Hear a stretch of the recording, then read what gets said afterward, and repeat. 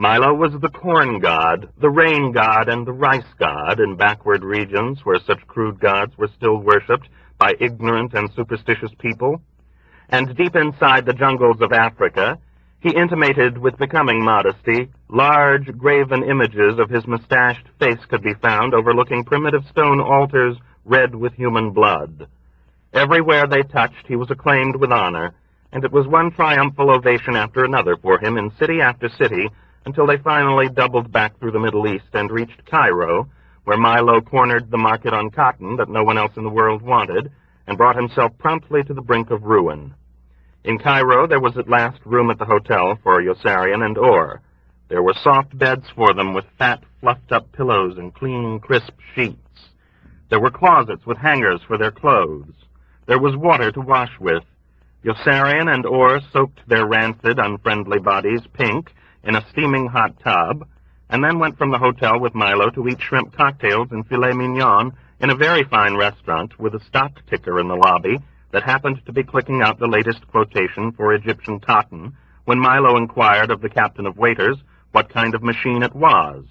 Milo had never imagined a machine so beautiful as a stock ticker before. "Really?" he exclaimed when the captain of waiters had finished his explanation. "And how much is Egyptian cotton selling for?" The captain of waiters told him, and Milo bought the whole crop. But Yossarian was not nearly so frightened by the Egyptian cotton Milo bought as he was by the bunches of green-red bananas Milo had spotted in his native marketplace as they drove into the city. And his fears proved justified, for Milo shook him awake out of a deep sleep just after 12 and shoved a partly peeled banana toward him. Yossarian choked back a sob. "Taste it," Milo urged, following Yossarian's writhing face around with the banana insistently. "Milo, you bastard," moaned Yossarian. "I've got to get some sleep." "Eat it and tell me if it's good," Milo persevered. "Don't tell Orr I gave it to you. I charged him 2 piastres for his."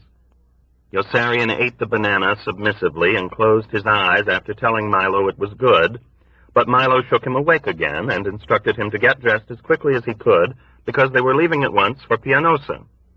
"You and Orr have to load the bananas into the plane right away," he explained. "The man said to watch out for spiders while you're handling the bunches." "Milo, can't we wait until morning?" Yossarian pleaded. "I've got to get some sleep." "They're ripening very quickly," answered Milo, "and we don't have a minute to lose. Just think how happy the men back at the Squadron will be when they get these bananas." But the men back at the Squadron never even saw any of the bananas, for it was a seller's market for bananas in Istanbul and a buyer's market in Beirut for the caraway seeds Milo rushed with to Benghazi after selling the bananas. And when they raced back into Pianosa breathlessly 6 days later, at the conclusion of Orr's rest leave, it was with a load of best white eggs from Sicily that Milo said were from Egypt and sold to his mess halls for only 4 cents apiece, so that all the commanding officers in his syndicate would implore him to speed right back to Cairo for more bunches of green-red bananas to sell in Turkey for the caraway seeds in demand in Benghazi. And everybody had a share. Chapter 23, Nately's Old Man. The only one back in the Squadron who did see any of Milo's red bananas was Arfi, who picked up 2 from an influential fraternity brother of his in the Quartermaster Corps when the bananas ripened and began streaming into Italy through normal black market channels, and who was in the officer's apartment with Yossarian the evening Nately finally found his whore again after so many fruitless weeks of mournful searching, and lured her back to the apartment with 2 girlfriends by promising them $30 each. $30 each, remarked Arfi slowly, poking and patting each of the 3 strapping girls skeptically with the air of a grudging connoisseur. $30 is a lot of money for pieces like these. Besides, I never paid for it in my life. I'm not asking you to pay for it, Nately assured him quickly. I'll pay for them all. I just want you guys to take the other 2. Won't you help me out? Arfi smirked complacently and shook his soft round head. Nobody has to pay it for good old Arfi. I can get all I want any time I want. I'm just not in the mood right now. Why don't you just pay all 3 and send the other 2 away, Yossarian suggested. Because then mine will be angry with me for making her work for her money, Nately replied with an anxious look at his girl, who was glowering at him restlessly and starting to mutter. She says that if I really liked her, I'd send her away and go to bed with one of the others. I have a better idea, boasted Arfi. Why don't we keep the three of them here until after the curfew and then threaten to push them out into the street to be arrested unless they give us all their money? We can even threaten to push them out the window." "Arfie!" Nately was aghast. "I was only trying to help," said Arfie sheepishly. Arfie was always trying to help Nately because Nately's father was rich and prominent and in an excellent position to help Arfie after the war. "Gee whiz," he defended himself querulously. "Back in school, we were always doing things like that. I remember one day we tricked these two dumb high school girls from town into the fraternity house and made them put out for all the fellas there who wanted them by threatening to call up their parents and say they were putting out for us. We kept them trapped in bed there for more than 10 hours. We even smacked their faces a little when they started to complain. Then we took away their nickels and dimes and chewing gum and threw them out. Boy, we used to have fun in that fraternity house," he recalled peacefully, his corpulent cheeks aglow with the jovial, rubicund warmth of nostalgic recollection. "We used to ostracize everyone, even each other." But Arfie was no help to Nately now, as the girl Nately had fallen so deeply in love with began swearing at him sullenly with rising, menacing resentment. Luckily, Hungry Joe burst in just then, and everything was all right again, except that Dunbar staggered in drunk a minute later and began embracing one of the other giggling girls at once. Now there were 4 men and 3 girls, and the 7 of them left Arfie in the apartment and climbed into a horse-drawn cab, which remained at the curb at a dead halt, while the girls demanded their money in advance. Nately gave them $90 with a gallant flourish after borrowing $20 from Yossarian, $35 from Dunbar, and $17 from Hungry Joe. The girls grew friendlier then and called an address to the driver, who drove them at a clopping pace halfway across the city into a section they had never visited before, and stopped in front of an old, tall building on a dark street. The girls led them up 4 steep, very long flights of creaking wooden stairs, and guided them through a doorway into their own wonderful and resplendent tenement apartment, which burgeoned miraculously with an infinite and proliferating flow of supple young naked girls, and contained the evil and debauched ugly old man, who irritated Nately constantly with his caustic laughter, and the clucking, proper old woman in the ash-gray woolen sweater, who disapproved of everything immoral that occurred there, and tried her best to tidy up. The amazing place was a fertile, seething cornucopia of female nipples and navels. At first, there were just their own 3 girls in the dimly lit drab-brown sitting room that stood at the juncture of 3 murky hallways, leading in separate directions to the distant recesses of the strange and marvelous bordello.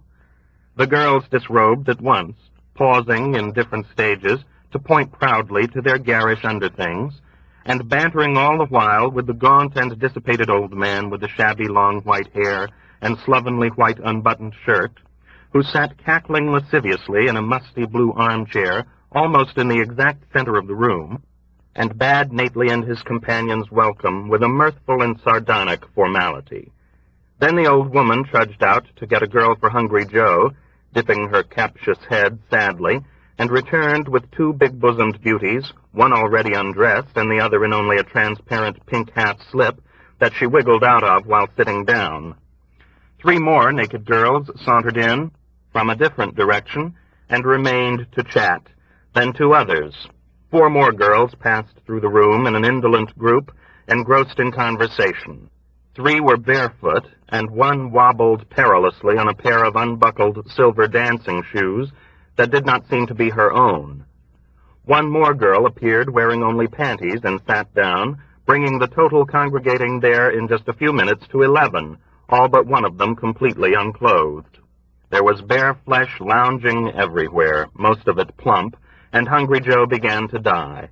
He stood stock still in rigid, cataleptic astonishment while the girls ambled in and made themselves comfortable. Then he let out a piercing shriek suddenly and bolted toward the door in a headlong dash back toward the enlisted men's apartment for his camera, only to be halted in his tracks with another frantic shriek by the dreadful freezing premonition that this whole lovely, lurid, rich, and colorful pagan paradise would be snatched away from him irredeemably if he were to let it out of his sight for even an instant. He stopped in the doorway and sputtered, the wiry veins and tendons in his face and neck pulsating violently. The old man watched him with victorious merriment, sitting in his musty blue armchair like some satanic and hedonistic deity on a throne. a stolen U.S. Army blanket wrapped around his spindly legs to ward off the chill. He laughed quietly, his sunken, shrewd eyes sparkling perceptively with a cynical and wanton enjoyment. He had been drinking. Nately reacted on sight with bristling enmity to this wicked, depraved, and unpatriotic old man who was old enough to remind him of his father, and who made disparaging jokes about America.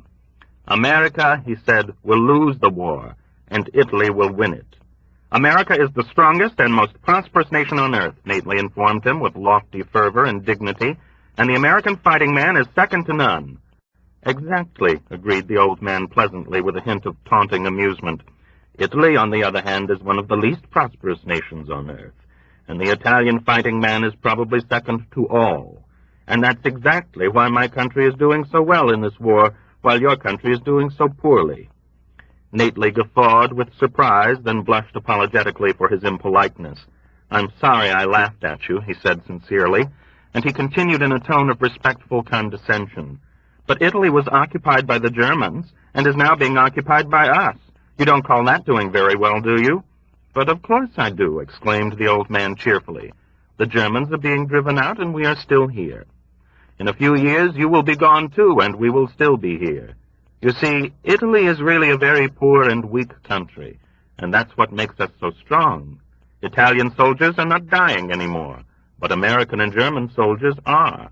I call that doing extremely well.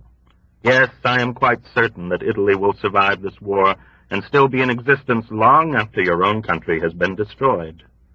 Nately could scarcely believe his ears. He had never heard such shocking blasphemies before, and he wondered with instinctive logic why G-men did not appear to lock the traitorous old man up. America is not going to be destroyed, he shouted passionately. Never? Prodded the old man softly. Well, Nately faltered. The old man laughed indulgently, holding in check a deeper, more explosive delight. His goading remained gentle. Rome was destroyed, Greece was destroyed, Persia was destroyed, Spain was destroyed. All great countries are destroyed. Why not yours? How much longer do you really think your own country will last? Forever?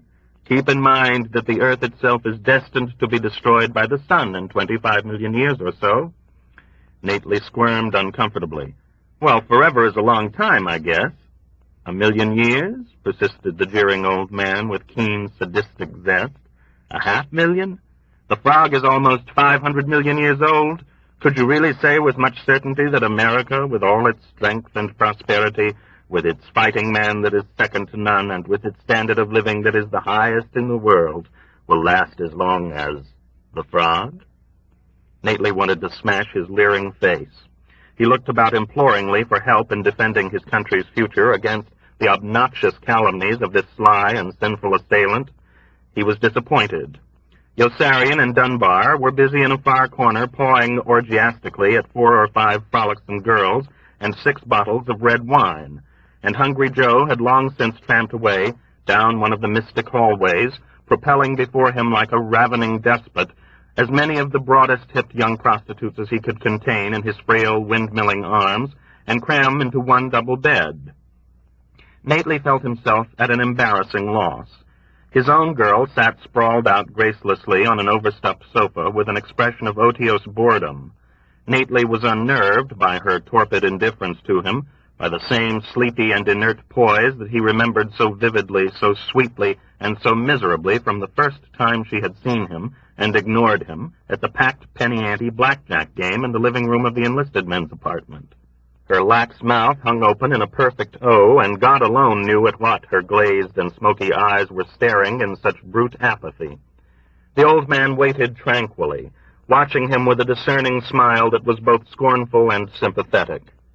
A lissom, blonde, sinuous girl with lovely legs and honey-colored skin laid herself out contentedly on the arm of the old man's chair and began molesting his angular, pale, dissolute face languidly and coquettishly.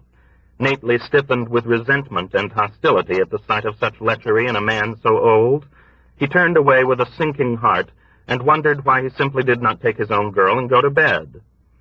This sordid, vulturous, diabolical old man reminded Nately of his father, because the two were nothing at all alike.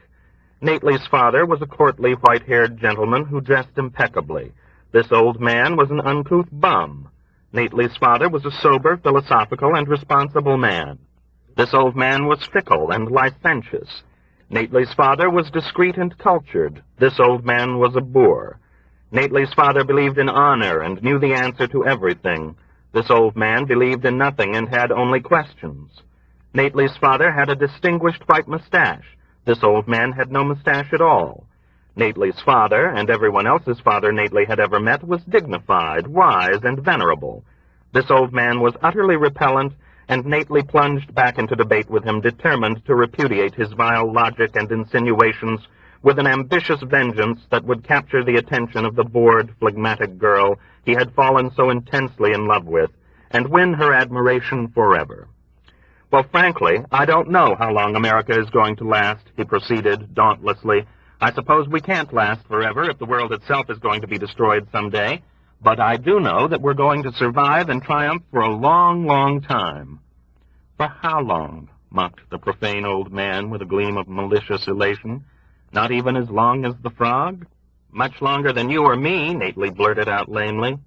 "Oh, is that all? That won't be very much longer then, considering that you're so gullible and brave, and that I am already such an old man." "How old are you?" Nately asked, growing intrigued and charmed with the old man in spite of himself. 107. The old man chuckled heartily at Nately's look of chagrin. "I see you don't believe that either." "I don't believe anything you tell me," Nately replied, with a bashful, mitigating smile. "The only thing I do believe is that America is going to win the war." "You put so much stock in winning wars," the grubby, iniquitous old man scoffed. "The real trick lies in losing wars, in knowing which wars can be lost. Italy has been losing wars for centuries, and just see how splendidly we've done nonetheless. France wins wars and is in a continual state of crisis. Germany loses and prospers. Look at our own recent history. Italy won a war in Ethiopia and promptly stumbled into serious trouble. Victory gave us such insane delusions of grandeur that we helped start a world war we hadn't a chance of winning. But now that we are losing again, everything has taken a turn for the better, and we will certainly come out on top again if we succeed in being defeated." Nately gaped at him in undisguised befuddlement. "Now I really don't understand what you're saying. You talk like a madman." "But I live like a sane one. I was a fascist when Mussolini was on top, and I am an anti-fascist now that he has been deposed. I was fanatically pro-German when the Germans were here to protect us against the Americans, and now that the Americans are here to protect us against the Germans, I am fanatically pro-American. I can assure you, my outraged young friend," the old man's knowing, disdainful eyes shone even more effervescently as Nately's stuttering dismay increased, "that you and your country will have a no more loyal partisan in Italy than me, but only as long as you remain in Italy." "But," Nately cried out in disbelief, "you're a turncoat, a time-server, a shameful, unscrupulous opportunist." "I am 107 years old," the old man reminded him suavely. "Don't you have any principles?" "Of course not." "No morality?" "Oh, I am a very moral man," the villainous old man assured him with satiric seriousness, stroking the bare hip of a buxom, black-haired girl with pretty dimples, who had stretched herself out seductively on the other arm of his chair. He grinned at Nately sarcastically as he sat between both naked girls in smug and threadbare splendor, with a sovereign hand on each. "I can't believe it," Nately remarked grudgingly, trying stubbornly not to watch him in relationship to the girls. "I simply can't believe it. But it's all perfectly true. When the Germans marched into the city, I danced in the streets like a youthful ballerina and shouted 'Heil Hitler' until my lungs were hoarse. I even waved a small Nazi flag that I had snatched away from a beautiful little girl while her mother was looking the other way. When the Germans left the city, I rushed out to welcome the Americans with a bottle of excellent brandy and a basket of flowers. The brandy was for myself, of course, and the flowers were to sprinkle upon our liberators.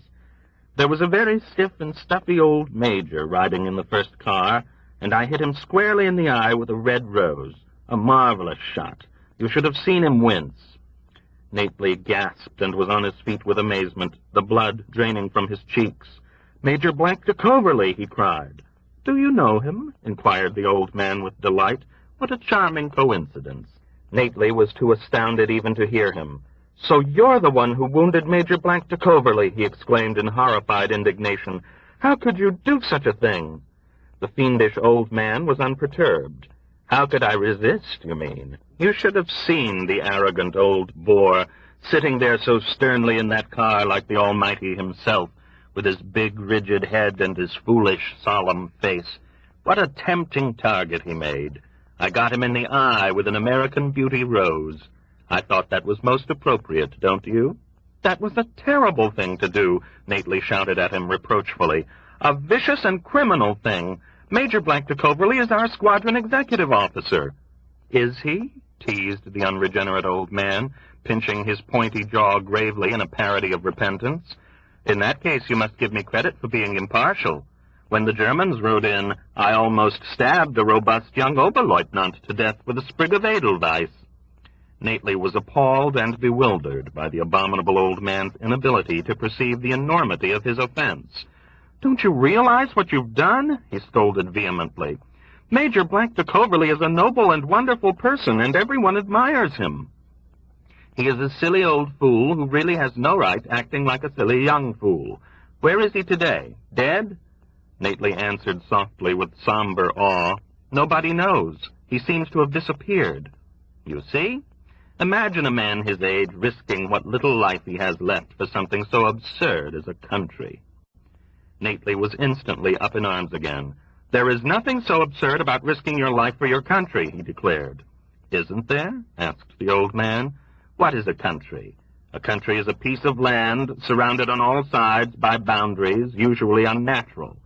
Englishmen are dying for England, Americans are dying for America, Germans are dying for Germany, Russians are dying for Russia. There are now 50 or 60 countries fighting in this war. Surely so many countries can't all be worth dying for." "Anything worth living for," said Nately, "is worth dying for." "And anything worth dying for," answered the sacrilegious old man, "is certainly worth living for. You know, you're such a pure and naive young man that I almost feel sorry for you. How old are you? 25? 26? 19, said Nately. "I'll be 20 in January." "If you live," the old man shook his head, wearing, for a moment, the same touchy, meditating frown of the fretful and disapproving old woman. "They are going to kill you if you don't watch out, and I can see now that you are not going to watch out. Why don't you use some sense and try to be more like me? You might live to be 107, too." "Because it's better to die on one's feet than live on one's knees," Nately retorted with triumphant and lofty conviction. "I guess you've heard that saying before." "Yes, I certainly have," mused the treacherous old man, smiling again. "But I'm afraid you have it backward. It is better to live on one's feet than die on one's knees. That is the way the saying goes." "Are you sure?" Nately asked with sober confusion. "It seems to make more sense my way." "No, it makes more sense my way. Ask your friends." Nately turned to ask his friends and discovered they had gone. Yossarian and Dunbar had both disappeared. The old man roared with contemptuous merriment at Nately's look of embarrassed surprise. Nately's face darkened with shame. He vacillated helplessly for a few seconds, and then spun himself around and fled inside the nearest of the hallways in search of Yossarian and Dunbar, hoping to catch them in time and bring them back to the rescue with news of the remarkable clash between the old man and Major Blank de Coverley. All the doors in all the hallways were shut. There was light under none. It was already very late. Nately gave up his search forlornly. There was nothing left for him to do, he realized finally, but get the girl he was in love with and lie down with her somewhere to make tender, courteous love to her and plan their future together. But she had gone off to bed, too, by the time he returned to the sitting room for her, and there was nothing left for him to do then but resume his abortive discussion with the loathsome old man, who rose from his armchair with jesting civility and excused himself for the night, abandoning Nately there with two bleary-eyed girls who could not tell him into which room his own whore had gone, and who padded off to bed several seconds later after trying in vain to interest him in themselves, leaving him to sleep alone in the sitting room on the small, lumpy sofa. Nately was a sensitive, rich, good-looking boy with dark hair, trusting eyes, and a pain in his neck when he awoke on the sofa early the next morning, and wondered dully where he was. His nature was invariably gentle and polite. He had lived for almost 20 years without trauma, tension, hate, or neurosis, which was proof to Yossarian of just how crazy he really was. His childhood had been a pleasant, though disciplined one. He got on well with his brothers and sisters, and he did not hate his mother and father, even though they had both been very good to him. Nately had been brought up to detest people like Arfi, whom his mother characterized as climbers, and people like Milo, whom his father characterized as pushers. But he had never learned how, since he had never been permitted near them.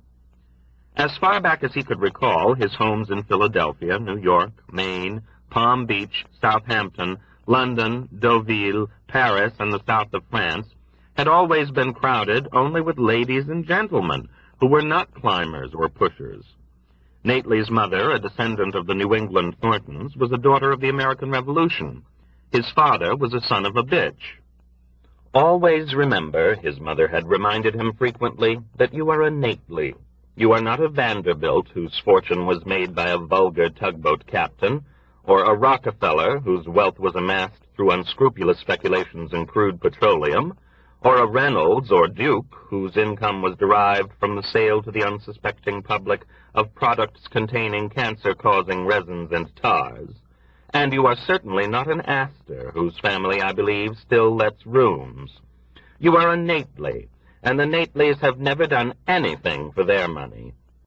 What your mother means, son, interjected his father affably one time with that flair for graceful and economical expression Nately admired so much, is that old money is better than new money, and that the newly rich are never to be esteemed as highly as the newly poor. Isn't that correct, my dear? Nately's father brimmed continually with sage and sophisticated counsel of that kind. He was as ebullient and ruddy as mulled claret, and Nately liked him a great deal, although he did not like mulled claret. When war broke out, Nately's family decided that he would enlist in the armed forces, since he was too young to be placed in the diplomatic service, and since his father had it on excellent authority that Russia was going to collapse in a matter of weeks or months, and that Hitler, Churchill, Roosevelt, Mussolini, Gandhi, Franco, Perón, and the Emperor of Japan would then all sign a peace treaty and live together happily ever after. It was Nately's father's idea that he join the Air Corps, where he could train safely as a pilot while the Russians capitulated and the details of the armistice were worked out, and where, as an officer, he would associate only with gentlemen. Instead, he found himself with Yossarian, Dunbar, and Hungry Joe in a whorehouse in Rome, poignantly in love with an indifferent girl there, with whom he finally did lie down the morning after the night he slept alone in the sitting room, only to be interrupted almost immediately by her incorrigible kid sister, who came bursting in without warning and hurled herself onto the bed jealously so that Nately could embrace her too. Nately's whore sprang up snarling to whack her angrily and jerked her to her feet by the hair. The 12-year-old girl looked to Nately like a plucked chicken, or like a twig with the bark peeled off. Her sapling body embarrassed everyone in her precocious attempts to imitate her elders, and she was always being chased away to put clothes on, and ordered out into the street to play in the fresh air with the other children. The two sisters swore and spat at each other now savagely, raising a fluent, deafening commotion that brought a whole crowd of hilarious spectators swarming into the room. Nately gave up in exasperation. He asked his girl to get dressed and took her downstairs for breakfast.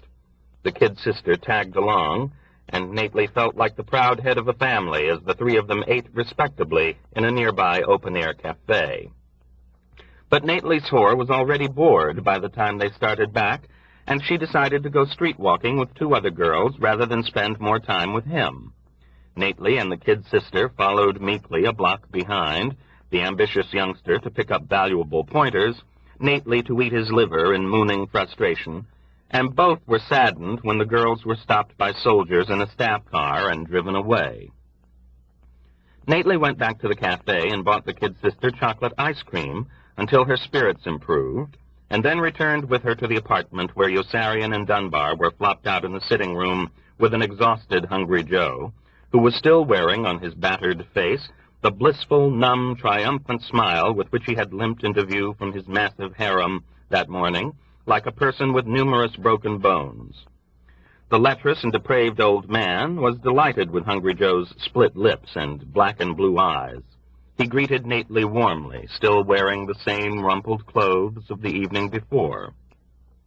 Nately was profoundly upset by his seedy and disreputable appearance, and whenever he came to the apartment he wished that the corrupt, immoral old man would put on a clean Brooks Brothers shirt, shave, comb his hair, wear a tweed jacket, and grow a dapper white mustache, so that Nately would not have to suffer such confusing shame each time he looked at him and was reminded of his father. Chapter 24. Milo.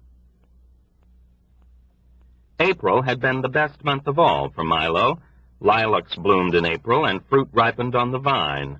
Heartbeats quickened, and old appetites were renewed. In April, a livelier iris gleamed upon the burnished dove. April was spring, and in the spring Milo Minderbinder's fancy had lightly turned to thoughts of tangerines. Tangerines? Yes, sir. My men would love tangerines, admitted the colonel in Sardinia, who commanded 4 squadrons of B-26s. There'll be all the tangerines they can eat that you're able to pay for with money from your mess fund, Milo assured him. Cassava melons are going for a song in Damascus. I have a weakness for cassava melons. I've always had a weakness for cassava melons. Just lend me 1 plane from each squadron, just 1 plane, and you'll have all the cassavas you can eat that you've money to pay for. We buy from the syndicate, and everybody has a share. It's amazing, positively amazing. How can you do it? Mass purchasing power makes the big difference. For example, breaded veal cutlets. I'm not so crazy about breaded veal cutlets, grumbled the skeptical B-25 commander in the north of Corsica. Breaded veal cutlets are very nutritious, Milo admonished him piously. They contain egg yolk and breadcrumbs, and so are lamb chops. Ah, lamb chops, echoed the B-25 commander. Good lamb chops? The best, said Milo, that the black market has to offer. Baby lamb chops, in the cutest little pink paper panties you ever saw, are going for a song in Portugal. I can't send a plane to Portugal. I haven't the authority. I can, once you lend the plane to me, with a pilot to fly it, and don't forget, you'll get General Dreedle. Will General Dreedle eat in my mess hall again? Like a pig, once you start feeding him my best white fresh eggs, fried in my pure creamery butter. There'll be tangerines, too, and cassava melons, honeydews, filet of Dover sole, baked Alaska, and cockles and mussels. And everybody has a share? That, said Milo, is the most beautiful part of it. I don't like it, growled the uncooperative fighter plane commander, who didn't like Milo either. There's an uncooperative fighter plane commander up north who's got it in for me, Milo complained to General Dreedle. It takes just 1 person to ruin the whole thing, and then you wouldn't have your fresh eggs fried in my pure creamery butter anymore. General Dreedle had the uncooperative fighter plane commander transferred to the Solomon Islands to dig graves, and replaced him with a senile colonel with bursitis and a craving for lychee nuts, who introduced Milo to the B-17 general on the mainland with a yearning for Polish sausage. Polish sausage is going for peanuts in Krakow, Milo informed him. Polish sausage, sighed the general nostalgically. You know, I'd give just about anything for a good hunk of Polish sausage, just about anything. You don't have to give anything. Just give me 1 plane for each mess hall, and a pilot who will do what he's told, and a small down payment on your initial order as a token of good faith. But Krakow is hundreds of miles behind the enemy lines. How will you get to the sausage? There's an international Polish sausage exchange in Geneva. I'll just fly the peanuts into Switzerland and exchange them for Polish sausage at the open market rate. They'll fly the peanuts back to Krakow, and I'll fly the Polish sausage back to you. You buy only as much Polish sausage as you want through the syndicate. There'll be tangerines, too, with only a little artificial coloring added. And eggs from Malta, and scotch from Sicily. You'll be paying the money to yourself when you buy from the syndicate, since you'll own a share. So you'll really be getting everything you buy for nothing. Doesn't that make sense? Sheer genius. How in the world did you ever think of it? My name is Milo Minderbinder. I am 27 years old.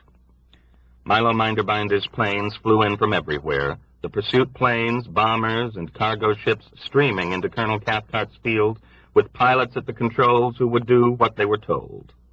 The planes were decorated with flamboyant squadron emblems illustrating such laudable ideals as courage, might, justice, truth, liberty, love, honor, and patriotism that were painted out at once by Milo's mechanics with a double coat of flat white and replaced in garish purple with the stenciled name M&M Enterprises, Fine Fruits and Produce.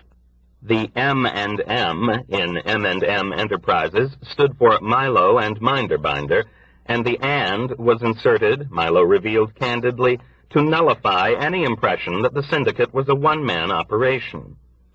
Planes arrived for Milo from airfields in Italy, North Africa, and England, and from air transport command stations in Liberia, Ascension Island, Cairo, and Karachi. Pursuit planes were traded for additional cargo ships or retained for emergency invoice duty and small parcel service. Trucks and tanks were procured from the ground forces and used for short-distance road hauling. Everybody had a share, and men got fat and moved about tamely with toothpicks in their greasy lips. Milo supervised the whole expanding operation by himself. Deep, otter-brown lines of preoccupation etched themselves permanently into his careworn face, and gave him a harried look of sobriety and mistrust. Everybody but Yossarian thought Milo was a jerk, first for volunteering for the job of mess officer, and next for taking it so seriously. Yossarian also thought that Milo was a jerk, but he also knew that Milo was a genius. One day, Milo flew away to England to pick up a load of Turkish halva, and came flying back from Madagascar, leading 4 German bombers filled with yams, collards, mustard greens, and black-eyed Georgia peas. Milo was dumbfounded when he stepped down to the ground and found a contingent of armed MPs waiting to imprison the German pilots and confiscate their planes.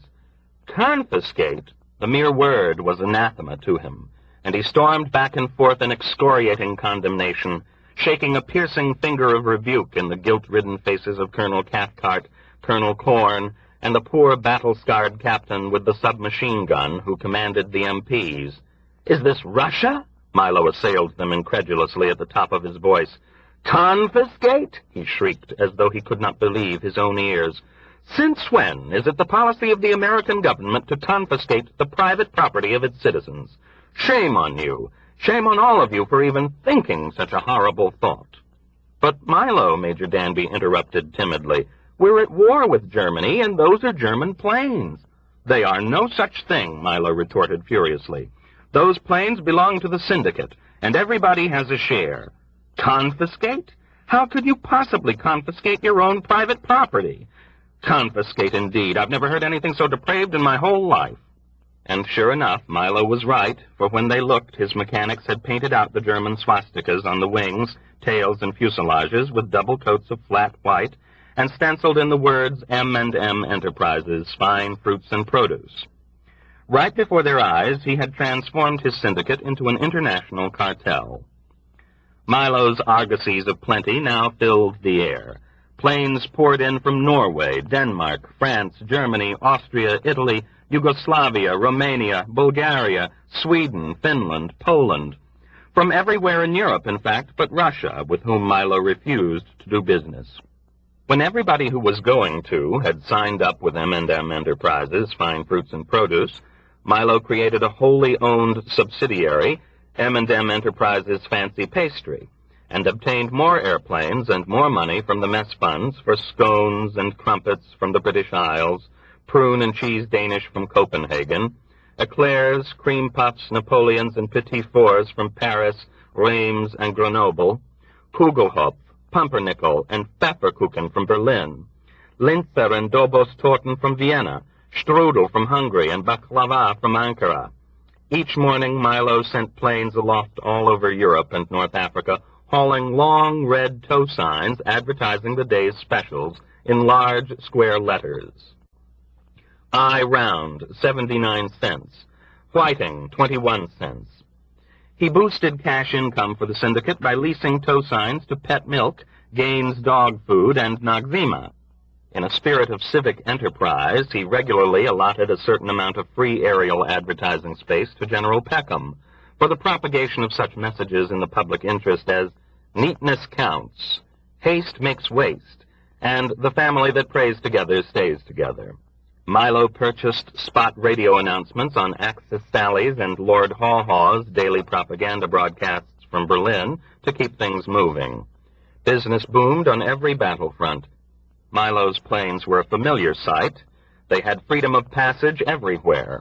And one day Milo contracted with the American military authorities to bomb the German-held highway bridge at Orvieto, and with the German military authorities to defend the highway bridge at Orvieto with anti-aircraft fire against his own attack.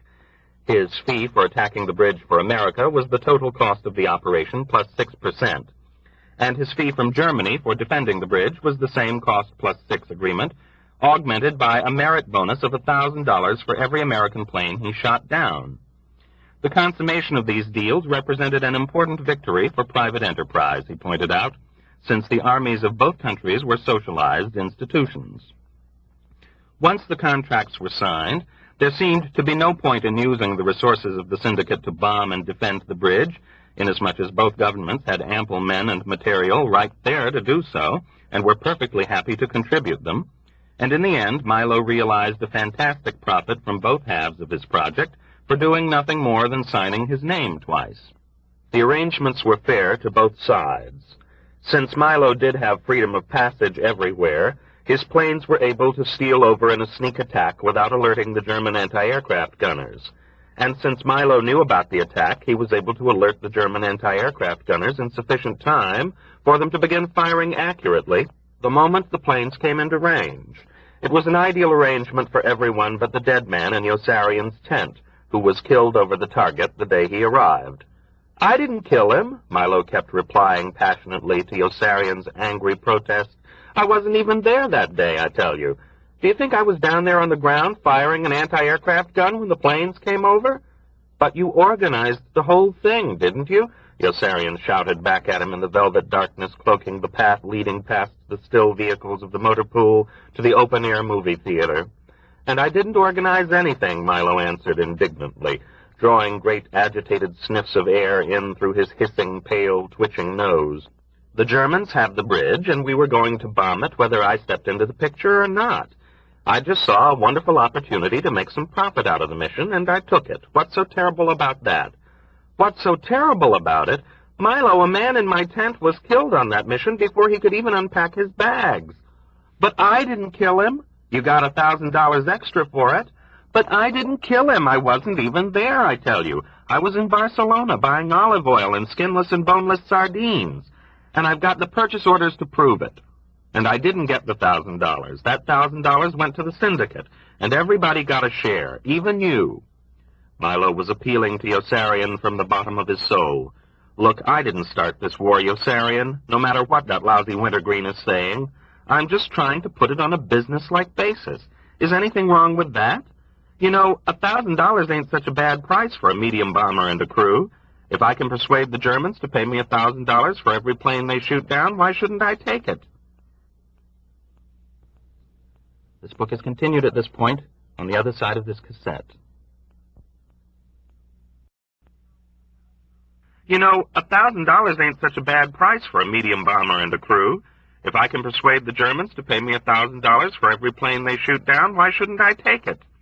"Because you're dealing with the enemy, that's why. Can't you understand that we're fighting a war? People are dying.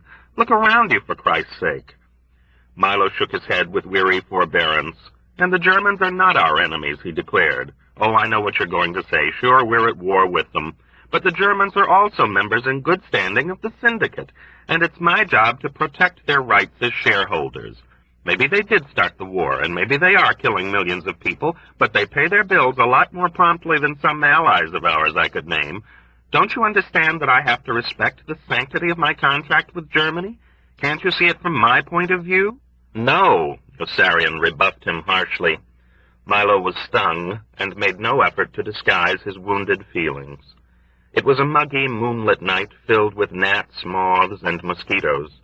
Milo lifted his arm suddenly and pointed toward the open-air theater, where the milky, dust-filled beam bursting horizontally from the projector slashed a cone-like swath in the blackness and draped in a fluorescent membrane of light, the audience tilted on the seats there in hypnotic sags, their faces focused upward toward the illuminized movie screen. Milo's eyes were liquid with integrity, and his artless and uncorrupted face was lustrous with a shining mixture of sweat and insect repellent. "Look at them," he exclaimed in a voice choked with emotion. "They're my friends, my countrymen, my comrades in arms. A fellow never had a better bunch of buddies. Do you think I'd do a single thing to harm them if I didn't have to? Haven't I got enough on my mind? Can't you see how upset I am already about all that cotton piling up on those piers in Egypt?" Milo's voice splintered into fragments, and he clutched at Yossarian's shirt front as though drowning. His eyes were throbbing visibly like brown caterpillars. "Yossarian, what am I going to do with so much cotton? It's all your fault for letting me buy it." The cotton was piling up on the piers in Egypt, and nobody wanted any. Milo had never dreamed that the Nile Valley could be so fertile, or that there would be no market at all for the crop he had bought. The mess halls in his syndicate would not help. They rose up in uncompromising rebellion against his proposal to tax them on a per capita basis in order to enable each man to own his own share of the Egyptian cotton crop. Even his reliable friends the Germans failed him in this crisis. They preferred ersatz.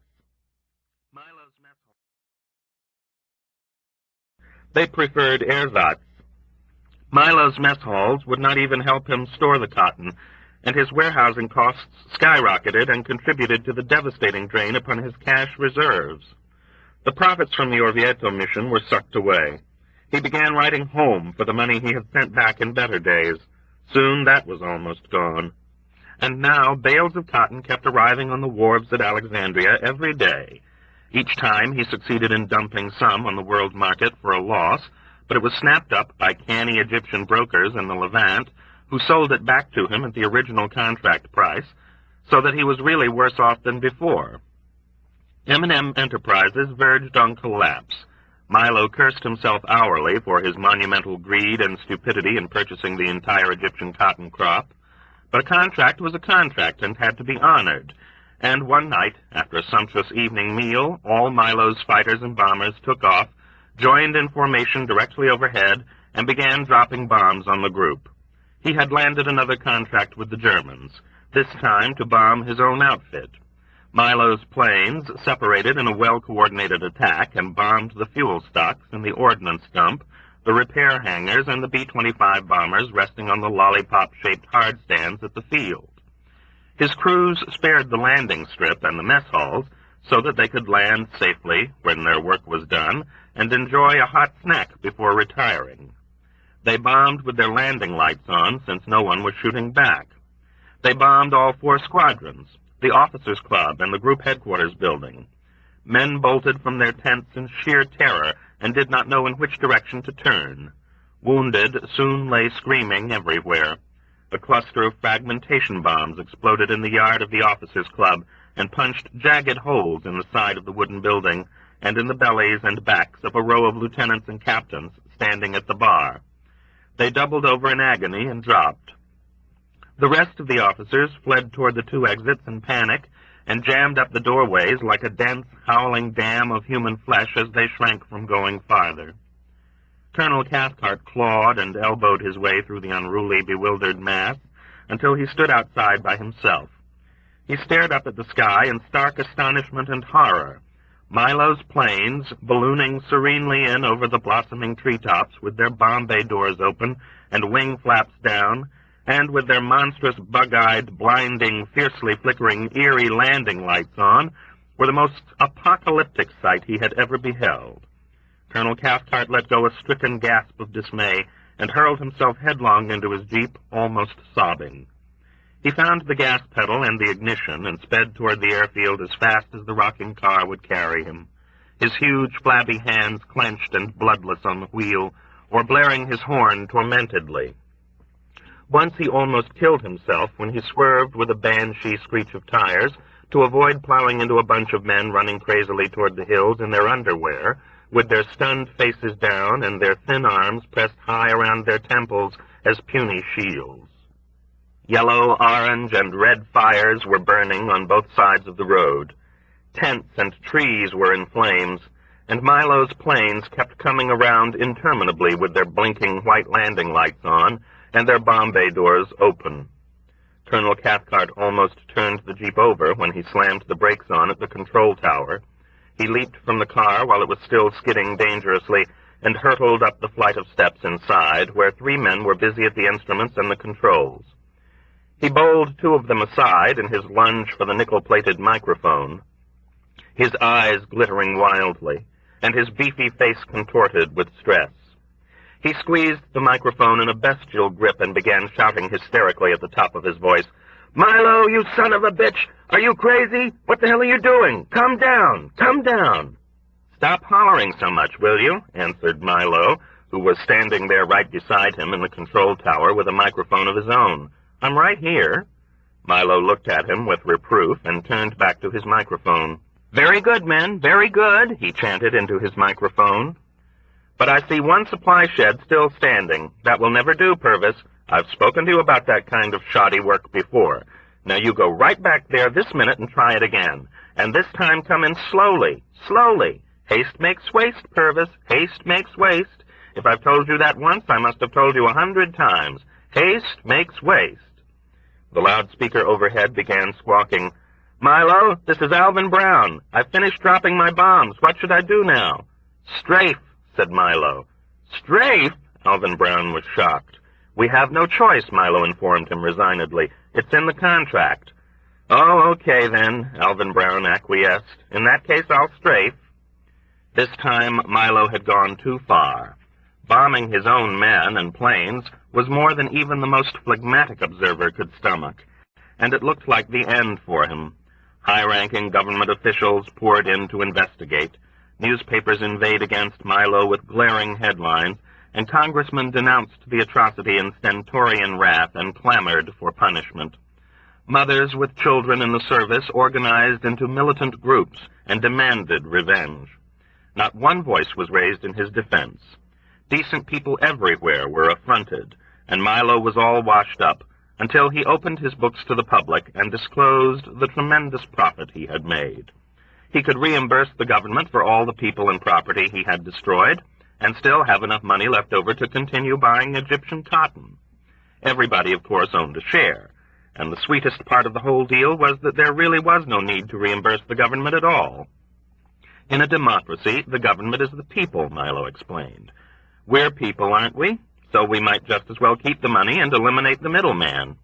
Frankly, I'd like to see the government get out of war altogether and leave the whole field to private industry. If we pay the government everything we owe it, we'll only be encouraging government control and discouraging other individuals from bombing their own men and planes. We'll be taking away their incentive. Milo was correct, of course, as everyone soon agreed, but a few embittered misfits like Dr. Nika, who sulked cantankerously and muttered offensive insinuations about the morality of the whole venture, until Milo mollified him with a donation in the name of the syndicate of a lightweight aluminum collapsible garden chair that Dr. Nika could fold up conveniently and carry outside his tent each time Chief White Half-Oat came inside his tent, and carry back inside his tent each time Chief White Half-Oat came out. Dr. Nika had lost his head during Milo's bombardment.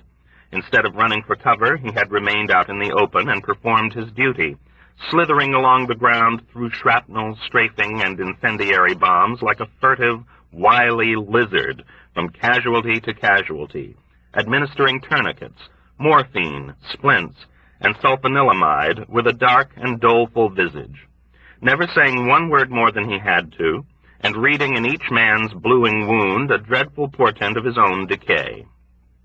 He worked himself relentlessly into exhaustion before the long night was over, and came down with a sniffle the next day that sent him hurrying querulously into the medical tent to have his temperature taken by Gus and Wes, and to obtain a mustard plaster and vaporizer. Dr. Nika tended each moaning man that night with the same glum and profound and introverted grief he showed at the airfield the day of the Avignon mission, when Yossarian climbed down the few steps of his plane, naked, in a state of utter shock, with Snowden smeared abundantly all over his bare heels and toes, knees, arms, and fingers, and pointed inside wordlessly toward where the young radio gunner lay freezing to death on the floor, beside the still younger tail gunner, who kept falling back into a dead faint each time he opened his eyes and saw Snowden dying. Dr. Nika draped a blanket around Yossarian's shoulders almost tenderly after Snowden had been removed from the plane and carried into an ambulance on a stretcher.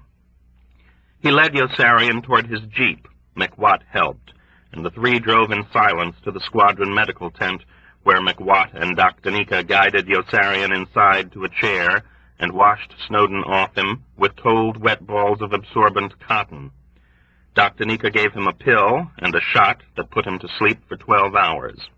When Yossarian woke up and went to see him, Dr. Nika gave him another pill and a shot that put him to sleep for another 12 hours. When Yossarian woke up again and went to see him, Dr. Nika made ready to give him another pill and a shot. "How long are you going to keep giving me those pills and shots?" Yossarian asked him. "Until you feel better." "I feel all right now." Dr. Nika's fragile, sun-tanned forehead furrowed with surprise. "Then why don't you put some clothes on? Why are you walking around naked?" "I don't want to wear a uniform anymore." Dr. Nika accepted the explanation and put away his hypodermic syringe. "Are you sure you feel all right?" "I feel fine. I'm just a little logy from all those pills and shots you've been giving me." Yossarian went about his business with no clothes on all the rest of that day, and was still naked late the next morning when Milo, after hunting everywhere else, finally found him sitting up a tree a small distance in back of the quaint little military cemetery at which Snowden was being buried. Milo was dressed in his customary business attire, olive-drab trousers, a fresh olive-drab shirt and tie with one silver first lieutenant's bar gleaming on the collar, and a regulation dress cap with a stiff leather bill. "I've been looking all over for you," Milo called up to Yossarian from the ground reproachfully. "You should have looked for me in this tree," Yossarian answered. "I've been up here all morning. Come down and taste this and tell me if it's good. It's very important." Yossarian shook his head. He sat nude on the lowest limb of the tree and balanced himself with both hands grasping the bough directly above. He refused to budge, and Milo had no choice but to stretch both arms about the trunk in a distasteful hug and start climbing. He struggled upward clumsily with loud grunts and wheezes, and his clothes were squashed and crooked by the time he pulled himself up high enough to hook a leg over a limb and pause for breath. His dress cap was askew and in danger of falling. Milo caught it just when it began slipping. Globules of perspiration glistened like transparent pearls around his mustache and swelled like opaque blisters under his eyes. Yossarian watched him impassively. Cautiously, Milo worked himself around in a half-circle so that he could face Yossarian. He unwrapped tissue paper from something soft, round, and brown and handed it out to Yossarian. "Please taste this and let me know what you think. I'd like to serve it to the men." "What is it?" asked Yossarian and took a big bite. "Chocolate-covered cotton." Yossarian gagged convulsively and sprayed his big mouthful of chocolate-covered cotton right out into Milo's face. "Here, take it back," he spouted angrily. "Jesus Christ, have you gone crazy? You didn't even take the goddamn seeds out." "Give it a chance, will you?" Milo begged. "It can't be that bad." "Is it really that bad?" "It's even worse." "But I've got to make the mess halls feed it to the men." "They'll never be able to swallow it." "They've got to swallow it," Milo ordained with dictatorial grandeur, and almost broke his neck when he let go with one arm to wave a righteous finger in the air. "Come on out here," Yossarian invited him. "You'll be much safer, and you can see everything." Gripping the bough above with both hands, Milo began inching his way out on the limb sideways with utmost care and apprehension. His face was rigid with tension, and he sighed with relief when he found himself seated securely beside Yossarian. He stroked the tree affectionately. "This is a pretty good tree," he observed admiringly with proprietary gratitude. "It's the tree of life," Yossarian answered, waggling his toes, "and of knowledge of good and evil, too." Milo squinted closely at the bark and branches.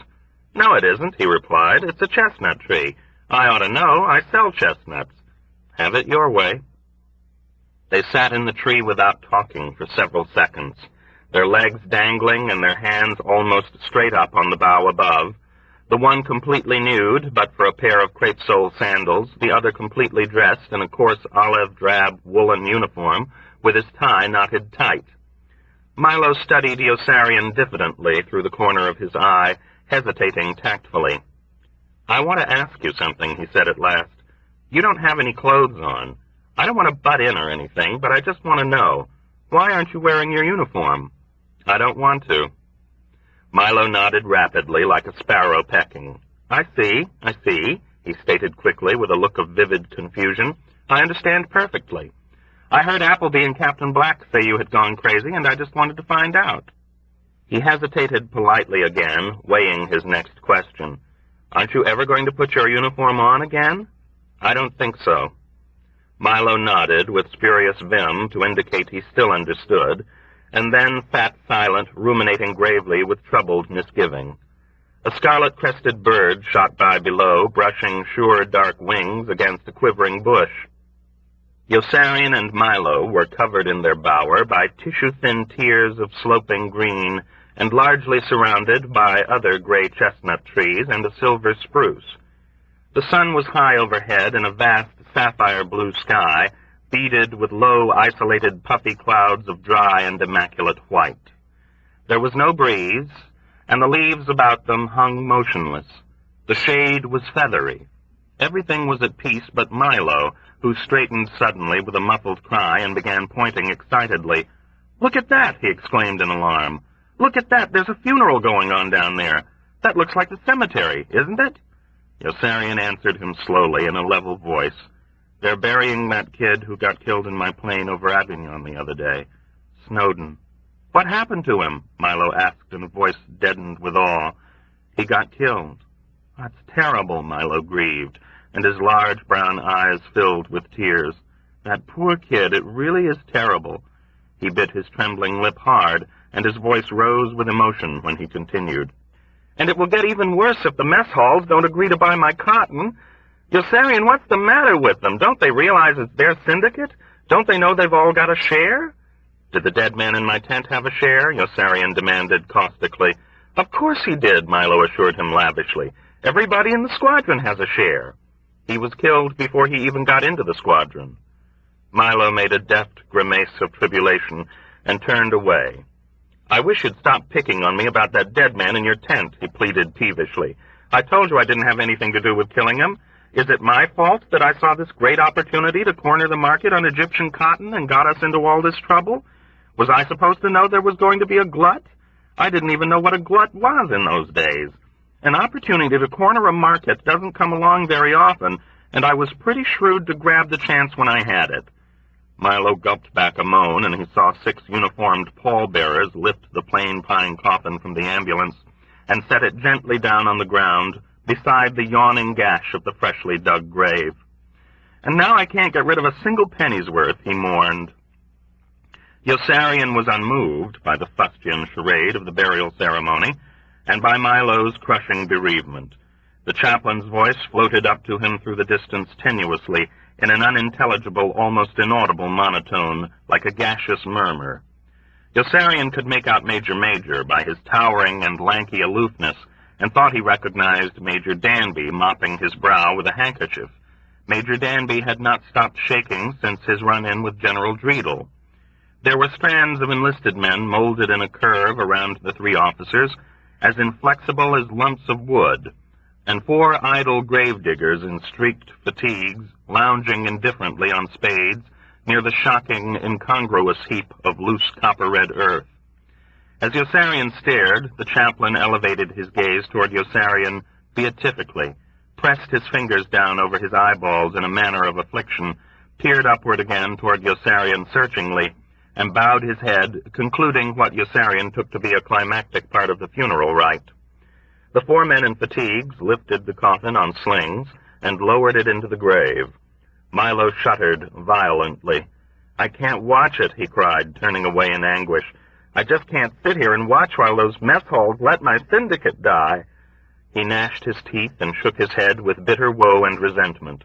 "If they had any loyalty, they would buy my cotton till it hurts, so that they can keep right on buying my cotton till it hurts them some more. They would build fires and burn up their underwear and summer uniforms just to create a bigger demand. But they won't do a thing. Yossarian, try eating the rest of this chocolate-covered cotton for me.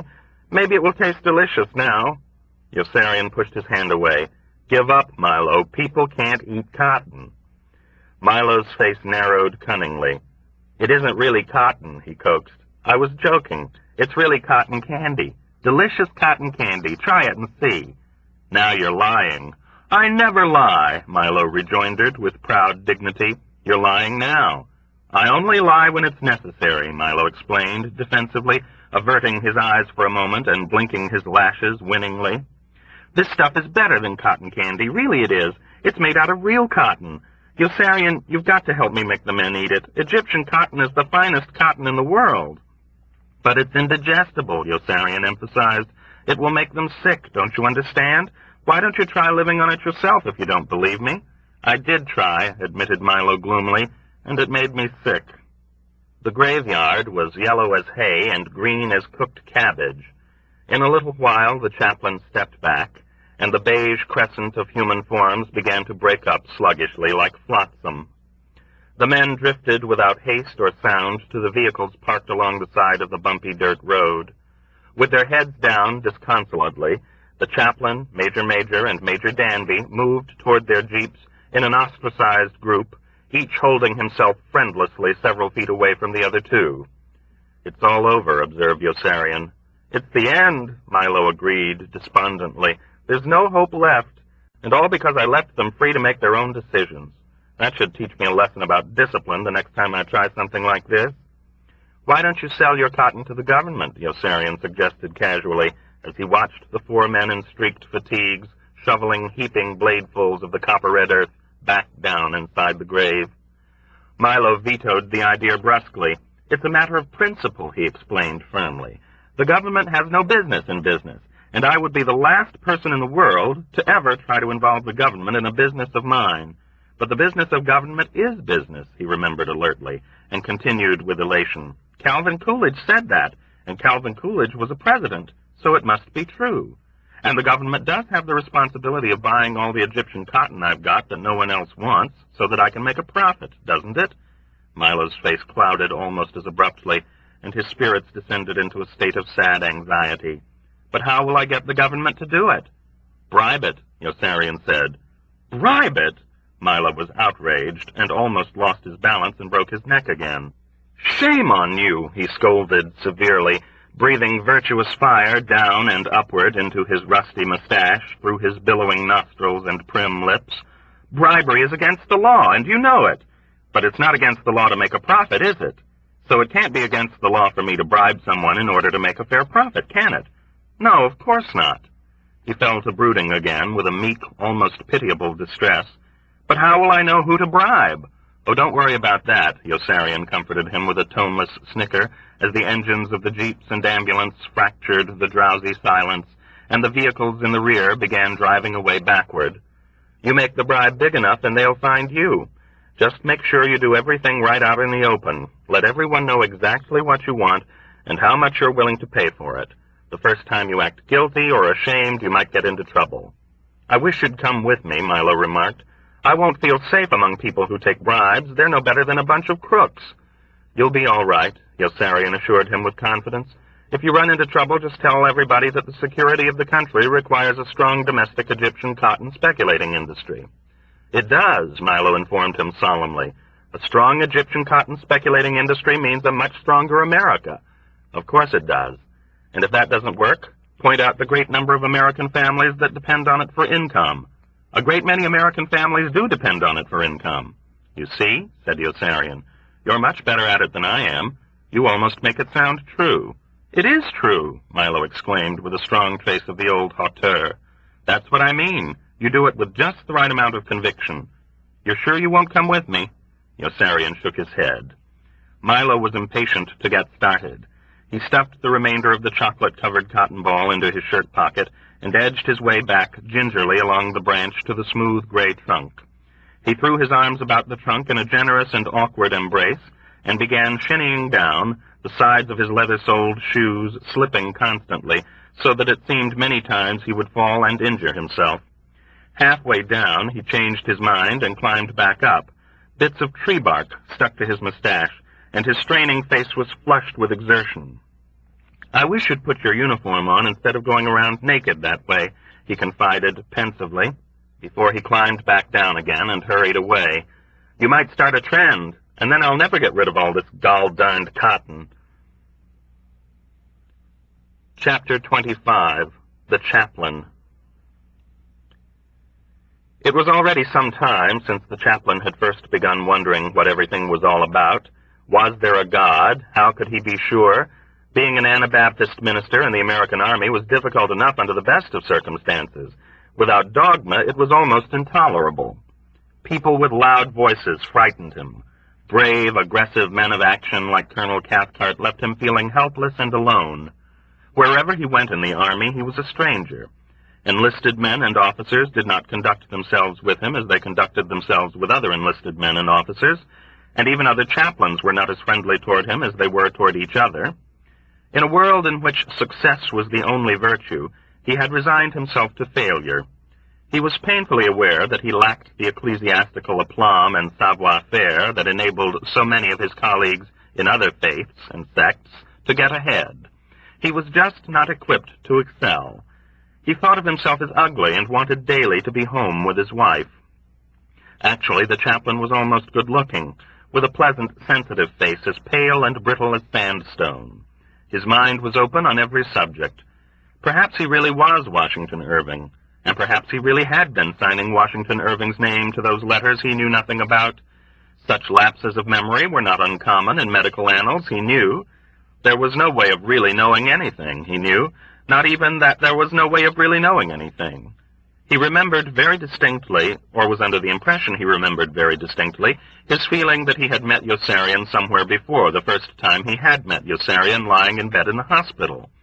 He remembered experiencing the same disquieting sensation almost 2 weeks later, when Yossarian appeared at his tent to ask to be taken off combat duty. By that time, of course, the chaplain had met Yossarian somewhere before, in that odd, unorthodox ward in which every patient seemed delinquent, but the unfortunate patient covered from head to toe in white bandages and plaster, who was found dead one day with a thermometer in his mouth. But the chaplain's impression of a prior meeting was of some occasion far more momentous and occult than that, of a significant encounter with Yossarian in some remote, submerged, and perhaps even entirely spiritual epoch, in which he had made the identical foredooming admission that there was nothing, absolutely nothing, he could do to help him. Doubts of such kind gnawed at the chaplain's lean, suffering frame insatiably. Was there a single true faith or a life after death? How many angels could dance on the head of a pin? And with what matters did God occupy himself in all the infinite eons before the creation? Why was it necessary to put a protective seal on the brow of Cain, if there were no other people to protect him from? Did Adam and Eve produce daughters? These were the great complex questions of ontology that tormented him. Yet they never seemed nearly as crucial to him as the question of kindness and good manners.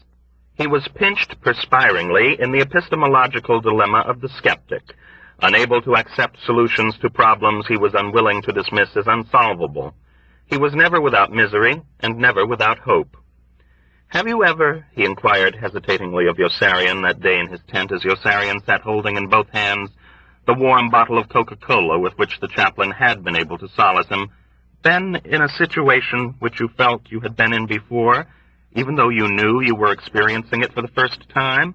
Yossarian nodded perfunctorily, and the chaplain's breath quickened in anticipation as he made ready to join his willpower with Yossarian's in a prodigious effort to rip away at last the voluminous black folds shrouding the eternal mysteries of existence. "Do you have that feeling now?" Yossarian shook his head and explained that déjà vu was just a momentary, infinitesimal lag in the operation of two coactive sensory nerve centers that commonly functioned simultaneously. The chaplain scarcely heard him. He was disappointed, but not inclined to believe Yossarian, for he had been given a sign, a secret enigmatic vision that he still lacked the boldness to divulge. There was no mistaking the awesome implications of the chaplain's revelation. It was either an insight of divine origin or a hallucination. He was either blessed or losing his mind. Both prospects filled him with equal fear and depression. It was neither déjà vu, presque vu, nor jamais vu. It was possible that there were other views of which he had never heard, and that one of these other views would explain succinctly the baffling phenomenon of which he had been both a witness and a part. It was even possible that none of what he thought had taken place really had taken place, that he was dealing with an aberration of memory rather than of perception, that he never really had thought he had seen what he now thought he once did think he had seen, that his impression now that he once had thought so was merely the illusion of an illusion, and that he was only now imagining that he had ever once imagined seeing a naked man sitting in a tree at the cemetery. It was obvious to the chaplain now that he was not particularly well suited to his work, and he often speculated whether he might not be happier serving in some other branch of the service, as a private in the infantry or field artillery perhaps, or even as a paratrooper. He had no real friends. Before meeting Yossarian, there was no one in the group with whom he felt at ease, and he was hardly at ease with Yossarian, whose frequent rash and insubordinate outbursts kept him almost constantly on edge, and in an ambiguous state of enjoyable trepidation. The chaplain felt safe when he was at the officers' club with Yossarian and Dunbar, and even with just Nately and McWatt. When he sat with them, he had no need to sit with anyone else. His problem of where to sit was solved, and he was protected against the undesired company of all those fellow officers who invariably welcomed him with excessive cordiality when he approached, and waited uncomfortably for him to go away. He made so many people uneasy. Everyone was always very friendly toward him, and no one was ever very nice. Everyone spoke to him, and no one ever said anything. Yossarian and Dunbar were much more relaxed, and the chaplain was hardly uncomfortable with them at all. They even defended him the night Colonel Cathcart tried to throw him out of the officers' club again, Yossarian rising truculently to intervene, and Nately shouting out, "Yossarian!" to restrain him. Colonel Cathcart turned white as a sheet at the sound of Yossarian's name, and to everyone's amazement retreated in horrified disorder until he bumped into General Dreedel, who elbowed him away with annoyance, and ordered him right back to order the chaplain to start coming into the officers' club every night again. The chaplain had almost as much trouble keeping track of his status at the officers' club as he had remembering at which of the 10 mess halls in the group he was scheduled to eat his next meal. He would just as soon have remained kicked out of the officers' club had it not been for the pleasure he was now finding there with his new companions. If the chaplain did not go to the officers' club at night, there was no place else he could go. He would pass the time at Yossarian's and Dunbar's table with a shy and reticent smile, seldom speaking unless addressed, a glass of thick sweet wine almost untasted before him as he toyed unfamiliarly with the tiny corncob pipe that he affected self-consciously and occasionally stuffed with tobacco and smoked. He enjoyed listening to Nately, whose maudlin, bittersweet lamentations mirrored much of his own romantic desolation, and never failed to evoke in him resurgent tides of longing for his wife and children. The chaplain would encourage Nately with nods of comprehension or assent, amused by his candor and immaturity. Nately did not glory too immodestly that his girl was a prostitute, and the chaplain's awareness stemmed mainly from Captain Black, who never slouched past their table without a broad wink at the chaplain and some tasteless, wounding jibe about her to Nately. The chaplain did not approve of Captain Black, and found it difficult not to wish him evil. No one, not even Nately, seemed really to appreciate that he, Chaplain Albert Taylor Tapman, was not just a chaplain, but a human being, that he could have a charming, passionate, pretty wife whom he loved almost insanely, and 3 small, blue-eyed children with strange, forgotten faces, who would grow up someday to regard him as a freak, and who might never forgive him for all the social embarrassment his vocation would cause them. Why couldn't anybody understand that he was not really a freak, but a normal, lonely adult trying to lead a normal, lonely adult life? If they pricked him, didn't he bleed? And if he was tickled, didn't he laugh? It seemed never to have occurred to them that he, just as they, had eyes, hands, organs, dimensions, senses, and affections, that he was wounded by the same kind of weapons they were, warmed and cooled by the same breezes, and fed by the same kind of food, although he was forced to concede in a different mess hall for each successive meal. The only person who did seem to realize he had feelings was Corporal Whitcomb, who had just managed to bruise them all by going over his head to Colonel Cathcart with his proposal for sending form letters of condolence home to the families of men killed or wounded in combat. The chaplain's wife was the one thing in the world he could be certain of, and it would have been sufficient if only he had been left to live his life out with just her and the children. The chaplain's wife was a reserved, diminutive, agreeable woman in her early 30s, very dark and very attractive, with a narrow waist, calm, intelligent eyes, and small, bright, pointy teeth in a childlike face that was vivacious and petite. He kept forgetting what his children looked like, and each time he returned to their snapshots, it was like seeing their faces for the first time.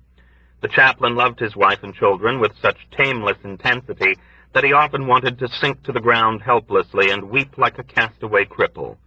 He was tormented inexorably by morbid fantasies involving them, by dire, hideous omens of illness and accident. His meditations were polluted with threats of dread diseases like Ewing's tumor and leukemia. He saw his infant son die 2 or 3 times every week because he had never taught his wife how to stop arterial bleeding. Watched in tearful, paralyzed silence, his whole family electrocuted, one after the other, at a baseboard socket because he had never told her that a human body would conduct electricity. All 4 went up in flames almost every night when the water heater exploded and set the 2-story wooden house afire.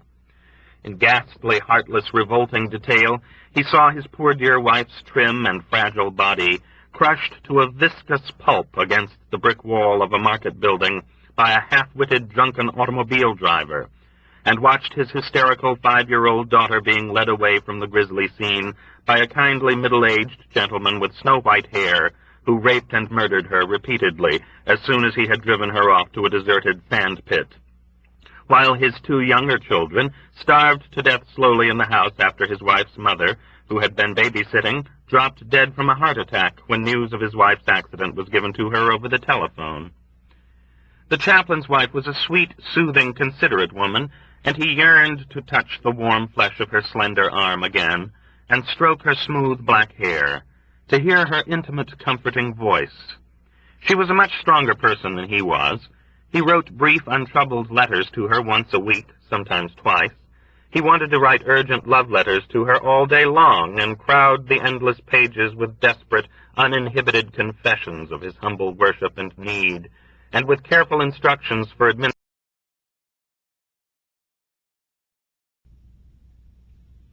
He continued past the tent with a luminous pearl-gray cat sunning itself outside, and past another trailer on cinder blocks, and then burst into the clearing of Yossarian's squadron. A salty dew had formed on his lips. He did not pause, but strode directly across the clearing into the orderly room, where he was welcomed by a gaunt, stoop-shouldered staff sergeant with prominent cheekbones and long, very light blonde hair, who informed him graciously that he could go right in since Major was out. The chaplain thanked him with a curt nod and proceeded alone down the aisle between the desks and typewriters to the canvas partition in the rear. He bobbed through the triangular opening and found himself inside an empty office. The flap fell closed behind him. He was breathing hard and sweating profusely. The office remained empty. He thought he heard furtive whispering. 10 minutes passed. He looked about in stern displeasure, his jaws clamped together indomitably, and then turned suddenly to water as he remembered the staff sergeant's exact words. He could go right in since Major was out. The enlisted men were playing a practical joke. The chaplain shrank back from the wall in terror, bitter tears springing to his eyes. A pleading whimper escaped his trembling lips. Major was elsewhere, and the enlisted men in the other room had made him the butt of an inhuman prank. He could almost see them waiting on the other side of the canvas wall, bunched up expectantly like a pack of greedy, gloating, omnivorous beasts of prey, ready with their barbaric mirth and jeers to pounce on him brutally the moment he reappeared. He cursed himself for his gullibility and wished in panic for something like a mask or a pair of dark glasses and a false mustache to disguise him, or for a forceful, deep voice like Colonel Cathcart's, and broad, muscular shoulders and biceps to enable him to step outside fearlessly and vanquish his malevolent persecutors with an overbearing authority and self-confidence that would make them all quail and slink away cravenly in repentance. He lacked the courage to face them. The only other way out was the window. The coast was clear, and the chaplain jumped out of Major Major's office through the window, darted swiftly around the corner of the tent, and leaped down inside the railroad ditch to hide.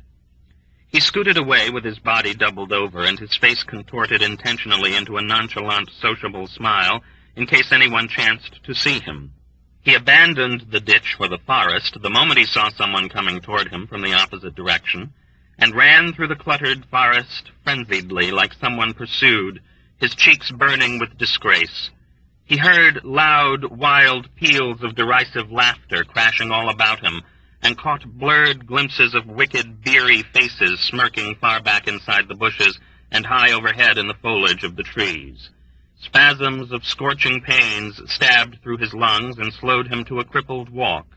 He lunged and staggered onward until he could go no farther and collapsed all at once against a gnarled apple tree, banging his head hard against the trunk as he toppled forward and holding on with both arms to keep from falling. His breathing was a rasping, moaning din in his ears. Minutes passed like hours before he finally recognized himself as the source of the turbulent roar that was overwhelming him. The pains in his chest abated. Soon he felt strong enough to stand. He cocked his ears craftily. The forest was quiet. There was no demonic laughter. No one was chasing him. He was too tired and sad and dirty to feel relieved. He straightened his disheveled clothing with fingers that were numb and shaking, and walked the rest of the way to the clearing with rigid self-control. The chaplain brooded often about the danger of heart attack. Corporal Whitcomb's jeep was still parked in the clearing. The chaplain tiptoed stealthily around the back of Corporal Whitcomb's tent rather than past the entrance, and risk being seen and insulted by him. Heaving a grateful sigh, he slipped quickly inside his own tent, and found Corporal Whitcomb ensconced on his cot, his knees propped up.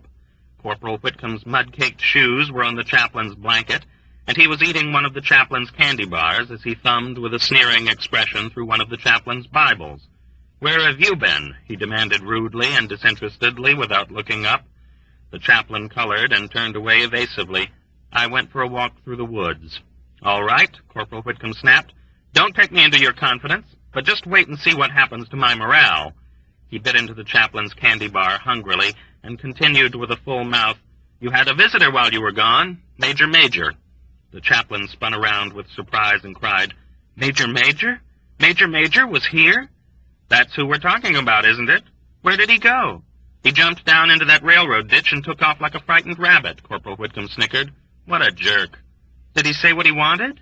"He said he needed your help in a matter of great importance." The chaplain was astounded. "Major Major said that?" "He didn't say that," Corporal Whitcomb corrected with withering precision. "He wrote it down in a sealed personal letter he left on your desk." The chaplain glanced at the bridge table that served as his desk and saw only the abominable orange-red pear-shaped plum tomato he had obtained that same morning from Colonel Cathcart, still lying on its side where he had forgotten it like an indestructible and incarnadine symbol of his own ineptitude. "Where is the letter?" "I threw it away as soon as I tore it open and read it." Corporal Whitcomb slammed the Bible shut and jumped up. "What's the matter? Won't you take my word for it?" He walked out. He walked right back in and almost collided with the chaplain, who was rushing out behind him on his way back to Major Major. "You don't know how to delegate responsibility," Corporal Whitcomb informed him sullenly. "That's another one of the things that's wrong with you." The chaplain nodded penitently and hurried past, unable to make himself take the time to apologize. He could feel the skillful hand of fate moving him imperatively. Twice that day already, he realized now, Major Major had come racing toward him inside the ditch, and twice that day the chaplain had stupidly postponed the destined meeting by bolting into the forest. He seethed with self-recrimination as he hastened back as rapidly as he could stride along the splintered, irregularly spaced railroad ties. Bits of grit and gravel inside his shoes and socks were grinding the tops of his toes raw. His pale, laboring face was screwed up unconsciously into a grimace of acute discomfort. The early August afternoon was growing hotter and more humid. It was almost a mile from his tent to Yossarian's squadron. The chaplain's summer-tan shirt was soaking with perspiration by the time he arrived there, and rushed breathlessly back inside the orderly room tent, where he was halted peremptorily by the same treacherous, soft-spoken staff sergeant with round eyeglasses and gaunt cheeks, who requested him to remain outside because Major Major was inside, and told him he would not be allowed inside until Major Major went out. The chaplain looked at him in an uncomprehending daze. Why did the sergeant hate him, he wondered. His lips were white and trembling. He was aching with thirst. What was the matter with people? Wasn't there tragedy enough? The sergeant put his hand out and held the chaplain steady. "I'm sorry, sir," he said regretfully in a low, courteous, melancholy voice, "but those are Major Major's orders. He never wants to see anyone." "He wants to see me," the chaplain pleaded. "He came to my tent to see me while I was here before." "Major Major did that?" the sergeant asked. "Yes, he did. Please go in and ask him." "I'm afraid I can't go in, sir. He never wants to see me either. Perhaps if you left a note." "I don't want to leave a note. Doesn't he ever make an exception?" "Only in extreme circumstances. The last time he left his tent was to attend the funeral of one of the enlisted men. The last time he saw anyone in his office was a time he was forced to. A bombardier named Yossarian forced—" "Yossarian?" The chaplain lit up with excitement at this new coincidence. Was this another miracle in the making? "But that's exactly whom I want to speak to him about. Did they talk about the number of missions Yossarian has to fly?" "Yes, sir, that's exactly what they did talk about. Captain Yossarian had flown 51 missions, and he appealed to Major Major to ground him so that he wouldn't have to fly 4 more. Colonel Cathcart wanted only 55 missions then." "And what did Major Major say?" "Major Major told him there was nothing he could do." The chaplain's face fell. "Major Major said that?" "Yes, sir. In fact, he advised Yossarian to go see you for help. Are you certain you wouldn't like to leave a note, sir? I have a pencil and paper right here." The chaplain shook his head, chewing his clotted, dry lower lip forlornly, and walked out. It was still so early in the day, and so much had already happened. The air was cooler in the forest. His throat was parched and sore. He walked slowly and asked himself ruefully what new misfortune could possibly befall him a moment before the mad hermit in the woods leaped out at him without warning from behind a mulberry bush. The chaplain screamed at the top of his voice. The tall, cadaverous stranger fell back in fright at the chaplain's cry and shrieked, "Don't hurt me!" "Who are you?" the chaplain shouted. "Please don't hurt me," the man shouted back. "I'm the chaplain." "Then why do you want to hurt me?" "I don't want to hurt you," the chaplain insisted, with a rising hint of exasperation, even though he was still rooted to the spot. "Just tell me who you are and what you want from me." "I just want to find out if Chief White Half-Oat died of pneumonia yet," the man shouted back. "That's all I want. I live here. My name is Flume. I belong to the Squadron, but I live here in the woods. You can ask anyone." The chaplain's composure began trickling back as he studied the queer, cringing figure intently. A pair of captain's bars, ulcerated with rust, hung on the man's ragged shirt collar. He had a hairy, tar-black mole on the underside of one nostril, and a heavy, rough mustache the color of poplar bark. "Why do you live in the woods if you belong to the Squadron?" the chaplain inquired curiously. "I have to live in the woods," the captain replied crabbily, as though the chaplain ought to know. He straightened slowly, still watching the chaplain guardedly, although he towered above him by more than a full head. "Don't you hear everybody talking about me?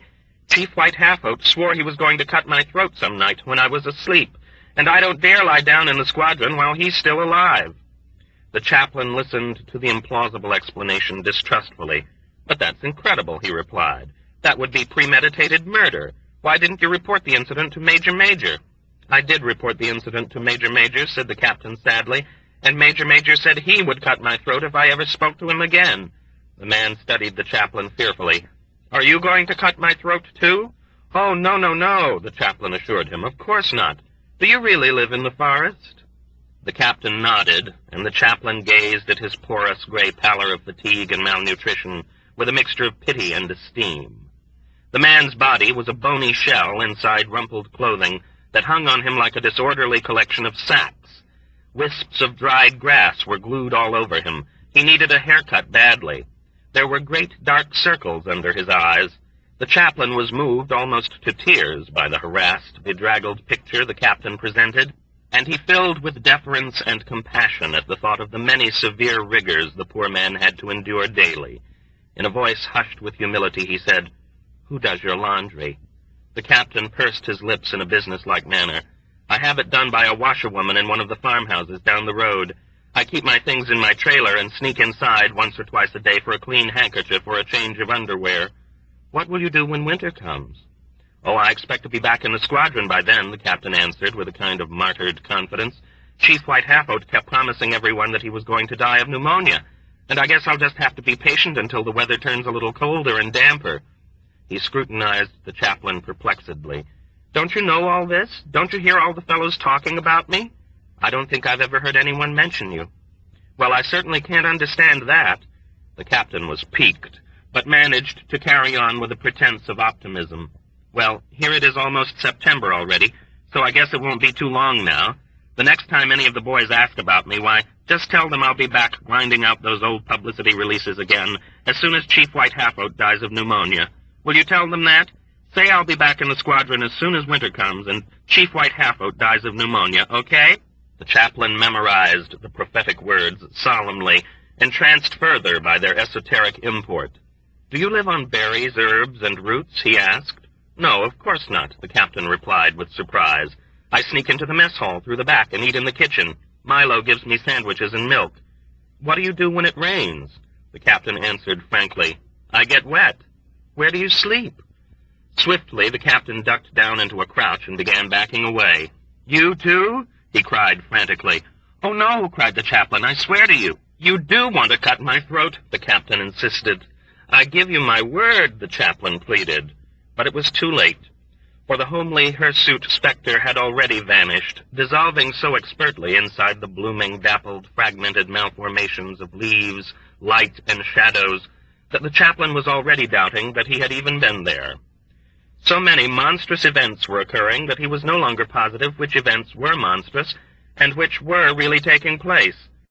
He wanted to find out about the madman in the woods as quickly as possible, to check if there ever really had been a Captain Flume, but his first chore, he recalled with reluctance, was to appease Corporal Whitcomb for neglecting to delegate enough responsibility to him. He plodded along the zigzagging path through the forest listlessly, clogged with thirst and feeling almost too exhausted to go on. He was remorseful when he thought of Corporal Whitcomb. He prayed that Corporal Whitcomb would be gone when he reached the clearing, so that he could undress without embarrassment, wash his arms and chest and shoulders thoroughly, drink water, lie down refreshed, and perhaps even sleep for a few minutes. But he was in for still another disappointment and still another shock, for Corporal Whitcomb was Sergeant Whitcomb by the time he arrived, and was sitting with his shirt off in the chaplain's chair, sewing his new sergeant's stripes on his sleeve with the chaplain's needle and thread. Corporal Whitcomb had been promoted by Colonel Cathcart, who wanted to see the chaplain at once about the letters. "Oh, no," groaned the chaplain, sinking down dumbfounded on his cot. His warm canteen was empty, and he was too distraught to remember the Lister bag hanging outside in the shade between the two tents. "I can't believe it. I just can't believe that anyone would seriously believe that I've been forging Washington Irving's name." "Not those letters," Corporal Whitcomb corrected, plainly enjoying the chaplain's chagrin. "He wants to see you about the letters home to the families of casualties." "Those letters?" asked the chaplain with surprise. "That's right," Corporal Whitcomb gloated. "He's really going to chew you out for refusing to let me send them. You should have seen him go for the idea once I reminded him the letters could carry his signature. That's why he promoted me. He's absolutely sure they'll get him into the Saturday Evening Post." The chaplain's befuddlement increased. "But how did he know we were even considering the idea?" "I went to his office and told him." "You did what?" the chaplain demanded shrilly, and charged to his feet in an unfamiliar rage. "Do you mean to say that you actually went over my head to the colonel without asking my permission?" Corporal Whitcomb grinned brazenly with scornful satisfaction. "That's right, chaplain," he answered, "and you better not try to do anything about it if you know what's good for you." He laughed quietly in malicious defiance. "Colonel Cathcart isn't going to like it if he finds out you're getting even with me for bringing him my idea. You know something, chaplain?" Corporal Whitcomb continued, biting the chaplain's black thread apart contemptuously with a loud snap and buttoning on his shirt. "That dumb bastard really thinks it's one of the greatest ideas he's ever heard."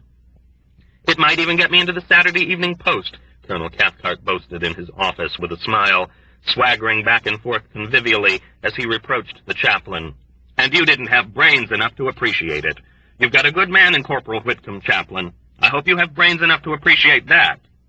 Sergeant Whitcomb, the chaplain corrected, before he could control himself. Colonel Cathcart glared. I said Sergeant Whitcomb, he replied. I wish you'd try listening once in a while instead of always finding fault. You don't want to be a captain all your life, do you? Sir? Well, I certainly don't see how you're ever going to amount to anything else if you keep on this way. Corporal Whitcomb feels that you fellows haven't had a fresh idea in 1944 years, and I'm inclined to agree with him. A bright boy, that Corporal Whitcomb. Well, it's all going to change. Colonel Cathcart sat down at his desk with a determined air and cleared a large, neat space in his blotter. When he had finished, he tapped his finger inside it. Starting tomorrow, he said, I want you and Corporal Whitcomb to write a letter of condolence for me to the next of kin of every man in the group who's killed, wounded, or taken prisoner. I want those letters to be sincere letters. I want them filled up with lots of personal details, so there'll be no doubt I mean every word you say. Is that clear? The chaplain stepped forward impulsively to remonstrate. But, sir, that's impossible, he blurted out. We don't even know all the men that well. What difference does that make? Colonel Cathcart demanded, and then smiled amicably. Corporal Whitcomb brought me this basic form letter that takes care of just about every situation. Listen. Dear Mrs., Mr., Miss, or Mr. and Mrs., words cannot express the deep personal grief I experienced when your husband, son, father, or brother was killed, wounded, or reported missing in action. And so on. I think that opening sentence sums up my sentiments exactly. Listen, maybe you'd better let Corporal Whitcomb take charge of the whole thing if you don't feel up to it. Colonel Cathcart whipped out his cigarette holder and flexed it between both hands like an onyx and ivory riding crop. That's one of the things that's wrong with you, Chaplain. Corporal Whitcomb tells me you don't know how to delegate responsibility. He says you've got no initiative either. You're not going to disagree with me, are you? No, sir. The chaplain shook his head, feeling despicably remiss because he did not know how to delegate responsibility and had no initiative, and because he really had been tempted to disagree with the colonel. His mind was a shambles. They were shooting skeet outside, and every time a gun was fired, his senses were jarred. He could not adjust to the sound of the shots. He was surrounded by bushels of plum tomatoes, and was almost convinced that he had stood in Colonel Cathcart's office on some similar occasion deep in the past, and had been surrounded by those same bushels of those same plum tomatoes. Déjà vu again. The setting seemed so familiar, yet it also seemed so distant. His clothes felt grimy and old, and he was deathly afraid he smelled. You take things too seriously, Chaplain, Colonel Cathcart told him bluntly, with an air of adult objectivity. That's another one of the things that's wrong with you. That long face of yours gets everybody depressed. Let me see you laugh once in a while. Come on, Chaplain. You give me a belly laugh right now, and I'll give you a whole bushel of plum tomatoes. He waited a second or two, watching, and then chortled victoriously. You see, Chaplain, I'm right. You can't give me a belly laugh, can you? No, sir, admitted the chaplain meekly, swallowing slowly with a visible effort. Not right now. I'm very thirsty. Then get yourself a drink. Colonel Corn keeps some bourbon in his desk. You ought to try dropping around the officers' club with us some evening just to have yourself a little fun. Try getting lit once in a while. I hope you don't feel you're better than the rest of us just because you're a professional man. Oh, no, sir, the chaplain assured him with embarrassment. As a matter of fact, I have been going to the officers' club the past few evenings. You're only a captain, you know, Colonel Cathcart continued, paying no attention to the chaplain's remark. You may be a professional man, but you're still only a captain. Yes, sir, I know. That's fine, then. It's just as well you didn't laugh before. I wouldn't have given you the plum tomatoes anyway. Corporal Whitcomb tells me you took a plum tomato when you were in here this morning. This morning? But, sir, you gave it to me. Colonel Cathcart cocked his head with suspicion. I didn't say I didn't give it to you, did I? I merely said you took it. I don't see why you've got such a guilty conscience if you really didn't steal it. Did I give it to you? Yes, sir, I swear you did. Then I'll just have to take your word for it, although I can't imagine why I'd want to give you a plum tomato. Colonel Cathcart transferred a round glass paperweight competently from the right edge of his desk to the left edge and picked up a sharpened pencil. Okay, Chaplain, I've got a lot of important work to do now if you're through. You let me know when Corporal Whitcomb has sent out about a dozen of those letters, and we'll get in touch with the editors of the Saturday Evening Post. A sudden inspiration made his face brighten. Say, I think I'll volunteer the group for Avignon again. That should speed things up.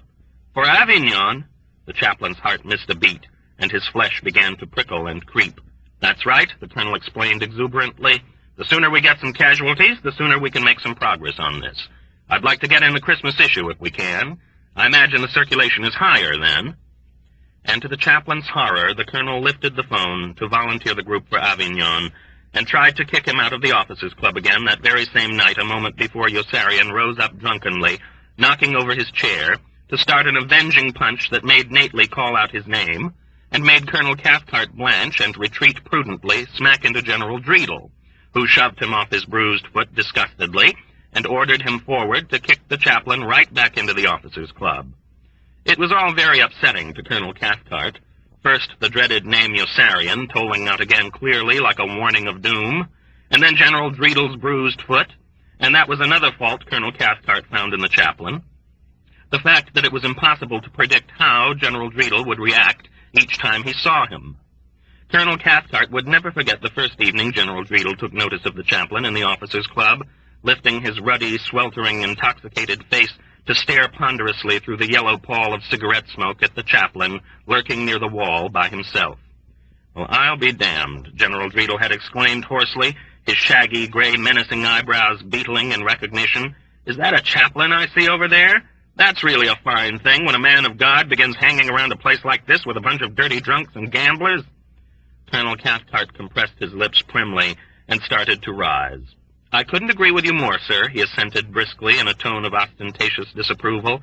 "I just don't know what's happening to the clergy these days." "They're getting better, that's what's happening to them," General Dreedle growled emphatically. Colonel Cathcart gulped awkwardly and made a nimble recovery. "Yes, sir, they are getting better. That's exactly what I had in mind, sir. This is just the place for a chaplain to be, mingling with the men while they're out drinking and gambling, so he can get to understand them and win their confidence. How the hell else is he ever going to get them to believe in God?" "That's exactly what I had in mind, sir, when I ordered him to come here," Colonel Cathcart said carefully, and threw his arm familiarly around the chaplain's shoulder as he walked him off into a corner to order him in a cold undertone to start reporting for duty at the officers' club every evening, to mingle with the men while they were drinking and gambling, so that he could get to understand them and win their confidence. The chaplain agreed and did report for duty to the officers' club every night to mingle with men who wanted to avoid him, until the evening the vicious fistfight broke out at the ping-pong table, and Chief White Half-Oat whirled without provocation and punched Colonel Mudis squarely in the nose, knocking Colonel Mudis down on the seat of his pants, and making General Dreedle roar with lusty, unexpected laughter, until he spied the chaplain standing close by, gawking at him grotesquely in tortured wonder. General Dreedle froze at the sight of him. He glowered at the chaplain with swollen fury for a moment, his good humor gone, and turned back toward the bar disgruntledly, rolling from side to side like a sailor on his short, bandy legs. Colonel Cathcart cantered fearfully along behind, glancing anxiously about in vain for some sign of help from Colonel Corn. "That's a fine thing," General Dreedle growled at the bar, gripping his empty shot glass in his burly hand. "That's really a fine thing, when a man of God begins hanging around a place like this with a bunch of dirty drunks and gamblers."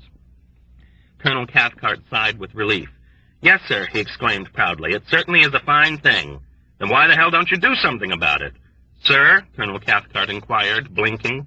"Do you think it does you credit to have your chaplain hanging around here every night? He's in here every goddamn time I come." "You're right, sir, absolutely right," Colonel Cathcart responded. "It does me no credit at all, and I am going to do something about it this very minute." "Aren't you the one who ordered him to come here?" "No, sir, that was Colonel Corn. I intend to punish him severely, too." "If he wasn't a chaplain," General Dreedle muttered, "I'd have him taken outside and shot." "He's not a chaplain, sir," Colonel Cathcart advised helpfully. "Isn't he? And why the hell does he wear that cross on his collar if he's not a chaplain?" "He doesn't wear a cross on his collar, sir. He wears a silver leaf. He's a lieutenant colonel." "You've got a chaplain who's a lieutenant colonel?" inquired General Dreedle with amazement. "Oh, no, sir. My chaplain is only a captain." "Then why the hell does he wear a silver leaf on his collar if he's only a captain?" "He doesn't wear a silver leaf on his collar, sir. He wears a cross." "Go away from me now, you son of a bitch," said General Dreedle, "or I'll have you taken outside and shot." "Yes, sir." Colonel Cathcart went away from General Dreedle with a gulp and kicked the chaplain out of the officers' club, and it was exactly the way it almost was 2 months later, after the chaplain had tried to persuade Colonel Cathcart to rescind his order increasing the number of missions to 60, and had failed abysmally in that endeavor too. And the chaplain was ready now to capitulate to despair entirely, but was restrained by the memory of his wife, whom he loved and missed so pathetically, with such sensual and exalted ardor, and by the lifelong trust he had placed in the wisdom and justice of an immortal, omnipotent, omniscient, humane, universal, anthropomorphic, English-speaking, Anglo-Saxon, pro-American God, which had begun to waver. So many things were testing his faith. There was the Bible, of course, but the Bible was a book, and so were Bleak House, Treasure Island, Ethan Frome, and The Last of the Mohicans. Did it indeed seem probable, as he had once overheard Dunbar ask, that the answers to the riddles of creation would be supplied by people too ignorant to understand the mechanics of rainfall? Had Almighty God, in all his infinite wisdom, really been afraid that men 6,000 years ago would succeed in building a tower to heaven? Where the devil was heaven? Was it up? Down? There was no up or down in a finite but expanding universe, in which even the vast, burning, dazzling, majestic sun was in a state of progressive decay that would eventually destroy the earth too. There were no miracles. Prayers went unanswered, and misfortune tramped with equal brutality on the virtuous and the corrupt. And the chaplain, who had conscience and character, would have yielded to reason and relinquished his belief in the God of his fathers, would truly have resigned both his calling and his commission and taken his chances as a private in the infantry or field artillery, or even perhaps as a corporal in the paratroopers, had it not been for such successive mystic phenomena as the naked man in the tree at that poor sergeant's funeral weeks before, and the cryptic, haunting, encouraging promise of the prophet Flume in the forest only that afternoon. Tell them I'll be back when winter comes. Chapter 26, Arfi. In a way, it was all Yossarian's fault, for if he had not moved the bomb line during the Big Siege of Bologna, Major Blank de Coverley might still be around to save him. And if he had not stocked the enlisted men's apartment with girls who had no other place to live, Nately might never have fallen in love with his whore as she sat naked from the waist down in the room full of grumpy blackjack players who ignored her.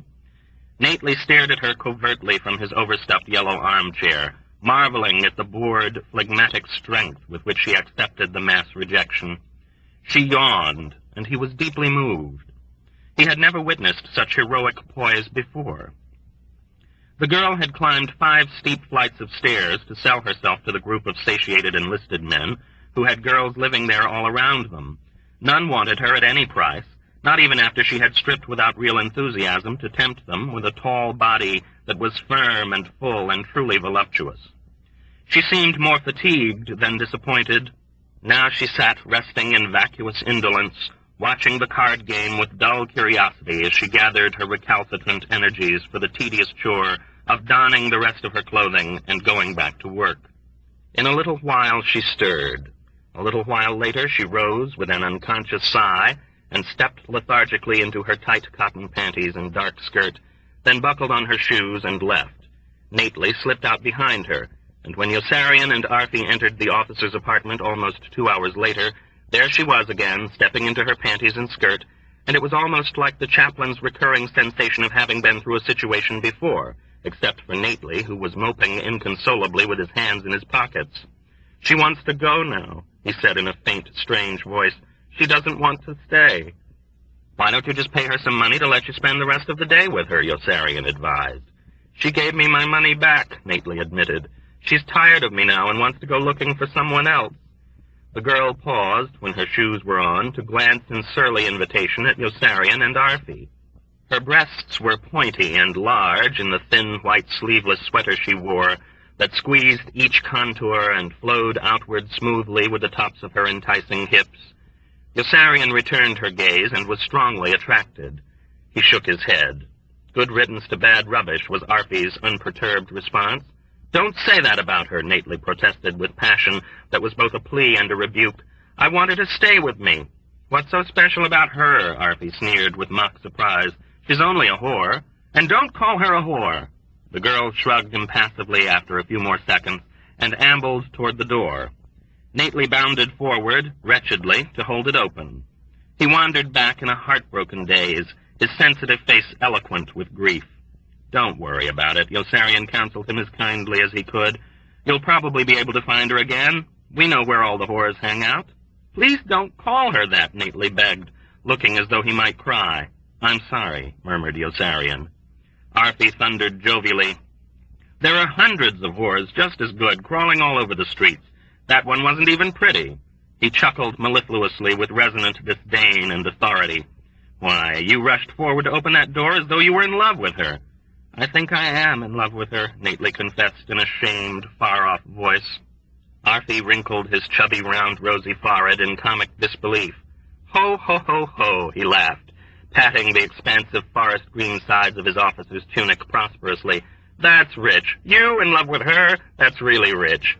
Arfi had a date that same afternoon with a Red Cross girl from Smith, whose father owned an important milk of magnesia plant. Now that's the kind of girl you ought to be associating with, and not with common sluts like that one. Why, she didn't even look clean. "I don't care," Nately shouted desperately, "and I wish you'd shut up. I don't even want to talk about it with you." "Arfi, shut up," said Yossarian. "Ho, ho, ho, ho," Arfi continued. "I can just imagine what your father and mother would say if they knew you were running around with filthy trollops like that one. Your father is a very distinguished man, you know." "I'm not going to tell him," Nately declared with determination. "I'm not going to say a word about her to him or mother until after we're married." "Married?" Arfi's indulgent merriment swelled tremendously. "Ho, ho, ho, ho, ho! Now you're really talking stupid. Why, you're not even old enough to know what true love is."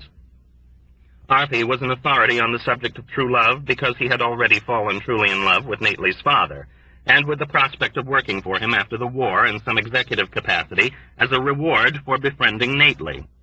Arfi was a lead navigator who had never been able to find himself since leaving college. He was a genial, magnanimous lead navigator who could always forgive the other men in the squadron for denouncing him furiously each time he got lost on a combat mission and led them over concentrations of anti-aircraft fire. He got lost on the streets of Rome that same afternoon and never did find the eligible Red Cross girl from Smith with the important milk of magnesia plant. He got lost on the mission to Ferrara the day Kraft was shot down and killed, and he got lost again on the weekly milk run to Parma and tried to lead the planes out to sea over the city of Leghorn after Yossarian had dropped his bombs on the undefended inland target and settled back against his thick wall of armor plate with his eyes closed and a fragrant cigarette in his fingertips. Suddenly there was flak, and all at once McWatt was shrieking over the intercom, "Flak! Flak! Where the hell are we? What the hell's going on?" Yossarian flipped his eyes open in alarm and saw the totally unexpected, bulging black puffs of flak crashing down in toward them from high up, and Arfi's complacent, melon-round, tiny-eyed face gazing out at the approaching cannon bursts with affable bemusement. Yossarian was flabbergasted. His leg went abruptly to sleep. McWatt had started to climb and was yelping over the intercom for instructions. Yossarian sprang forward to see where they were and remained in the same place. He was unable to move. Then he realized he was sopping wet. He looked down at his crotch with a sinking, sick sensation. A wild crimson blot was crawling upward rapidly along his shirt front like an enormous sea monster rising to devour him. He was hit. Separate trickles of blood spilled to a puddle on the floor through one saturated trouser leg, like countless unstoppable swarms of wriggling red worms. His heart stopped. A second solid jolt struck the plane. Yossarian shuddered with revulsion at the queer sight of his wound and screamed at Arfi for help. "I lost my balls, Arfi! I lost my balls!" Arfi didn't hear, and Yossarian bent forward and tugged at his arm. "Arfi, help me," he pleaded, almost weeping. "I'm hit! I'm hit!" Arfi turned slowly with a blind, quizzical grin. "What?" "I'm hit, Arfi, help me!" Arfi grinned again and shrugged amiably. "I can't hear you," he said. "Can't you see me?" Yossarian cried incredulously, and he pointed to the deepening pool of blood he felt splashing down all around him and spreading out underneath. "I'm wounded! Help me, for God's sake, Arfi, help me!" "I still can't hear you," Arfi complained tolerantly, cupping his podgy hand behind the blanched corolla of his ear. "What did you say?" Yossarian answered in a collapsing voice, weary suddenly of shouting so much, of the whole frustrating, exasperating, ridiculous situation. He was dying, and no one took notice. "Never mind." "What?" Arfi shouted. "I said I lost my balls. Can't you hear me? I'm wounded in the groin." "I still can't hear you," Arthie chided. "I said never mind," Yossarian screamed with a trapped feeling of terror, and began to shiver, feeling very cold suddenly and very weak. Arthie shook his head regretfully again and lowered his obscene, lactescent ear almost directly into Yossarian's face. "You'll just have to speak up, my friend. You'll just have to speak up. Leave me alone, you bastard! You dumb, insensitive bastard! Leave me alone!" Yossarian sobbed. He wanted to pummel Arthie, but lacked the strength to lift his arms. He decided to sleep instead and keeled over sideways into a dead faint. He was wounded in the thigh, and when he recovered consciousness, he found McWatt on both knees taking care of him. He was relieved, even though he still saw Arthie's bloated cherub's face hanging down over McWatt's shoulder with placid interest. Yossarian smiled feebly at McWatt, feeling ill, and asked, "Who's minding the store?" McWatt gave no sign that he heard. With growing horror, Yossarian gathered in breath and repeated the words as loudly as he could. McWatt looked up. "Christ, I'm glad you're alive," he exclaimed, heaving an enormous sigh. The good-humored, friendly crinkles about his eyes were white with tension and oily with grime. As he kept unrolling an interminable bandage around the bulky cotton compress, Yossarian felt strapped burdensomely to the inside of one thigh. "Nately's at the controls. The poor kid almost started bawling when he heard you were hit. He still thinks you're dead. They knocked open an artery for you, but I think I've got it stopped. I gave you some morphine. Give me some more. It might be too soon. I'll give you some more when it starts to hurt." "It hurts now." "Oh, well, what the hell," said McWatt, and injected another syringe of morphine into Yossarian's arm. "When you tell Nately I'm all right," said Yossarian to McWatt, and lost consciousness again as everything went fuzzy behind a film of strawberry-stained gelatin, and a great baritone buzz swallowed him in sound. He came to in the ambulance and smiled encouragement at Dr. Nika's weevil-like, glum and overshadowed countenance for the dizzy second or two he had before everything went rose-petal pink again, and then turned really black and unfathomably still. Yossarian woke up in the hospital and went to sleep. When he woke up in the hospital again, the smell of ether was gone, and Dunbar was lying in pajamas in the bed across the aisle, maintaining that he was not Dunbar, but a fortiori. Yossarian thought he was cracked. He curled his lip skeptically at Dunbar's bit of news and slept on it fitfully for a day or two, then woke up while the nurses were elsewhere and eased himself out of bed to see for himself. The floor swayed like the floating raft at the beach, and the stitches on the inside of his thigh bit into his flesh like fine sets of fish teeth as he limped across the aisle to peruse the name on the temperature card on the foot of Dunbar's bed. But sure enough, Dunbar was right. He was not Dunbar anymore, but Second Lieutenant Anthony F. Fortiori. What the hell's going on? A. Fortiori got out of bed and motioned to Yossarian to follow, grasping for support at anything he could reach. Yossarian limped along after him out into the corridor and down the adjacent ward to a bed containing a harried young man with pimples and a receding chin. The harried young man rose on one elbow with alacrity as they approached. A. Fortiori jerked his thumb over his shoulder and said, "Screw." The harried young man jumped out of bed and ran away. A. Fortiori climbed into the bed and became Dunbar again. "That was A. Fortiori," Dunbar explained. "They didn't have an empty bed in your ward, so I pulled my rank and chased him back here into mine. It's a pretty satisfying experience, pulling rank. You ought to try it sometime. You ought to try it right now, in fact, because you look like you're going to fall down." Yossarian felt like he was going to fall down. He turned to the lantern-jawed, leather-faced, middle-aged man lying in the bed next to Dunbar's, jerked his thumb over his shoulder, and said, "Screw." The middle-aged man stiffened fiercely and glared. "He's a major," Dunbar explained. "Why don't you aim a little lower and try becoming Warrant Officer Homer Lumley for a while? Then you can have a father in the state legislature and a sister who's engaged to a champion skier. Just tell him you're a captain." Yossarian turned to the startled patient Dunbar had indicated. "I'm a captain," he said, jerking his thumb over his shoulder. "Screw." The startled patient jumped down to the floor at Yossarian's command and ran away. Yossarian climbed up into his bed and became Warrant Officer Homer Lumley, who felt like vomiting and was covered suddenly with a clammy sweat. He slept for an hour and wanted to be Yossarian again.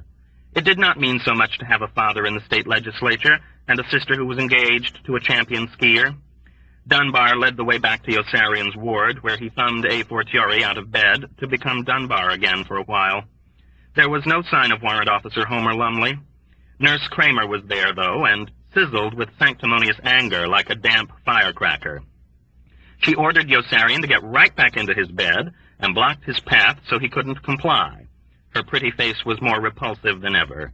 Nurse Kramer was a good-hearted, sentimental creature who rejoiced unselfishly at news of weddings, engagements, births, and anniversaries, even though she was unacquainted with any of the people involved. This book is continued at this point on the other side of this cassette. Nurse Kramer was a good-hearted, sentimental creature who rejoiced unselfishly at news of weddings, engagements, births, and anniversaries, even though she was unacquainted with any of the people involved. "Are you crazy?" she scolded virtuously, shaking an indignant finger in front of his eyes. "I suppose you just don't care if you kill yourself, do you?" "It's myself," he reminded her. "I suppose you just don't care if you lose your leg, do you?" "It's my leg." "It certainly is not your leg," Nurse Kramer retorted. "That leg belongs to the U.S. government. It's no different than a gear or a bedpan. The Army has invested a lot of money to make you an airplane pilot, and you've no right to disobey the doctor's orders." Yossarian was not sure he liked being invested in. Nurse Kramer was still standing directly in front of him so that he could not pass. His head was aching. Nurse Kramer shouted at him some question he could not understand. He jerked his thumb over his shoulder and said, "Screw." Nurse Kramer cracked him in the face so hard she almost knocked him down. Yossarian drew back his fist to punch her in the jaw, just as his leg buckled and he began to fall. Nurse Duckett strode up in time to catch him. She addressed them both firmly. Just what's going on here? He won't get back into his bed," Nurse Kramer reported zealously in an injured tone. "Sue Ann, he said something absolutely horrible to me. Oh, I can't even make myself repeat it." "She called me a gear," Yossarian muttered. Nurse Duckett was not sympathetic. "Will you get back into bed," she said, "or must I take you by your ear and put you there?" "Take me by my ear and put me there," Yossarian dared her. Nurse Duckett took him by his ear and put him back in bed. Chapter 27. Nurse Duckett. Nurse Sue Ann Duckett was a tall, spare, mature, straight-backed woman with a prominent, well-rounded ass, small breasts, and angular, aesthetic New England features that came equally close to being very lovely and very plain. Her skin was white and pink, her eyes small, her nose and chin slender and sharp. She was able, prompt, strict, and intelligent. She welcomed responsibility and kept her head in every crisis. She was adult and self-reliant, and there was nothing she needed from anyone. Yossarian took pity and decided to help her. Next morning, while she was standing bent over smoothing the sheets at the foot of his bed, he slipped his hand stealthily into the narrow space between her knees and all at once brought it up swiftly under her dress as far as it would go. Nurse Duckett shrieked and jumped into the air a mile, but it wasn't high enough, and she squirmed and vaulted and seesawed back and forth on her divine fulcrum for almost a full 15 seconds before she wiggled free finally and retreated frantically into the aisle with an ashen, trembling face. She backed away too far, and Dunbar, who had watched from the beginning, sprang forward on his bed without warning and flung both arms around her bosom from behind. Nurse Duckett let out another scream and twisted away, fleeing far enough from Dunbar for Yossarian to lunge forward and grab her by the snatch again. Nurse Duckett bounced out across the aisle once more like a ping-pong ball with legs. Dunbar was waiting vigilantly, ready to pounce. She remembered him just in time and leaped aside. Dunbar missed completely and sailed by her over the bed to the floor, landing on his skull with a soggy, crunching thud that knocked him cold. He woke up on the floor with a bleeding nose and exactly the same distressful head symptoms he had been feigning all along. The ward was in a chaotic uproar. Nurse Duckett was in tears, and Yossarian was consoling her apologetically as he sat beside her on the edge of a bed. The commanding colonel was wroth and shouting at Yossarian that he would not permit his patients to take indecent liberties with his nurses. "What do you want from him?" Dunbar asked plaintively from the floor, wincing at the vibrating pains in his temples that his voice set up. "He didn't do anything." "I'm talking about you," the thin, dignified colonel bellowed as loudly as he could. "You're going to be punished for what you did." "What did you want from him?" Yossarian called out. All he did was fall on his head, and I'm talking about you, too, the colonel declared, whirling to rage at Yossarian. You're going to be good and sorry you grabbed Nurse Ducket by the bosom. I didn't grab Nurse Ducket by the bosom, said Yossarian. I grabbed her by the bosom, said Dunbar. Are you both crazy? The doctor cried shrilly, backing away in paling confusion. Yes, he really is crazy, Doc, Dunbar assured him. Every night he dreams he's holding a live fish in his hands. The doctor stopped in his tracks with a look of elegant amazement and distaste, and the ward grew still. He does what? He demanded. He dreams he's holding a live fish in his hand. What kind of fish? The doctor inquired sternly of Yossarian. I don't know, Yossarian answered. I can't tell one kind of fish from another. In which hand do you hold them? It varies, answered Yossarian. It varies with the fish, Dunbar added helpfully. The colonel turned and stared down at Dunbar suspiciously with a narrow squint. Yes, and how come you seem to know so much about it? I'm in the dream, Dunbar answered without cracking a smile. The colonel's face flushed with embarrassment. He glared at them both with cold, unforgiving resentment. Get up off the floor and into your bed, he directed Dunbar through thin lips, and I don't want to hear another word about this dream from either one of you. I've got a man on my staff to listen to disgusting bilge like this. Just why do you think, carefully inquired Major Sanderson, the soft and thick-set smiling staff psychiatrist to whom the colonel had ordered Yossarian sent, that Colonel Ferridge finds your dream disgusting? Yossarian replied respectfully, I suppose it's either some quality in the dream or some quality in Colonel Ferridge. That's very well put, applauded Major Sanderson, who wore squeaking GI shoes and had charcoal black hair that stood up almost straight. For some reason, he confided, Colonel Ferridge has always reminded me of a seagull. He doesn't put much faith in psychiatry, you know. You don't like seagulls, do you? Inquired Yossarian. No, not very much, admitted Major Sanderson with a sharp, nervous laugh, as he pulled at his pendulous second chin lovingly, as though it were a long goatee. I think your dream is charming, and I hope it recurs frequently so that we can continue discussing it. Would you like a cigarette?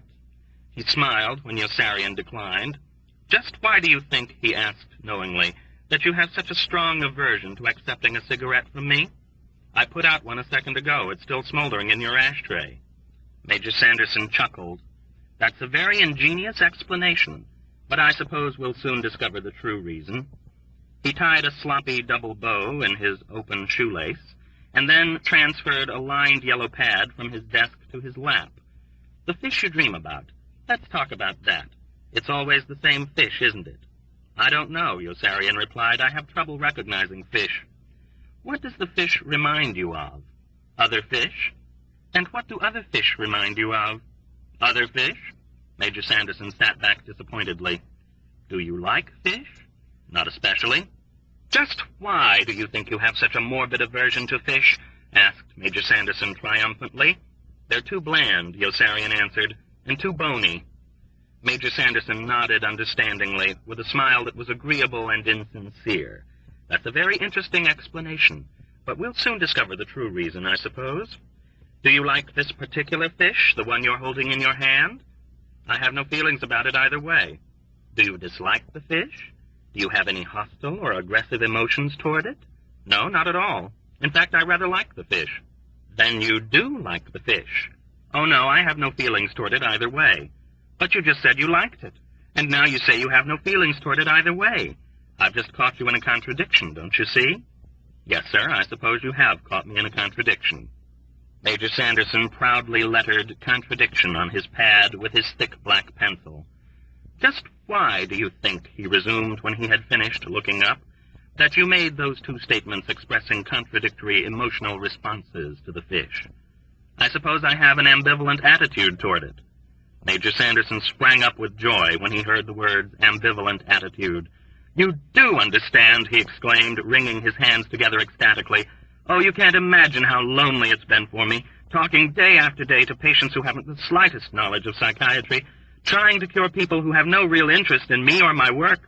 It's given me such a terrible feeling of inadequacy. A shadow of anxiety crossed his face. I can't seem to shake it. Really? Asked Yossarian, wondering what else to say. Why do you blame yourself for gaps in the education of others? It's silly, I know, Major Sanderson replied uneasily, with a giddy, involuntary laugh. But I've always depended very heavily on the good opinion of others. I reached puberty a bit later than all the other boys my age, you see, and it's given me all sorts of problems. I just know I'm going to enjoy discussing them with you. I'm so eager to begin that I'm almost reluctant to digress now to your problem, but I'm afraid I must. Colonel Farage would be cross if he knew we were spending all our time on me. I'd like to show you some ink blots now to find out what certain shapes and colors remind you of. You can save yourself the trouble, Doctor. Everything reminds me of sex.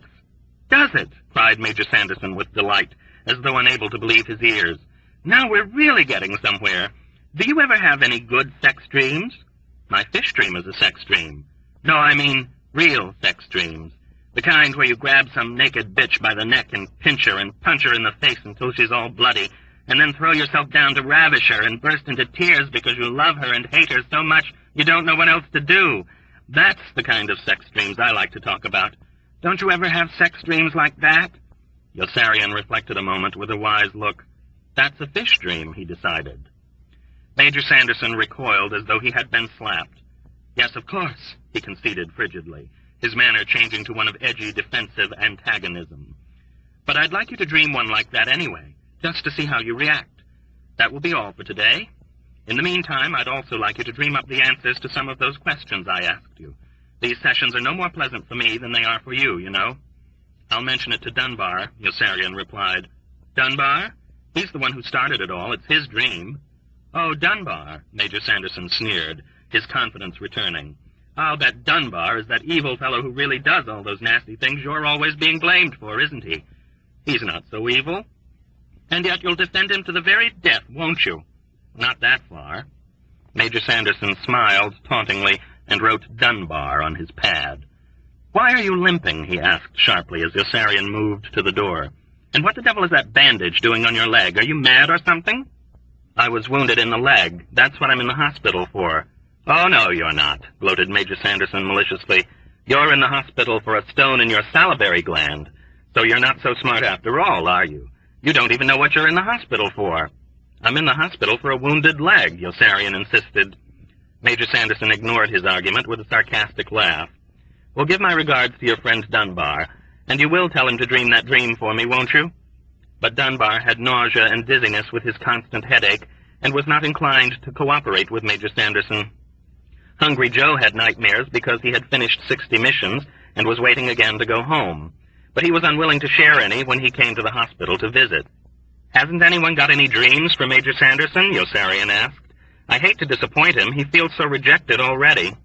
I've been having a very peculiar dream ever since I learned you were wounded, confessed the chaplain. I used to dream every night that my wife was dying or being murdered, or that my children were choking to death on morsels of nutritious food. Now I dream that I'm out swimming in water over my head, and a shark is eating my left leg in exactly the same place where you have your bandage. That's a wonderful dream, Dunbar declared. I bet Major Sanderson will love it. That's a horrible dream, Major Sanderson cried. It's filled with pain and mutilation and death. I'm sure you had it just to spite me. You know, I'm not even sure you belong in the army with a disgusting dream like that. Yossarian thought he spied a ray of hope. Perhaps you're right, sir, he suggested slyly. Perhaps I ought to be grounded and returned to the States. Hasn't it ever occurred to you that in your promiscuous pursuit of women, you are merely trying to assuage your subconscious fears of sexual impotence? Yes, sir, it has. Then why do you do it?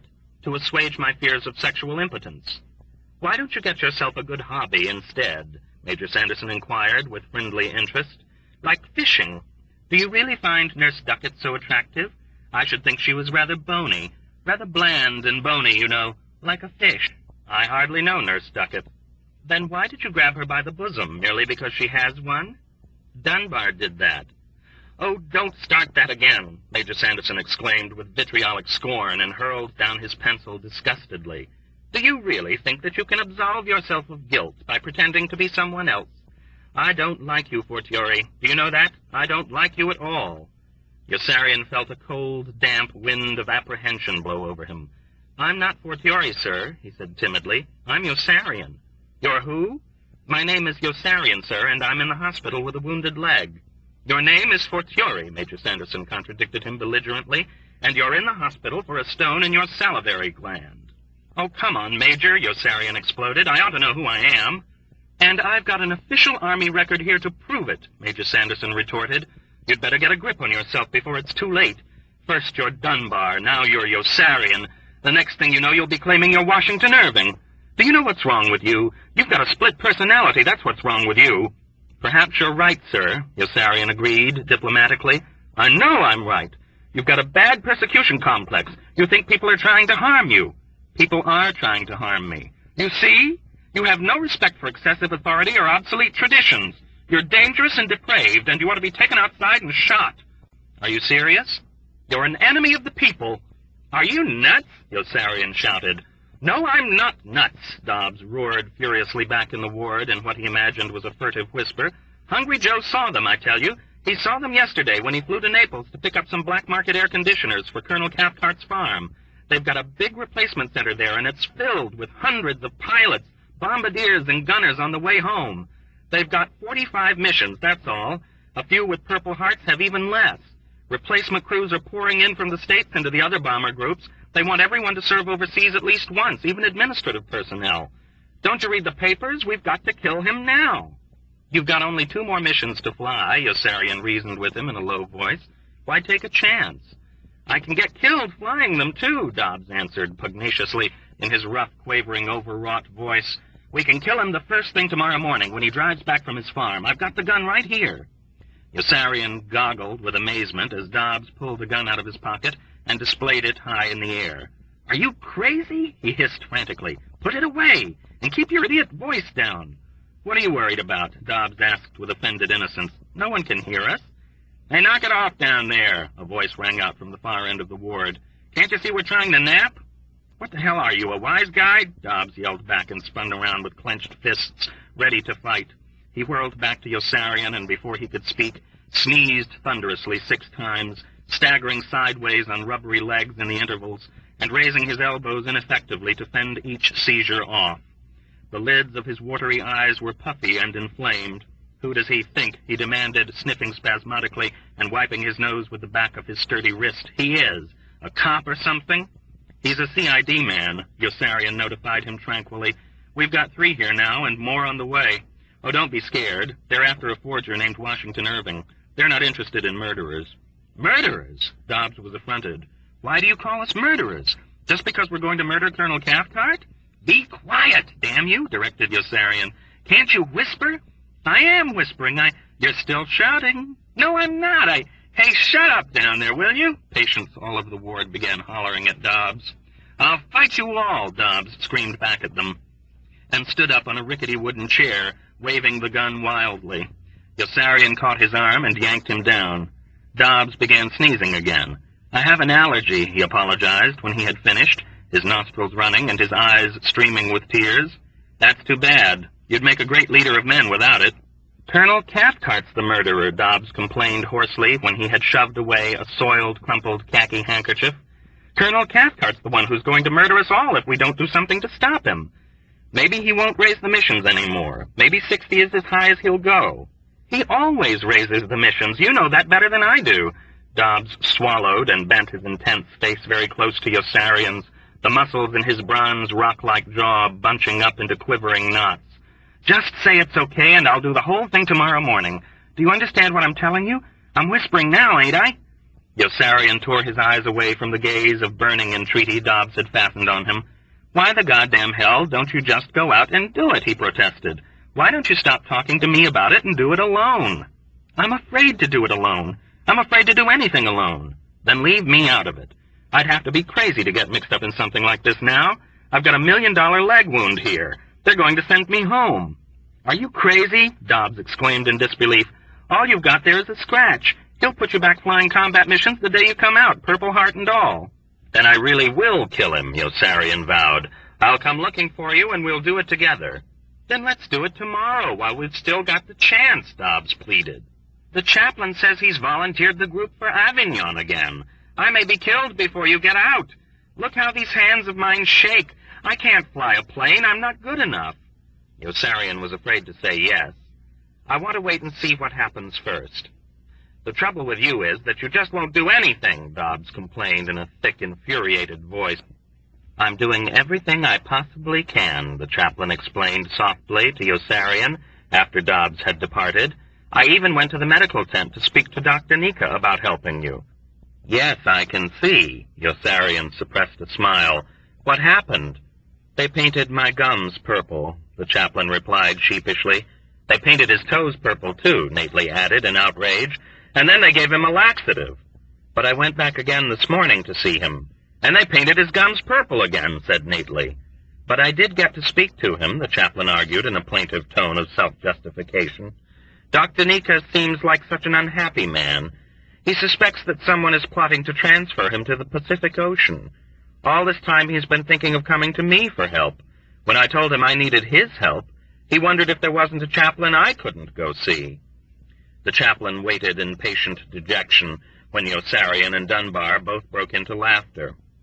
I used to think it was immoral to be unhappy, he continued, as though keening aloud in solitude. Now I don't know what to think anymore.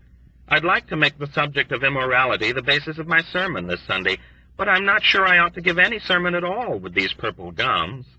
Colonel Corn was very displeased with them. Chaplain, why don't you come into the hospital with us for a while and take it easy, Yossarian invited. You could be very comfortable here. The brash iniquity of the proposal tempted and amused the chaplain for a second or two. No, I don't think so, he decided reluctantly. I want to arrange for a trip to the mainland to see a mail clerk named Wintergreen. Dr. Danica told me he could help. Wintergreen is probably the most influential man in the whole theater of operations. He's not only a mail clerk, but he has access to a mimeograph machine. But he won't help anybody. That's one of the reasons he'll go far. I'd like to speak to him anyway. There must be somebody who will help you. Do it for Dunbar, Chaplain, Yossarian corrected with a superior air. I've got this $1 million leg wound that will take me out of combat. If that doesn't do it, there's a psychiatrist who thinks I'm not good enough to be in the Army. I'm the one who isn't good enough to be in the Army, Dunbar whined jealously. It was my dream. It's not the dream, Dunbar, Yossarian explained. He likes your dream. It's my personality. He thinks it's split. It's split right down the middle, said Major Sanderson, who had laced his lumpy GI shoes for the occasion and had slicked his charcoal dull hair down with some stiffening and redolent tonic. He smiled ostentatiously to show himself reasonable and nice. I'm not saying that to be cruel and insulting, he continued with cruel and insulting delight. I'm not saying it because I hate you and want revenge. I'm not saying it because you rejected me and hurt my feelings terribly. No, I'm a man of medicine, and I'm being coldly objective. I have very bad news for you. Are you man enough to take it? God, no, screamed Yossarian. I'll go right to pieces. Major Sanderson flew instantly into a rage. Can't you even do one thing right? He pleaded, turning beet red with vexation and crashing the sides of both fists down upon his desk together. The trouble with you is that you think you're too good for all the conventions of society. You probably think you're too good for me, too, just because I arrived at puberty late. Well, do you know what you are? You're a frustrated, unhappy, disillusioned, undisciplined, maladjusted young man. Major Sanderson's disposition seemed to mellow as he reeled off the uncomplimentary adjectives. Yes, sir, Yossarian agreed carefully. I guess you're right. Of course I'm right. You're immature. You've been unable to adjust to the idea of war. Yes, sir. You have a morbid aversion to dying. You probably resent the fact that you're at war and might get your head blown off any second. I'm more than resented, sir. I'm absolutely incensed. You have deep-seated survival anxieties, and you don't like bigots, bullies, snobs, or hypocrites. Subconsciously, there are many people you hate. Consciously, sir, consciously, Yossarian corrected in an effort to help. I hate them consciously. You're antagonistic to the idea of being robbed, exploited, degraded, humiliated, or deceived. Misery depresses you. Ignorance depresses you. Persecution depresses you. Violence depresses you. Slums depress you. Greed depresses you. Crime depresses you. Corruption depresses you. You know, it wouldn't surprise me if you're a manic depressive. Yes, sir. Perhaps I am. Don't try to deny it. I'm not denying it, sir, said Yossarian, pleased with the miraculous rapport that finally existed between them. I agree with all you've said. Then you admit you're crazy, do you? Crazy? Yossarian was shocked. "What are you talking about? Why am I crazy? You're the one who's crazy." Major Sanderson turned red with indignation again and crashed both fists down upon his thighs. "Calling me crazy," he shouted in a sputtering rage, "is a typically sadistic and vindictive paranoiac reaction. You really are crazy. Then why don't you send me home?" "And I'm going to send you home." "They're going to send me home," Yossarian announced jubilantly as he hobbled back into the ward. "Me too," A. Fortiori rejoiced. "They just came to my ward and told me." "What about me?" Dunbar demanded petulantly of the doctors. "You," they replied with asperity, "you're going with Yossarian right back into combat." And back into combat they both went. Yossarian was enraged when the ambulance returned him to the squadron, and he went limping for justice to Dr. Nika, who glared at him glumly with misery and disdain. "You!" Dr. Nika exclaimed mournfully with accusing disgust, the egg-shaped pouches under both eyes firm and censorious. "All you ever think of is yourself. Go take a look at the bomb line if you want to see what's been happening since you went to the hospital." Yossarian was startled. "Are we losing?" "Losing?" Dr. Nika cried. "The whole military situation has been going to hell ever since we captured Paris. I knew it would happen." He paused, his sulking ire turning to melancholy, and frowned irritably as though it were all Yossarian's fault. "American troops are pushing into German soil. The Russians have captured back all of Romania. Only yesterday the Greeks in the 8th Army captured Rimini. The Germans are on the defensive everywhere." Dr. Nika paused again and fortified himself with a huge breath for a piercing ejaculation of grief. "There's no more Luftwaffe left," he wailed. He seemed ready to burst into tears. "The whole Gothic line is in danger of collapsing." "So?" asked Yossarian. "What's wrong?" "What's wrong?" Dr. Nika cried. "If something doesn't happen soon, Germany may surrender, and then we'll all be sent to the Pacific." Yossarian gawked at Dr. Nika in grotesque dismay. "Are you crazy? Do you know what you're saying?" "Yeah, it's easy for you to laugh," Dr. Nika sneered.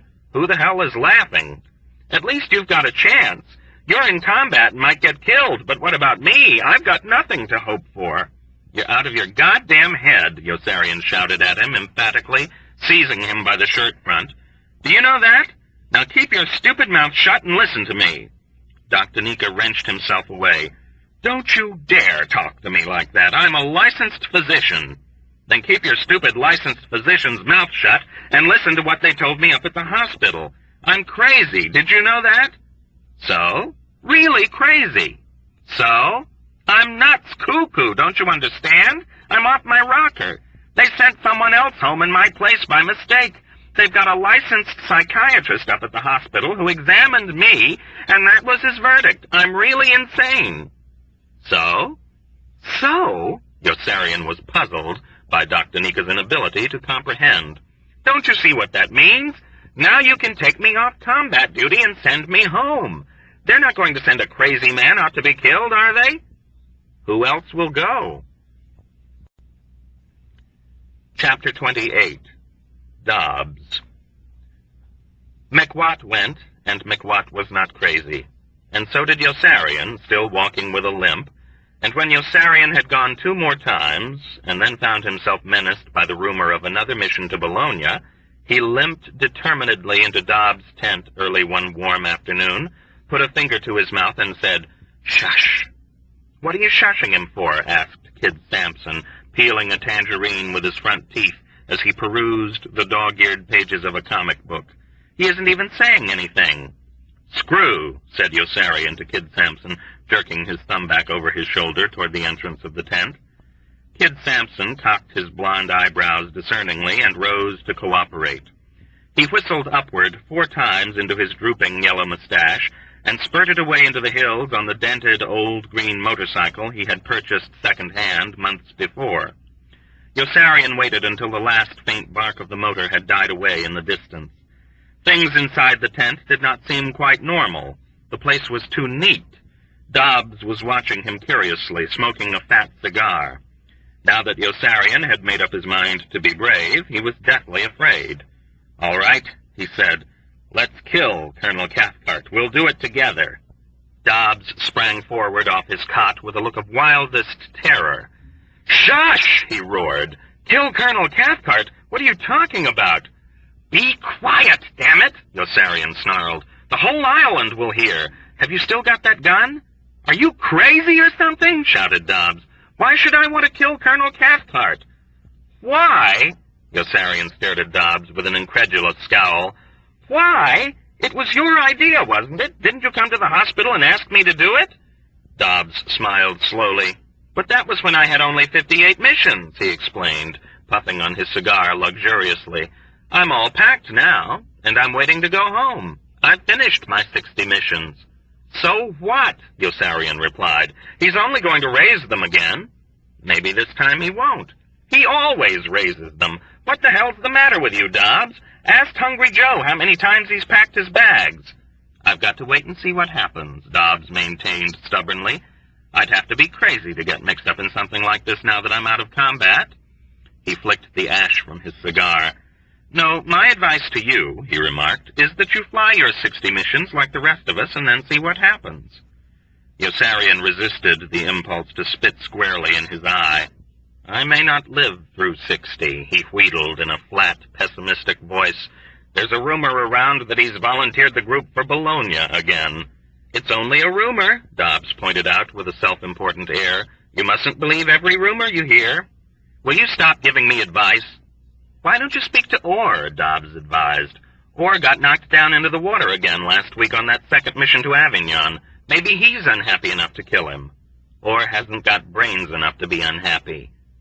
Orr had been knocked down into the water again while Yossarian was still in the hospital, and had eased his crippled airplane down gently into the glassy blue swells off Marseille with such flawless skill that not one member of the six-man crew suffered the slightest bruise.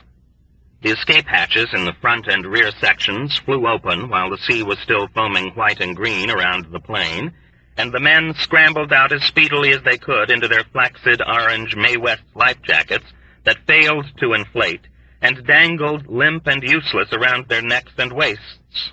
The life jackets failed to inflate because Milo had removed the twin carbon dioxide cylinders from the inflating chambers to make the strawberry and crushed pineapple ice cream sodas he served in the officers' mess hall, and had replaced them with mimeographed notes that read, "What's good for M&M Enterprises is good for the country," or popped out of the sinking airplane last.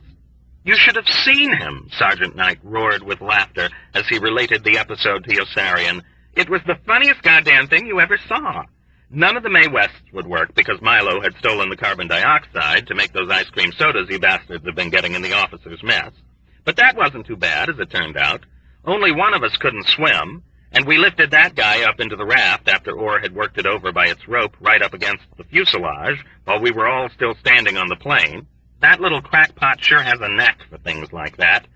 Then the other raft came loose and drifted away, so that all 6 of us wound up sitting in one, with our elbows and legs pressed so close against each other, you almost couldn't move without knocking the guy next to you out of the raft into the water. The plane went down about 3 seconds after we left it, and we were out there all alone, and right after that we began unscrewing the caps on our Mae Wests to see what the hell had gone wrong, and found those goddamn notes from Milo, telling us that what was good for him was good enough for the rest of us. That bastard. Jesus, did we curse him, all except that buddy of yours, Orr, who just kept grinning as though for all he cared, what was good for Milo might be good enough for the rest of us. I swear you should have seen him sitting up there on the rim of the raft like the captain of a ship, while the rest of us just watched him and waited for him to tell us what to do. He kept slapping his hands on his legs every few seconds as though he had the shakes, and saying, "All right now, all right," and giggling like a crazy little freak, then saying, "All right now, all right," again, and giggling like a crazy little freak some more. It was like watching some kind of a moron. Watching him was all that kept us from going to pieces altogether during the first few minutes, what with each wave washing over us into the raft, or dumping a few of us back into the water so that we had to climb back in again before the next wave came along and washed us right back out. It was sure funny. We just kept falling out and climbing back in. We had the guy who couldn't swim stretched out in the middle of the raft on the floor, but even there he almost drowned because the water inside the raft was deep enough to keep splashing in his face. Oh, boy. Then Orr began opening up compartments in the raft, and the fun really began. First he found a box of chocolate bars, and he passed those around, so we sat there eating salty, wet chocolate bars while the waves kept knocking us out of the raft into the water. Next he found some bouillon cubes and aluminum cups and made us some soup. Then he found some tea. Sure, he made it. Can't you see him serving us tea as we sat there soaking wet in water up to our ass? Now I was falling out of the raft because I was laughing so much. We were all laughing, and he was dead serious, except for that goofy giggle of his and that crazy grin. What a jerk. Whatever he found, he used. He found some shark repellent, and he sprinkled it right out into the water. He found some marker dye, and he threw it into the water. The next thing he finds is a fishing line and dried bait, and his face lights up as though the air-sea rescue launch had just sped up to save us before we died of exposure, or before the Germans sent a boat out from Spezia to take us prisoner or machine gun us. In no time at all, Orr had that fishing line out into the water, trolling away as happy as a lark. "Lieutenant, what do you expect to catch?" I asked him. "Cod," he told me, and he meant it, and it's a good thing he didn't catch any, because he would have eaten that codfish raw if he had caught any, and would have made us eat it too, because he had found this little book that said it was all right to eat codfish raw. The next thing he found was this little blue oar about the size of a Dixie cup spoon, and sure enough he began rowing with it, trying to move all 900 pounds of us with that little stick. Can you imagine?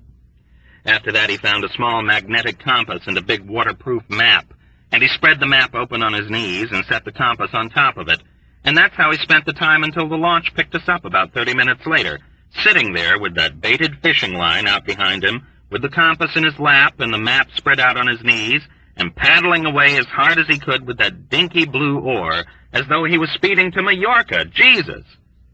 Sergeant Knight knew all about Majorca, and so did Orr, because Yossarian had told them often of such sanctuaries as Spain, Switzerland, and Sweden, where American flyers could be interned for the duration of the war under conditions of utmost ease and luxury, merely by flying there. Yossarian was the squadron's leading authority on internment, and had already begun plotting an emergency heading into Switzerland on every mission he flew into northernmost Italy. He would certainly have preferred Sweden, where the level of intelligence was high, and where he could swim nude with beautiful girls with low, demurring voices, and sire whole, happy, undisciplined tribes of illegitimate Yossarians that the state would assist through parturition and launch into life without stigma. But Sweden was out of reach, too far away, and Yossarian waited for the piece of flak that would knock out one engine over the Italian Alps and provide him with the excuse for heading for Switzerland. He would not even tell his pilot he was guiding him there. Yossarian often thought of scheming with some pilot he trusted to fake a crippled engine and then destroy the evidence of deception with a belly landing, but the only pilot he really trusted was McWatt, who was happiest where he was, and still got a big boot out of buzzing his plane over Yossarian's tent, or roaring in so low over the bathers at the beach that the fierce wind from his propellers slashed dark furrows in the water and whipped sheets of spray flapping back for seconds afterward. Dobbs and Hungry Joe were out of the question, and so was Orr, who was tinkering with the valve of the stove again when Yossarian limped despondently back into the tent after Dobbs had turned him down. The stove Orr was manufacturing out of an inverted metal drum stood in the middle of the smooth cement floor he had constructed. He was working sedulously on both knees. Yossarian tried paying no attention to him, and limped wearily to his cot and sat down with a labored, drawn-out grunt. Prickles of perspiration were turning chilly on his forehead. Dobbs had depressed him. Dr. Nika depressed him. An ominous vision of doom depressed him when he looked at Orr. He began ticking with a variety of internal tremors. Nerves twitched, and the vein in one wrist began palpitating. Orr studied Yossarian over his shoulder, his moist lips drawn back around convex rows of large buck teeth. Reaching sideways, he dug a bottle of warm beer out of his footlocker, and he handed it to Yossarian after prying off the cap. Neither said a word. Yossarian sipped the bubbles off the top and tilted his head back. Orr watched him cunningly with a noiseless grin. Yossarian eyed Orr guardedly. Orr snickered with a slight, mucid sibilance and turned back to his work, squatting. Yossarian grew tense. "Don't start," he begged in a threatening voice, both hands tightening around his beer bottle. "Don't start working on your stove." Orr cackled quietly. "I'm almost finished." "No, you're not. You're about to begin. Here's the valve. See? It's almost all together. And you're about to take it apart. I know what you're doing, you bastard. I've seen you do it 300 times. Orr shivered with glee. "I want to get the leak in this gasoline line out," he explained. "I've got it down now to where it's only an ooze." "I can't watch you," Yossarian confessed tonelessly. "If you want to work with something big, that's okay, but that valve is filled with tiny parts, and I just haven't got the patience right now to watch you working so hard over things that are so goddamn small and unimportant. Just because they're small doesn't mean they're unimportant. I don't care. Once more, when I'm not around, you're a happy imbecile, and you don't know what it means to feel the way I do. Things happen to me when you work over small things that I can't even begin to explain. I find out that I can't stand you. I start to hate you. And I'm soon thinking seriously about busting this bottle down on your head or stabbing you in the neck with that hunting knife there. Do you understand?" Orr nodded very intelligently. "I won't take the valve apart now," he said, and began taking it apart, working with slow, tireless, interminable precision, his rustic, ungainly face bent very close to the floor, picking painstakingly at the minute mechanism in his fingers with such limitless, plodding concentration that he seemed scarcely to be thinking of it at all. Yossarian cursed him silently and made up his mind to ignore him. "What the hell'd you hurry with that stove anyway?" he barked out a moment later in spite of himself.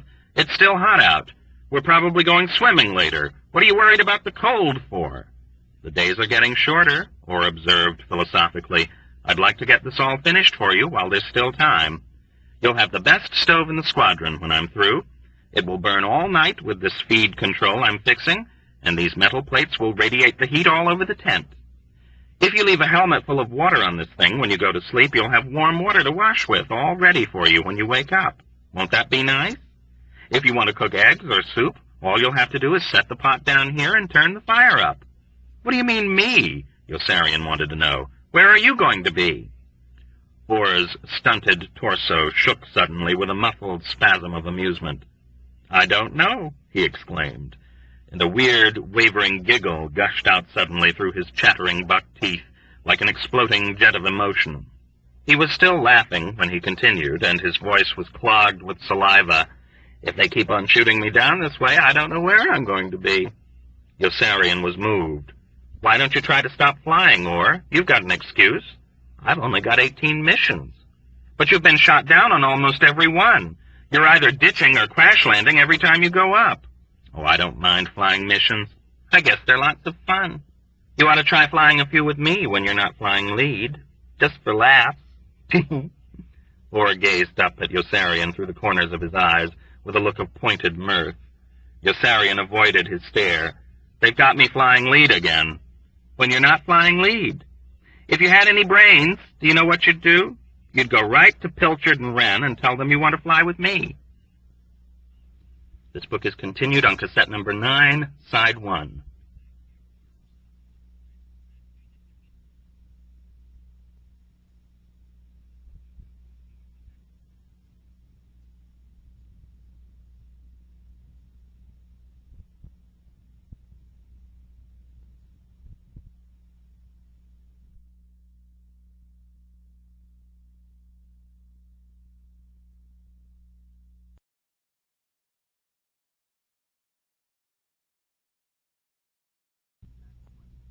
When you're not flying lead.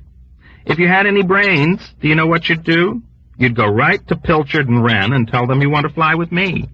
And get shot down with you every time you go up. What's the fun in that? That's just why you ought to do it, Orr insisted. I guess I'm just about the best pilot around now when it comes to ditching or making crash landings. It would be good practice for you. Good practice for what? Good practice in case you ever have to ditch or make a crash landing. "Have you got another bottle of beer for me?" Yossarian asked morosely. "Do you want to bust it down on my head?" This time Yossarian did laugh. "Like that whore in that apartment in Rome?" Orr sniggered lewdly, his bulging crabapple cheeks blowing outward with pleasure. "Do you really want to know why she was hitting me over the head with her shoe?" he teased. "I do know," Yossarian teased back. "Nately's whore told me. Or grinned like a gargoyle. No, she didn't. Yossarian felt sorry for Orr. Orr was so small and ugly. Who would protect him if he lived?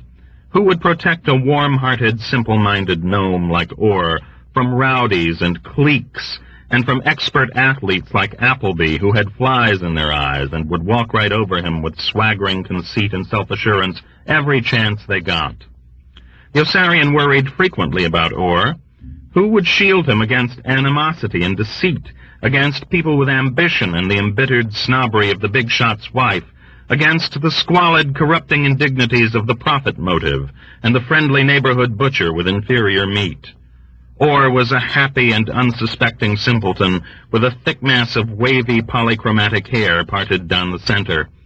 He would be mere child's play for them. They would take his money, screw his wife, and show no kindness to his children. Yossarian felt a flood of compassion sweep over him. Orr was an eccentric midget, a freakish, likable dwarf with a smutty mind and 1,000 valuable skills that would keep him in a low-income group all his life. He could use a soldering iron and hammer 2 boards together so that the wood did not split and the nails did not bend. He could drill holes. He had built a good deal more in the tent while Yossarian was away in the hospital. He had filed or chiseled a perfect channel in the cement so that the slender gasoline line was flush with the floor as it ran to the stove from the tank he had built outside on an elevated platform.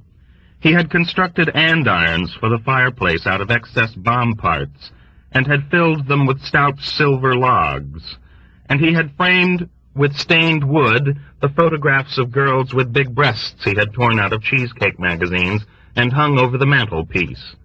Or could open a can of paint. He could mix paint, thin paint, remove paint. He could chop wood and measure things with a ruler. He knew how to build fires.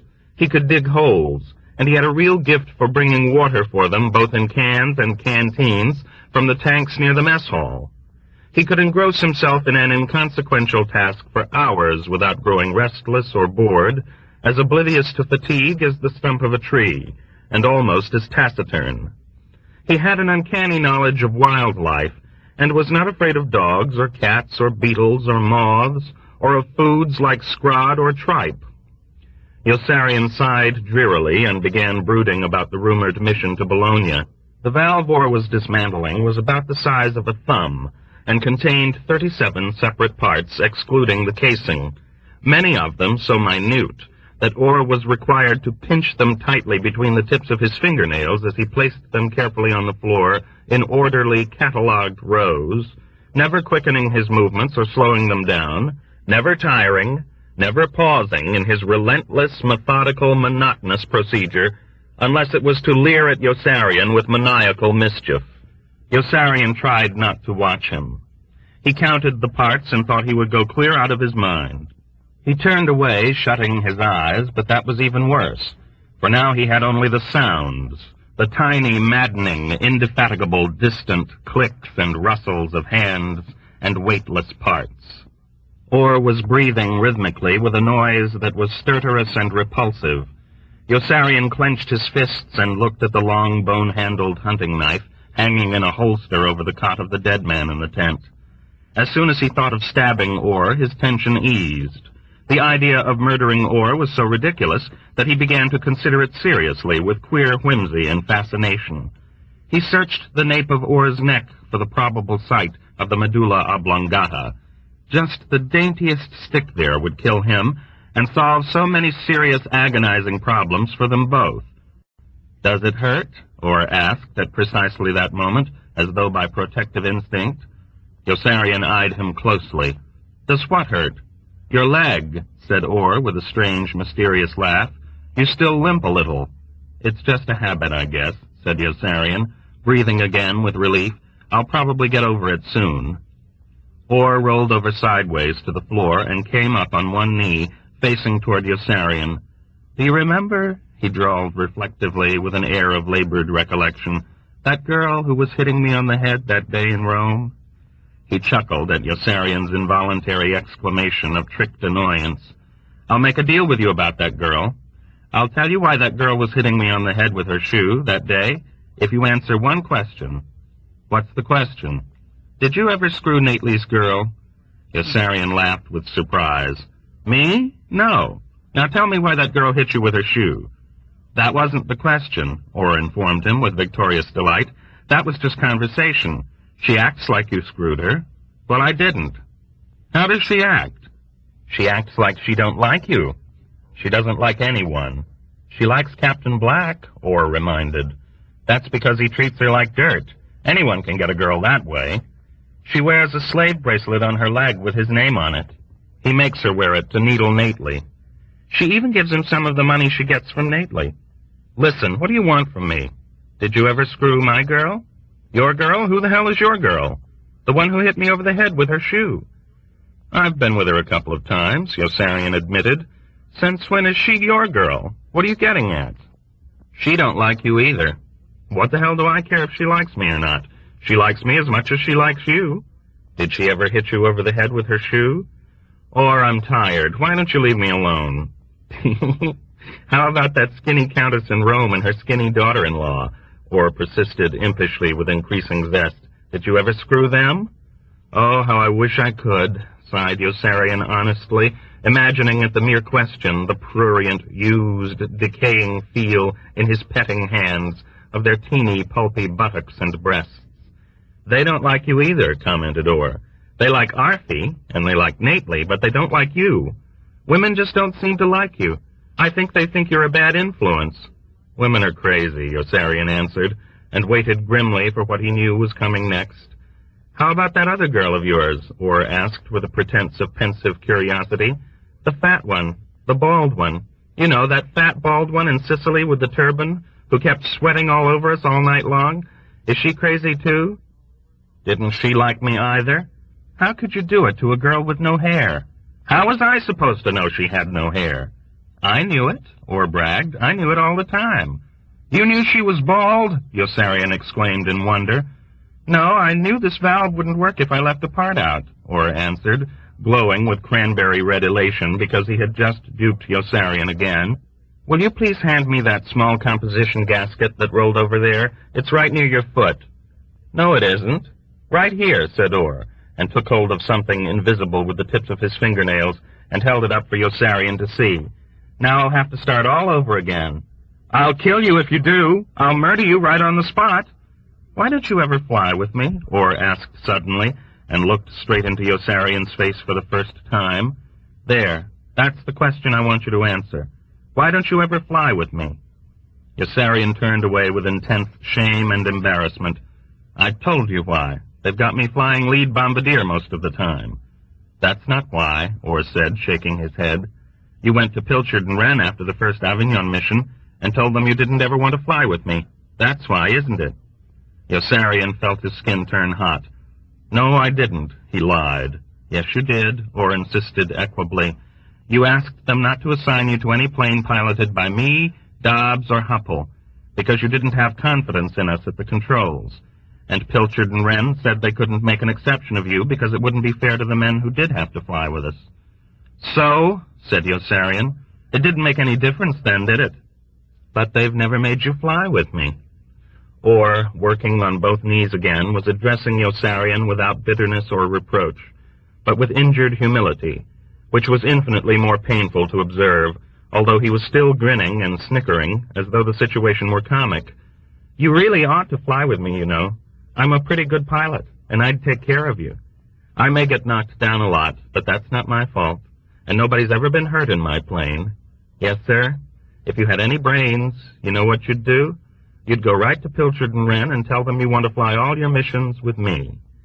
Yossarian leaned forward and peered closely into Orr's inscrutable mask of contradictory emotions. Are you trying to tell me something? Orr responded. I'm trying to tell you why that big girl with the shoe was hitting me on the head that day. But you just won't let me. Tell me. Will you fly with me? Yossarian laughed and shook his head. You'll only get knocked down into the water again. Orr did get knocked down into the water again when the rumored mission to Bologna was flown, and he landed his single-engine plane with a smashing jar on the choppy, wind-swept waves, tossing and falling below the warlike black thunderclouds mobilizing overhead. He was late getting out of the plane, and ended up alone in a raft that began drifting away from the men in the other raft, and was out of sight by the time the air-sea rescue launch came plowing up through the wind and splattering raindrops to take them aboard. Night was already falling by the time they were returned to the squadron. There was no word of Orr. "Don't worry," reassured Kid Sampson, still wrapped in the heavy blankets and raincoat in which he had been swaddled on the boat by his rescuers. "He's probably been picked up already if he didn't drown in that storm. It didn't last long. I bet he'll show up any minute." Yossarian walked back to his tent to wait for Orr to show up any minute, and lit a fire to make things warm for him. The stove worked perfectly, with a strong, robust blaze that could be raised or lowered by turning the tap Orr had finally finished repairing. A light rain was falling, drumming softly on the tent, the trees, the ground. Yossarian cooked a can of hot soup to have ready for Orr, and ate it all himself as the time passed. He hard-boiled some eggs for Orr and ate those too. Then he ate a whole tin of cheddar cheese from a package of K-rations. Each time he caught himself worrying, he made himself remember that Orr could do everything, and broke into silent laughter at the picture of Orr in the raft, as Sergeant Knight had described him, bent forward with a busy, preoccupied smile over the map and compass in his lap, stuffing one soaking wet chocolate bar after another into his grinning, tittering mouth as he paddled away dutifully through the lightning, thunder, and rain with the bright blue, useless toy oar, the fishing line with dried bait trailing out behind him. Yossarian really had no doubt about Orr's ability to survive. If fish could be caught with that silly fishing line, Orr would catch them. And if it was codfish he was after, then Orr would catch a codfish, even though no codfish had ever been caught in those waters before. Yossarian put another can of soup up to cook and ate that too when it was hot. Every time a car door slammed, he broke into a hopeful smile and turned expectantly toward the entrance, listening for footsteps. He knew that any moment Orr would come walking into the tent with big, glistening, rain-soaked eyes, cheeks and buck teeth, looking ludicrously like a jolly New England oysterman in a yellow oilskin rain hat and slicker numerous sizes too large for him, and holding up proudly for Yossarian's amusement a great dead codfish he had caught. But he didn't. Chapter 29. Peckham. There was no word about Orr the next day, and Sergeant Whitcomb, with commendable dispatch and considerable hope, dropped a reminder in his tickler file to send a form letter over Colonel Cathcart's signature to Orr's next of kin, when 9 more days had elapsed. There was word from General Peckham's headquarters, though, and Yossarian was drawn to the crowd of officers and enlisted men in shorts and bathing trunks, buzzing in grumpy confusion around the bulletin board just outside the orderly room. "What's so different about this Sunday, I want to know?" Hungry Joe was demanding vociferously of Chief White Half-Oat. "Why won't we have a parade this Sunday when we don't have a parade every Sunday, huh?" Yossarian worked his way through to the front and let out a long, agonized groan when he read the terse announcement there. "Due to circumstances beyond my control, there will be no big parade this Sunday afternoon. Colonel Scheisskopf." Dobbs was right. They were indeed sending everyone overseas, even Lieutenant Scheisskopf, who had resisted the move with all the vigor and wisdom at his command, and who reported for duty at General Peckham's office in a mood of grave discontent. General Peckham welcomed Colonel Scheisskopf with effusive charm, and said he was delighted to have him. An additional colonel on his staff meant that he could now begin agitating for 2 additional majors, 4 additional captains, 16 additional lieutenants, and untold quantities of additional enlisted men, typewriters, desks, filing cabinets, automobiles, and other substantial equipment and supplies that would contribute to the prestige of his position and increase his striking power in the war he had declared against General Driedel. He now had 2 full colonels. General Driedel had only 5, and 4 of those were combat commanders. With almost no intriguing at all, General Peckham had executed a maneuver that would eventually double his strength, and General Driedel was getting drunk more often. The future looked wonderful, and General Peckham contemplated his bright new colonel enchantedly with an effulgent smile. In all matters of consequence, General P.P. Peckham was, as he always remarked when he was about to criticize the work of some close associate publicly, a realist. He was a handsome, pink-skinned man of 53. His manner was always casual and relaxed, and his uniforms were custom-made. He had silver-gray hair, slightly myopic eyes, and thin, overhanging, sensual lips. He was a perceptive, graceful, sophisticated man who was sensitive to everyone's weaknesses but his own, and found everyone absurd but himself. General Peckham laid great fastidious stress on small matters of taste and style. He was always augmenting things. Approaching events were never coming, but always upcoming. It was not true that he wrote memorandums praising himself and recommending that his authority be enhanced to include all combat operations. He wrote memoranda, and the prose in the memoranda of other officers was always turgid, stilted, or ambiguous. The errors of others were inevitably deplorable. Regulations were stringent, and his data never was obtained from a reliable source, but always were obtained. General Peckham was frequently constrained. Things were often incumbent upon him, and he frequently acted with greatest reluctance. It never escaped his memory that neither black nor white was a color, and he never used verbal when he meant oral. He could quote glibly from Plato, Nietzsche, Montaigne, Theodore Roosevelt, the Marquis de Sade, and Warren G. Harding. A virgin audience, like Colonel Scheiskopf, was grist for General Peckham's mill. A stimulating opportunity to throw open his whole dazzling erudite treasure house of puns, wisecracks, slanders, homilies, anecdotes, proverbs, epigrams, apothegms, bon mots, and other pungent sayings. He beamed urbanely as he began orienting Colonel Scheiskopf to his new surroundings. "My only fault," he observed with practiced good humor, watching for the effect of his words, "is that I have no faults." Colonel Scheiskopf didn't laugh, and General Peckham was stunned. A heavy doubt crushed his enthusiasm. He had just opened with one of his most trusted paradoxes, and he was positively alarmed that not the slightest flicker of acknowledgment had moved across that impervious face, which began to remind him suddenly, in hue and texture, of an unused soap eraser. Perhaps Colonel Scheiskopf was tired. General Peckham granted to himself charitably. He had come a long way, and everything was unfamiliar. General Peckham's attitude toward all the personnel in his command, officers and enlisted men, was marked by the same easy spirit of tolerance and permissiveness. He mentioned often that if the people who worked for him met him halfway, he would meet them more than halfway, with the result, as he always added with an astute chuckle, that there was never any meeting of the minds at all. General Peckham thought of himself as aesthetic and intellectual. When people disagreed with him, he urged them to be objective. And it was indeed an objective Peckham who gazed at Colonel Scheiskopf encouragingly and resumed his indoctrination with an attitude of magnanimous forgiveness. "You've come to us just in time, Scheiskopf. The summer offensive has petered out, thanks to the incompetent leadership with which we supply our troops, and I have a crying need for a tough, experienced, competent officer like you to help produce the memoranda upon which we rely so heavily to let people know how good we are and how much work we're turning out.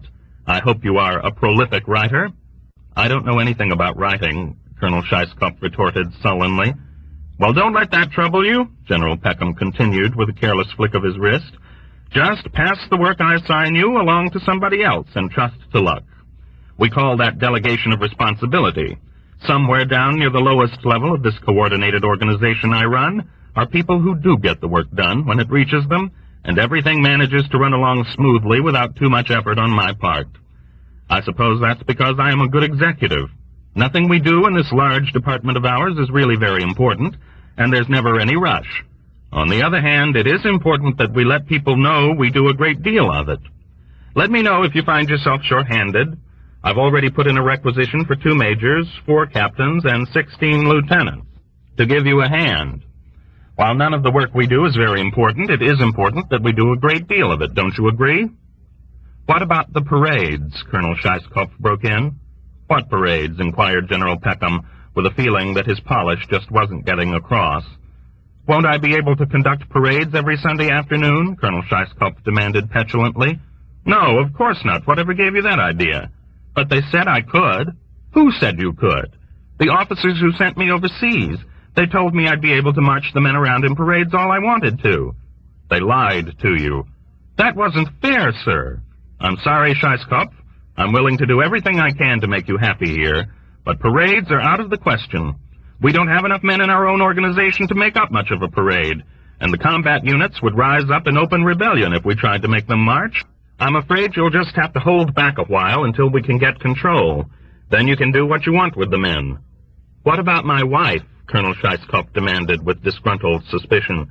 I'll still be able to send for her, won't I? Your wife? Why in the world should you want to? A husband and wife should be together. That's out of the question also. But they said I could send for her. They lied to you again.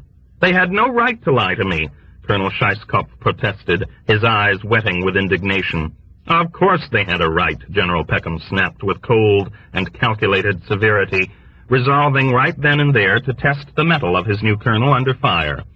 Don't be such an ass, Scheiskopf. People have a right to do anything that's not forbidden by law, and there's no law against lying to you. Now don't ever waste my time with such sentimental platitudes again, do you hear? Yes, sir, murmured Colonel Scheiskopf. Colonel Scheiskopf wilted pathetically, and General Peckham blessed the fates that had sent him a weakling for a subordinate. A man of spunk would have been unthinkable. Having won, General Peckham relented. He did not enjoy humiliating his men. If your wife were a whack, I could probably have her transferred here, but that's the most I can do. She has a friend who's a whack, Colonel Scheiskopf offered hopefully. I'm afraid that isn't good enough. Have Mrs. Scheiskopf join the whacks if she wants to, and I'll bring her over here. But in the meantime, my dear Colonel, let's get back to our little war, if we may. Here, briefly, is the situation that confronts us. General Peckham rose and moved toward a rotary rack of enormous colored maps. Colonel Scheiskopf blanched. We're not going into combat, are we? He blurted out in horror. Oh, no, of course not, General Peckham assured him indulgently with a companionable laugh. Please give me some credit, won't you? That's why we're still down here in Rome. Certainly, I'd like to be up in Florence, too, where I could keep in closer touch with ex-PFC Wintergreen. But Florence is still a bit too near the actual fighting to suit me. General Peckham lifted a wooden pointer and swept the rubber tip cheerfully across Italy from one coast to the other. These, Scheiskopf, are the Germans. They're dug into these mountains very solidly in the Gothic line and won't be pushed out till late next spring, although that isn't going to stop those clods we have in charge from trying. That gives us in special services almost 9 months to achieve our objective, and that objective is to capture every bomber group in the U.S. Air Force. After all, said General Peckham with his low, well-modulated chuckle, if dropping bombs on the enemy isn't a special service, I wonder what in the world is. Don't you agree? Colonel Scheiskopf gave no indication that he did agree, but General Peckham was already too entranced with his own loquacity to notice. Our position right now is excellent. Reinforcements like yourself keep arriving, and we have more than enough time to plan our entire strategy carefully. Our immediate goal, he said, is right here. And General Peckham swung his pointer south to the island of Pianosa and tapped it significantly upon a large word that had been lettered on there with black grease pencil.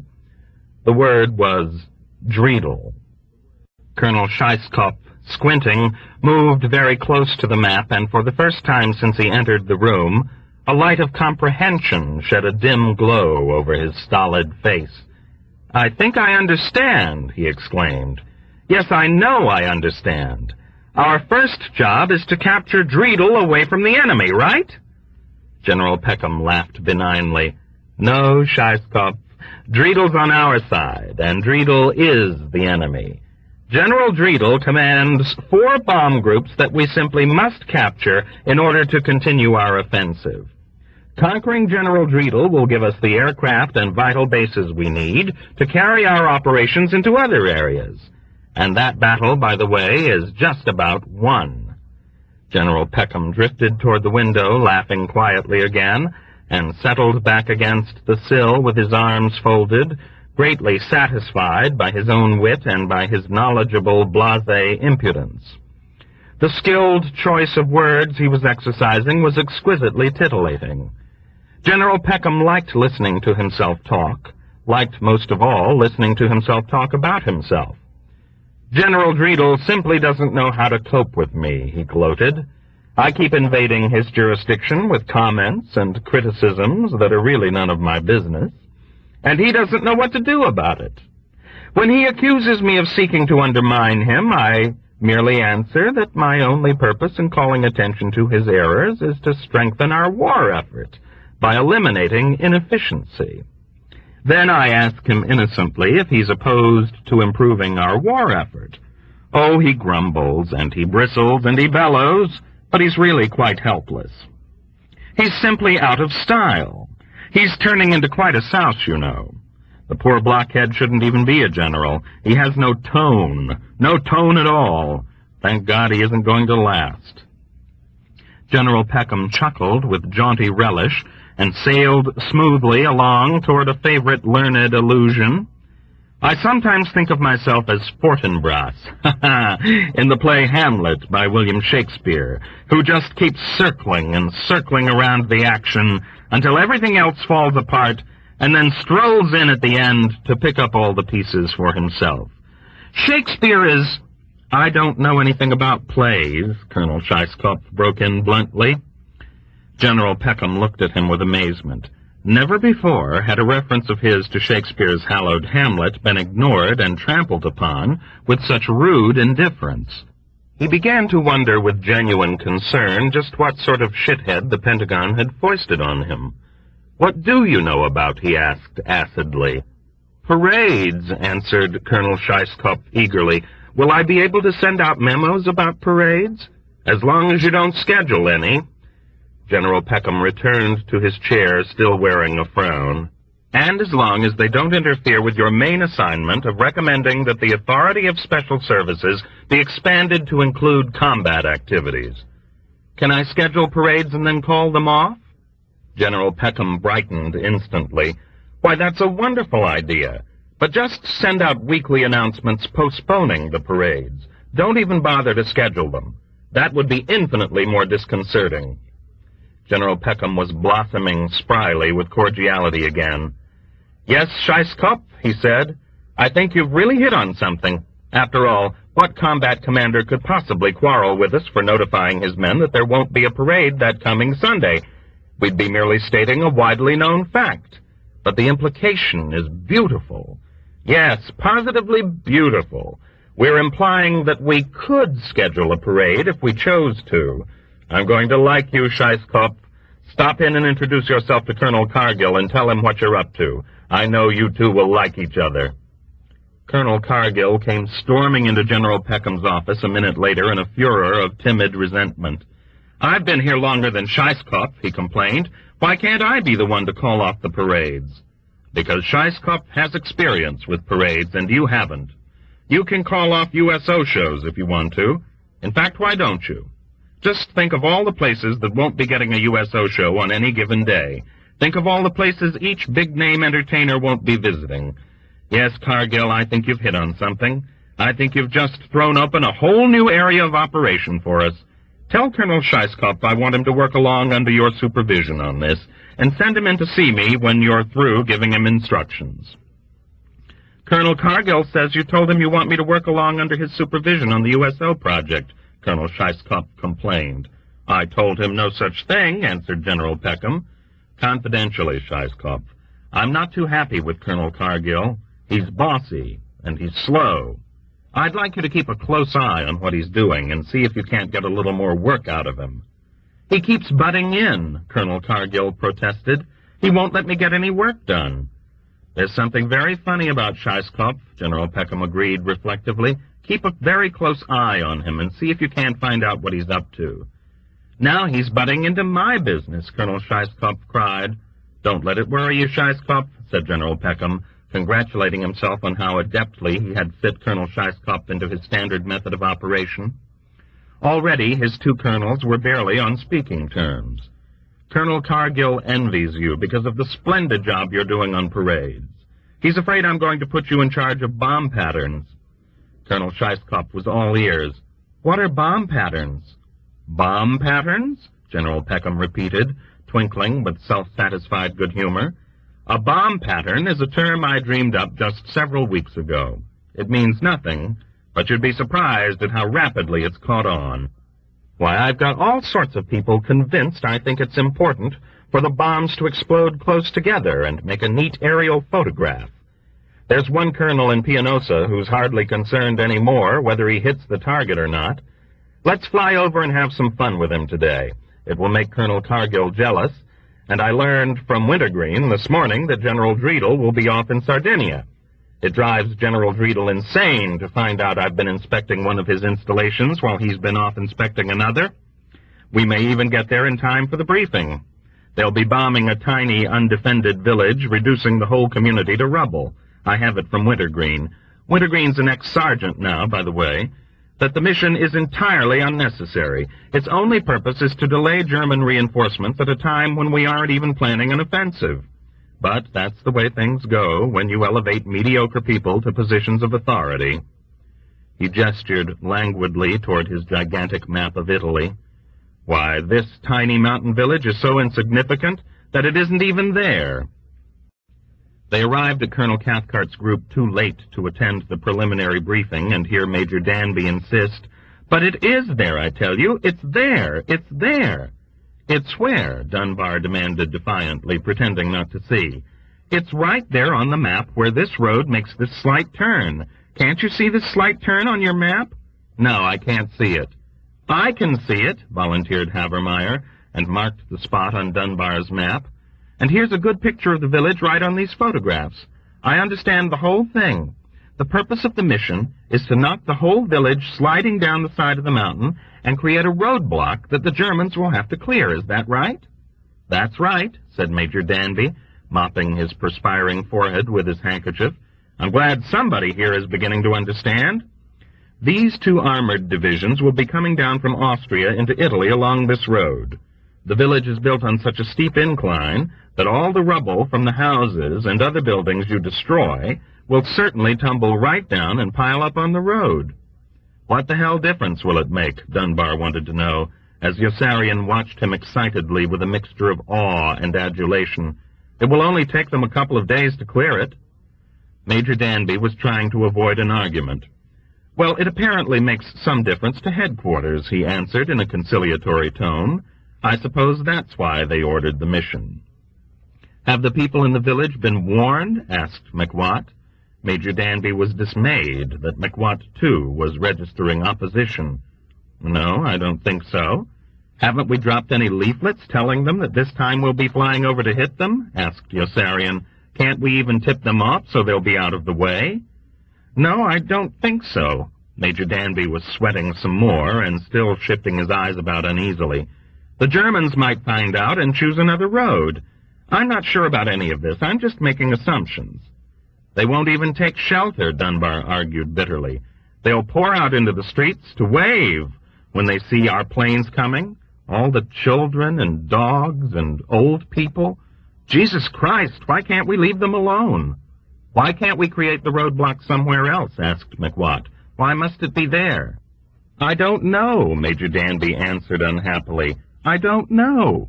Look, fellas, we've got to have some confidence in the people above us who issue our orders. They know what they're doing." "The hell they do," said Dunbar. "What's the trouble?" inquired Colonel Corn, moving leisurely across the briefing room with his hands in his pockets and his tan shirt baggy. "Oh, no trouble, Colonel," said Major Danby, trying nervously to cover up. "We're just discussing the mission." "They don't want to bomb the village," Havermeyer snickered, giving Major Danby away. "You prick," Yossarian said to Havermeyer. "You leave Havermeyer alone," Colonel Corn ordered Yossarian curtly. He recognized Yossarian as the drunk who had accosted him roughly at the officers' club one night before the mission to Bologna, and he swung his displeasure prudently to Dunbar. "Why don't you want to bomb the village?" "It's cruel, that's why." "Cruel?" asked Colonel Corn with cold good humor, frightened only momentarily by the uninhibited vehemence of Dunbar's hostility. "Would it be any less cruel to let those two German divisions down to fight with our troops? American lives are at stake too, you know. Would you rather see American blood spilled?" "American blood is being spilled. But those people are living up there in peace. Why can't we leave them the hell alone? Yes, it's easy for you to talk, Colonel Corn jeered. You're safe here in Pianosa. It won't make any difference to you when these German reinforcements arrive, will it? Dunbar turned crimson with embarrassment and replied in a voice that was suddenly defensive. Why can't we create the roadblock somewhere else? Couldn't we bomb the slope of a mountain or the road itself? Would you rather go back to Bologna? The question, asked quietly, rang out like a shot and created a silence in the room that was awkward and menacing. Yossarian prayed intensely with shame that Dunbar would keep his mouth shut. Dunbar dropped his gaze, and Colonel Corn knew he had won. No, I thought not, he continued with undisguised scorn. You know, Colonel Cathcart and I have to go to a lot of trouble to get you a milk run like this. If you'd sooner fly missions to Bologna, Spezia, and Ferrara, we can get those targets with no trouble at all. His eyes gleamed dangerously behind his rimless glasses, and his muddy jowls were square and hard. Just let me know. I would, responded Havermeyer eagerly with another boastful snicker. I like to fly into Bologna straight and level with my head in the bomb sight and listen to all that flak pumping away all around me. I get a big kick out of the way the men come charging over to me after the mission and call me dirty names. Even the enlisted men get sore enough to curse me and want to take socks at me. Colonel Corn chucked Havermeyer under the chin jovially, ignoring him, and then addressed himself to Dunbar and Yossarian in a dry monotone. You've got my sacred word for it. Nobody is more distressed about those lousy wops up in the hills than Colonel Cathcart and myself. Mais c'est la guerre. Try to remember that we didn't start the war and Italy did, that we weren't the aggressors and Italy was, and that we couldn't possibly inflict as much cruelty on the Italians, Germans, Russians, and Chinese as they're already inflicting on themselves. Colonel Corn gave Major Danby's shoulder a friendly squeeze without changing his unfriendly expression. Carry on with the briefing, Danby, and make sure they understand the importance of a tight bomb pattern. Oh, no, Colonel, Major Danby blurted out, blinking upward. Not for this target. I've told them to space their bombs 60 feet apart so that we'll have a roadblock the full length of the village, instead of in just one spot. It will be a much more effective roadblock with a loose bomb pattern. We don't care about the roadblock, Colonel Corn informed him. Colonel Cathcart wants to come out of this mission with a good, clean aerial photograph he won't be ashamed to send through channels. Don't forget that General Peckham will be here for the full briefing, and you know how he feels about bomb patterns. Incidentally, Major, you'd better hurry up with these details and clear out before he gets here. General Peckham can't stand you. Oh, no, Colonel, Major Danby corrected obligingly. It's General Dreedle who can't stand me. General Peckham can't stand you either. In fact, no one can stand you. Finish what you're doing, Danby, and disappear. I'll conduct the briefing. Where's Major Danby? Colonel Cathcart inquired after he had driven up for the full briefing with General Peckham and Colonel Scheisskopf. He asked permission to leave as soon as he saw you driving up, answered Colonel Corn. He's afraid General Peckham doesn't like him. I was going to conduct the briefing anyway. I do a much better job. Splendid, said Colonel Cathcart. No? Colonel Cathcart countermanded himself an instant later when he remembered how good a job Colonel Corn had done before General Dreedle at the first Avignon briefing. I'll do it myself. Colonel Cathcart braced himself with the knowledge that he was one of General Peckham's favorites, and took charge of the meeting, snapping his words out crisply to the attentive audience of subordinate officers with the bluff and dispassionate toughness he had picked up from General Dreedle. He knew he cut a fine figure there on the platform with his open shirt collar, his cigarette holder, and his close-cropped, gray-tipped, curly black hair. He breezed along beautifully, even emulating certain characteristic mispronunciations of General Dreedle's, and he was not the least bit intimidated by General Peckham's new colonel, until he suddenly recalled that General Peckham detested General Dreedle. Then his voice cracked, and all confidence left him. He stumbled ahead through instinct in burning humiliation. He was suddenly in terror of Colonel Scheisskopf. Another colonel in the area meant another rival, another enemy, another person who hated him. And this one was tough. A horrifying thought occurred to Colonel Cathcart. Suppose Colonel Scheisskopf had already bribed all the men in the room to begin moaning, as they had done at the first Avignon mission. How could he silence them? What a terrible black eye that would be! Colonel Cathcart was seized with such fright that he almost beckoned to Colonel Corn. Somehow he held himself together and synchronized the watches. When he had done that, he knew he had won, for he could end now at any time. He had come through in a crisis. He wanted to laugh in Colonel Scheisskopf's face with triumph and spite. He had proved himself brilliantly under pressure, and he concluded the briefing with an inspiring peroration that every instinct told him was a masterful exhibition of eloquent tact and subtlety. "Now, men," he exhorted, "we have with us today a very distinguished guest, General Peckham from Special Services, the man who gives us all our softball bats, comic books, and USO shows. I want to dedicate this mission to him. Go on out there and bomb for me, for your country, for God, and for that great American General P.P. Peckham. And let's see you put all those bombs on a dime."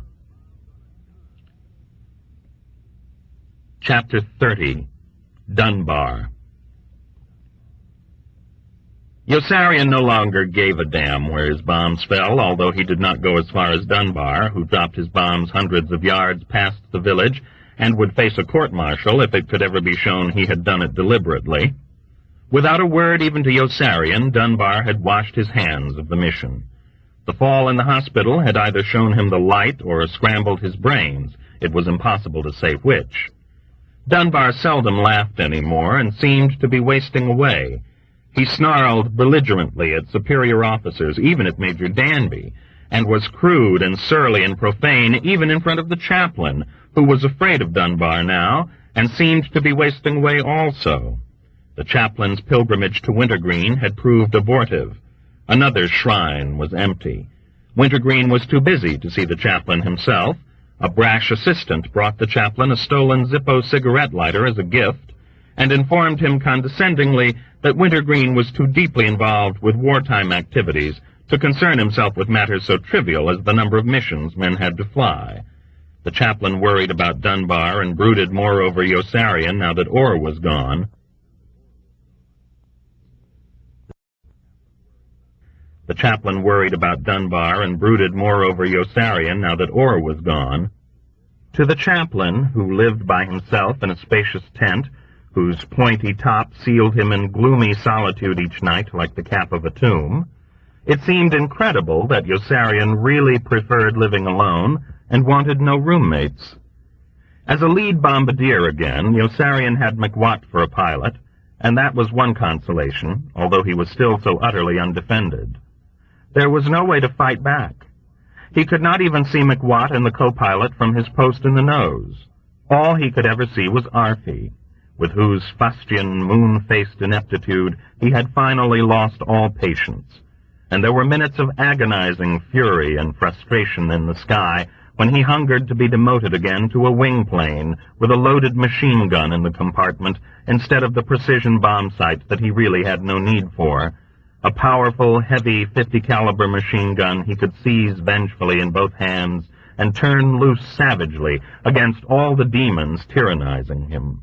At the smoky black puffs of the flak itself, at the German anti-aircraft gunners below, whom he could not even see and could not possibly harm with his machine gun, even if he ever did take the time to open fire. At Havermeyer and Appleby in the lead plane for their fearless, straight and level bomb run on the second mission to Bologna, where the flak from 224 cannons had knocked out one of Orr's engines for the very last time, and sent him down ditching into the sea between Genoa and La Spezia just before the brief thunderstorm broke.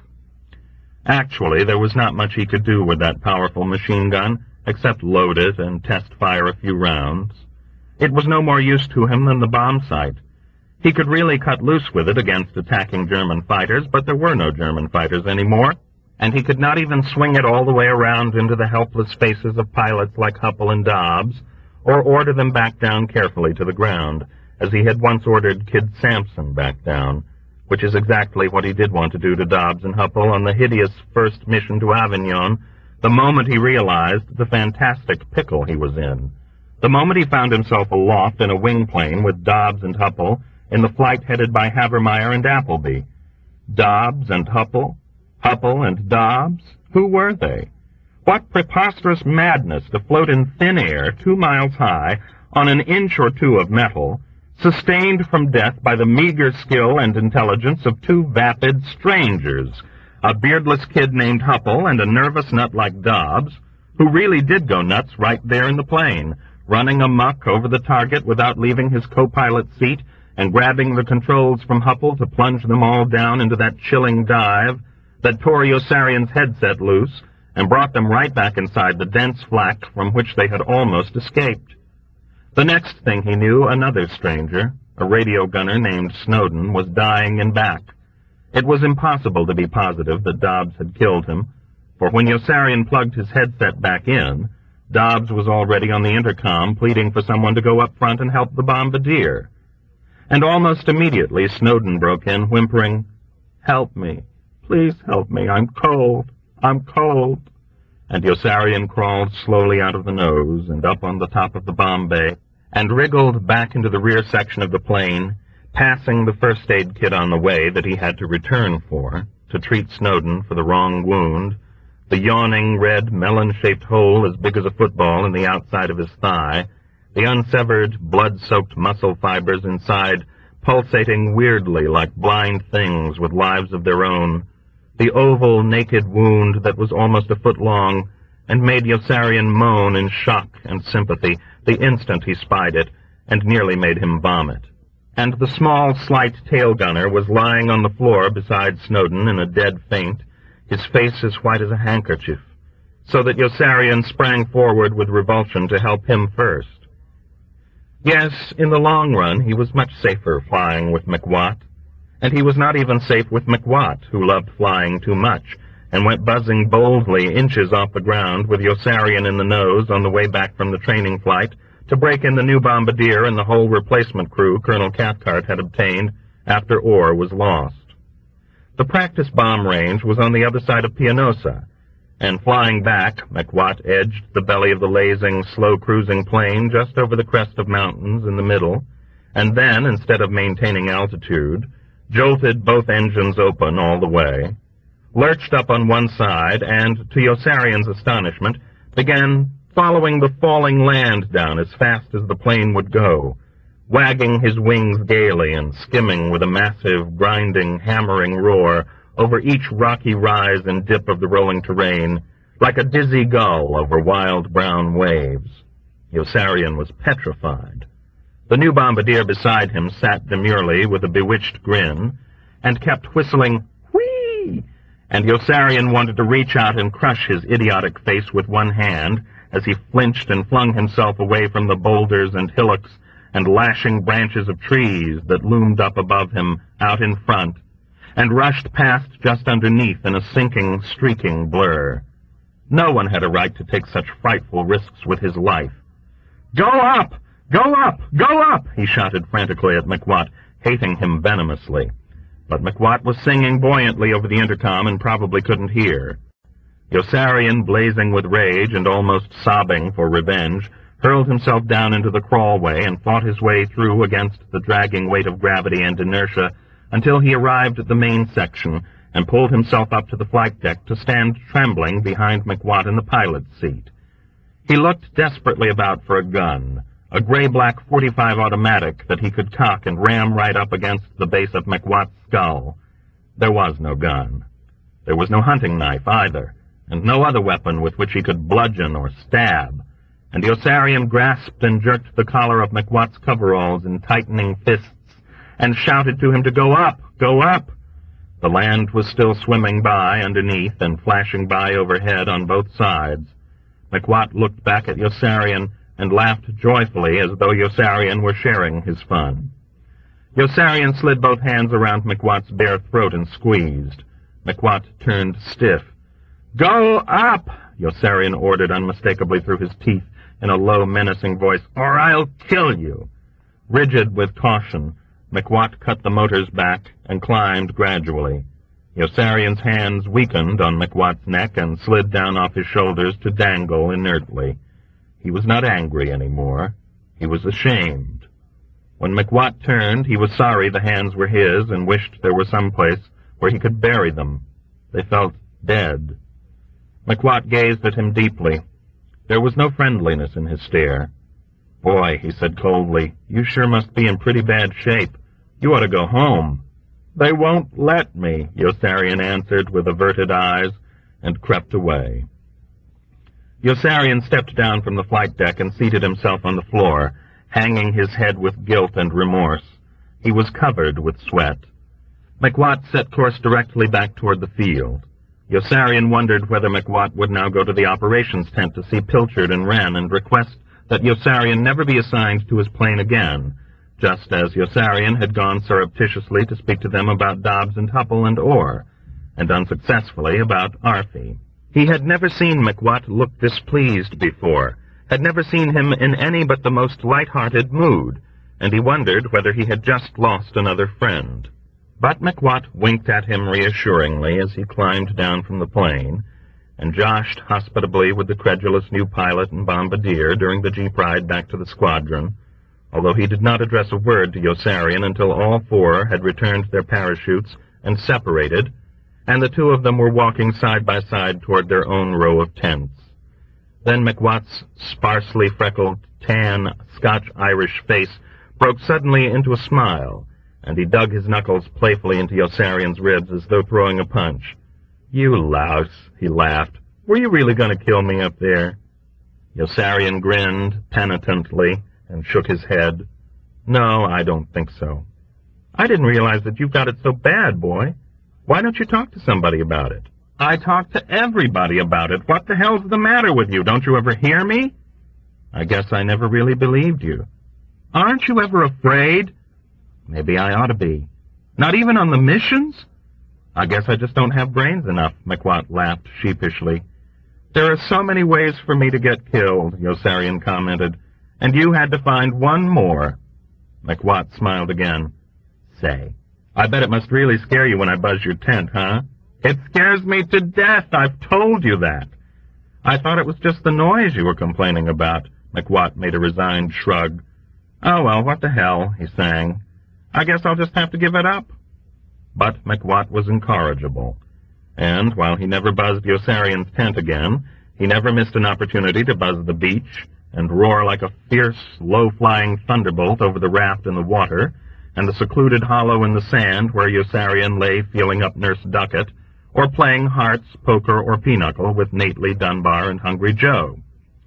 Yossarian met Nurse Duckett almost every afternoon that both were free, and came with her to the beach on the other side of the narrow swell of shoulder-high dunes, separating them from the area in which the other officers and enlisted men went swimming nude. Nately, Dunbar, and Hungry Joe would come there too. McWatt would occasionally join them, and often Arfie, who always arrived pudgily in full uniform, and never removed any of his clothing but his shoes and his hat. Arfie never went swimming. The other men wore swimming trunks in deference to Nurse Duckett, and in deference also to Nurse Kramer, who accompanied Nurse Duckett and Yossarian to the beach every time, and sat haughtily by herself 10 yards away. No one but Arfie ever made reference to the naked men sunbathing in full view farther down the beach, or jumping and diving from the enormous whitewashed raft that bobbed on empty oil drums out beyond the silt sandbar. Nurse Kramer sat by herself because she was angry with Yossarian and disappointed in Nurse Duckett. Nurse Sue Ann Duckett despised Arfie, and that was another one of the numerous fetching traits about Nurse Duckett that Yossarian enjoyed. He enjoyed Nurse Sue Ann Duckett's long white legs and supple, callipagous ass. He often neglected to remember that she was quite slim and fragile from the waist up, and hurt her unintentionally in moments of passion when he hugged her too roughly. He loved her manner of sleepy acquiescence when they lay on the beach at dusk. He drew solace and sedation from her nearness. He had a craving to touch her always, to remain always in physical communication.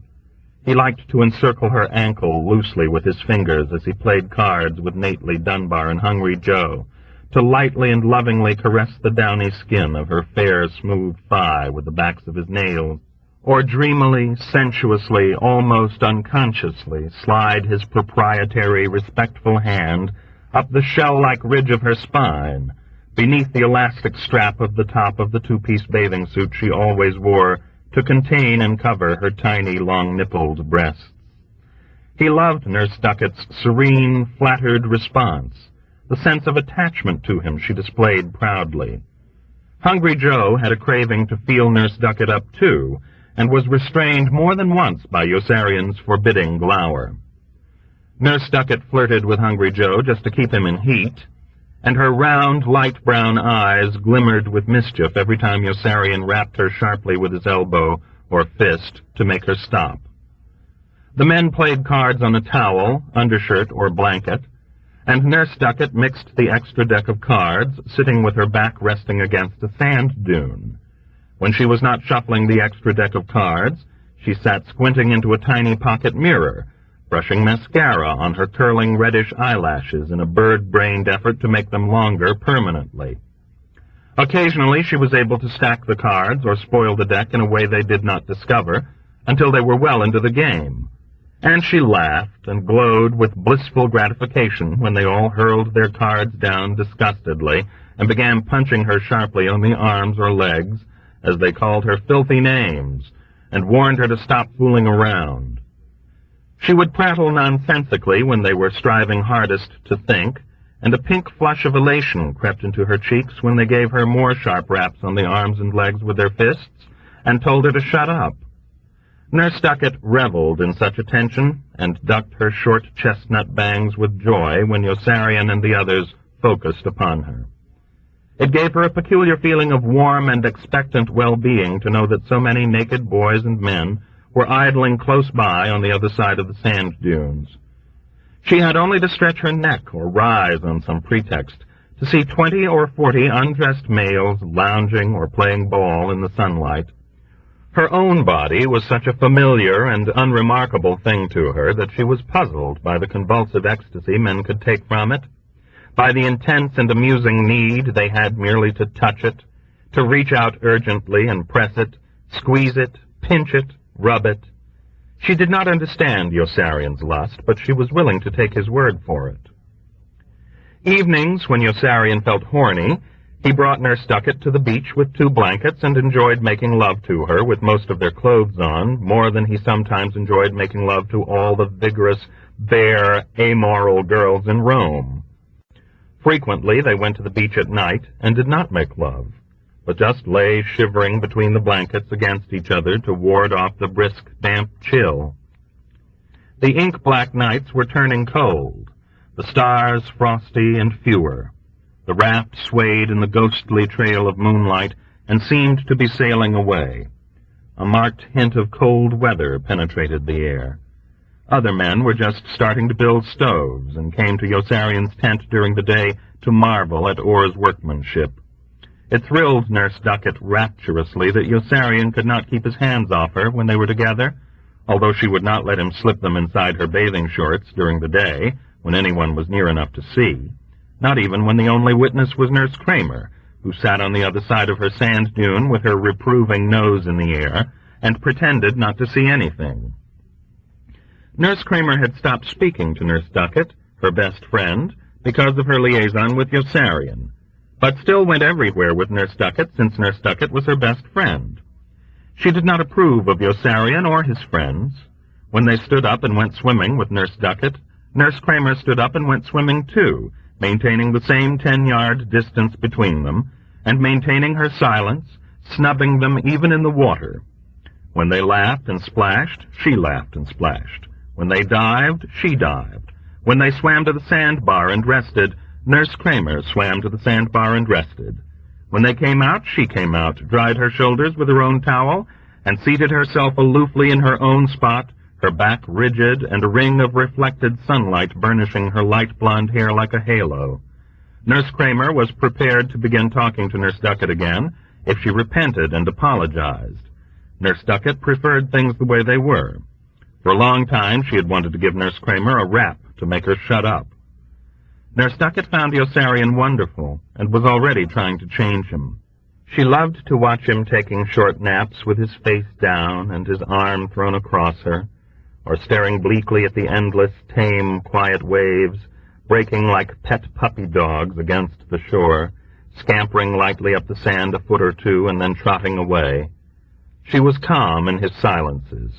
She knew she did not bore him, and she buffed or painted her fingernails studiously while he dozed or brooded, and the desultory warm afternoon breeze vibrated delicately on the surface of the beach. She loved to look at his wide, long, sinewy back with its bronzed, unblemished skin. She loved to bring him to flame instantly by taking his whole ear in her mouth suddenly and running her hand down his front all the way.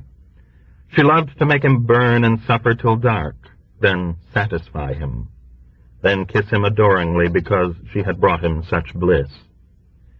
Yossarian was never lonely with Nurse Ducat, who really did know how to keep her mouth shut and was just capricious enough. He was haunted and tormented by the vast, boundless ocean. He wondered mournfully as Nurse Ducat buffed her nails about all the people who had died under water. There were surely more than 1 million already. Where were they? What insects had eaten their flesh? He imagined the awful impotence of breathing in helplessly quarts and quarts of water. Yossarian followed the small fishing boats and military launches plying back and forth far out, and found them unreal. It did not seem true that there were full-sized men aboard, going somewhere every time. He looked toward Stony Elba, and his eyes automatically searched overhead for the fluffy, white, turnip-shaped cloud in which Clevenger had vanished. He peered at the vaporous Italian skyline and thought of Orr. Clevenger and Orr. Where had they gone? Yossarian had once stood on a jetty at dawn and watched a tufted round log that was drifting toward him on the tide turn unexpectedly into the bloated face of a drowned man. It was the first dead person he had ever seen. He thirsted for life and reached out ravenously to grasp and hold Nurse Ducat's flesh. He studied every floating object fearfully for some gruesome sign of Clevenger and Orr, prepared for any morbid shock, but the shock McWatt gave him one day with the plane that came blasting suddenly into sight out of the distant stillness and hurtled mercilessly along the shoreline with a great growling, clattering roar over the bobbing raft on which blond, pale Kid Sampson, his naked sides scrawny even from so far away, leaped clownishly up to touch it at the exact moment some arbitrary gust of wind or minor miscalculation of McWatt's senses dropped the speeding plane down just low enough for a propeller to slice him half away. Even people who were not there remembered vividly exactly what happened next. There was the briefest, softest, filtering audibly through the shattering, overwhelming howl of the plane's engines. And then there were just Kid Sampson's 2 pale, skinny legs, still joined by strings somehow at the bloody, truncated hips, standing stock still on the raft for what seemed a full minute or two before they toppled over backward into the water finally with a faint, echoing splash, and turned completely upside down, so that only the grotesque toes and the plaster-white soles of Kid Sampson's feet remained in view. On the beach all hell broke loose. Nurse Kramer materialized out of thin air suddenly and was weeping hysterically against Yossarian's chest, while Yossarian hugged her shoulders and soothed her. His other arm bolstered Nurse Ducat, who was trembling and sobbing against him too, her long, angular face dead white. Everyone at the beach was screaming and running, and the men sounded like women. They scampered for their things in panic, stooping hurriedly, and looking askance at each gentle, knee-high wave bubbling in, as though some ugly, red, grisly organ like a liver or a lung might come washing right up against them. Those in the water were struggling to get out, forgetting in their haste to swim, wailing, walking, held back in their flight by the viscous, clinging sea, as though by a biting wind. Kid Sampson had reigned all over. Those who spied drops of him on their limbs or torsos drew back with terror and revulsion, as though trying to shrink away from their own odious skins. Everybody ran in a sluggish stampede, shooting tortured, horrified glances back, filling the deep, shadowy, rustling woods with their frail gasps and cries. Yossarian drove both stumbling, faltering women before him frantically, shoving them and prodding them to make them hurry, and raced back with a curse to help when Hungry Joe tripped on the blanket or the camera case he was carrying, and fell forward on his face in the mud of the stream. Back at the squadron, everyone already knew. Men in uniform were screaming and running there too, or standing motionless in one spot, rooted in awe, like Sergeant Knight and Dr. Nika, as they gravely craned their heads upward and watched the guilty, banking, forlorn airplane with McWatt circle and circle slowly and climb.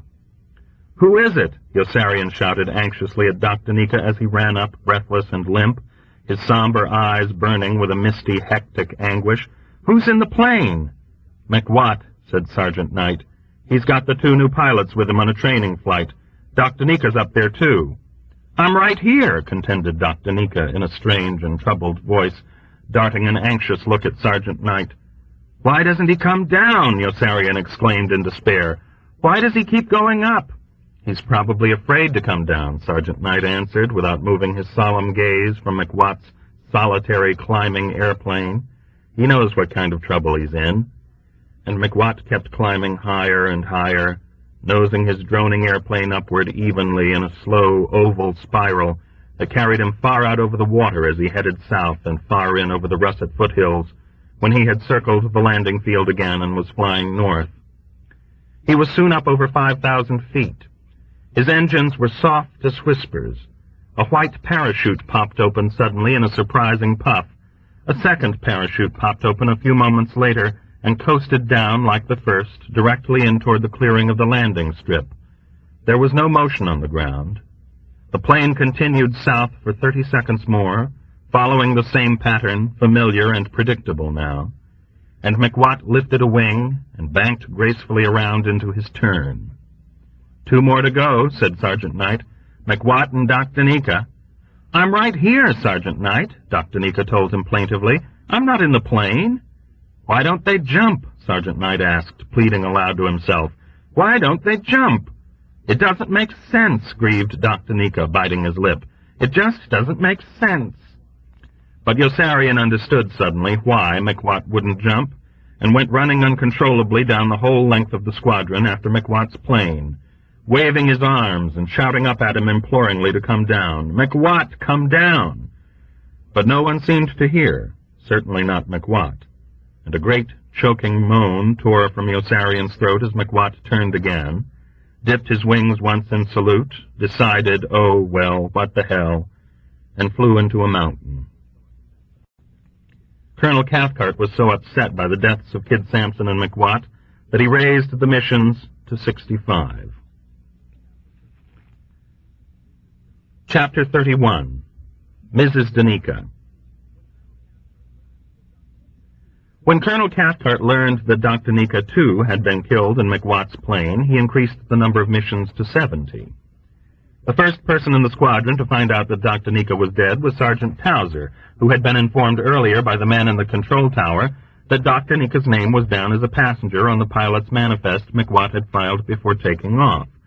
Sergeant Towser brushed away a tear and struck Dr. Nika's name from the roster of squadron personnel. With lips still quivering, he rose and trudged outside reluctantly to break the bad news to Gus and Wes, discreetly avoiding any conversation with Dr. Nika himself as he moved by the flight surgeon's slight sepulchral figure, roosting despondently on his stool in the late afternoon sunlight between the orderly room and the medical tent. Sergeant Towser's heart was heavy. Now he had 2 dead men on his hands.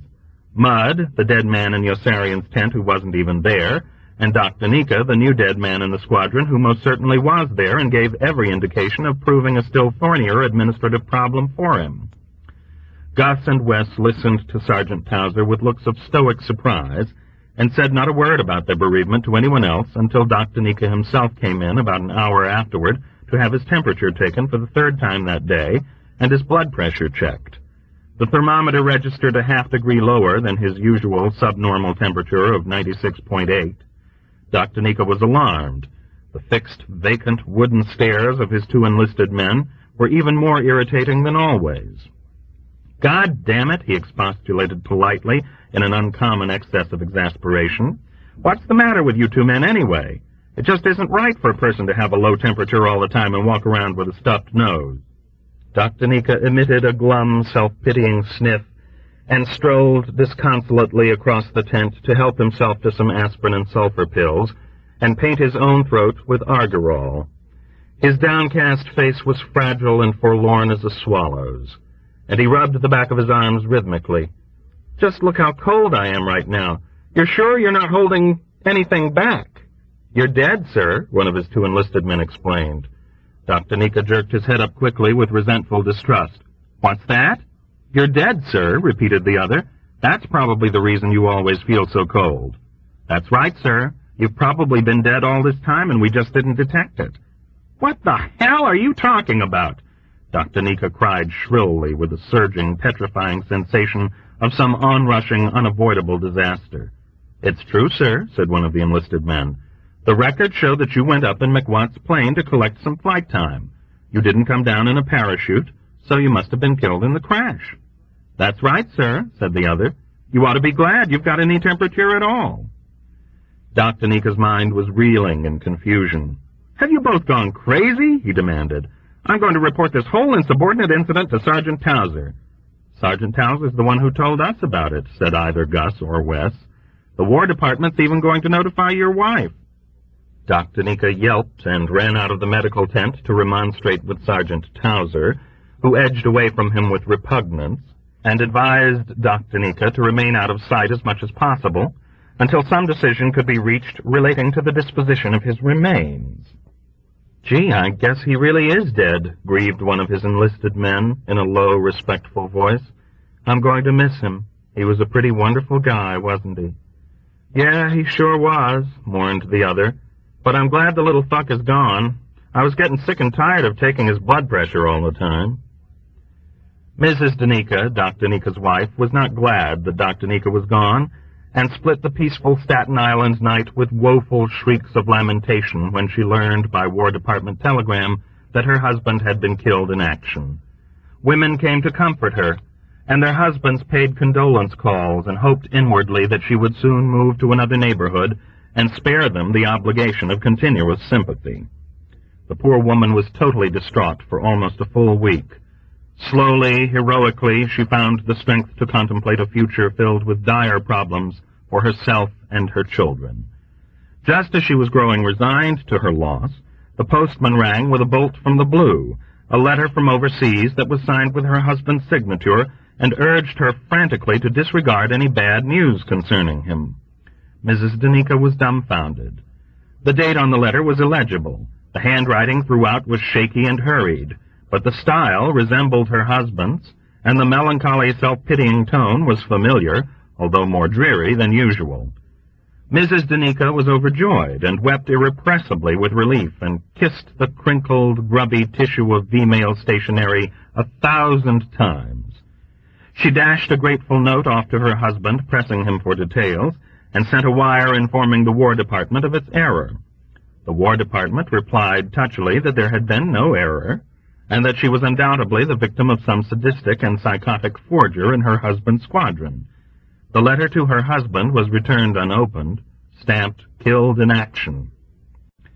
Mrs. Danica had been widowed cruelly again, but this time her grief was mitigated somewhat by a notification from Washington that she was the sole beneficiary of her husband's $10,000 GI insurance policy, which amount was obtainable by her on demand.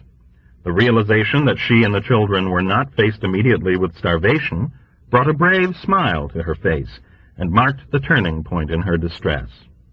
The Veterans Administration informed her by mail the very next day that she would be entitled to pension benefits for the rest of her natural life because of her husband's demise, and to a burial allowance for him of $250. A government check for $250 was enclosed. Gradually, inexorably, her prospects brightened.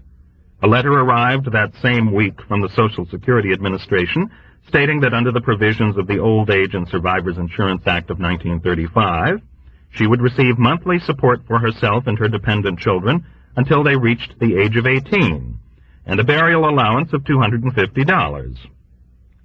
With these government letters as proof of death, she applied for payment on 3 life insurance policies Dr. Nika had carried, with a value of $50,000 each.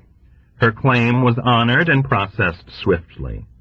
Each day brought new unexpected treasures.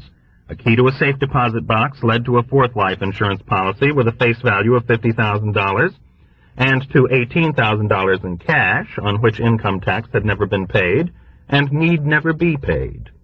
A fraternal lodge to which he had belonged gave her a cemetery plot. A second fraternal organization of which he had been a member sent her a burial allowance of $250. His county medical association gave her a burial allowance of $250. The husbands of her closest friends began to flirt with her. Mrs. Danica was simply delighted with the way things were turning out and had her hair dyed. Her fantastic wealth just kept piling up, and she had to remind herself daily that all the hundreds of thousands of dollars she was acquiring were not worth a single penny without her husband to share this good fortune with her. It astonished her that so many separate organizations were willing to do so much to bury Doc Danica, who, back in Pianosa, was having a terrible time trying to keep his head above the ground, and wondered with dismal apprehension why his wife did not answer the letter he had written.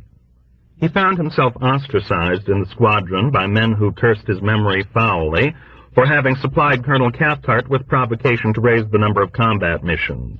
Records attesting to his death were pullulating like insect eggs and verifying each other beyond all contention. He drew no pay or PX rations and depended for life on the charity of Sergeant Towser and Milo, who both knew he was dead. Colonel Cathcart refused to see him, and Colonel Corn sent word through Major Danby that he would have Doc Danica cremated on the spot if he ever showed up at Group headquarters.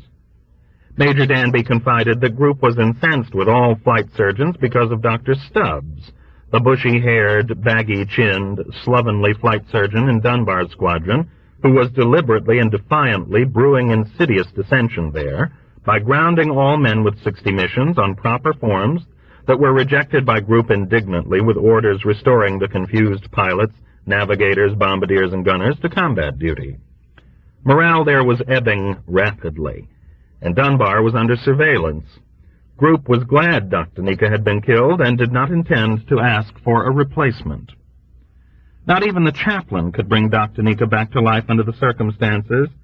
Alarm changed to resignation, and more Doc Danica acquired the look of an ailing rodent. The sacks under his eyes turned hollow and black, and he padded through the shadows fruitlessly, like a ubiquitous spook.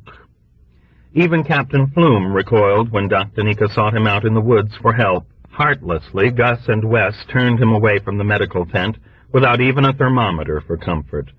And then, only then, did he realize that to all intents and purposes he really was dead, and that he had better do something damned fast if he ever hoped to save himself. There was nowhere else to turn but to his wife, and he scribbled an impassioned letter begging her to bring his plight to the attention of the War Department, and urging her to communicate at once with his group commander, Colonel Cathcart, for assurances that no matter what else she might have heard, it was indeed he, her husband, Doc Danica, who was pleading with her, and not a corpse or some impostor. Mrs. Danica was stunned by the depth of emotion in the almost illegible appeal.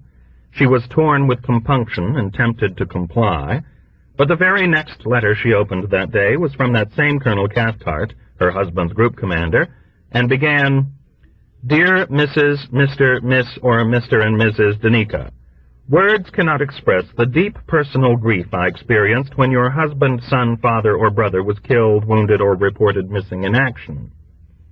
Mrs. Danica moved with her children to Lansing, Michigan, and left no forwarding address. Chapter 32. Yo-Yo's Roomies. Yossarian was warm when the cold weather came and whale-shaped clouds blew low through a dingy slate-gray sky, almost without end, like the droning dark iron flocks of B-17s and B-24 bombers from the long-range air bases in Italy the day of the invasion of southern France 2 months earlier. Everyone in the squadron knew that Kid Sampson's skinny legs had washed up on the wet sand to lie there and rot like a purple twisted wishbone. No one would go to retrieve them, not Gus or Wes or even the men in the mortuary at the hospital. Everyone made believe that Kid Sampson's legs were not there, that they had bobbed away south forever on the tide, like all of Clevenger and Orr.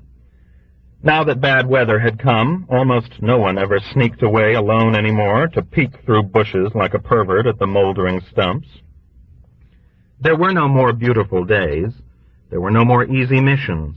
There was stinging rain and dull, chilling fog, and the men flew at week-long intervals whenever the weather cleared. At night the wind moaned. The gnarled and stunted tree trunks creaked and groaned and forced Yossarian's thoughts each morning, even before he was fully awake, back on Kid Sampson's skinny legs, bloating and decaying, as systematically as a ticking clock in the icy rain and wet sand, all through the blind, cold, gusty October nights.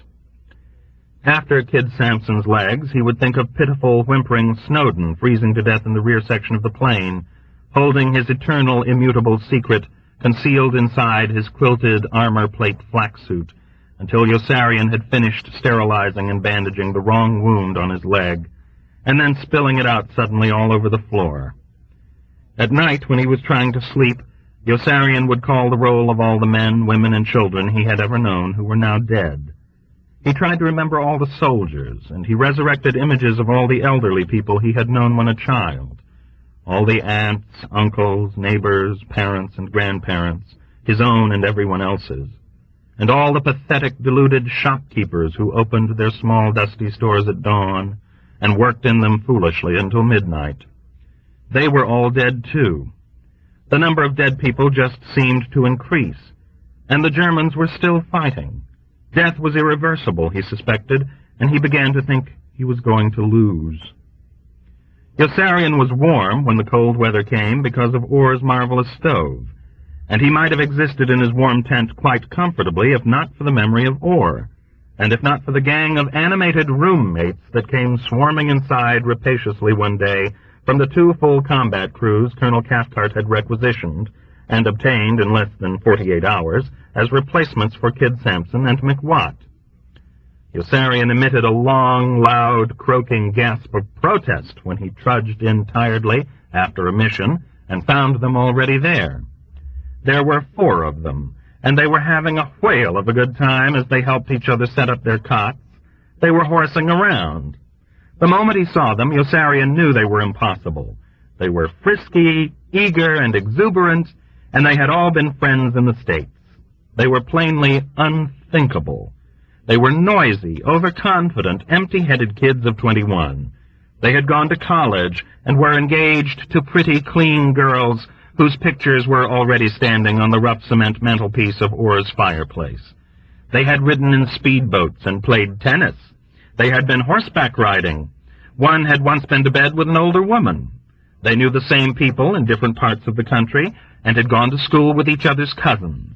They had listened to the World Series and really cared who won football games. They were obtuse. Their morale was good. They were glad that the war had lasted long enough for them to find out what combat was really like. They were halfway through unpacking when Yossarian threw them out. They were plainly out of the question, Yossarian explained adamantly to Sergeant Towser, whose sallow equine face was despondent as he informed Yossarian that the new officers would have to be admitted. Sergeant Towser was not permitted to requisition another 6-man tent from group, while Yossarian was living in one alone. "I'm not living in this one alone," Yossarian said with a sulk. "I've got a dead man in here with me. His name is Mudd." "Please, sir," begged Sergeant Towser, sighing wearily with a sidelong glance at the 4 baffled new officers listening in mystified silence just outside the entrance. "Mudd was killed on the mission to Orvieto, you know that. He was flying right beside you. Then why don't you move his things out?" "Because he never even got here, Captain. Please don't bring that up again. You can move in with Lieutenant Nately if you like.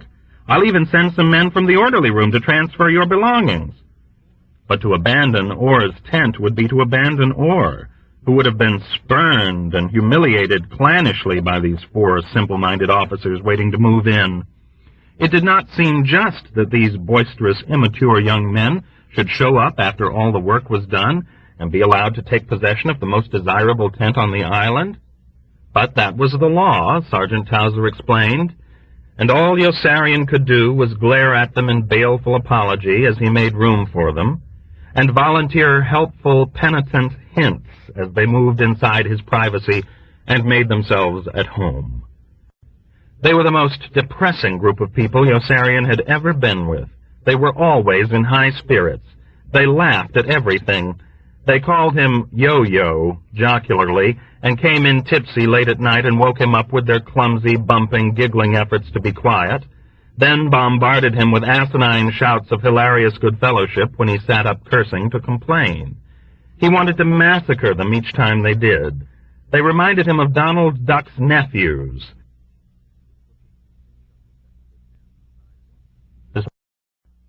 He wanted to massacre them each time they did.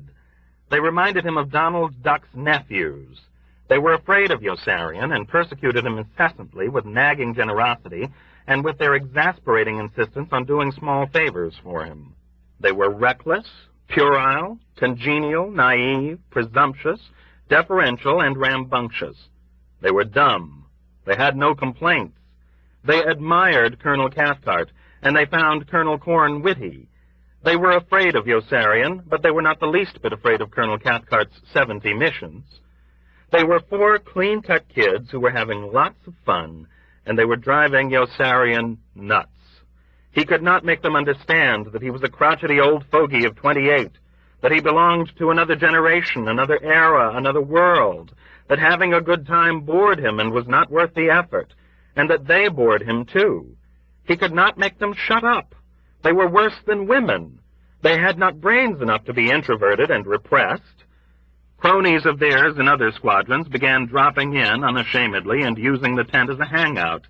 There was often not room enough for him. Worst of all, he could no longer bring Nurse Duckett there to lie down with her. And now that foul weather had come, he had no place else. This was a calamity he had not foreseen, and he wanted to bust his roommates' heads open with his fists, or pick them up each in turn by the seats of their pants and the scruffs of their necks, and pitch them out once and for all into the dank, rubbery perennial weeds growing between his rusty soup can urinal with nail holes in the bottom and the knotty pine squadron latrine that stood like a beach locker not far away. Instead of busting their heads open, he tramped in his galoshes and black raincoat through the drizzling darkness to invite Chief White Half-Oat to move in with him, too, and drive the fastidious, clean-living bastards out with his threats and swinish habits. But Chief White Half-Oat felt cold and was already making plans to move up into the hospital to die of pneumonia. Instinct told Chief White Half-Oat it was almost time. His chest ached, and he coughed chronically. Whiskey no longer warmed him. Most damning of all, Captain Flume had moved back into his trailer. Here was an omen of unmistakable meaning. He had to move back, Yossarian argued, in a vain effort to cheer up the glum, barrel-chested Indian, whose well-knit, sorrel-red face had degenerated rapidly into a dilapidated, calcareous gray. He'd die of exposure if he tried to live in the woods in this weather. No, that wouldn't drive the yellow belly back, Chief White Half-Oat disagreed obstinately. He tapped his forehead with cryptic insight. No, siree, he knows something. He knows it's time for me to die of pneumonia, that's what he knows, and that's how I know it's time. What does Dr. Nika say? I'm not allowed to say anything, Dr. Nika said sorrowfully from his seat on his stool in the shadows of a corner, his smooth, tapered, diminutive face turtle green in the flickering candlelight. Everything smelled of mildew. The bulb in the tent had blown out several days before, and neither of the 2 men had been able to muster the initiative to replace it. I'm not allowed to practice medicine anymore, Dr. Nika added. He's dead, Chief White Half-Oat gloated, with a hoarse laugh entangled in phlegm. That's really funny. I don't even draw my pay anymore. That's really funny, Chief White Half-Oat repeated. All this time he's been insulting my liver, and look what happened to him. He's dead, killed by his own greed. That's not what killed me, Dr. Nika observed in a voice that was calm and flat. There's nothing wrong with greed. It's all that lousy Dr. Stubbs' fault, getting Colonel Cathcart and Colonel Corn stirred up against flight surgeons. He's going to give the medical profession a bad name by standing up for principle. If he's not careful, he'll be blackballed by his state medical association and kept out of the hospitals. Yossarian watched Chief White Half-Oat pour whiskey carefully into 3 empty shampoo bottles and store them away in the musette bag he was packing. "Can't you stop by my tent on your way to the hospital and punch one of them in the nose for me?" he speculated aloud. "I've got 4 of them, and they're going to crowd me out of my tent altogether." "You know, something like that once happened to my whole tribe," Chief White Half-Oat remarked in jolly appreciation, sitting back on his cot to chuckle. "Why don't you get Captain Black to kick those kids out? Captain Black likes to kick people out." Yossarian grimaced sourly at the mere mention of Captain Black, who was already bullying the new flyers each time they stepped into his intelligence tent for maps or information. Yossarian's attitude toward his roommates turned merciful and protective at the mere recollection of Captain Black. It was not their fault that they were young and cheerful, he reminded himself, as he carried the swinging beam of his flashlight back through the darkness. He wished that he could be young and cheerful, too. And it wasn't their fault that they were courageous, confident, and carefree.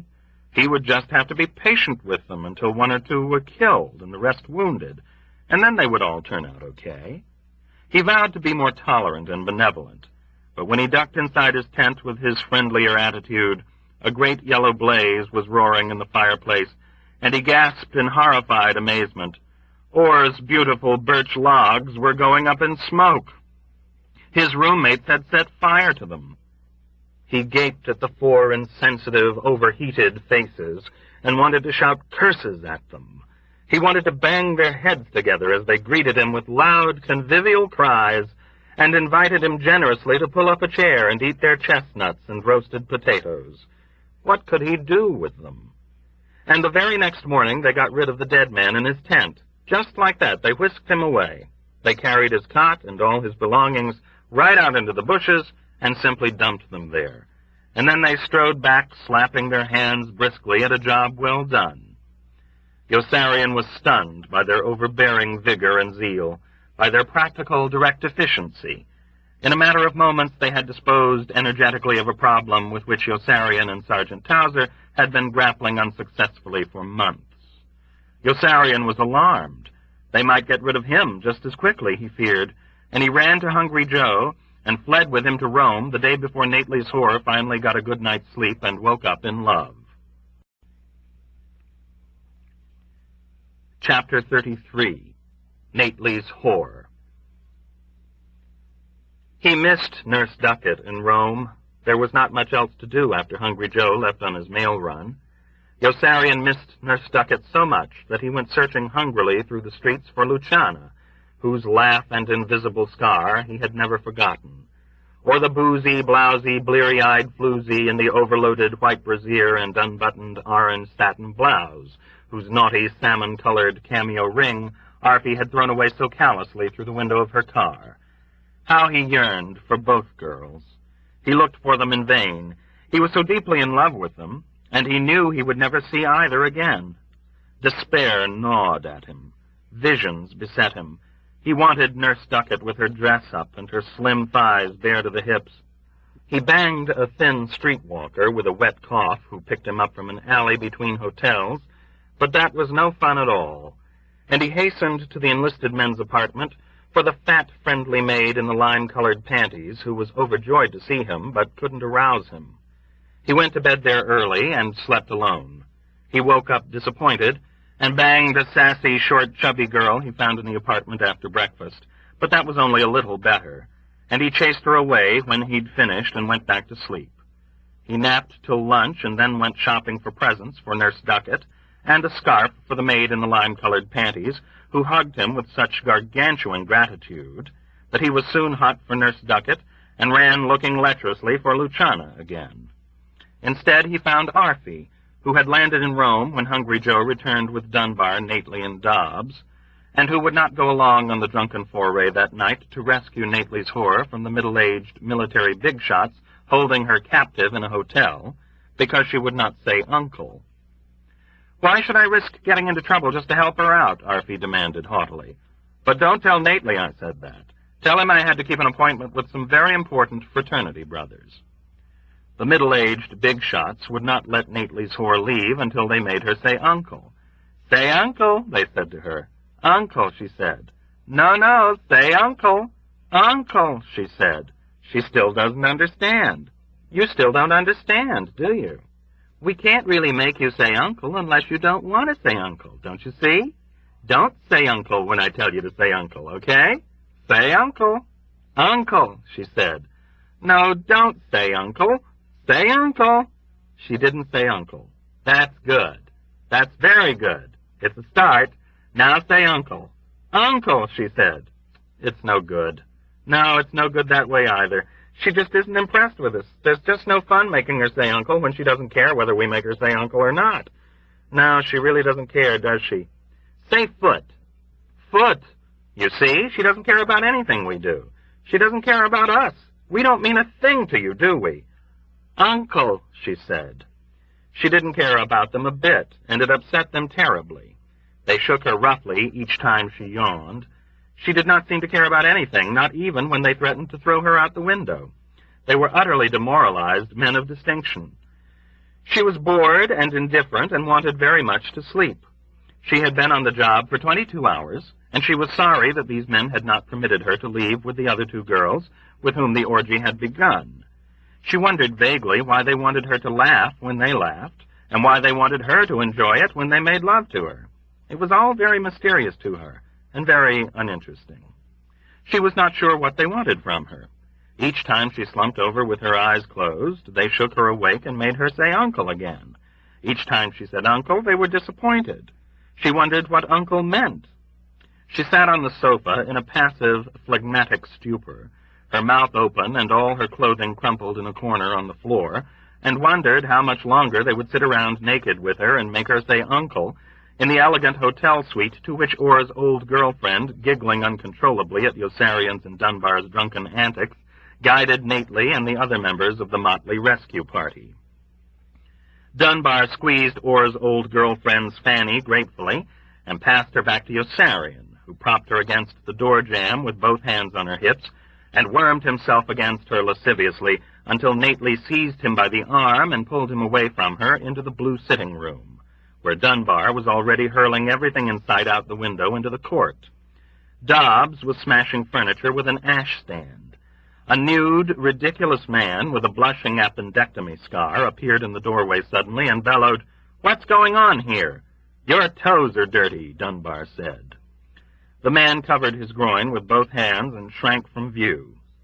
Dunbar, Dobbs, and Hungry Joe just kept dumping everything they could lift out the window with great howling whoops of happy abandon. They soon finished with the clothing on the couches and the luggage on the floor, and they were ransacking a cedar closet when the door to the inner room opened again, and a man who was very distinguished-looking from the neck up padded into view imperiously on bare feet. "Here, you, stop that," he barked. "Just what do you men think you're doing?"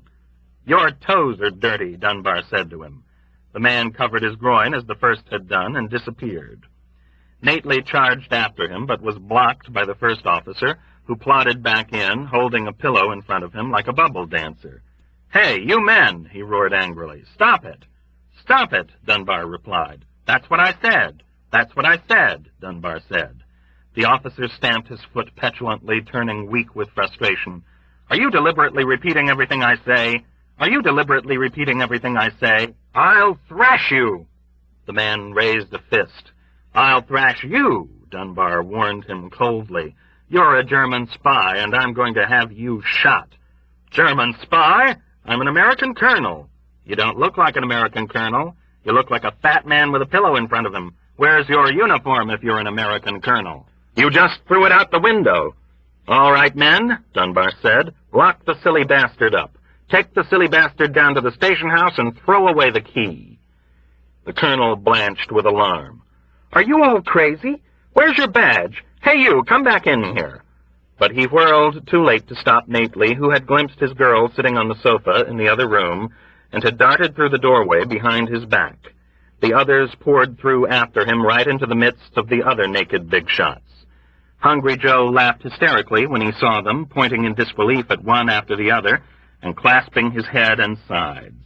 Two with fleshy physiques advanced truculently until they spied the look of mean dislike and hostility on Dobbs and Dunbar, and noticed that Dobbs was still swinging like a two-handed club the wrought-iron ash-stand he had used to smash things in the sitting room. Nately was already at his girl's side. She stared at him without recognition for a few seconds. Then she smiled faintly and let her head sink to his shoulder with her eyes closed. Nately was in ecstasy. She had never smiled at him before. "Philpo," said a calm, slender, jaded-looking man who had not even stirred from his armchair, "you don't obey orders. I told you to get them out, and you've gone and brought them in. Can't you see the difference? They've thrown our things out the window, General." "Good for them. Our uniforms, too? That was clever. We'll never be able to convince anyone we're superior without our uniforms. Let's get their names. Lou and—" "Oh, Ned, relax," said the slender man with practiced weariness. "You may be pretty good at moving armored divisions into action, but you're almost useless in a social situation. Sooner or later, we'll get our uniforms back, and then we'll be their superiors again. Did they really throw our uniforms out? That was a splendid tactic. They threw everything out. The ones in the closet, too? They threw the closet out, General. That was the crash we heard when we thought they were coming in to kill us." "And I'll throw you out next," Dunbar threatened. The General paled slightly. "What the devil is he so mad about?" he asked Yossarian. "He means it, too," Yossarian said. "You'd better let the girl leave." "Lord, take her," exclaimed the General with relief. "All she's done is make us feel insecure. At least she might have disliked or resented us for the $100 we paid her, but she wouldn't even do that. Your handsome young friend there seems quite attached to her. Notice the way he lets his fingers linger on the inside of her thighs as he pretends to roll up her stockings?" Nately, caught in the act, blushed guiltily and moved more quickly through the steps of dressing her. She was sound asleep and breathed so regularly that she seemed to be snoring softly. "Let's charge her now, Lou," urged another officer. "We've got more personnel and we can encircle—" "Oh, no, Bill," answered the General with a sigh. "You may be a wizard at directing a pincer movement in good weather on level terrain against an enemy that has already committed his reserves. But you don't always think so clearly anywhere else. Why should we want to keep her?" "General, we're in a very bad strategic position. We haven't got a stitch of clothing, and it's going to be very degrading and embarrassing for the person who has to go downstairs through the lobby to get some." "Yes, Philpo, you're quite right," said the General, "and that's exactly why you're the one to do it. Get going." "Naked, sir? Take your pillow with you if you want to, and get some cigarettes, too, while you're downstairs picking up my underwear and pants, will you?" "I'll send everything up for you," Yossarian offered. "There, General," said Philpo with relief. "Now I won't have to go." "Philpo, you nitwit, can't you see he's lying?" "Are you lying?" Yossarian nodded, and Philpo's faith was shattered. Yossarian laughed and helped Nately walk his girl out into the corridor and into the elevator. Her face was smiling as though with a lovely dream as she slept with her head still resting on Nately's shoulder. Dobbs and Dunbar ran out into the street to stop a cab. Nately's whore looked up when they left the car. She swallowed dryly several times during the arduous trek up the stairs to her apartment, but she was sleeping soundly again by the time Nately undressed her and put her to bed. She slept for 18 hours while Nately dashed about the apartment all the next morning, shushing everybody in sight, and when she woke up, she was deeply in love with him. In the last analysis, that was all it took to win her heart, a good night's sleep. The girl smiled with contentment when she opened her eyes and saw him, and then, stretching her long legs languorously beneath the rustling sheets, beckoned him into bed beside her with that look of simpering idiocy of a woman in heat. Nately moved to her in a happy daze, so overcome with rapture that he hardly minded when her kid sister interrupted him again by flying into the room and flinging herself down onto the bed between them. Nately's whore slapped and cursed her, but this time with laughter and generous affection, and Nately settled back smugly with an arm about each, feeling strong and protective. They made a wonderful family group, he decided. The little girl would go to college when she was old enough, to Smith or Radcliffe or Bryn Mawr. He would see to that. Nately bounded out of bed after a few minutes to announce his good fortune to his friends at the top of his voice. He called to them jubilantly to come to the room and slammed the door in their startled faces as soon as they arrived. He had remembered just in time that his girl had no clothes on. "Get dressed," he ordered her, congratulating himself on his alertness. "Perché?" she asked curiously. "Perché?" he repeated with an indulgent chuckle. "Because I don't want them to see you without any clothes on." "Perché no?" she inquired. "Perché no?" He looked at her with astonishment.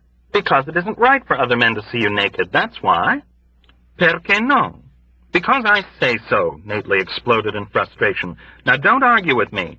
I'm the man, and you have to do whatever I say.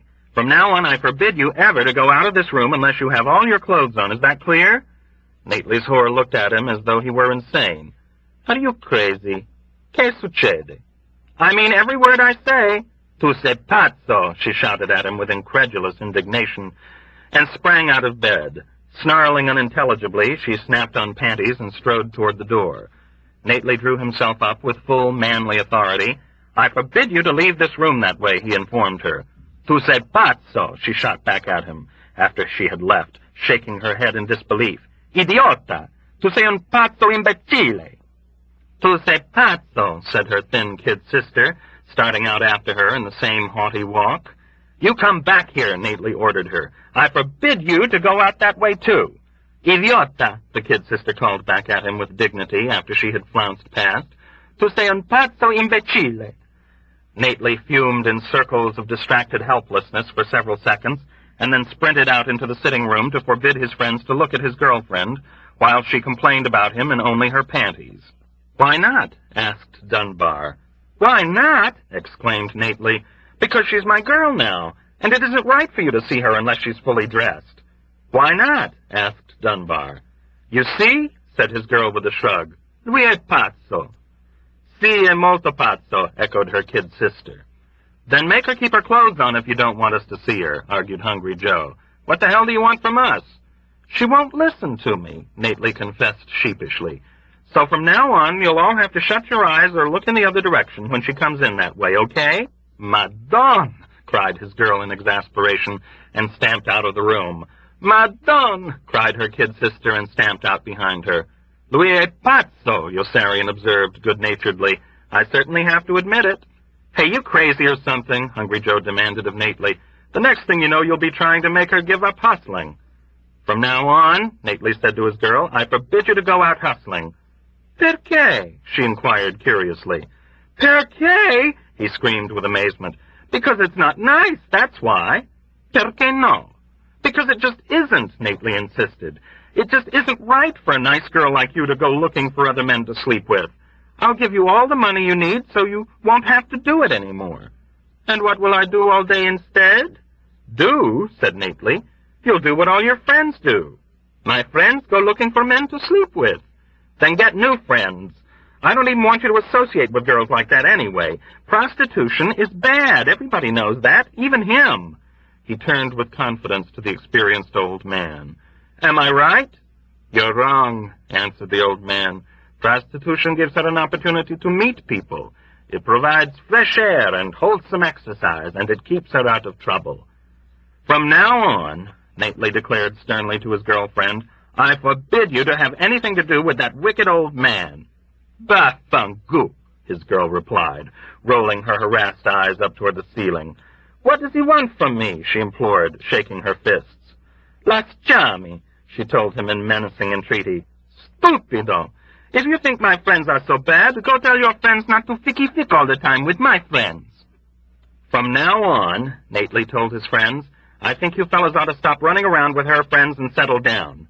Madame, cried his friends, rolling their harassed eyes up toward the ceiling. Nately had gone clear out of his mind. He wanted them all to fall in love right away and get married.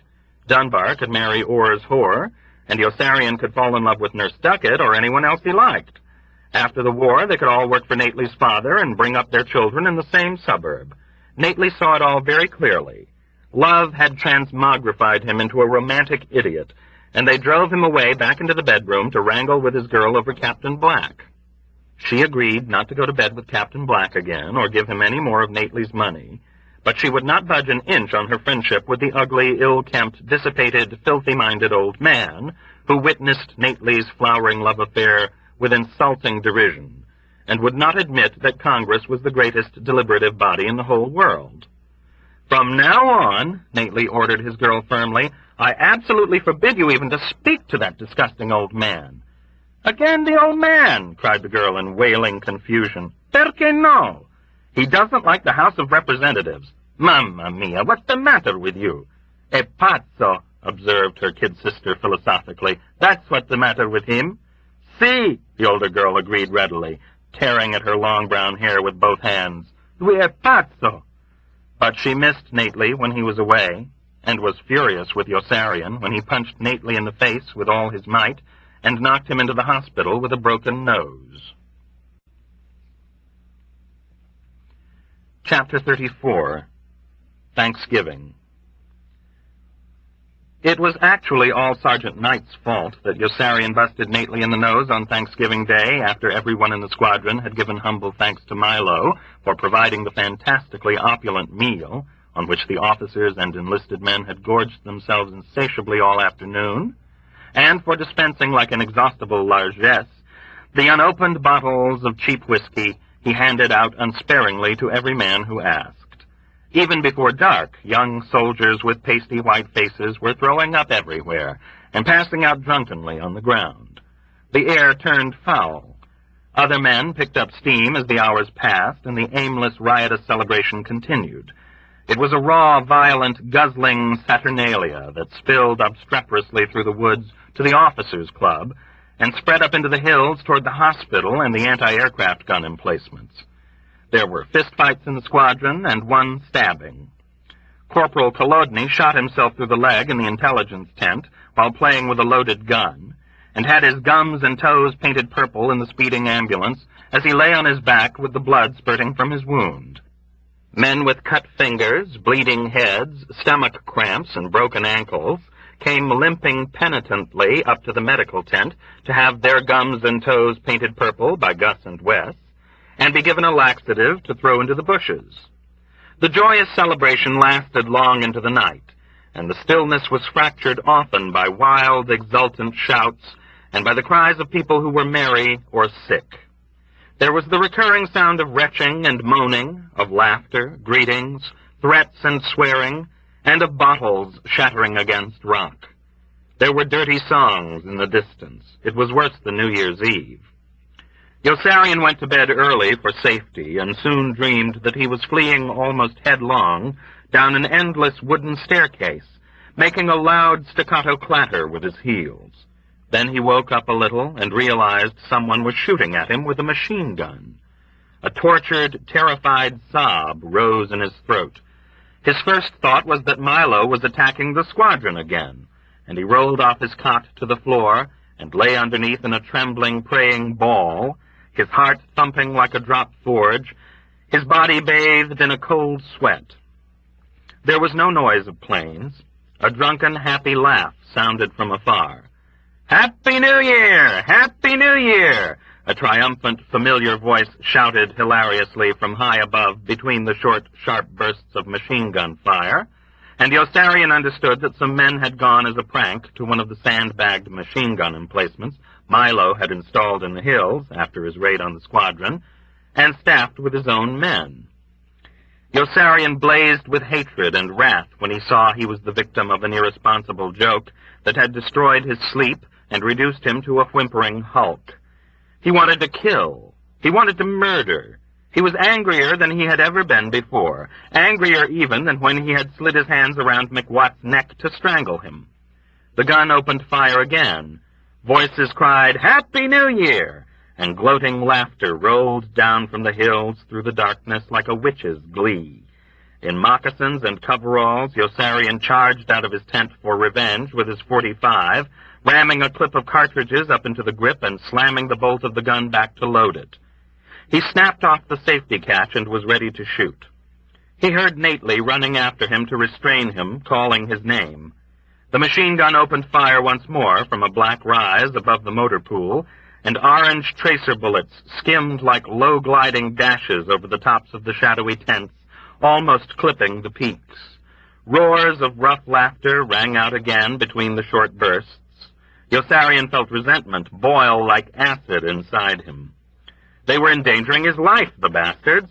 With blind, ferocious rage and determination, he raced across the squadron past the motor pool, running as fast as he could, and was already pounding up into the hills along the narrow, winding path when Nately finally caught up, still calling, "Yo-yo! Yo-yo!" with pleading concern, and imploring him to stop. He grasped Yossarian's shoulders and tried to hold him back. Yossarian twisted free, turning. Nately reached for him again, and Yossarian drove his fist squarely into Nately's delicate young face as hard as he could, cursing him, then drew his arm back to hit him again. But Nately had dropped out of sight with a groan, and lay curled up on the ground with his head buried in both hands and blood streaming between his fingers. Yossarian whirled and plunged ahead up the path without looking back. Soon he saw the machine gun. 2 figures leaped up in silhouette when they heard him and fled into the night with taunting laughter before he could get there. He was too late. Their footsteps receded, leaving the circle of sandbags empty and silent in the crisp and windless moonlight. He looked about dejectedly. Jeering laughter came to him again from a distance. A twig snapped nearby. Yossarian dropped to his knees with a cold thrill of elation and aimed. He heard a stealthy rustle of leaves on the other side of the sandbags and fired 2 quick rounds. Someone fired back at him once, and he recognized the shot. "Dunbar?" he called. "Yossarian?" The 2 men left their hiding places and walked forward to meet in the clearing with weary disappointment, their guns down. They were both shivering slightly from the frosty air and wheezing from the labor of their uphill rush. "The bastards," said Yossarian. "They got away." "They took 10 years off my life," Dunbar exclaimed. "I thought that son of a bitch Milo was bombing us again. I've never been so scared. I wish I knew who the bastards were." "One was Sergeant Knight." "Let's go kill him." Dunbar's teeth were chattering. "He has no right to scare us that way." Yossarian no longer wanted to kill anyone. "Let's help Nately first. I think I heard him at the bottom of the hill." But there was no sign of Nately along the path, even though Yossarian located the right spot by the blood on the stones. Nately was not in his tent either, and they did not catch up with him until the next morning, when they checked into the hospital as patients, after learning he had checked in with a broken nose the night before. Nately beamed in frightened surprise as they padded into the ward in their slippers and robes, behind Nurse Kramer, and were assigned to their beds. Nately's nose was in a bulky cast, and he had 2 black eyes. He kept blushing giddily in shy embarrassment and saying he was sorry when Yossarian came over to apologize for hitting him. Yossarian felt terrible. He could hardly bear to look at Nately's battered countenance. Even though the sight was so comical, he was tempted to guffaw. Dunbar was disgusted by their sentimentality, and all 3 were relieved when Hungry Joe came barging in unexpectedly with his intricate black camera and trumped-up symptoms of appendicitis to be near enough to Yossarian to take pictures of him feeling up Nurse Duckett. Like Yossarian, he was soon disappointed. Nurse Duckett had decided to marry a doctor, any doctor, because they all did so well in business, and would not take chances in the vicinity of the man who might someday be her husband. Hungry Joe was irate and inconsolable until, of all people, the chaplain was led in wearing a maroon corduroy bathrobe, shining like a skinny lighthouse with a radiant grin of self-satisfaction too tremendous to be concealed. The chaplain had entered the hospital with a pain in his heart that the doctors thought was gas in his stomach, and with an advanced case of Wisconsin shingles. "What in the world are Wisconsin shingles?" asked Yossarian. "That's just what the doctors wanted to know," blurted out the chaplain proudly and burst into laughter. No one had ever seen him so waggish or so happy. "There's no such thing as Wisconsin shingles, don't you understand? I lied. I made a deal with the doctors. I promised that I would let them know when my Wisconsin shingles went away if they would promise not to do anything to cure them. I never told a lie before. Isn't it wonderful?" The chaplain had sinned, and it was good. Common sense told him that telling lies and defecting from duty were sins. On the other hand, everybody knew that sin was evil and that no good could come from evil. But he did feel good. He felt positively marvelous. Consequently, it followed logically that telling lies and defecting from duty could not be sins. The chaplain had mastered, in a moment of divine intuition, the handy technique of protective rationalization, and he was exhilarated by his discovery. It was miraculous. It was almost no trick at all, he saw, to turn vice into virtue, and slander into truth, impotence into abstinence, arrogance into humility, plunder into philanthropy, thievery into honor, blasphemy into wisdom, brutality into patriotism, and sadism into justice. Anybody could do it. It required no brains at all. It merely required no character. With effervescent agility, the chaplain ran through the whole gamut of orthodox immoralities, while Nately sat up in bed with flushed elation, astounded by the mad gang of companions of which he found himself the nucleus. He was flattered and apprehensive, certain that some severe official would soon appear and throw the whole lot of them out like a pack of bums. No one bothered them. In the evening, they all trooped exuberantly out to see a lousy Hollywood extravaganza in Technicolor, and when they trooped exuberantly back in after the lousy Hollywood extravaganza, the soldier in white was there, and Dunbar screamed and went to pieces. "He's back!" Dunbar screamed. "He's back! He's back!" Yossarian froze in his tracks, paralyzed as much by the eerie shrillness in Dunbar's voice as by the familiar white, morbid sight of the soldier in white, covered from head to toe in plaster and gauze. A strange, quavering, involuntary noise came bubbling from Yossarian's throat. "He's back!" Dunbar screamed again.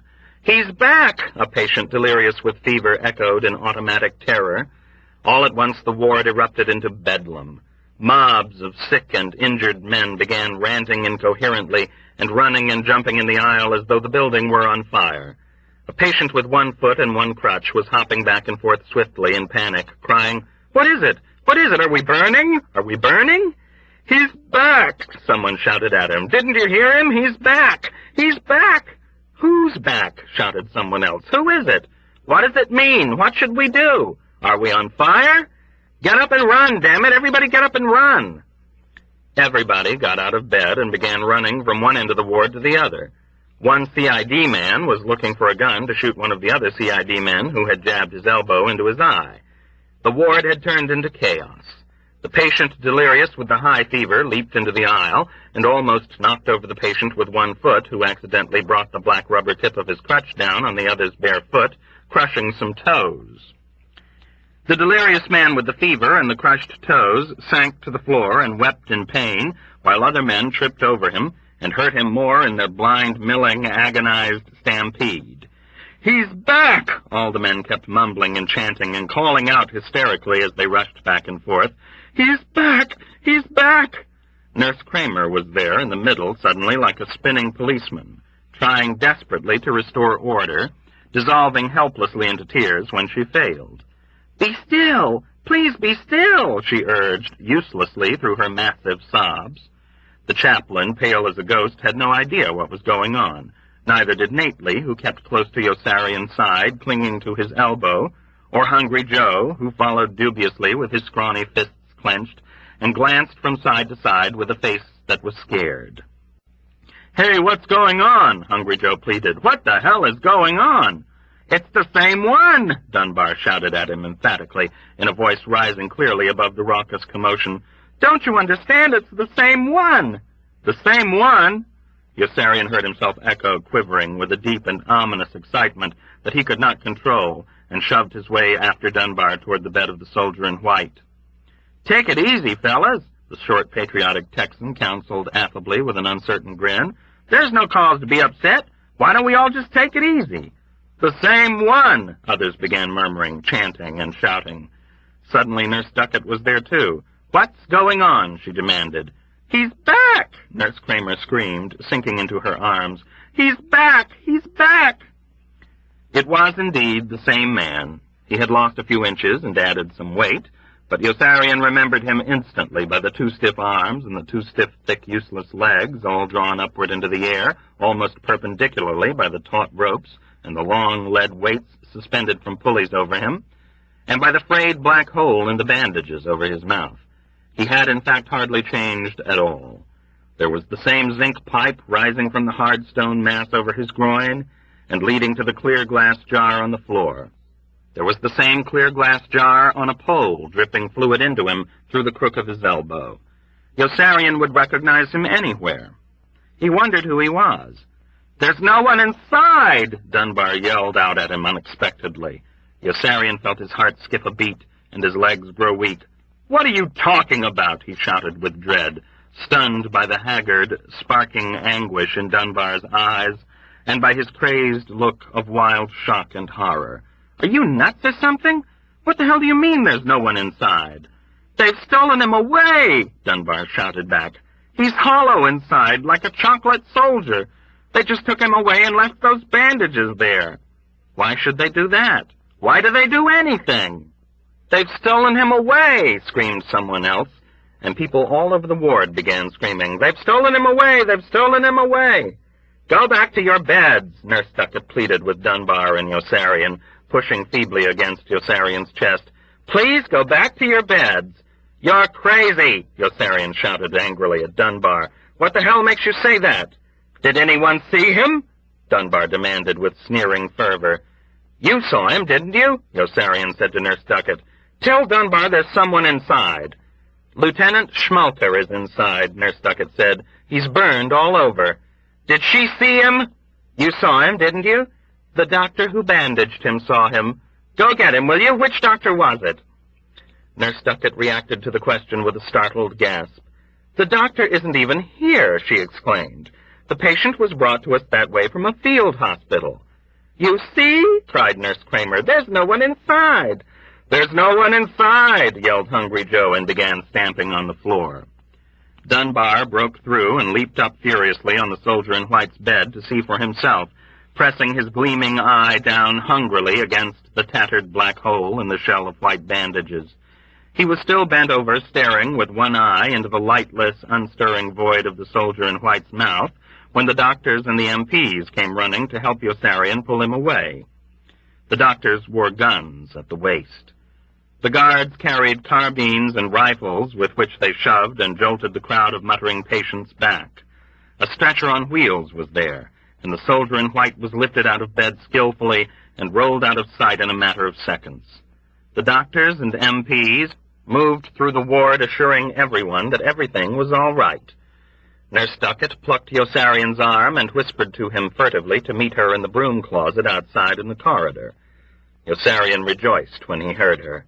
He thought Nurse Duckett finally wanted to get laid and pulled her skirt up the second they were alone in the broom closet, but she pushed him away. She had urgent news about Dunbar. They're going to disappear him, she said. Yossarian squinted at her uncomprehendingly. They're what? He asked in surprise and laughed uneasily. What does that mean? I don't know. I heard them talking behind a door. Who? I don't know. I couldn't see them. I just heard them say they were going to disappear Dunbar. Why are they going to disappear him? I don't know. It doesn't make sense. It isn't even good grammar. What the hell does it mean when they disappear somebody? I don't know. Jesus, you're a great help. Why are you picking on me? Nurse Duckett protested with hurt feelings and began sniffing back tears. I'm only trying to help. It isn't my fault they're going to disappear him, is it? I shouldn't even be telling you. Yossarian took her in his arms and hugged her with gentle, contrite affection. I'm sorry, he apologized, kissing her cheek respectfully, and hurried away to warn Dunbar, who was nowhere to be found. Chapter 35. Milo the Militant. For the first time in his life, Yossarian prayed. He got down on his knees and prayed to Nately not to volunteer to fly more than 70 missions after Chief White Half-Oat did die of pneumonia in the hospital, and Nately had applied for his job. But Nately just wouldn't listen. I've got to fly more missions, Nately insisted lamely with a crooked smile. Otherwise they'll send me home. So? I don't want to go home until I can take her back with me. She means that much to you? Nately nodded dejectedly. I might never see her again. Then get yourself grounded, Yossarian urged. You've finished your missions, and you don't need the flight pay. Why don't you ask for Chief White Half-Oat's job if you can stand working for Captain Black? Nately shook his head, his cheeks darkening with shy and regretful mortification. They won't give it to me. I spoke to Colonel Corn, and he told me I'd have to fly more missions or be sent home. Yossarian cursed savagely. That's just plain meanness. I don't mind, I guess. I've flown 70 missions without getting hurt. I guess I can fly a few more. Don't do anything at all about it until I talk to someone, Yossarian decided, and went looking for help from Milo, who went immediately afterward to Colonel Cathcart for help in having himself assigned to more combat missions. Milo had been earning many distinctions for himself.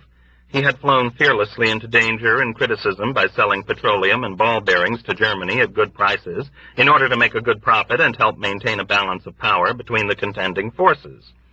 His nerve under fire was graceful and infinite. With a devotion to purpose above and beyond the line of duty, he had then raised the price of food in his mess halls so high that all officers and enlisted men had to turn over all their pay to him in order to eat. There was an alternative, of course, since Milo detested coercion and was a vocal champion of freedom of choice, was to starve.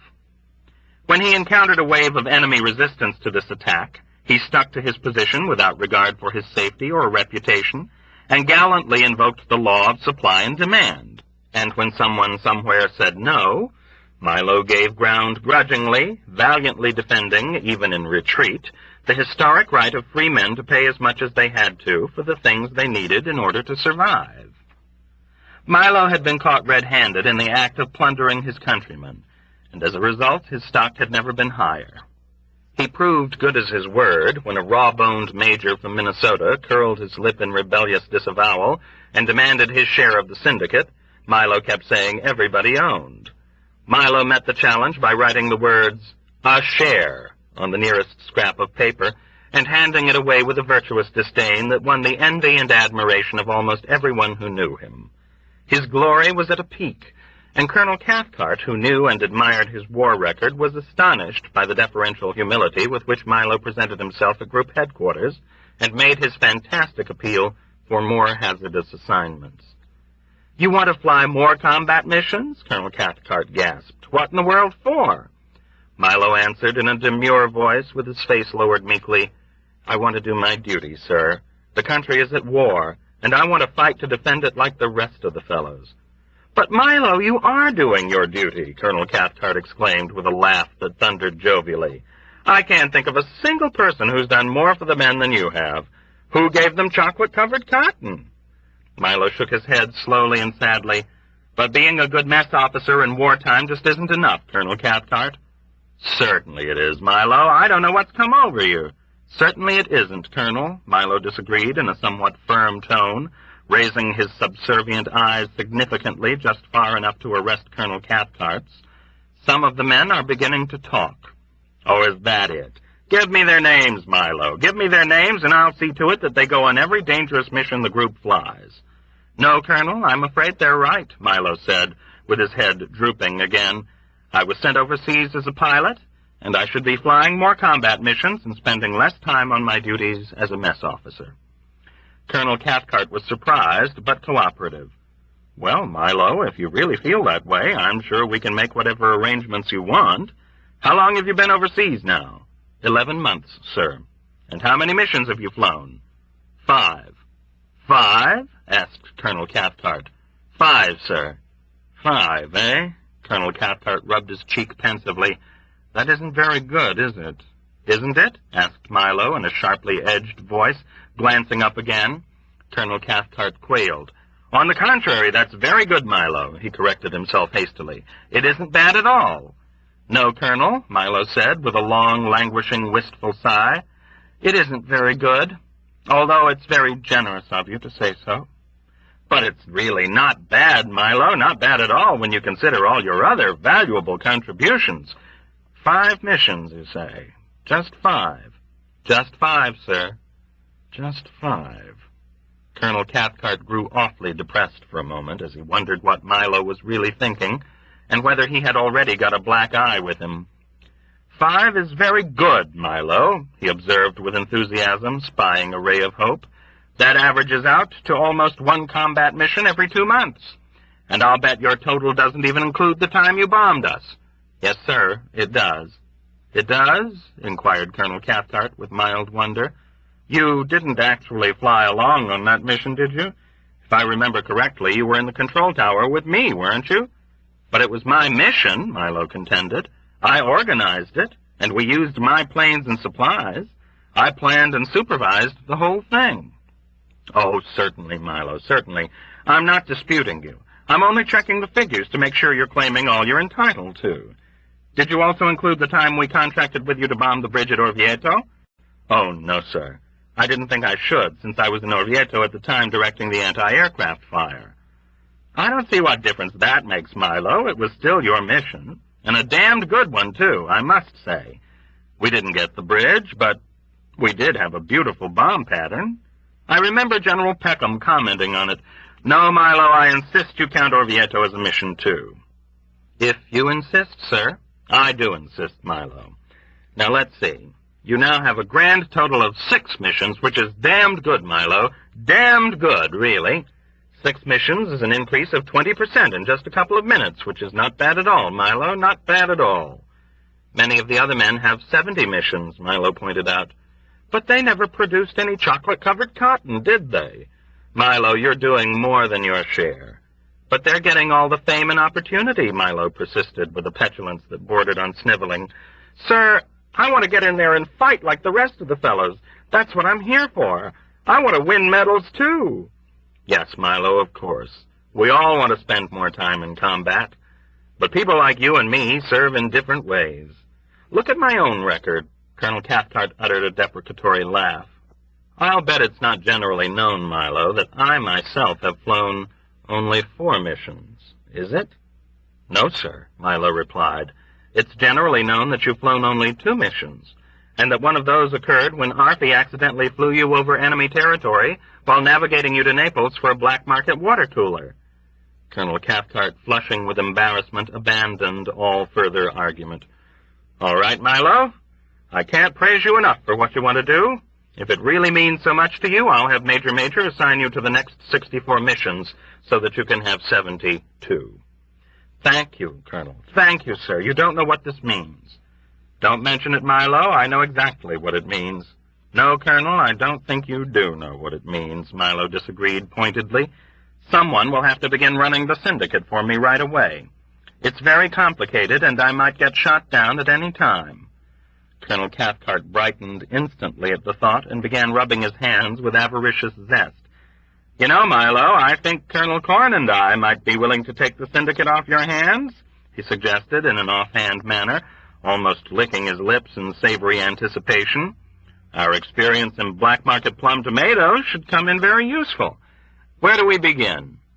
Milo watched Colonel Cathcart steadily with a bland and guileless expression. Thank you, sir. That's very good of you. Begin with a salt-free diet for General Peckham and a fat-free diet for General Dreedle. Let me get a pencil. What's next? The cedars. Cedars? From Lebanon. Lebanon?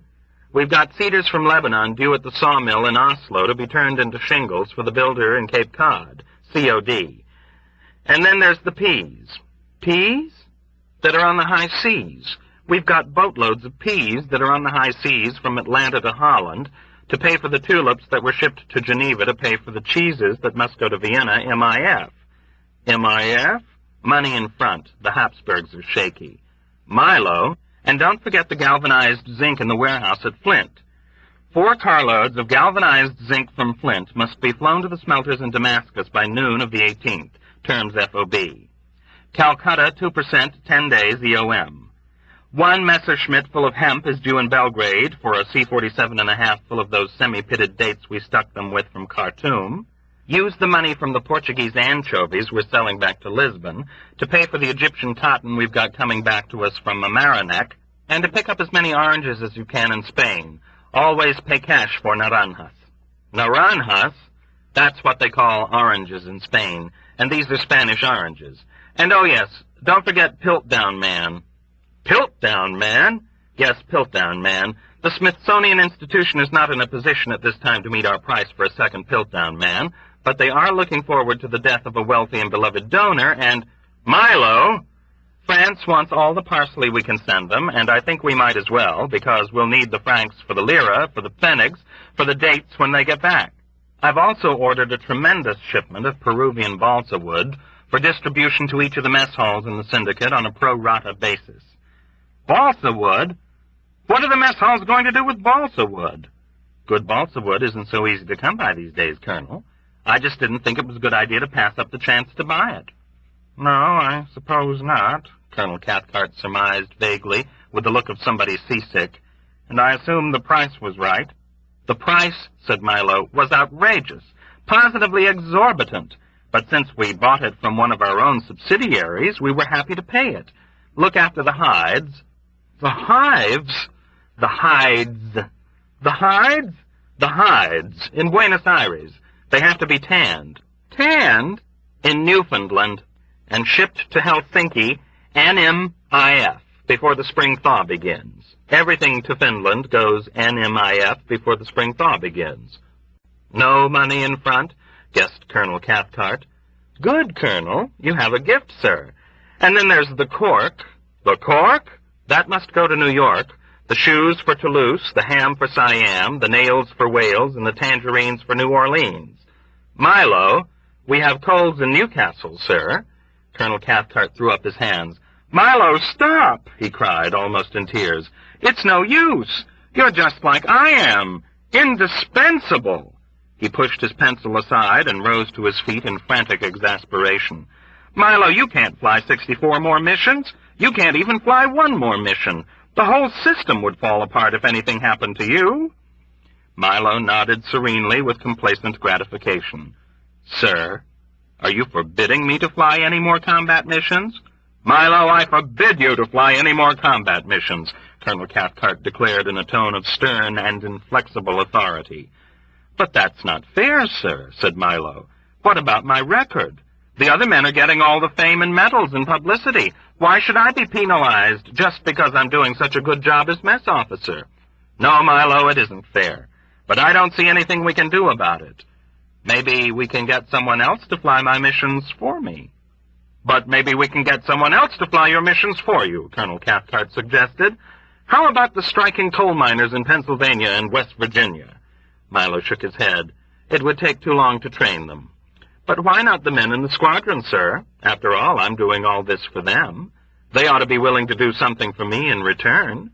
"But why not the men in the squadron, Milo?" Colonel Cathcart exclaimed. "After all, you're doing all this for them. They ought to be willing to do something for you in return." "What's fair is fair." "What's fair is fair." "They could take turns, sir." "They might even take turns flying your missions for you, Milo." "Who gets the credit?" "You get the credit, Milo. And if a man wins a medal flying one of your missions, you get the medal." "Who dies if he gets killed?" "Why, he dies, of course. After all, Milo, what's fair is fair. There's just one thing. You'll have to raise the number of missions. I might have to raise the number of missions again, and I'm not sure the men will fly them.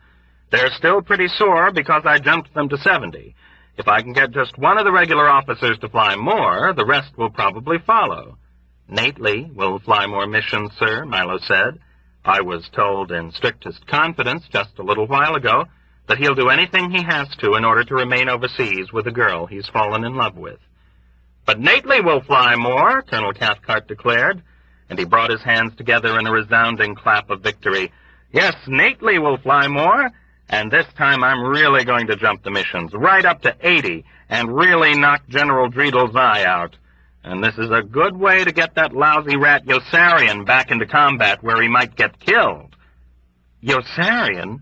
A tremor of deep concern passed over Milo's simple, homespun features, and he scratched the corner of his reddish-brown mustache thoughtfully. "Yeah, Yossarian. I hear he's going around saying that he's finished his missions and the war's over for him. Well, maybe he has finished his missions, but he hasn't finished your missions, has he? Ha ha! Has he got a surprise coming to him?" "Sir, Yossarian is a friend of mine," Milo objected. "I'd hate to be responsible for doing anything that would put him back in combat. I owe a lot to Yossarian. Isn't there any way we could make an exception of him?" "Oh, no, Milo," Colonel Cathcart clucked sententiously, shocked by the suggestion. "We must never play favorites. We must always treat every man alike." "I'd give anything I own to Yossarian," Milo persevered gamely in Yossarian's behalf. "But since I don't own everything, I can't give everything to him, can I? So he'll just have to take his chances with the rest of the men, won't he?" "What's fair is fair, Milo." "Yes, sir. What's fair is fair," Milo agreed. "Yossarian is no better than the other men, and he has no right to expect any special privileges, has he?" "No, Milo. What's fair is fair." And there was no time for Yossarian to save himself from combat once Colonel Cathcart issued his announcement, raising the missions to 80 late that same afternoon. No time to dissuade Nately from flying them, or even to conspire again with Dobbs to murder Colonel Cathcart, for the alert sounded suddenly at dawn the next day, and the men were rushed into the trucks before a decent breakfast could be prepared, and they were driven at top speed to the briefing room, and then out to the airfield, where the clitter-clattering fuel trucks were still pumping gasoline into the tanks of the planes, and the scampering crews of armorers were toiling as swiftly as they could at hoisting the 1,000-pound demolition bombs into the bomb bays. Everybody was running, and engines were turned on and warmed up as soon as the fuel trucks had finished. Intelligence had reported that a disabled Italian cruiser in dry dock at La Spezia would be towed by the Germans that same morning to a channel at the entrance of the harbor and scuttled there to deprive the Allied armies of deep-water port facilities when they captured the city. For once, a military intelligence report proved accurate. The long vessel was halfway across the harbor when they flew in from the west, and they broke it apart with direct hits from every flight that filled them all with waves of enormously satisfying group pride, until they found themselves engulfed in great barrages of flak that rose from guns in every bend of the huge horseshoe of mountainous land below. Even Havermeyer resorted to the wildest evasive action he could command when he saw what a vast distance he had still to travel to escape. And Dobbs, at the pilot's controls, in his formation, zigged when he should have zagged, skidded his plane into the plane alongside, and chewed off its tail.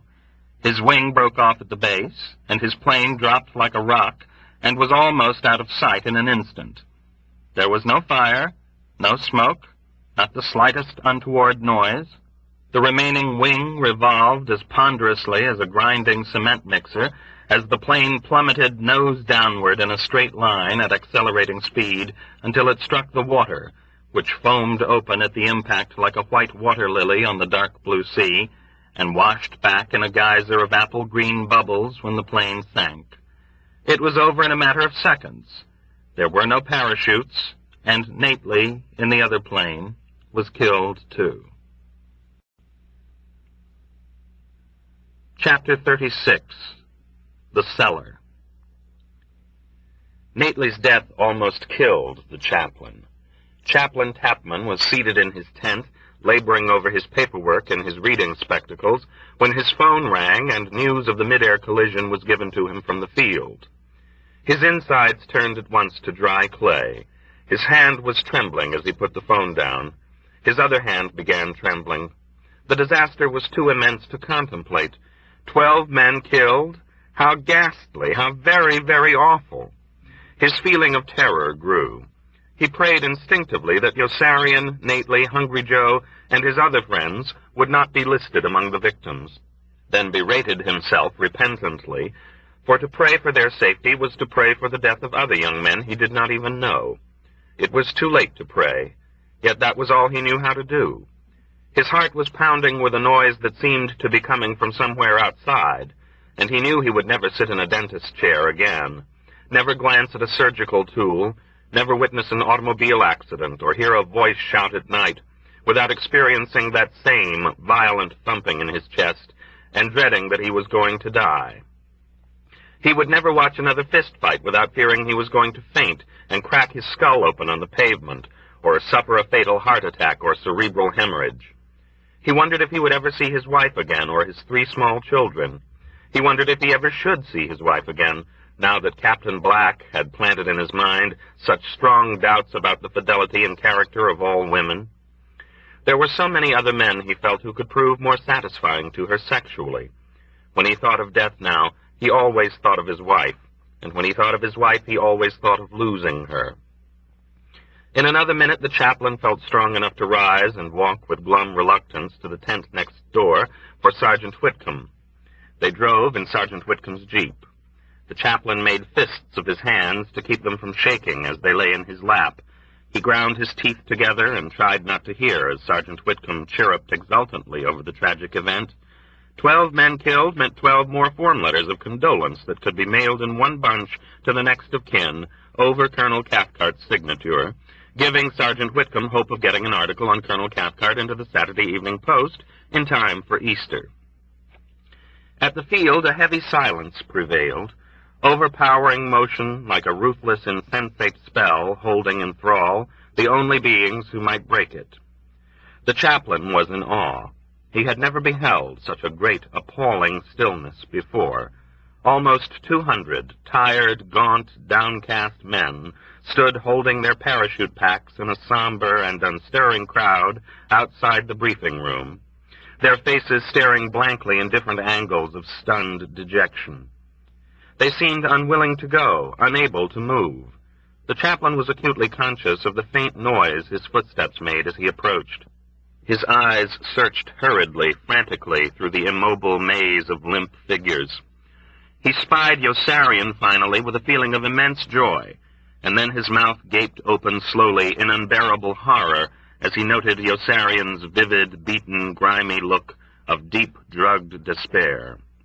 He understood at once, recoiling in pain from the realization and shaking his head with a protesting and imploring grimace that Nately was dead. The knowledge struck him with a numbing shock. A sob broke from him. The blood drained from his legs, and he thought he was going to drop. Nately was dead. All hope that he was mistaken was washed away by the sound of Nately's name, emerging with recurring clarity now from the almost inaudible babble of murmuring voices that he was suddenly aware of for the first time. Nately was dead. The boy had been killed. A whimpering sound rose in the chaplain's throat, and his jaw began to quiver. His eyes filled with tears, and he was crying. He started toward Yossarian on tiptoe to mourn beside him and share his wordless grief. At that moment a hand grabbed him roughly around the arm, and a brusque voice demanded, "Chaplain Tapman?" He turned with surprise to face a stout, pugnacious colonel with a large head and mustache and a smooth, florid skin. He had never seen the man before. "Yes, what is it?" The fingers grasping the chaplain's arm were hurting him, and he tried in vain to squirm loose. "Come along." The chaplain pulled back in frightened confusion. "Where? Why? Who are you, anyway?" "You'd better come along with us, Father," a lean, hawk-faced major on the chaplain's other side intoned with reverential sorrow. "We're from the government. We want to ask you some questions." "What kind of questions? What's the matter?" "Aren't you Chaplain Tapman?" demanded the obese colonel. "He's the one," Sergeant Whitcomb answered. "Go on along with them," Captain Black called out to the chaplain with a hostile and contemptuous sneer. "Go on into the car if you know what's good for you." Hands were drawing the chaplain away irresistibly. He wanted to shout for help to Yossarian, who seemed too far away to hear. Some of the men nearby were beginning to look at him with awakening curiosity. The chaplain bent his face away with burning shame and allowed himself to be led into the rear of the staff car and seated between the fat colonel with the large pink face and the skinny, unctuous, despondent major. He automatically held a wrist out to each, wondering for a moment if they wanted to handcuff him. Another officer was already in the front seat. A tall MP with a whistle and a white helmet got in behind the wheel. The chaplain did not dare raise his eyes until the closed car had lurched from the area and the speeding wheels were whining on the bumpy blacktop road. "Where are you taking me?" he asked in a voice soft with timidity and guilt, his gaze still averted. The notion came to him that they were holding him to blame for the mid-air crash and the death of Nately. "What have I done?" "Why don't you keep your trap shut and let us ask the questions?" said the colonel. "Don't talk to him that way," said the major. "It isn't necessary to be so disrespectful." "Then tell him to keep his trap shut and let us ask the questions." "Father, please keep your trap shut and let us ask the questions," urged the major sympathetically. "It will be better for you." "It isn't necessary to call me Father," said the chaplain. "I'm not a Catholic." "Neither am I, Father," said the major. "It's just that I'm a very devout person, and I like to call all men of God Father." "He doesn't even believe there are atheists in foxholes," the colonel mocked, and nudged the chaplain in the ribs familiarly. "Go on, chaplain, tell him. Are there atheists in foxholes?" "I don't know, sir," the chaplain replied. "I've never been in a foxhole." The officer in front swung his head around swiftly with a quarrelsome expression. "You've never been in heaven either, have you? But you know there's a heaven, don't you?" "Or do you?" said the colonel. "That's a very serious crime you've committed, Father," said the major. "What crime?" "We don't know yet," said the colonel, "but we're going to find out, and we sure know it's very serious." The car swung off the road at group headquarters with a squeal of tires, slackening speed only slightly, and continued around past the parking lot to the back of the building. The 3 officers and the chaplain got out. In single file, they ushered him down a wobbly flight of wooden stairs leading to the basement and led him into a damp, gloomy room with a low cement ceiling and unfinished stone walls. There were cobwebs in all the corners. A huge centipede blew across the floor to the shelter of a water pipe. They sat the chaplain in a hard, straight-backed chair that stood behind a small, bare table. "Please make yourself comfortable, Chaplain," invited the colonel cordially, switching on a blinding spotlight and shooting it squarely into the chaplain's face. He placed a set of brass knuckles and a box of wooden matches on the table. "We want you to relax." The chaplain's eyes bugged out incredulously. His teeth chattered and his limbs felt utterly without strength. He was powerless.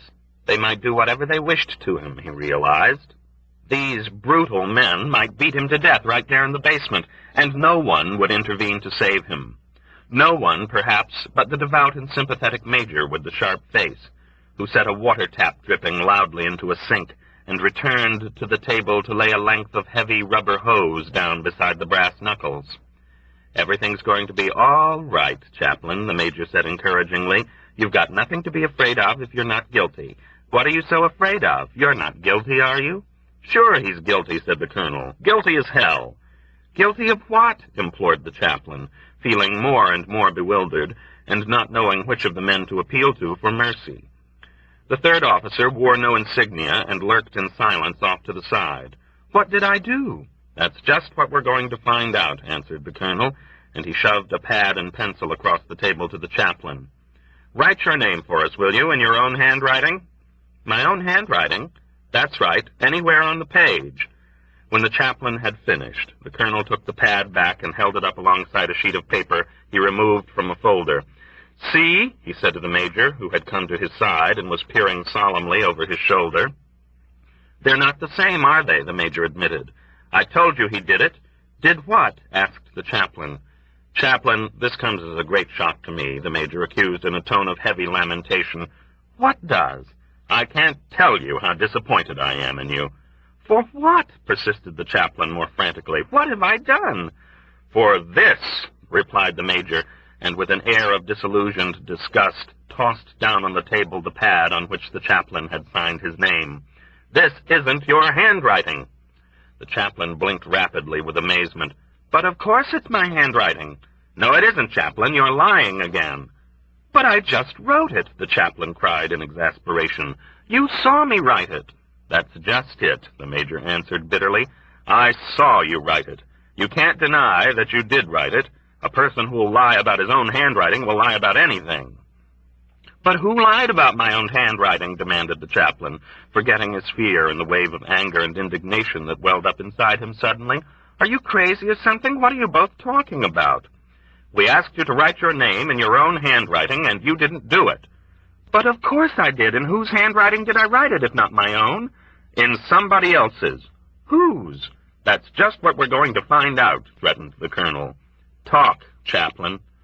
The chaplain looked from one to the other of the 2 men with rising doubt and hysteria. "That handwriting is mine," he maintained passionately.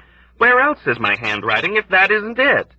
"Right here," answered the colonel, and looking very superior, he tossed down on the table a photostatic copy of a piece of V-mail in which everything but the salutation "Dear Mary" had been blocked out, and on which the censoring officer had written, "I long for you tragically, A.T. Tapman, Chaplain, U.S. Army."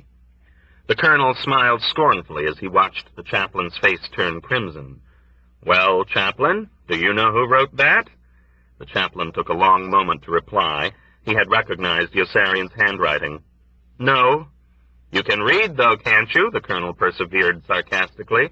"The author signed his name." "That's my name there." "Then you wrote it, Q.E.D." "But I didn't write it. That isn't my handwriting either." "Then you signed your name in somebody else's handwriting again," the colonel retorted with a shrug. "That's all that means." "Oh, this is ridiculous," the chaplain shouted, suddenly losing all patience. He jumped to his feet in a blazing fury, both fists clenched. "I'm not going to stand for this any longer, do you hear? 12 men were just killed, and I have no time for these silly questions. You've no right to keep me here, and I'm just not going to stand for it." Without saying a word, the colonel pushed the chaplain's chest hard and knocked him back down into the chair, and the chaplain was suddenly weak and very much afraid again. The major picked up the length of rubber hose and began tapping it menacingly against his open palm.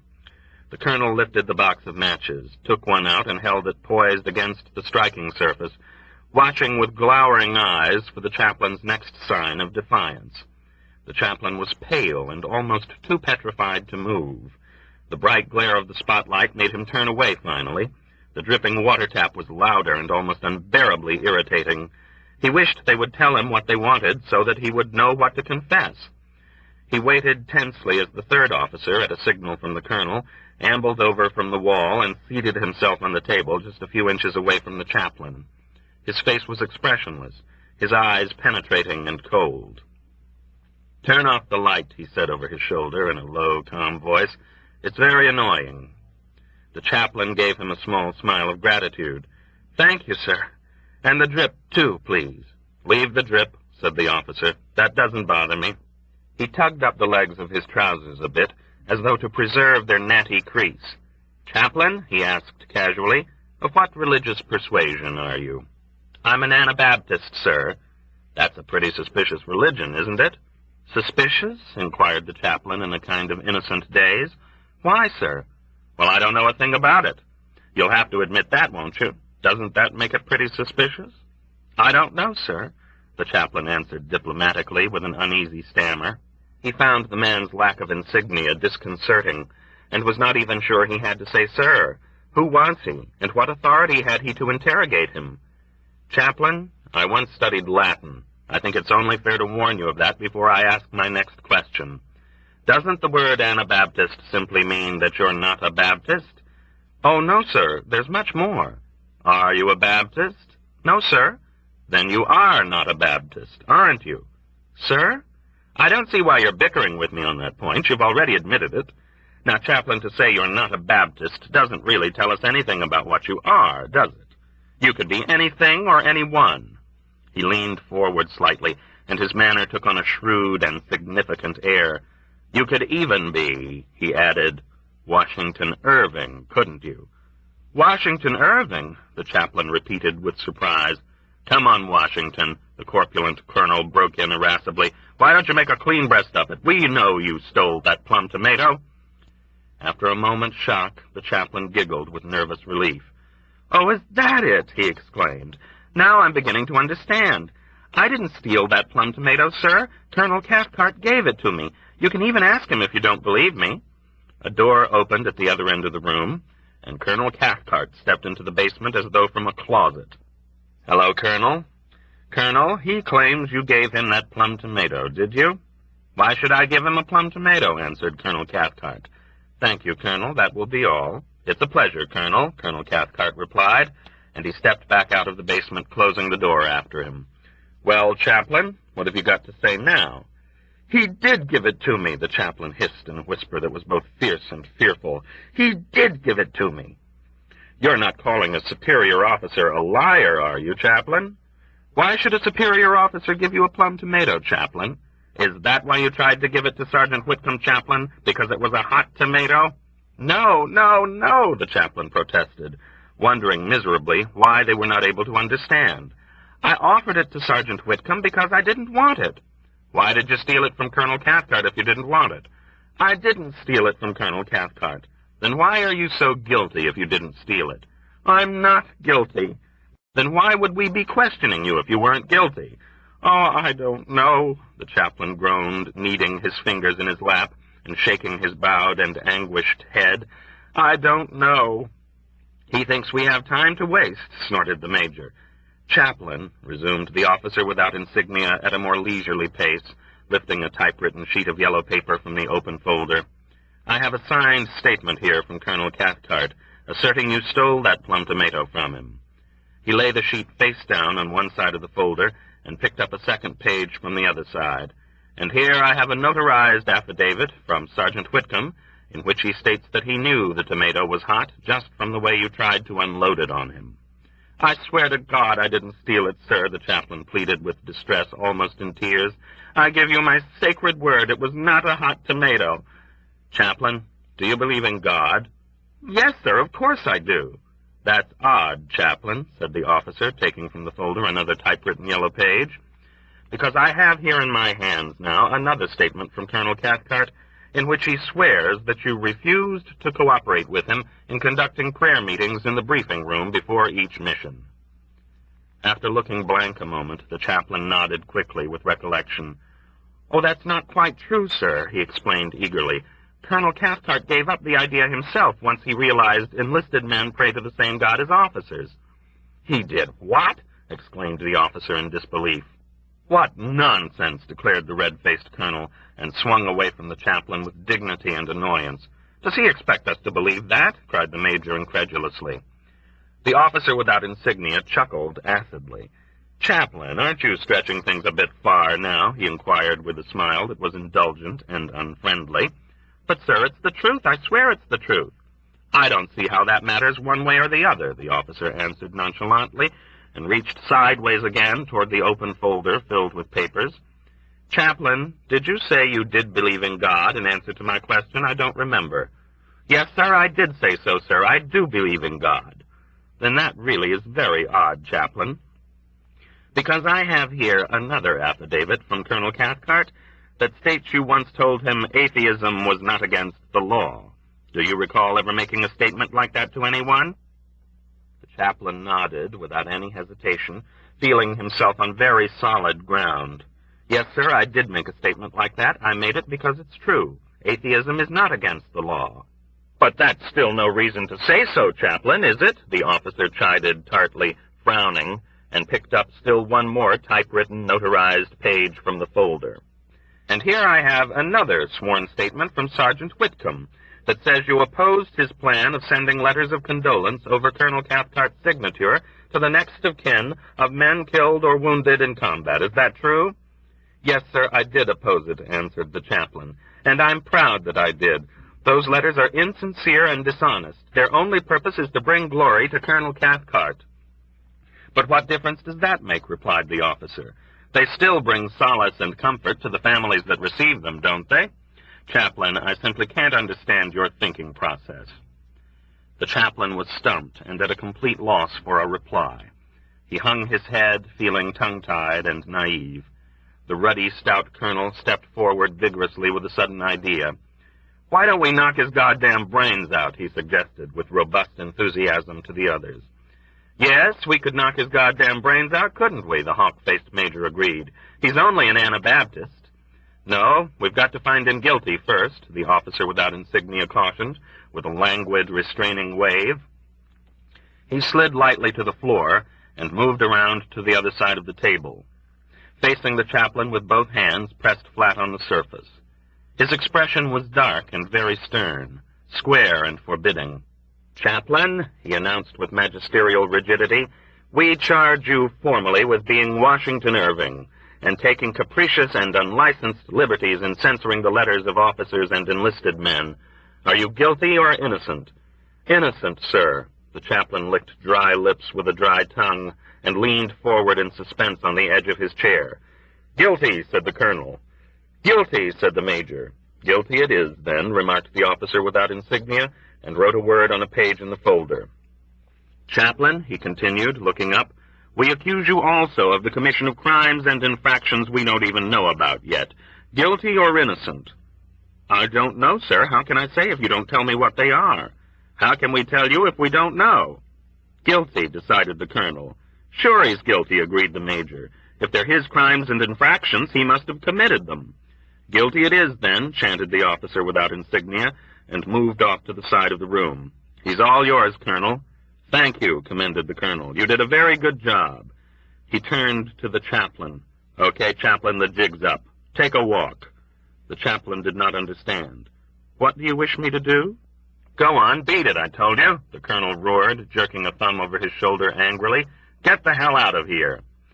The chaplain was shocked by his bellicose words and tone, and, to his own amazement and mystification, deeply chagrined that they were turning him loose.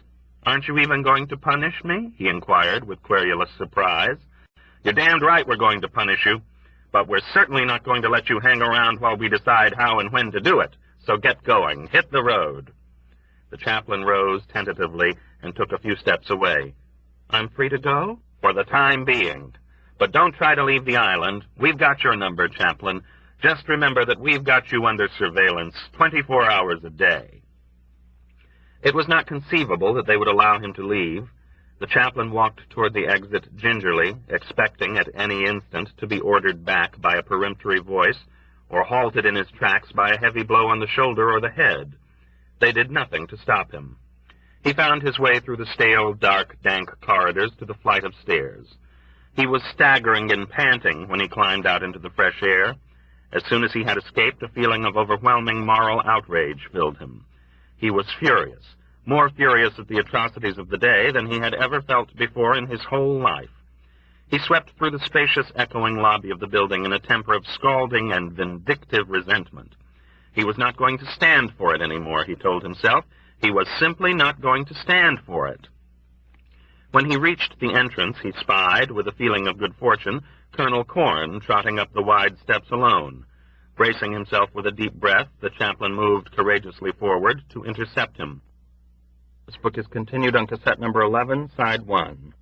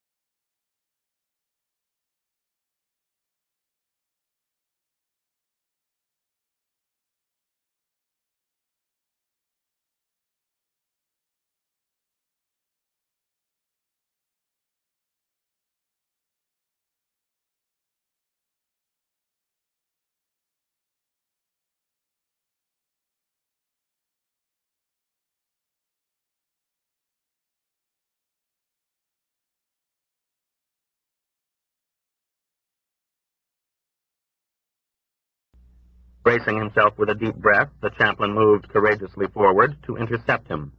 Colonel, I'm not going to stand for it anymore, he declared with vehement determination, and watched in dismay as Colonel Corn went trotting by up the steps without even noticing him. Colonel Corn! The tubby, loose figure of his superior officer stopped, turned, and came trotting back down slowly. What is it, Chaplain? Colonel Corn, I want to talk to you about the crash this morning. It was a terrible thing to happen, terrible. Colonel Corn was silent a moment, regarding the chaplain with a glint of cynical amusement. Yes, Chaplain, it certainly was terrible, he said finally. I don't know how we're going to write this one up without making ourselves look bad. That isn't what I meant, the chaplain scolded firmly, without any fear at all. Some of those 12 men had already finished their 70 missions. Colonel Corn laughed. Would it be any less terrible if they had all been new men? He inquired caustically. Once again, the chaplain was stumped. Immoral logic seemed to be confounding him at every turn. He was less sure of himself than before when he continued, and his voice wavered. Sir, it just isn't right to make the men in this group fly 80 missions when the men in other groups are being sent home with 50 and 55. We'll take the matter under consideration, Colonel Corn said with bored disinterest, and started away. Adios, Padre. What does that mean, sir? The chaplain persisted in a voice turning shrill. Colonel Corn stopped with an unpleasant expression and took a step back down. It means we'll think about it, Padre, he answered with sarcasm and contempt. You wouldn't want us to do anything without thinking about it, would you? No, sir, I suppose not. But you have been thinking about it, haven't you? Yes, Padre, we have been thinking about it. But to make you happy, we'll think about it some more, and you'll be the first person we'll tell if we reach a new decision. And now, adios. Colonel Corn whirled away again and hurried up the stairs. "Colonel Korn!" The chaplain's cry made Colonel Korn stop once more. His head swung slowly around toward the chaplain with a look of morose impatience. Words gushed from the chaplain in a nervous torrent. "Sir, I would like your permission to take the matter to General Dreedel. I want to bring my protests to wing headquarters."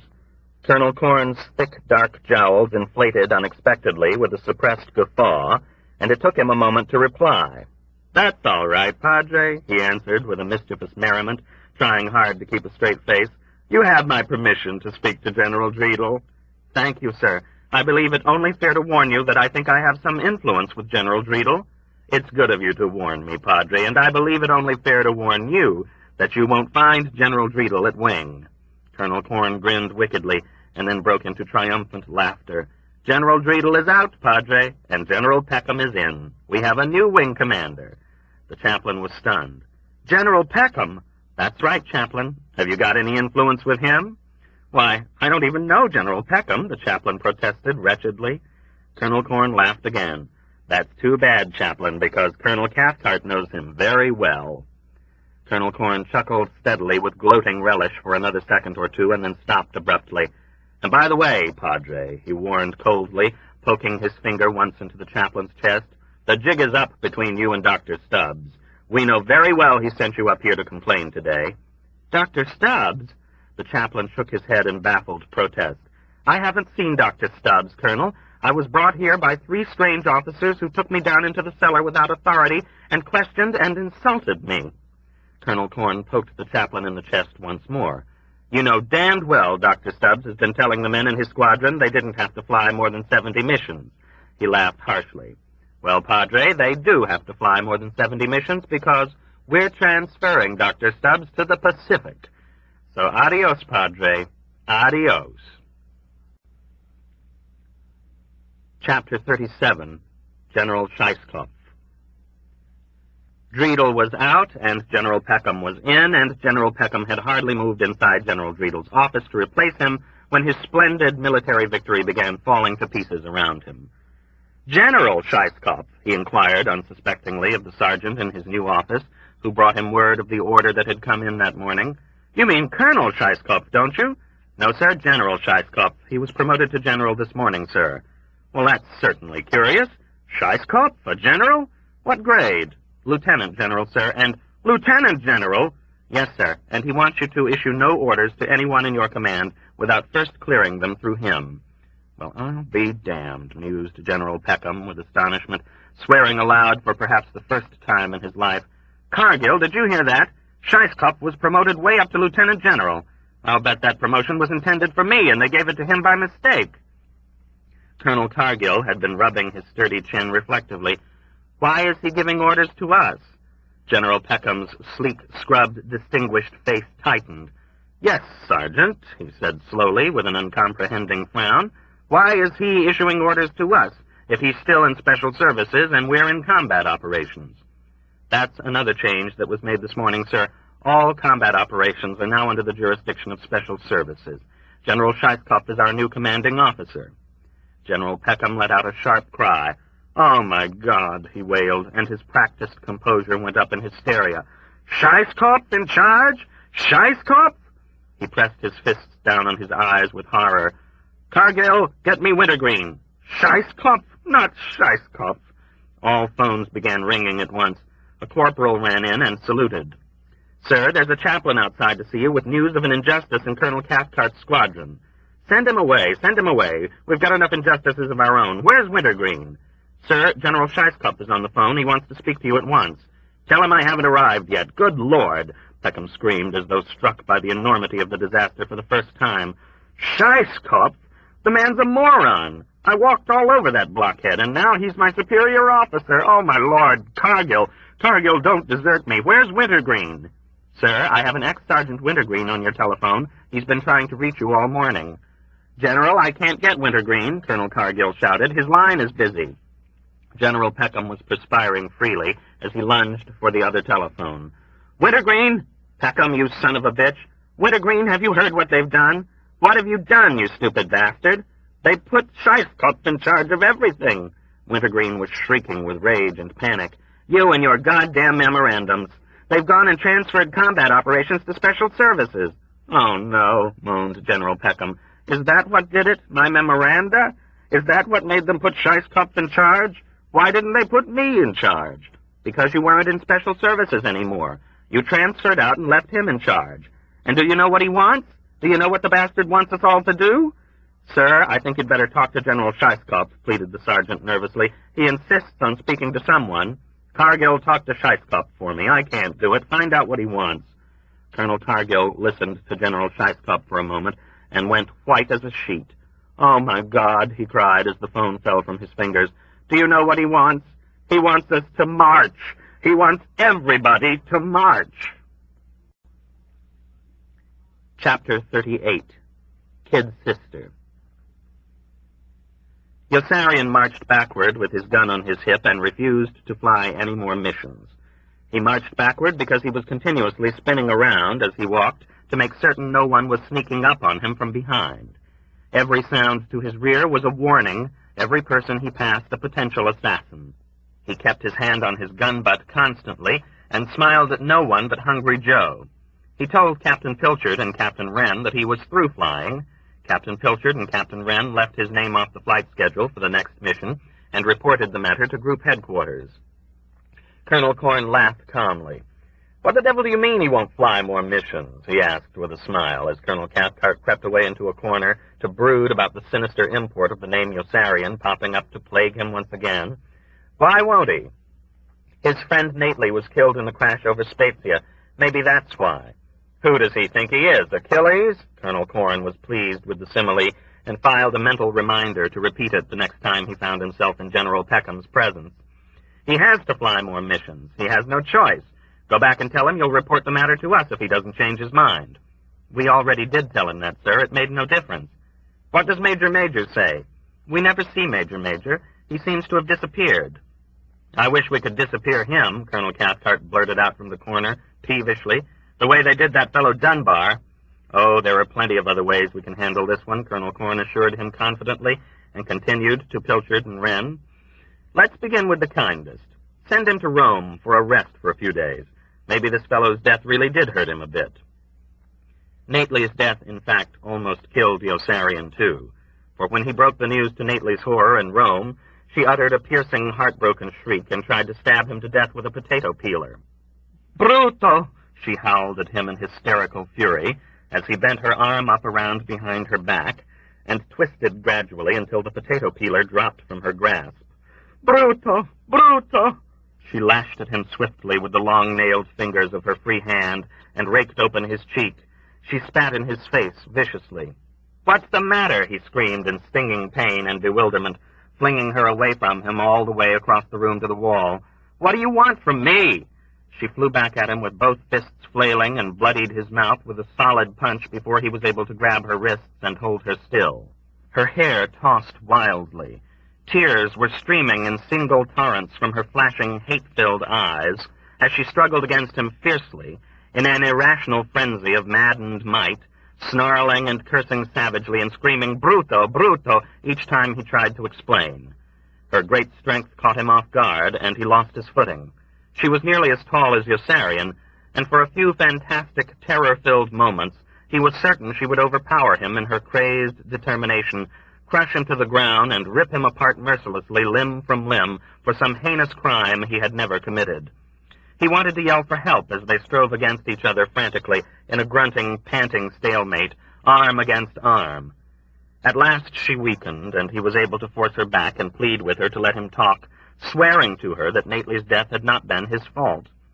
She spat in his face again, and he pushed her away hard in disgusted anger and frustration. She hurled herself down toward the potato peeler the instant he released her. He flung himself down after her, and they rolled over each other on the floor several times before he could tear the potato peeler away. She tried to trip him with her hand as he scrambled to his feet and scratched an excruciating chunk out of his ankle. He hopped across the room in pain and threw the potato peeler out the window. He heaved a huge sigh of relief once he saw he was safe. "Now, please let me explain something to you," he cajoled in a mature, reasoning, earnest voice. She kicked him in the groin.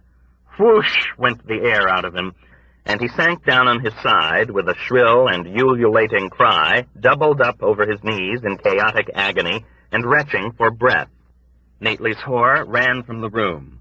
Yossarian staggered up to his feet not a moment too soon, for she came charging back in from the kitchen, carrying a long bread knife. A moan of incredulous dismay wafted from his lips as, still clutching his throbbing, tender, burning bowels in both hands, he dropped his full weight down against her shins and knocked her legs out from under her. She flipped completely over his head and landed on the floor on her elbows with a jarring thud. The knife skittered free, and he slapped it out of sight under the bed.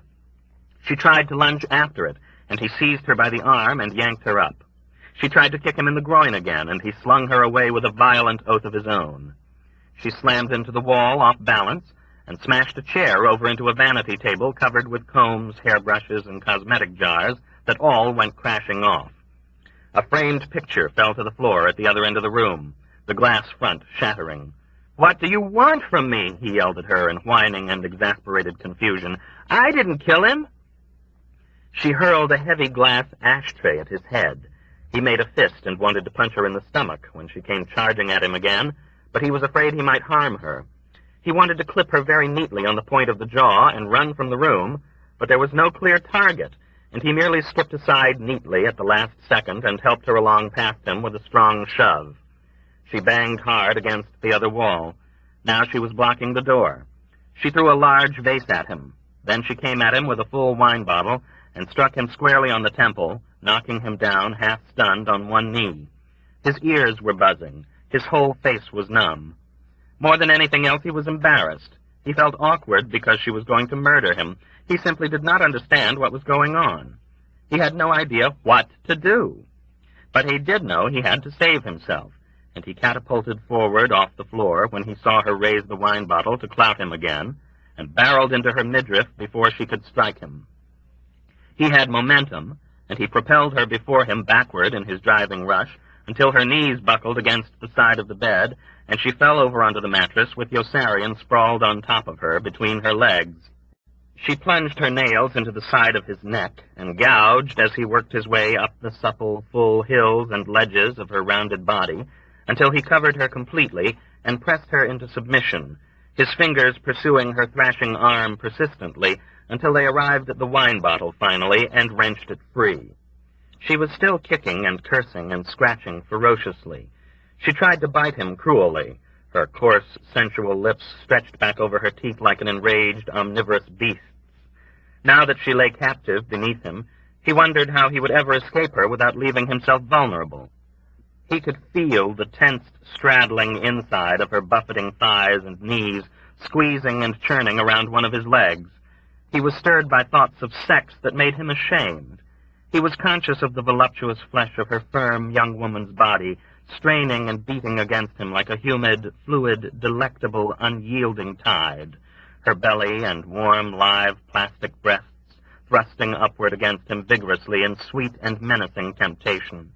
Her breath was scalding. All at once he realized, though the writhing turbulence beneath him had not diminished one whit, that she was no longer grappling with him, recognized with a quiver that she was not fighting him, but heaving her pelvis up against him remorselessly in the primal, powerful, rhapsodic, instinctual rhythm of erotic ardor and abandonment.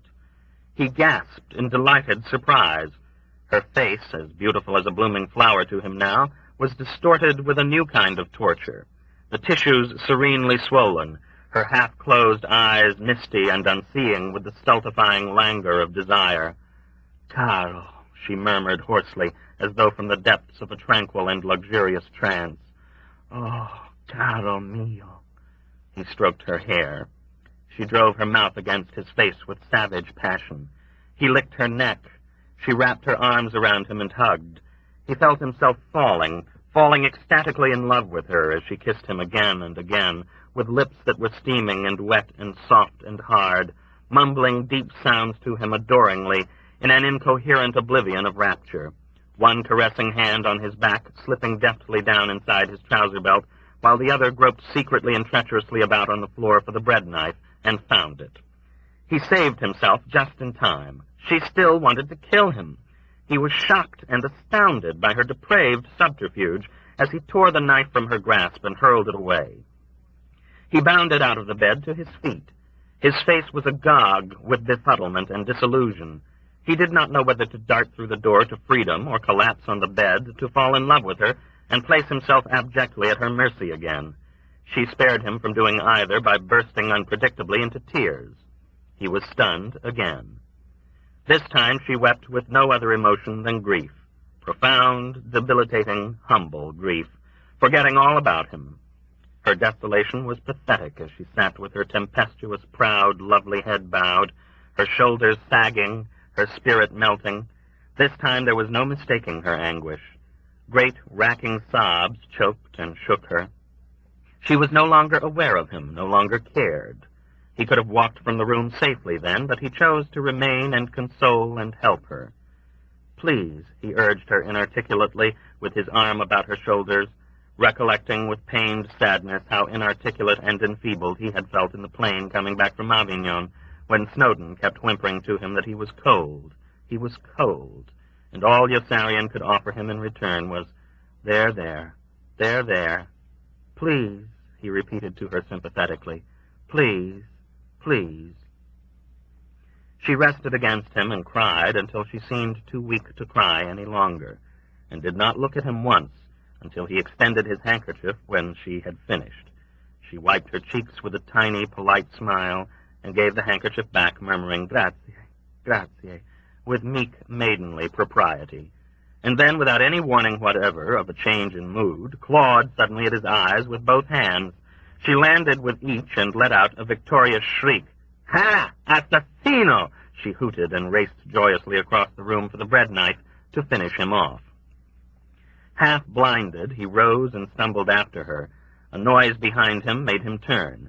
His senses reeled in horror at what he saw. Nately's whore's kid sister, of all people, was coming after him with another long bread knife. "Oh, no!" he wailed with a shudder, and he knocked the knife out of her hand with a sharp downward blow on her wrist. He lost patience entirely with the whole grotesque and incomprehensible melee. There was no telling who might lunge at him next through the doorway with another long bread knife, and he lifted Nately's whore's kid sister off the floor, threw her at Nately's whore, and ran out of the room, out of the apartment, and down the stairs. The two girls chased out into the hall after him. He heard their footsteps lag farther and farther behind as he fled, and then cease altogether. He heard sobbing directly overhead. Glancing backward up the stairwell, he spied Nately's whore sitting in a heap on one of the steps, weeping with her face in both hands, while her pagan, irrepressible kid sister hung dangerously over the banister, shouting, "Bruto, bruto," down at him happily, and brandished her bread knife at him as though it were an exciting new toy she was eager to use. Yossarian escaped, but kept looking back over his shoulder anxiously as he retreated through the street. People stared at him strangely, making him more apprehensive. He walked in nervous haste, wondering what there was in his appearance that caught everyone's attention. When he touched his hand to a sore spot on his forehead, his fingers turned gooey with blood, and he understood. He dabbed his face and neck with a handkerchief. Wherever it pressed, he picked up new red smudges.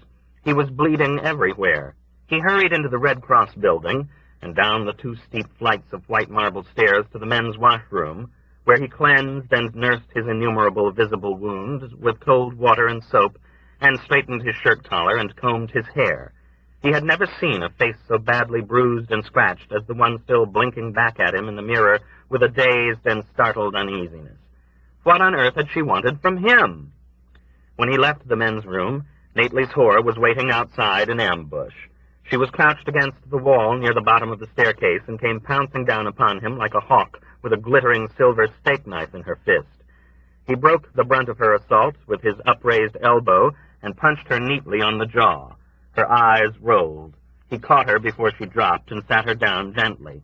Then he ran up the steps and out of the building and spent the next 3 hours hunting through the city for Hungry Joe so that he could get away from Rome before she could find him again. He did not feel really safe until the plane had taken off. When they landed in Pianosa, Nately's whore, disguised in a mechanic's green coveralls, was waiting with her steak knife exactly where the plane stopped, and all that saved him as she stabbed at his chest in her leather-soled, high-heeled shoes was the gravel underfoot that made her feet roll out from under her. Yossarian, astounded, hauled her up into the plane and held her motionless on the floor in a double arm lock, while Hungry Joe radioed the control tower for permission to return to Rome. At the airport in Rome, Yossarian dumped her out of the plane on the taxi strip, and Hungry Joe took right off for Pianosa again without even cutting his engines. Scarcely breathing, Yossarian scrutinized every figure warily as he and Hungry Joe walked back through the squadron toward their tents. Hungry Joe eyed him steadily with a funny expression. "Are you sure you didn't imagine the whole thing?" Hungry Joe inquired hesitantly after a while. "Imagine it? You were right there with me, weren't you? You just flew her back to Rome." "Maybe I imagined the whole thing, too. What does she want to kill you for?" "She never did like me. Maybe it's because I broke his nose. Or maybe it's because I was the only one in sight she could hate when she got the news. Do you think she'll come back?" Yossarian went to the officers' club that night and stayed very late. He kept a leery eye out for Nately's whore as he approached his tent. He stopped when he saw her hiding in the bushes around the side, gripping a huge carving knife, and all dressed up to look like a Pianosan farmer. Yossarian tiptoed around the back noiselessly and seized her from behind. "Caramba!" she exclaimed in a rage and resisted like a wildcat as he dragged her inside the tent and hurled her down on the floor. "Hey, what's going on?" queried one of his roommates drowsily. "Hold her till I get back," Yossarian ordered, yanking him out of bed on top of her and running out. "Hold her! Let me kill him and I'll ficky you all," she offered. The other roommates leaped out of their cots when they saw it was a girl and tried to make her fick them all first as Yossarian ran to get Hungry Joe, who was sleeping like a baby. Yossarian lifted Hupple's cat off Hungry Joe's face and shook him awake. Hungry Joe dressed rapidly.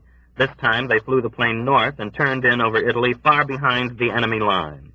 When they were over level land, they strapped a parachute on Nately's whore and shoved her out the escape hatch. Yossarian was positive that he was at last rid of her and was relieved. As he approached his tent back in Pianosa, a figure reared up in the darkness right beside the path, and he fainted. He came to, sitting on the ground, and waited for the knife to strike him, almost welcoming the mortal blow for the peace it would bring. A friendly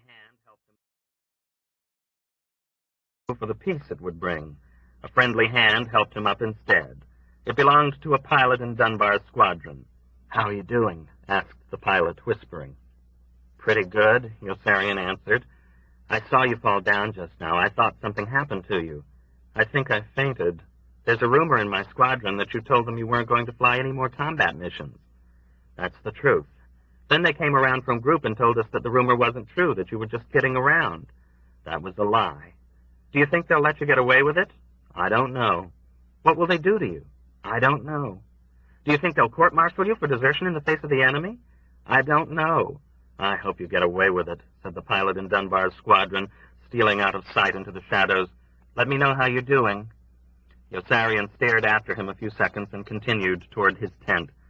"Psst," said a voice a few paces onward. It was Appleby, hiding in back of a tree. "How are you doing?" "Pretty good," said Yossarian. "I heard them say they were going to threaten to court-martial you for deserting in the face of the enemy, but that they wouldn't try to go through with it because they're not even sure they've got a case against you on that, and because it might make them look bad with the new commanders. Besides, you're still a pretty big hero for going around twice over the bridge at Ferrara. I guess you're just about the biggest hero we've got now in the group. I just thought you'd like to know that they'll only be bluffing."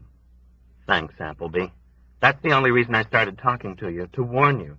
I appreciate it." Appleby scuffed the toes of his shoes into the ground sheepishly. "I'm sorry we had that fist fight in the officers' club, Yossarian. That's all right. But I didn't start it. I guess that was all Orr's fault for hitting me in the face with his ping-pong paddle. What did he want to do that for? You were beating him. Wasn't I supposed to beat him? Isn't that the point? Now that he's dead, I guess it doesn't matter anymore whether I'm a better ping-pong player or not, does it? I guess not. And I'm sorry about making such a fuss about those Atabrine tablets on the way over. If you want to catch malaria, I guess it's your business, isn't it?" "That's all right, Appleby." "But I was only trying to do my duty. I was obeying orders. I was always taught that I had to obey orders." "That's all right." "You know, I said to Colonel Korn and Colonel Cathcart that I didn't think they ought to make you fly any more missions if you didn't want to, and they said they were very, very disappointed in me." Yossarian smiled with rueful amusement. "I'll bet they are." "Well, I don't care. Hell, you've flown 71. That ought to be enough. Do you think they'll let you get away with it?" "No." "Say, if they do let you get away with it, they'll have to let the rest of us get away with it, won't they?" "That's why they can't let me get away with it." What do you think they'll do? I don't know. Do you think they will try to court-martial you? I don't know. Are you afraid? Yes. Are you going to fly more missions? No. I hope you do get away with it, Appleby whispered with conviction. I really do. Thanks, Appleby. I don't feel too happy about flying so many missions either, now that it looks as though we've got the war won. I'll let you know if I hear anything else. Thanks, Appleby. Hey, called a muted, peremptory voice from the leafless shrubs growing beside his tent in a waist-high clump after Appleby had gone. Havermeyer was hiding there in a squat. He was eating peanut brittle, and his pimples and large, oily pores looked like dark scales. How you doing? He asked when Yossarian had walked to him. Pretty good. Are you going to fly more missions? No. Suppose they try to make you. I won't let them. Are you Yella? Yes. Will they court-martial you? They'll probably try. What did Major Major say? Major Major's gone. Did they disappear him? I don't know. What will you do if they decide to disappear you? I'll try to stop them. Didn't they offer you any deals or anything if you did fly? Pilchard and Wren said they'd arrange things so I'd only go on milk runs. Havermeyer perked up. Say, that sounds like a pretty good deal. I wouldn't mind a deal like that myself. I bet you snapped it up. I turned it down. That was dumb. Havermeyer's stolid, dull face furrowed with consternation. Say, a deal like that wasn't so fair to the rest of us, was it? If you only flew on milk runs, then some of us would have to fly your share of the dangerous missions, wouldn't we? That's right. Say, I don't like that, Havermeyer exclaimed, rising resentfully with his hands clenched on his hips. I don't like that a bit. That's a real royal screwing they're getting ready to give me just because you're too goddamn yellow to fly any more missions, isn't it? Take it up with them, said Yossarian, and moved his hand to his gun vigilantly. No, I'm not blaming you, said Havermeyer, even though I don't like you. You know, I'm not too happy about flying so many missions anymore either. Isn't there some way I can get out of it, too? Yossarian snickered ironically and joked, Put a gun on and start marching with me. Havermeyer shook his head thoughtfully. Nah, I couldn't do that. I might bring some disgrace on my wife and kid if I acted like a coward. Nobody likes a coward. Besides, I want to stay in the reserves when the war is over. You get $500 a year if you stay in the reserves. Then fly more missions. Yeah, I guess I have to. Say, do you think there's any chance they might take you off combat duty and send you home? No. But if they do, and let you take one person with you, will you pick me? Don't pick anyone like Appleby. Pick me. Why in the world should they do something like that? I don't know, but if they do, just remember that I asked you first, will you? And let me know how you're doing. I'll wait for you here in these bushes every night. Maybe if they don't do anything bad to you, I won't fly any more missions either, okay? All the next evening, people kept popping up at him out of the darkness to ask him how he was doing, appealing to him for confidential information with weary, troubled faces on the basis of some morbid and clandestine kinship he had not guessed existed. People in the squadron he barely knew popped into sight out of nowhere as he passed and asked him how he was doing. Even men from other squadrons came one by one to conceal themselves in the darkness and pop out. Everywhere he stepped after sundown, someone was lying in wait to pop out and ask him how he was doing. People popped out at him from trees and bushes, from ditches and tall weeds, from around the corners of tents, and from behind the fenders of parked cars. Even one of his roommates popped out to ask him how he was doing, and pleaded with him not to tell any of his other roommates he had popped out. Yossarian drew near each beckoning, overly cautious silhouette with his hand on his gun, never knowing which hissing shadow would finally turn dishonestly into Nately's whore, or worse, into some duly constituted governmental authority sent to club him ruthlessly into insensibility. It began to look as if they would have to do something like that. They did not want to court-martial him for desertion in the face of the enemy, because 135 miles away from the enemy could hardly be called the face of the enemy, and because Yossarian was the one who had finally knocked down the bridge at Ferrara by going around twice over the target and killing Kraft. He was almost always forgetting Kraft when he counted the dead men he knew. But they had to do something to him, and everyone waited grimly to see what horrible thing it would be. During the day, they avoided him, even Arthie, and Yossarian understood that they were different people together in daylight than they were alone in the dark. He did not care about them at all as he walked about backward with his hand on his gun and awaited the latest blandishments, threats, and inducements from group Each time, Captains Pilchard and Wren drove back from another urgent conference with Colonel Cathcart and Colonel Corn.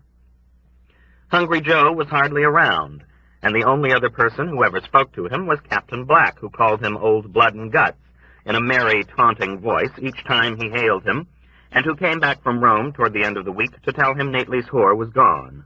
Yossarian turned sorry with a stab of yearning and remorse. He missed her. Gone? He echoed in a hollow tone. Yeah, gone, Captain Black laughed, his bleary eyes narrow with fatigue, and his peaked, sharp face sprouting as usual with a sparse reddish-blonde stubble. He rubbed the bags under his eyes with both fists. I thought I might as well give the stupid broad another bop, just for old time's sake, as long as I was in Rome anyway. You know, just to keep that kid Nately's body spinning in his grave. Remember the way I used to needle him? But the place was empty. Was there any word from her? Prodded Yossarian, who had been brooding incessantly about the girl, wondering how much she was suffering and feeling almost lonely and deserted without her ferocious and unappeasable attacks. There's no one there, Captain Black exclaimed cheerfully, trying to make Yossarian understand. Don't you understand? They're all gone. The whole place is busted. Gone? Yeah, gone. Flushed right out into the street. Captain Black chuckled heartily again, and his pointed Adam's apple jumped up and down with glee inside his scraggly neck. The joint's empty. The MPs busted the whole apartment up and drove the whores right out. Ain't that a laugh? Yossarian was scared and began to tremble. Why did they do that? What difference does it make? Responded Captain Black with an exuberant gesture. They flushed them right out into the street. How do you like that? The whole batch. What about the kid's sister? Flushed away, laughed Captain Black. Flushed away with the rest of the broads, right out into the street. But she's only a kid, Yossarian objected passionately. She doesn't know anybody else in the whole city. What's going to happen to her? What the hell do I care? Responded Captain Black with an indifferent shrug, and then gawked suddenly at Yossarian with surprise and with a crafty gleam of prying elation. Say, what's the matter? If I knew this was going to make you so unhappy, I would have come right over and told you, just to make you eat your liver. Hey, where are you going? Come on back. Come on back here and eat your liver. Chapter 39, The Eternal City.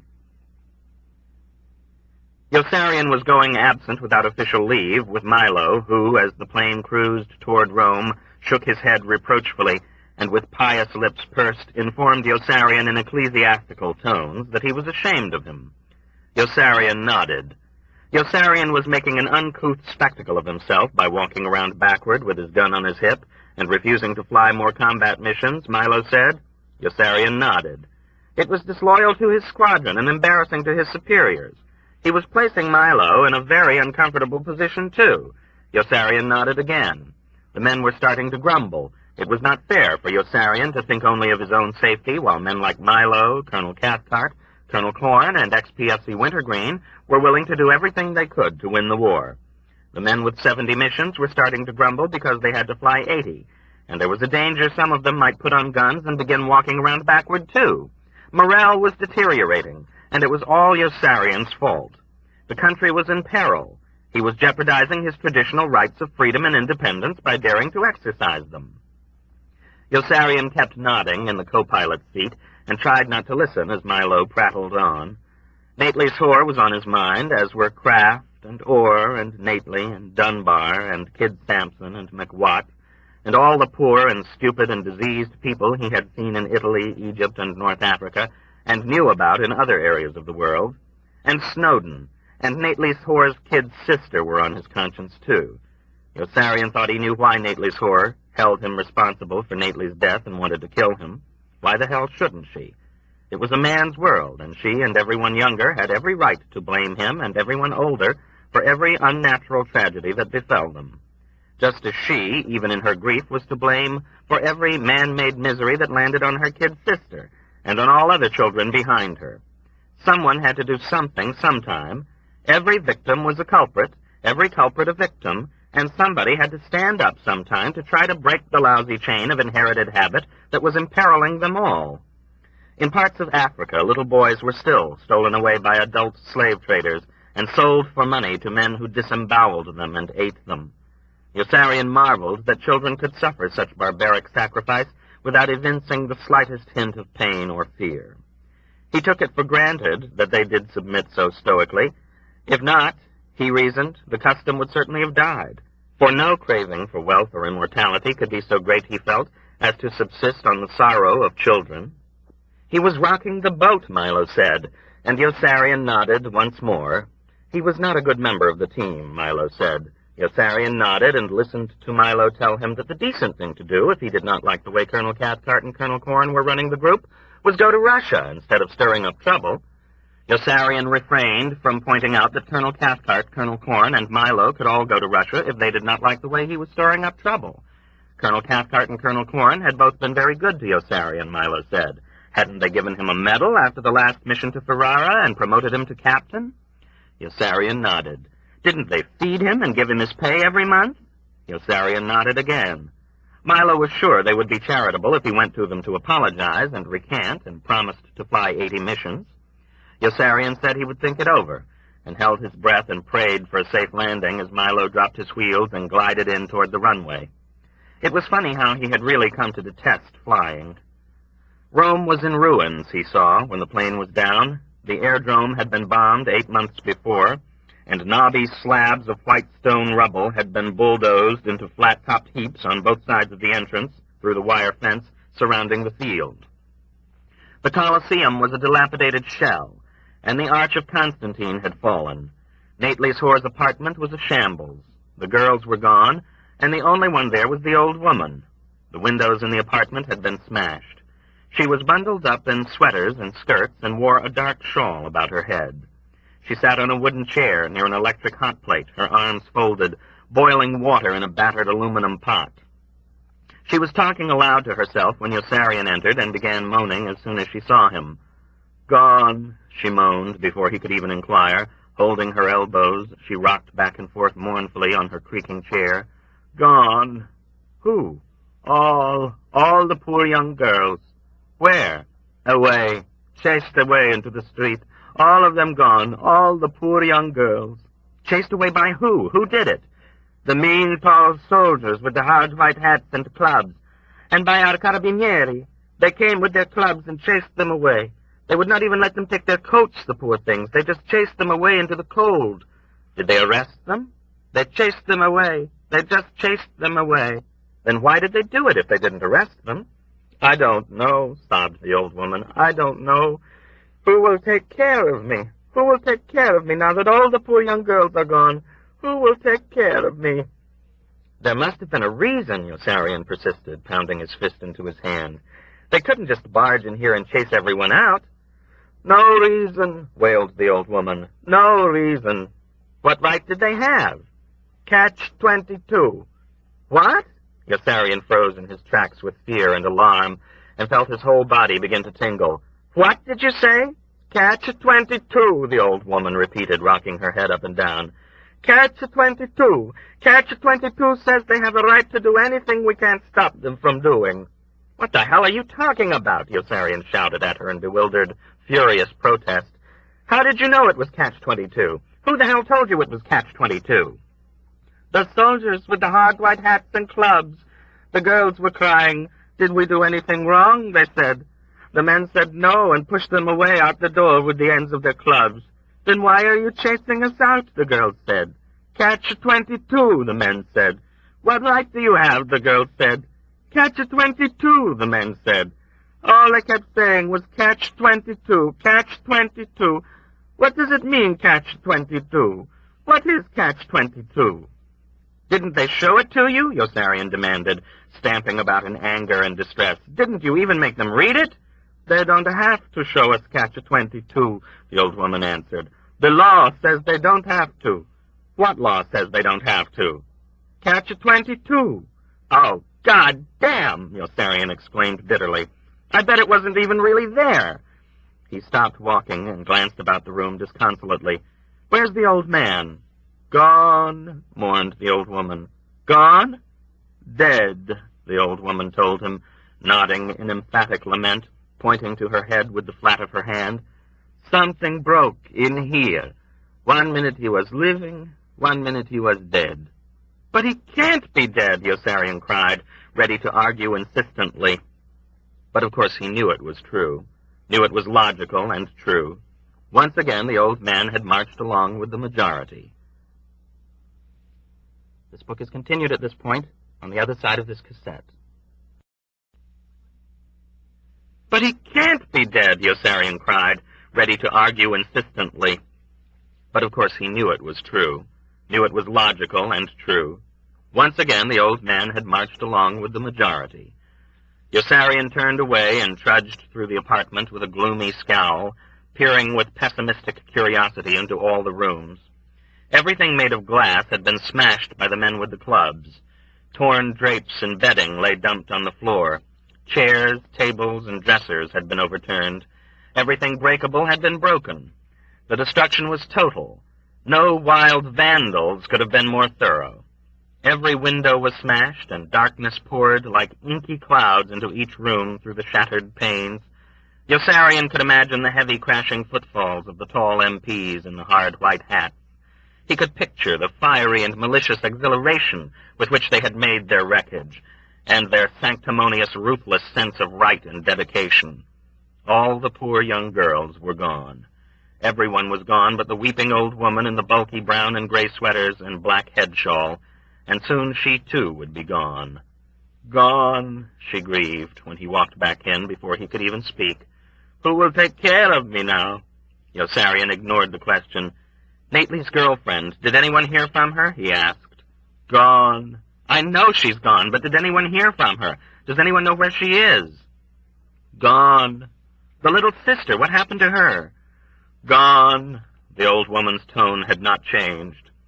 Do you know what I'm talking about? Yossarian asked sharply, staring into her eyes to see if she were not speaking to him from a coma. He raised his voice. What happened to the kid's sister, to the little girl?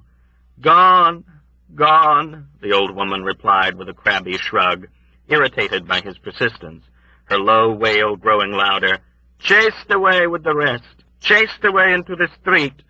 They would not even let her take her coat. Where did she go? I don't know, I don't know. Who will take care of her? Who will take care of me? She doesn't know anybody else, does she? Who will take care of me? Yossarian left money in the old woman's lap. It was odd how many wrongs leaving money seemed to right, and strode out of the apartment, cursing Catch-22 vehemently as he descended the stairs, even though he knew there was no such thing. Catch-22 did not exist, he was positive of that, but it made no difference. What did matter was that everyone thought it existed, and that was much worse, for there was no object or text to ridicule or refute, to accuse, criticize, attack, amend, hate, revile, spit at, rip to shreds, trample upon, or burn up.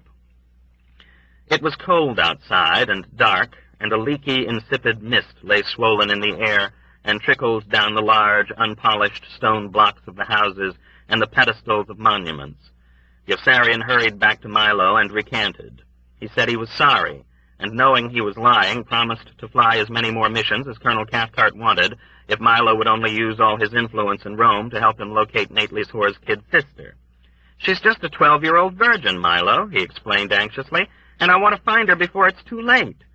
Milo responded to his request with a benign smile. I've got just the 12-year-old virgin you're looking for, he announced jubilantly.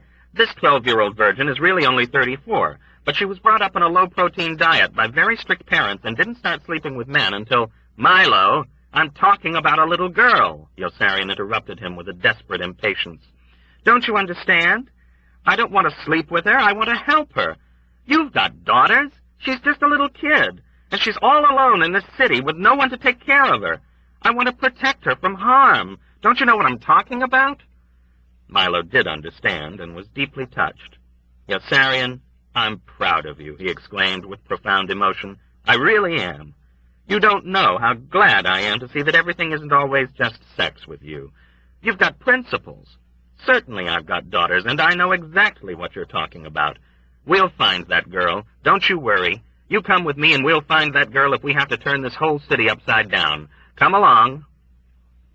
Yossarian went along in Milo Minderbinder's speeding M&M staff car to police headquarters to meet a swarthy, untidy police commissioner with a narrow black mustache and unbuttoned tunic, who was fiddling with a stout woman with warts and 2 chins when they entered his office, and who greeted Milo with warm surprise and bowed and scraped in obscene servility as though Milo were some elegant marquis.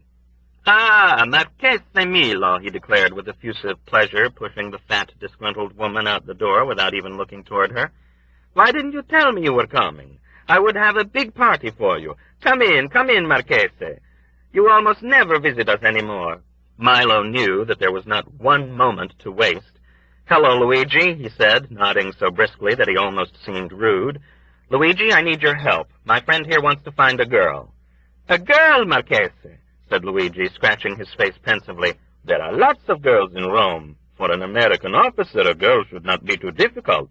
"No, Luigi, you don't understand. This is a 12-year-old virgin that he has to find right away." "Ah, yes, now I understand," Luigi said sagaciously. "A virgin might take a little time, but if he waits at the bus terminal where the young farm girls looking for work arrive, "Luigi, you still don't understand," Milo snapped with such brusque impatience that the police commissioner's face flushed, and he jumped to attention and began buttoning his uniform in confusion. "This girl is a friend, an old friend of the family, and we want to help her. She's only a child. She's all alone in this city somewhere, and we have to find her before somebody harms her. Now do you understand? Luigi, this is very important to me. I have a daughter the same age as that little girl, and nothing in the world means more to me right now than saving that poor child before it's too late. Will you help?" "Si, Marchese. Now I understand," said Luigi, "and I will do everything in my power to find her. But tonight I have almost no men. Tonight all my men are busy trying to break up the traffic in illegal tobacco." "Illegal tobacco?" asked Milo. "Milo," Yossarian bleated faintly with a sinking heart, sensing at once that all was lost. "Si, Marchese," said Luigi. "The profit in illegal tobacco is so high that the smuggling is almost impossible to control."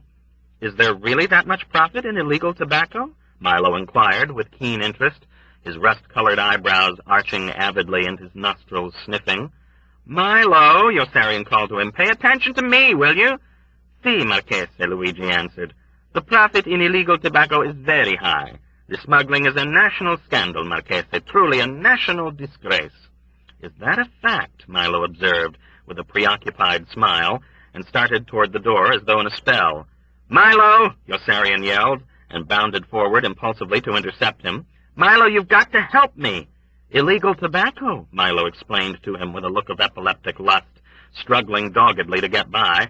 "Let me go. I've got to smuggle illegal tobacco." "Stay here and help me find her," pleaded Yossarian. "You can smuggle illegal tobacco tomorrow." But Milo was deaf and kept pushing forward, non-violently but irresistibly, sweating, his eyes, as though he were in the grip of a blind fixation, burning feverishly, and his twitching mouth slavering. He moaned calmly, as though in remote, instinctive distress, and kept repeating, "Illegal tobacco, illegal tobacco." Yossarian stepped out of the way, with resignation finally, when he saw it was hopeless to try to reason with him. Milo was gone like a shot. The commissioner of police unbuttoned his tunic again and looked at Yossarian with contempt. "What do you want here?" he asked coldly. "Do you want me to arrest you?" Yossarian walked out of the office and down the stairs into the dark, tomb-like street, passing in the hall the stout woman with warts and 2 chins who was already on her way back in. There was no sign of Milo outside. There were no lights in any of the windows. The deserted sidewalk rose steeply and continuously for several blocks. He could see the glare of a broad avenue at the top of the long cobblestone incline. The police station was almost at the bottom. The yellow bulbs at the entrance sizzled in the dampness like wet torches. A frigid, fine rain was falling. He began walking slowly, pushing uphill. Soon he came to a quiet, cozy, inviting restaurant with red velvet drapes in the windows and a blue neon sign near the door that said, "Tony's Restaurant, fine food and drink, keep out." The words on the blue neon sign surprised him mildly for only an instant. Nothing warped seemed bizarre anymore in his strange, distorted surroundings. The tops of the sheer buildings slanted in weird, surrealistic perspective, and the street seemed tilted. He raised the collar of his warm woolen coat and hugged it around him. The night was raw. A boy in a thin shirt and thin tattered trousers walked out of the darkness on bare feet. The boy had black hair and needed a haircut and shoes and socks. His sickly face was pale and sad. His feet made grisly, soft, sucking sounds in the rain puddles on the wet pavement as he passed, and Yossarian was moved by such intense pity for his poverty that he wanted to smash his pale, sad, sickly face with his fist and knock him out of existence, because he brought to mind all the pale, sad, sickly children in Italy that same night who needed haircuts and needed shoes and socks. He made Yossarian think of cripples and of cold and hungry men and women, and of all the dumb, passive, devout mothers with catatonic eyes nursing infants outdoors that same night with chilled animal udders bared insensibly to that same raw rain. Cows. Almost on cue, a nursing mother padded past holding an infant in black rags, and Yossarian wanted to smash her too, because she reminded him of the barefoot boy in the thin shirt and thin tattered trousers, and of all the shivering, stupefying misery in a world that never yet had provided enough heat and food and justice for all, but an ingenious and unscrupulous handful. What a lousy earth. He wondered how many people were destitute that same night, even in his own prosperous country. How many homes were shanties? How many husbands were drunk and wives socked? And how many children were bullied, abused, or abandoned? How many families hungered for food they could not afford to buy? How many hearts were broken? How many suicides would take place that same night? How many people would go insane? How many cockroaches and landlords would triumph? How many winners were losers, successes failures, rich men, poor men? How many wise guys were stupid? How many happy endings were unhappy endings? How many honest men were liars? Brave men cowards? Loyal men traitors? How many sainted men were corrupt? How many people in positions of trust had sold their souls to blackguards for petty cash? How many had never had souls? How many straight and narrow paths were crooked paths? How many best families were worst families? And how many good people were bad people? When you added them all up and then subtracted, you might be left with only the children, and perhaps with Albert Einstein and an old violinist or sculptor somewhere. Yossarian walked in lonely torture, feeling estranged, and could not wipe from his mind the excruciating image of the barefoot boy with sickly cheeks until he turned the corner into the avenue finally and came upon an Allied soldier having convulsions on the ground, a young lieutenant with a small, pale, boyish face. 6 other soldiers from different countries wrestled with different parts of him, striving to help him and hold him still. He yelped and groaned unintelligibly through clenched teeth. His eyes rolled up into his head. "Don't let him bite his tongue off," a short sergeant near Yossarian advised shrewdly, and a 7th man threw himself into the fray to wrestle with the ill lieutenant's face. All at once the wrestlers won, and turned to each other undecidedly, for now that they held the young lieutenant rigid, they did not know what to do with him. A quiver of moronic panic spread from one straining brute face to another. "Why don't you lift him up and put him on the hood of that car?" a corporal standing in back of Yossarian drawled. That seemed to make sense, so the 7 men lifted the young lieutenant up and stretched him out carefully on the hood of a parked car, still pinning each struggling part of him down. Once they had him stretched out on the hood of the parked car, they stared at each other uneasily again, for they had no idea what to do with him next. "Why don't you lift him up off the hood of that car and lay him down on the ground?" drawled the same corporal behind Yossarian. That seemed like a good idea, too, and they began to move him back to the sidewalk. But before they could finish, a jeep raced up with a flashing red spotlight at the side and 2 military policemen in the front seat. "What's going on?" the driver yelled. "He's having convulsions," one of the men grappling with one of the young lieutenant's limbs answered. "We're holding him still." "That's good. He's under arrest." "What should we do with him?" "Keep him under arrest," the MP shouted, doubling over with raucous laughter at his jest, and sped away in his jeep. Yossarian recalled that he had no leave papers and moved prudently past the strange group toward the sound of muffled voices emanating from a distance inside the murky darkness ahead. The broad, rain-blotched boulevard was illuminated every half-block by short, curling lamp-posts, with eerie, shimmering glares surrounded by smoky brown mist. From a window overhead, he heard an unhappy female voice pleading, "Please don't, please don't." A despondent young woman in a black raincoat with much black hair on her face passed with her eyes lowered. At the Ministry of Public Affairs on the next block, A drunken lady was backed up against one of the fluted Corinthian columns by a drunken young soldier, while 3 drunken comrades in arms sat watching nearby on the steps with wine bottles standing between their legs. "Please don't," begged the drunken lady. "I want to go home now. Please don't."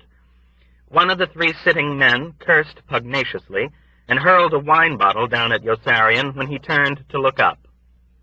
The bottle shattered harmlessly far away with a brief and muted noise. Yossarian continued walking away at the same listless, unhurried pace, hands buried in his pockets. "Come on, baby," he heard the drunken soldier urge determinedly. "It's my turn now."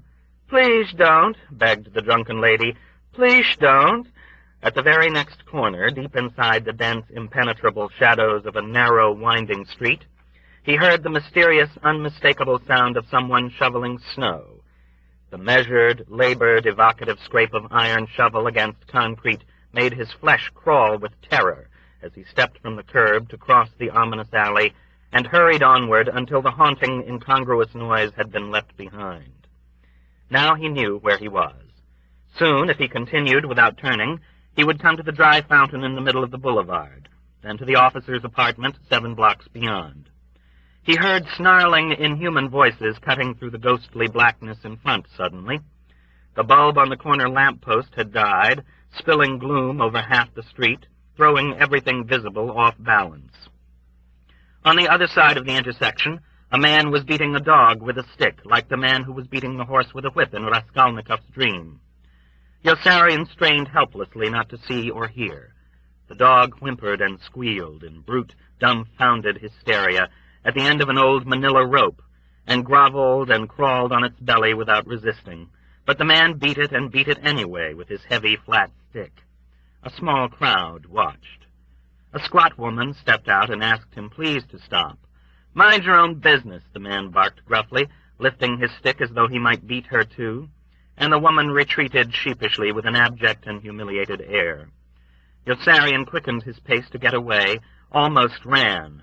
The night was filled with horrors, and he thought he knew how Christ must have felt as he walked through the world, like a psychiatrist through a ward full of nuts, like a victim through a prison full of thieves. What a welcome sight a leper must have been. At the next corner, a man was beating a small boy brutally in the midst of an immovable crowd of adult spectators who made no effort to intervene. Yossarian recoiled with sickening recognition. He was certain he had witnessed that same horrible scene some time before. Déjà vu? The sinister coincidence shook him and filled him with doubt and dread. It was the same scene he had witnessed a block before, although everything in it seemed quite different. What in the world was happening? Would a squat woman step out and ask the man to please stop? Would he raise his hand to strike her, and would she retreat? Nobody moved. The child cried steadily as though in drugged misery. The man kept knocking him down with hard, resounding, open-palm blows to the head, then jerking him up to his feet in order to knock him down again. No one in the sullen, cowering crowd seemed to care enough about the stunned and beaten boy to interfere. The child was no more than 9. One drab woman was weeping silently into a dirty dish towel. The boy was emaciated and needed a haircut. Bright red blood was streaming from both ears. Yossarian crossed quickly to the other side of the immense avenue to escape the nauseating sight, and found himself walking on human teeth lying on the drenched, glistening pavement near splotches of blood kept sticky by the pelting raindrops, poking each one like sharp fingernails. Molars and broken incisors lay scattered everywhere. He circled on tiptoe the grotesque debris and came near a doorway containing a crying soldier holding a saturated handkerchief to his mouth, supported as he sagged by 2 other soldiers waiting in grave impatience for the military ambulance that finally came clanging up with amber fog lights on and passed them by for an altercation on the next block between a single civilian Italian with books and a slew of civilian policemen with arm locks and clubs. The screaming, struggling civilian was a dark man with a face white as flour from fear. His eyes were pulsating in hectic desperation, flapping like bats' wings, as the many tall policemen seized him by the arms and legs and lifted him up. His books were spilled on the ground. "Help!" he shrieked shrilly, in a voice strangling in its own emotion, as the policeman carried him to the open doors in the rear of the ambulance and threw him inside. "Police! Help! Police!" The doors were shut and bolted, and the ambulance raced away. There was a humorless irony in the ludicrous panic of the man screaming for help to the police, while policemen were all around him.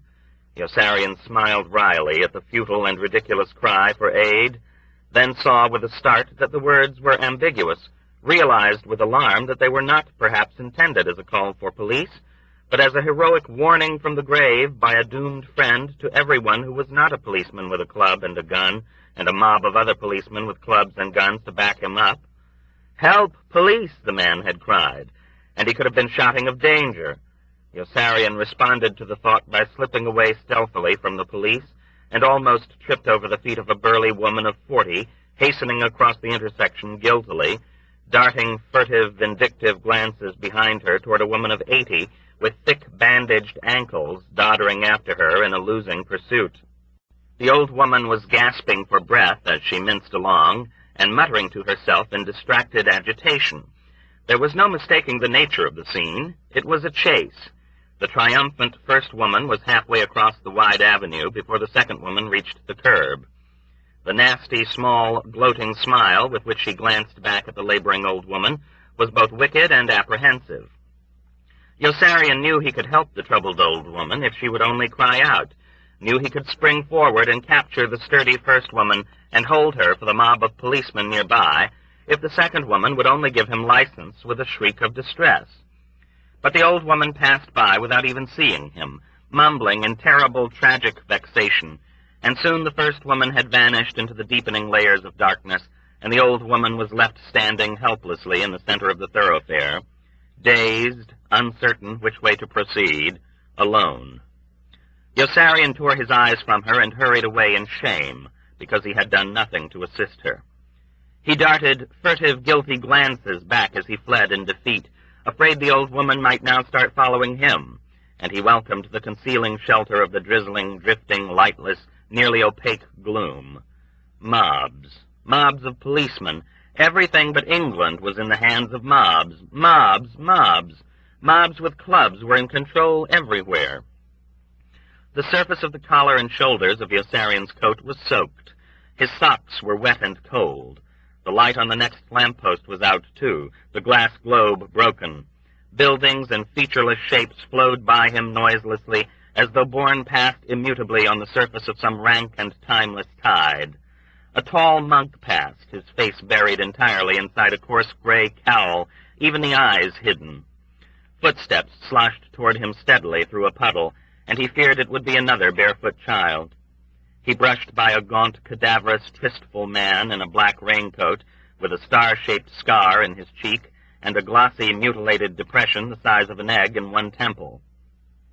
On squishing straw sandals, a young woman materialized with her whole face disfigured by a god-awful pink and piebald burn that started on her neck and stretched in a raw, corrugated mass up both cheeks past her eyes.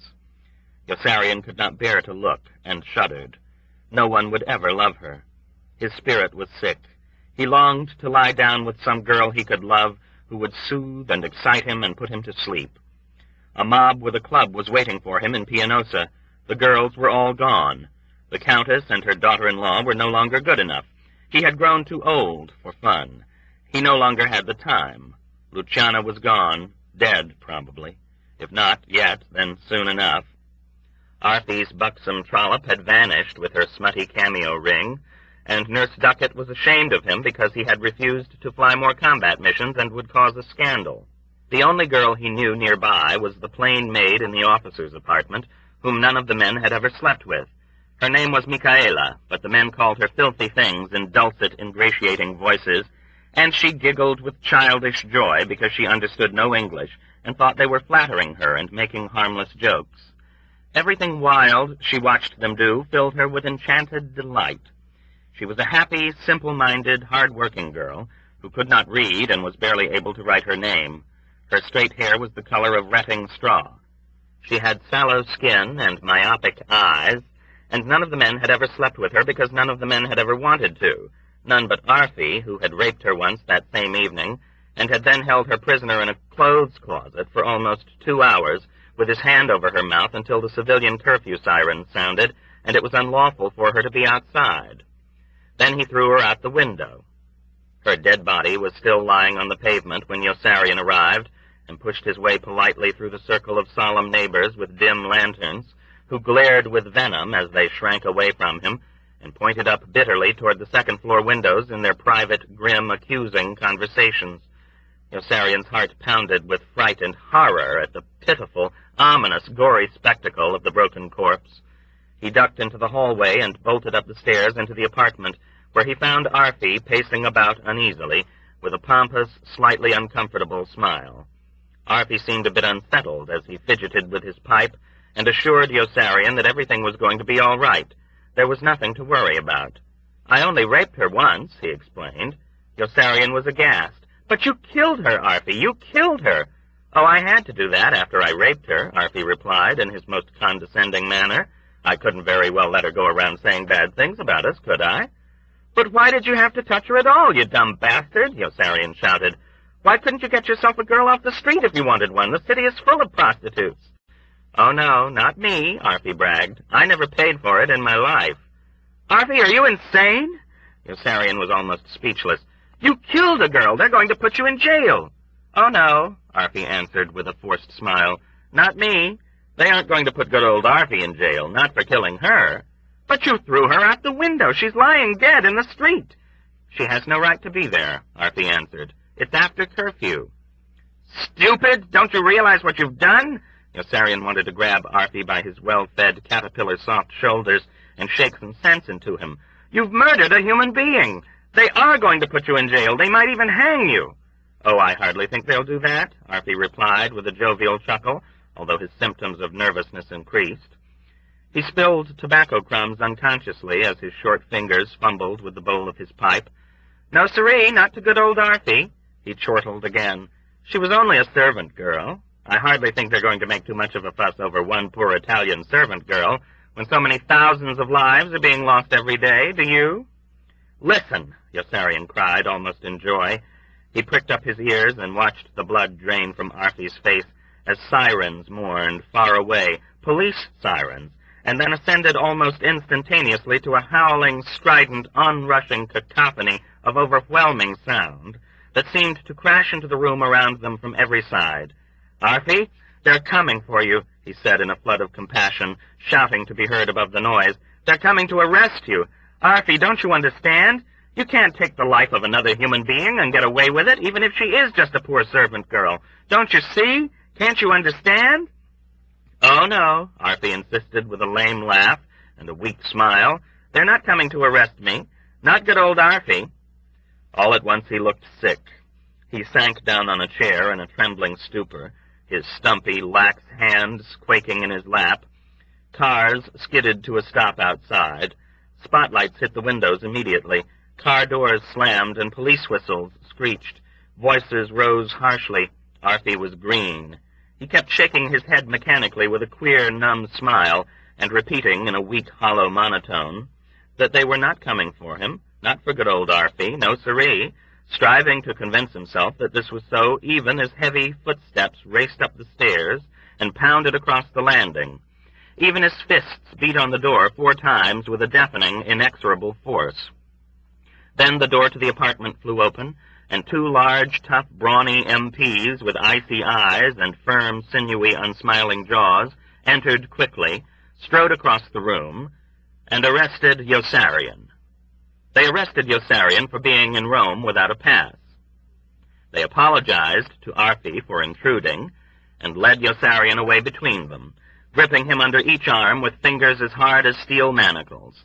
They said nothing at all to him on the way down.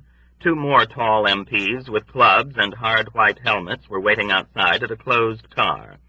They marched Yossarian into the back seat, and the car roared away and weaved through the rain and muddy fog to a police station.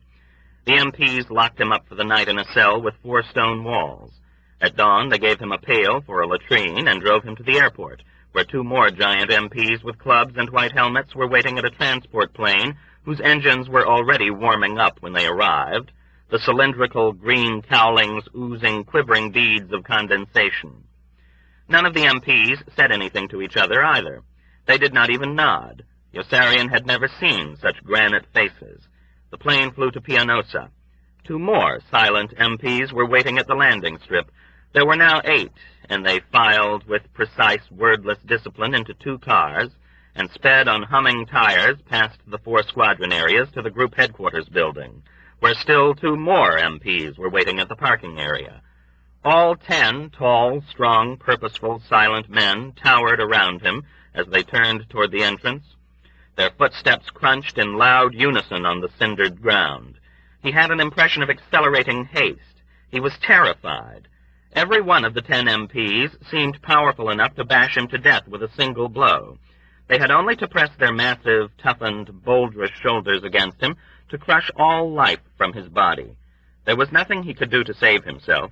He could not even see which 2 were gripping him under the arms as they marched him rapidly between the 2 tight, single-file columns they had formed. Their pace quickened, and he felt as though he were flying along with his feet off the ground as they trotted in resolute cadence up the wide marble staircase to the upper landing, where still 2 more inscrutable military policemen with hard faces were waiting to lead them all at an even faster pace down the long, cantilevered balcony overhanging the immense lobby. Their marching footsteps on the dull tile floor thundered like an awesome, quickening drum roll through the vacant center of the building as they moved with even greater speed and precision toward Colonel Cathcart's office. And violent winds of panic began blowing in Yossarian's ears when they turned him toward his doom inside the office, where Colonel Korn, his rump spreading comfortably on a corner of Colonel Cathcart's desk, sat waiting to greet him with a genial smile and said, "We're sending you home." Chapter 40. Catch-22. There was, of course, a catch. Catch-22? Inquired Yossarian. Of course, Colonel Korn answered pleasantly, after he had chased the mighty guard of massive MPs out with an insouciant flick of his hand and a slightly contemptuous nod, most relaxed, as always, when he could be most cynical. His rimless square eyeglasses glinted with sly amusement as he gazed at Yossarian. After all, we can't simply send you home for refusing to fly more missions and keep the rest of the men here, can we? That would hardly be fair to them. You're goddamn right, Colonel Cathcart blurted out, lumbering back and forth gracelessly like a winded bull, puffing and pouting angrily.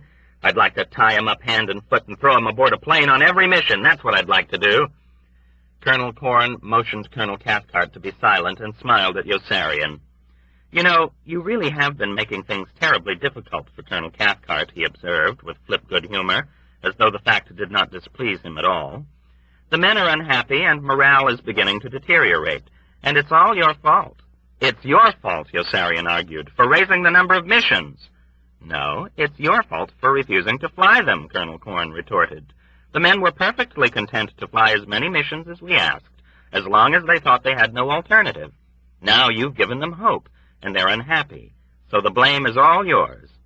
Doesn't he know there's a war going on? Colonel Cathcart, still stamping back and forth, demanded morosely without looking at Yossarian. I'm quite sure he does, Colonel Korn answered. That's probably why he refuses to fly them. Doesn't it make any difference to him? Will the knowledge that there's a war going on weaken your decision to refuse to participate in it? Colonel Korn inquired with sarcastic seriousness, mocking Colonel Cathcart. No, sir, Yossarian replied, almost returning Colonel Korn's smile. I was afraid of that, Colonel Korn remarked with an elaborate sigh, locking his fingers together comfortably on top of his smooth, bald, broad, shiny brown head. You know, in all fairness, we really haven't treated you too badly, have we? We've fed you and paid you on time. We gave you a medal and even made you a captain. I never should have made him a captain, Colonel Cathcart exclaimed bitterly. I should have given him a court-martial after he loused up that Ferrara mission and went around twice. I told you not to promote him, said Colonel Korn, but you wouldn't listen to me. No, you didn't. You told me to promote him, didn't you? I told you not to promote him, but you just wouldn't listen. I should have listened. You never listened to me, Colonel Korn persisted with relish. That's the reason we're in this spot. All right, gee whiz, stop rubbing it in, will you? Colonel Cathcart burrowed his fists down deep inside his pockets and turned away in a slouch. Instead of picking on me, why don't you figure out what we're going to do about him? We're going to send him home, I'm afraid. Colonel Corn was chuckling triumphantly when he turned away from Colonel Cathcart to face Yossarian. Yossarian, the war is over for you. We're going to send you home. You really don't deserve it, you know, which is one of the reasons I don't mind doing it. Since there's nothing else we can risk doing to you at this time, we've decided to return you to the States. We've worked out this little deal to... What kind of deal? Yossarian demanded with defiant mistrust. Colonel Corn tossed his head back and laughed. Oh, a thoroughly despicable deal. Make no mistake about that. It's absolutely revolting. But you'll accept it quickly enough. Don't be too sure. I haven't the slightest doubt you will, even though it stinks to high heaven. Oh, by the way, you haven't told any of the men you've refused to fly more missions, have you? No, sir, Yossarian answered promptly. Colonel Corn nodded approvingly. That's good. I like the way you lie. You'll go far in this world if you ever acquire some decent ambition. Doesn't he know there's a war going on? Colonel Cathcart yelled out suddenly and blew with vigorous disbelief into the open end of his cigarette holder. I'm quite sure he does, Colonel Corn replied acidly, since you brought that identical point to his attention just a moment ago. Colonel Corn frowned wearily for Yossarian's benefit, his eyes twinkling swarthily with sly and daring scorn. Gripping the edge of Colonel Cathcart's desk with both hands, he lifted his flaccid haunches far back on the corner to sit with both short legs dangling freely. His shoes kicked lightly against the yellow oak wood, his sludge-brown socks, garterless, collapsed in sagging circles below ankles that were surprisingly small and white. You know, Yossarian, he mused affably in a manner of casual reflection that seemed both derisive and sincere, I really do admire you a bit. You're an intelligent person of great moral character who has taken a very courageous stand. I'm an intelligent person with no moral character at all, so I'm in an ideal position to appreciate it. These are very critical times, Colonel Cathcart asserted petulantly from a far corner of the office, paying no attention to Colonel Corn. Very critical times indeed, Colonel Corn agreed with a placid nod. We've just had a change of command above, and we can't afford a situation that might put us in a bad light with either General Scheiskopf or General Peckham. Isn't that what you mean, Colonel? Hasn't he got any patriotism? Won't you fight for your country? Colonel Corn demanded, emulating Colonel Cathcart's harsh, self-righteous tone. Won't you give up your life for Colonel Cathcart and me? Yossarian tensed with alert astonishment when he heard Colonel Corn's concluding words. What's that? He exclaimed. What have you and Colonel Cathcart got to do with my country? You're not the same. How can you separate us? Colonel Corn inquired with ironical tranquility. That's right, Colonel Cathcart cried emphatically. You're either for us or against us. There's no two ways about it. I'm afraid he's got you, added Colonel Corn. You're either for us or against your country. It's as simple as that. Oh, no, Colonel, I don't buy that. Colonel Corn was unruffled. Neither do I, frankly, but everyone else will, so there you are. You're a disgrace to your uniform, Colonel Cathcart declared with blustering wrath, whirling to confront Yossarian for the first time. I'd like to know how you ever got to be a captain anyway. You promoted him, Colonel Corn reminded sweetly, stifling a snicker. Don't you remember? Well, I never should have done it. I told you not to do it, Colonel Corn said, but you just wouldn't listen to me. Gee whiz, will you stop rubbing it in? Colonel Cathcart cried. He furrowed his brow and glowered at Colonel Corn through eyes narrow with suspicion. His fists clenched on his hips. Say, whose side are you on, anyway? Your side, Colonel. What other side could I be on? Then stop picking on me, will you? Get off my back, will you? I'm on your side, Colonel. I'm just loaded with patriotism. Well, just make sure you don't forget that. Colonel Cathcart turned away grudgingly after another moment, incompletely reassured, and began striding the floor again, his hands kneading his long cigarette holder. He jerked a thumb toward Yossarian. Let's settle with him. I know what I'd like to do with him. I'd like to take him outside and shoot him. That's what I'd like to do with him. That's what General Dreedel would do with him. But General Dreedel isn't with us anymore, said Colonel Corn, so we can't take him outside and shoot him. Now that his moment of tension with Colonel Cathcart had passed, Colonel Corn relaxed again and resumed kicking softly against Colonel Cathcart's desk. He returned to Yossarian. So we're going to send you home instead. It took a bit of thinking, but we finally worked out this horrible little plan for sending you home without causing too much dissatisfaction among the friends you'll leave behind. Doesn't that make you happy? What kind of plan? I'm not sure I'm going to like it. I know you're not going to like it. Colonel Corn laughed, locking his hands contentedly on top of his head again. You're going to loathe it. It really is odious and certainly will offend your conscience. But you'll agree to it quickly enough. You'll agree to it because it will send you home safe and sound in 2 weeks, and because you have no choice. It's that or a court-martial. Take it or leave it. Yossarian snorted. Stop bluffing, Colonel. You can't court-martial me for desertion in the face of the enemy. It would make you look bad, and you probably couldn't get a conviction. But we can court-martial you now for desertion from duty, since you went to Rome without a pass, and we could make it stick. If you think about it a minute, you'll see that you'd leave us no alternative. We can't simply let you keep walking around in open insubordination without punishing you. All the other men would stop flying missions, too. No, you have my word for it. We will court-martial you if you turn our deal down, even though it would raise a lot of questions and be a terrible black eye for Colonel Cathcart. Colonel Cathcart winced at the words black eye, and without any apparent premeditation hurled his slender onyx and ivory cigarette holder down viciously on the wooden surface of his desk. Jesus Christ, he shouted unexpectedly. I hate this goddamn cigarette holder. The cigarette holder bounced off the desk to the wall, ricocheted across the windowsill to the floor, and came to a stop almost where he was standing. Colonel Cathcart stared down at it with an irascible scowl. I wonder if it's really doing me any good. It's a feather in your cap with General Peckham, but a black eye for you with General Scheisskopf, Colonel Corn informed him with a mischievous look of innocence. Well, which one am I supposed to please? Both. How can I please them both? They hate each other. How am I ever going to get a feather in my cap from General Scheisskopf without getting a black eye from General Peckham?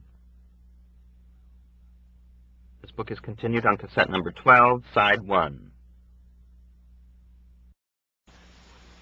How can I please them both? They hate each other. How am I ever going to get a feather in my cap from General Scheisskopf without getting a black eye from General Peckham? March. Yeah, march. That's the only way to please him. March. March. Colonel Cathcart grimaced sullenly. Some generals, they're a disgrace to their uniforms. If people like those two can make general, I don't see how I can miss.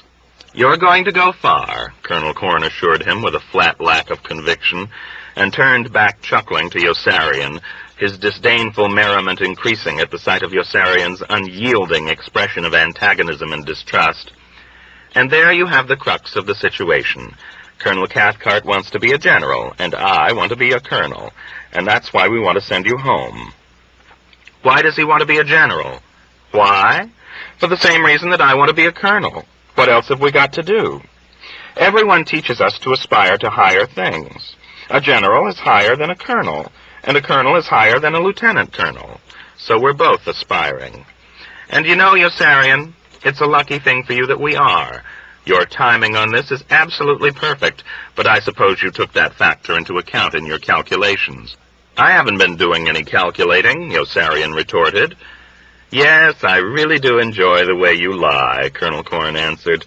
Won't it make you proud to have your commanding officer promoted to general, to know you served in an outfit that averaged more combat missions per person than any other?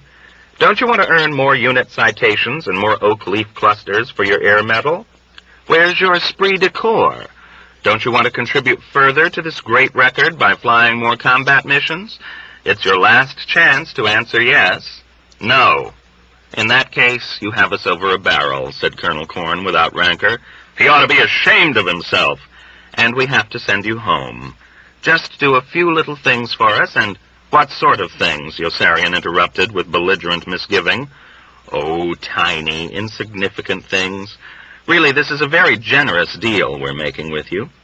We will issue orders returning you to the States. Really, we will. And all you have to do in return is... What? What must I do? Colonel Corn laughed curtly. Like us. Yossarian blinked. Like you? Like us. Like you? That's right, said Colonel Corn, nodding, gratified immeasurably by Yossarian's guileless surprise and bewilderment. Like us. Join us. Be our pal. Say nice things about us here and back in the States. Become one of the boys. Now, that isn't asking too much, is it? You just want me to like you, is that all? That's all. That's all? Just find it in your heart to like us." Yossarian wanted to laugh confidently when he saw with amazement that Colonel Corn was telling the truth. "That isn't going to be too easy," he sneered. "Oh, it will be a lot easier than you think," Colonel Corn taunted in return, undismayed by Yossarian's barb. "You'll be surprised at how easy you'll find it to like us once you begin." Colonel Corn hitched up the waist of his loose, voluminous trousers. The deep black grooves isolating his square chin from his jowls were bent again in a kind of jeering and reprehensible mirth. "You see, Yossarian, we're going to put you on Easy Street. We're going to promote you to Major, and even give you another medal. Captain Flume is already working on glowing press releases describing your valor over Ferrara, your deep and abiding loyalty to your outfit, and your consummate dedication to duty." Those phrases are all actual quotations, by the way. "We're going to glorify you and send you home a hero, recalled by the Pentagon for morale and public relations purposes. You'll live like a millionaire. Everyone will lionize you. You'll have parades in your honor and make speeches to raise money for war bonds. A whole new world of luxury awaits you once you become our pal. Isn't it lovely?" Yossarian found himself listening intently to the fascinating elucidation of details. "I'm not sure I want to make speeches." "Then we'll forget the speeches. The important thing is what you say to people here." Colonel Corn leaned forward earnestly, no longer smiling. "We don't want any of the men in the group to know that we're sending you home as a result of your refusal to fly more missions. And we don't want General Peckham or General Scheiskopf to get wind of any friction between us either. That's why we're going to become such good pals. What will I say to the men who asked me why I refused to fly more missions? Tell them you had been informed in confidence, that you were being returned to the States, and that you were unwilling to risk your life for another mission or two. Just a minor disagreement between pals, that's all. Will they believe it? Of course they'll believe it, once they see what great friends we've become.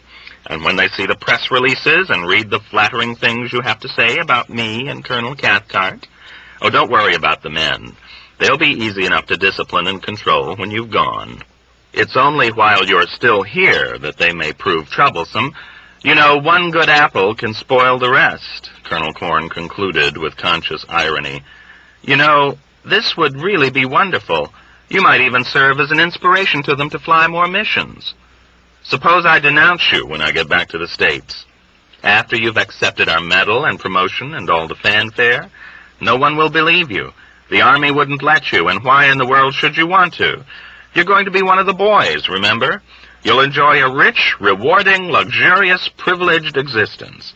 You'd have to be a fool to throw it all away just for a moral principle, and you're not a fool. Is it a deal?" "I don't know. It's that or a court-martial. That's a pretty scummy trick I'd be playing on the men in the squadron, isn't it?" "Odious," Colonel Corn agreed amiably and waited, watching Yossarian patiently with a glimmer of private delight. "But what the hell," Yossarian exclaimed. "If they don't want to fly more missions, let them stand up and do something about it the way I did, right?" "Of course," said Colonel Corn. "There's no reason I have to risk my life for them, is there?" "Of course not." Yossarian arrived at his decision with a swift grin. "It's a deal," he announced jubilantly. "Great," said Colonel Corn, with somewhat less cordiality than Yossarian had expected, and he slid himself off Colonel Cathcart's desk to stand on the floor. He tugged the folds of cloth of his pants and undershorts free from his crotch, and gave Yossarian a limp hand to shake. "Welcome aboard." "Thanks, Colonel. Call me Blackie, John. We're pals now." "Sure, Blackie. My friends call me Yo-Yo. Blackie, His friends call him Yo-Yo," Colonel Corn sang out to Colonel Cathcart. "Why don't you congratulate Yo-Yo on what a sensible move he's making?" "That's a real sensible move you're making, Yo-Yo," Colonel Cathcart said, pumping Yossarian's hand with clumsy zeal. "Thank you, Colonel. Call him Chuck," said Colonel Corn. "Sure, call me Chuck," said Colonel Cathcart with a laugh that was hearty and awkward. "We're all pals now." "Sure, Chuck." "Exit smiling," said Colonel Corn, his hands on both their shoulders as the three of them moved to the door. "Come on over for dinner with us some night, Yo-Yo," Colonel Cathcart invited hospitably. How about tonight, in the group dining room? I'd love to, sir. Chuck, Colonel Corn corrected reprovingly. I'm sorry, Blackie. Chuck, I can't get used to it. That's all right, pal. Sure, pal. Thanks, pal. Don't mention it, pal. So long, pal. Yossarian waved goodbye fondly to his new pals and sauntered out onto the balcony corridor, almost bursting into song the instant he was alone. He was home free. He had pulled it off. His act of rebellion had succeeded. He was safe, and he had nothing to be ashamed of to anyone. He started toward the staircase with a jaunty and exhilarated air. A private in green fatigues saluted him. Yossarian returned the salute happily, staring at the private with curiosity. He looked strangely familiar. When Yossarian returned the salute, the private in green fatigues turned suddenly into Nately's whore and lunged at him murderously with a bone-handled kitchen knife that caught him in the side below his upraised arm. Yossarian sank to the floor with a shriek, shutting his eyes in overwhelming terror as he saw the girl lift the knife to strike him again. He was already unconscious when Colonel Corn and Colonel Cathcart dashed out of the office and saved his life by frightening her away. Chapter 41. Snowden. Cut, said a doctor. You cut, said another. No cuts, said Yossarian with a thick, unwieldy tongue. Now look who's butting in, complained one of the doctors. Another count he heard from. Are we going to operate or aren't we? He doesn't need an operation, complained the other. It's a small wound. All we have to do is stop the bleeding, clean it out, and put a few stitches in. But I've never had a chance to operate before. Which one is the scalpel? Is this one the scalpel? No, the other one is the scalpel. Well, go ahead and cut already if you're going to. Make the incision. Like this? Not there, you dope. No incisions, Yossarian said, perceiving through the lifting fog of insensibility that two strangers were ready to begin cutting him. Another count he heard from, complained the first doctor sarcastically. Is he going to keep talking that way while I operate on him? You can't operate on him until I admit him, said a clerk. You can't admit him until I clear him, said a fat, gruff colonel with a mustache and an enormous pink face that pressed down very close to Yossarian and radiated scorching heat like the bottom of a huge frying pan. Where were you born? The fat, gruff colonel reminded Yossarian of the fat, gruff colonel who had interrogated the chaplain and found him guilty. Yossarian stared up at him through a glassy film. The cloying sense of formaldehyde and alcohol sweetened the air. On a battlefield, he answered. No, in what state were you born? In a state of innocence. No, you don't understand. Let me handle him, urged a hatchet-faced man with sunken, acrimonious eyes and a thin, malevolent mouth. Are you a smart aleck or something? He asked Yossarian. He's delirious, one of the doctors said. Why don't you let us take him back inside and treat him? Leave him right here if he's delirious. He might say something incriminating. But he's still bleeding profusely, can't you see? He might even die. Good for him. It would serve the thinky bastard right, said the fat, gruff colonel. All right, John, let's speak out. We want to get to the truth. Everyone calls me Yo-Yo. We want you to cooperate with us, Yo-Yo. We're your friends, and we want you to trust us. We're here to help you. We're not going to hurt you. Let's jab our thumbs down inside his wound and gouge it, suggested the hatchet-faced man. Yossarian let his eyes fall closed and hoped that they would think he was unconscious. He's fainted, he heard a doctor say. Can't we treat him now before it's too late? He really might die. All right, take him. I hope the bastard does die. You can't treat him until I admit him, the clerk said. Yossarian played dead with his eyes shut while the clerk admitted him by shuffling some papers, and then he was rolled away slowly into a stuffy, dark room with searing spotlights overhead, in which the cloying smell of formaldehyde and sweet alcohol was even stronger. The pleasant, permeating stink was intoxicating. He smelled ether, too, and heard glass tinkling. He listened with secret, egotistical mirth to the husky breathing of the two doctors. It delighted him that they thought he was unconscious, and did not know he was listening. It all seemed very silly to him until one of the doctors said, Well, do you think we should save his life? They might be sore at us if we do. "Let's operate," said the other doctor. "Let's cut him open and get to the inside of things once and for all. He keeps complaining about his liver. His liver looks pretty small on this X-ray." "That's his pancreas, you dope. This is his liver." "No, it isn't. That's his heart." "I'll bet you a nickel this is his liver. I'm going to operate and find out. Should I wash my hands first?" "No operations," Yossarian said, opening his eyes and trying to sit up. "Another count he heard from," scoffed one of the doctors indignantly. "Can't we make him shut up? We could give him a total. The ether's right here." "No totals," said Yossarian. "Another count he heard from," said a doctor. "Let's give him a total and knock him out. Then we can do what we want with him." They gave Yossarian total anesthesia and knocked him out. He woke up thirsty in a private room, drowning in ether fumes. Colonel Korn was there at his bedside, waiting calmly in a chair in his baggy wool olive-drab shirt and trousers. A bland, phlegmatic smile hung on his brown face with its heavy-bearded cheeks, and he was buffing the facets of his bald head gently with the palms of both hands. He bent forward, chuckling, when Yossarian awoke, and assured him in the friendliest tones that the deal they had made was still on if Yossarian didn't die. Yossarian vomited, and Colonel Korn shot to his feet at the first cough and fled in disgust. So it seemed indeed that there was a silver lining to every cloud, Yossarian reflected, as he drifted back into a suffocating daze. A hand with sharp fingers shook him awake roughly. He turned and opened his eyes and saw a strange man with a mean face who curled his lip at him in a spiteful scowl and bragged, "We've got your pal, buddy. We've got your pal." Yossarian turned cold and faint and broke into a sweat. "Who's my pal?" he asked when he saw the chaplain sitting where Colonel Korn had been sitting. "Maybe I'm your pal," the chaplain answered. But Yossarian couldn't hear him and closed his eyes.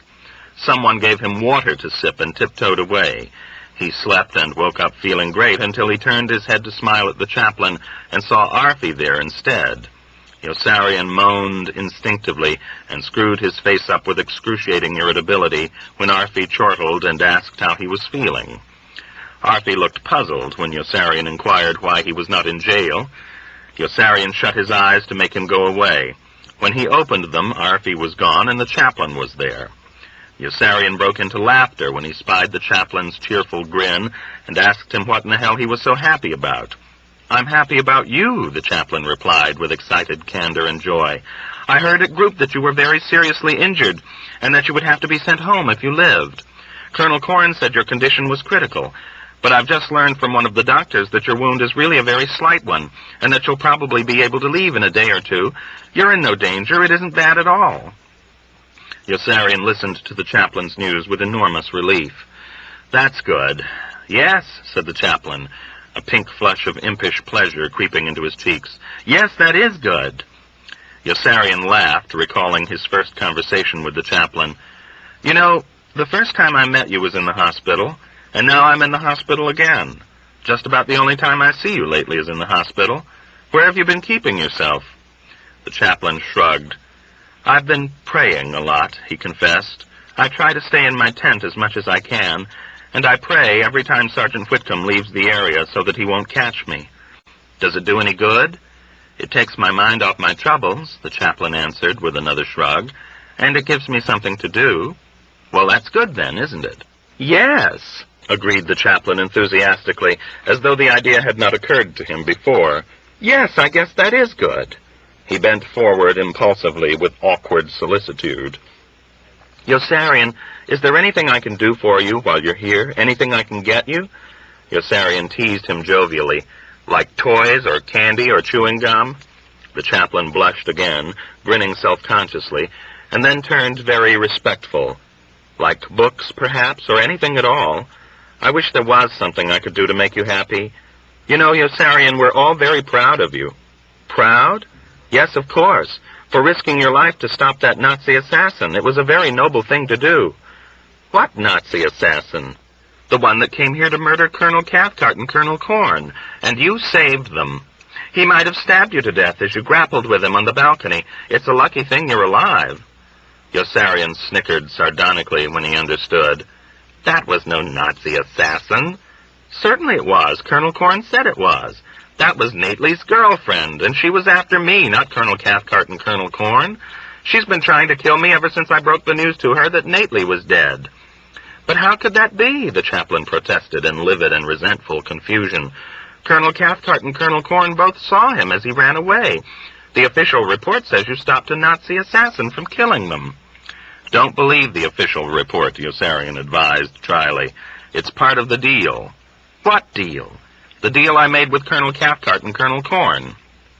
They'll let me go home a big hero if I say nice things about them to everybody and never criticize them to anyone for making the rest of the men fly more missions." The chaplain was appalled and rose halfway out of his chair. He bristled with bellicose dismay.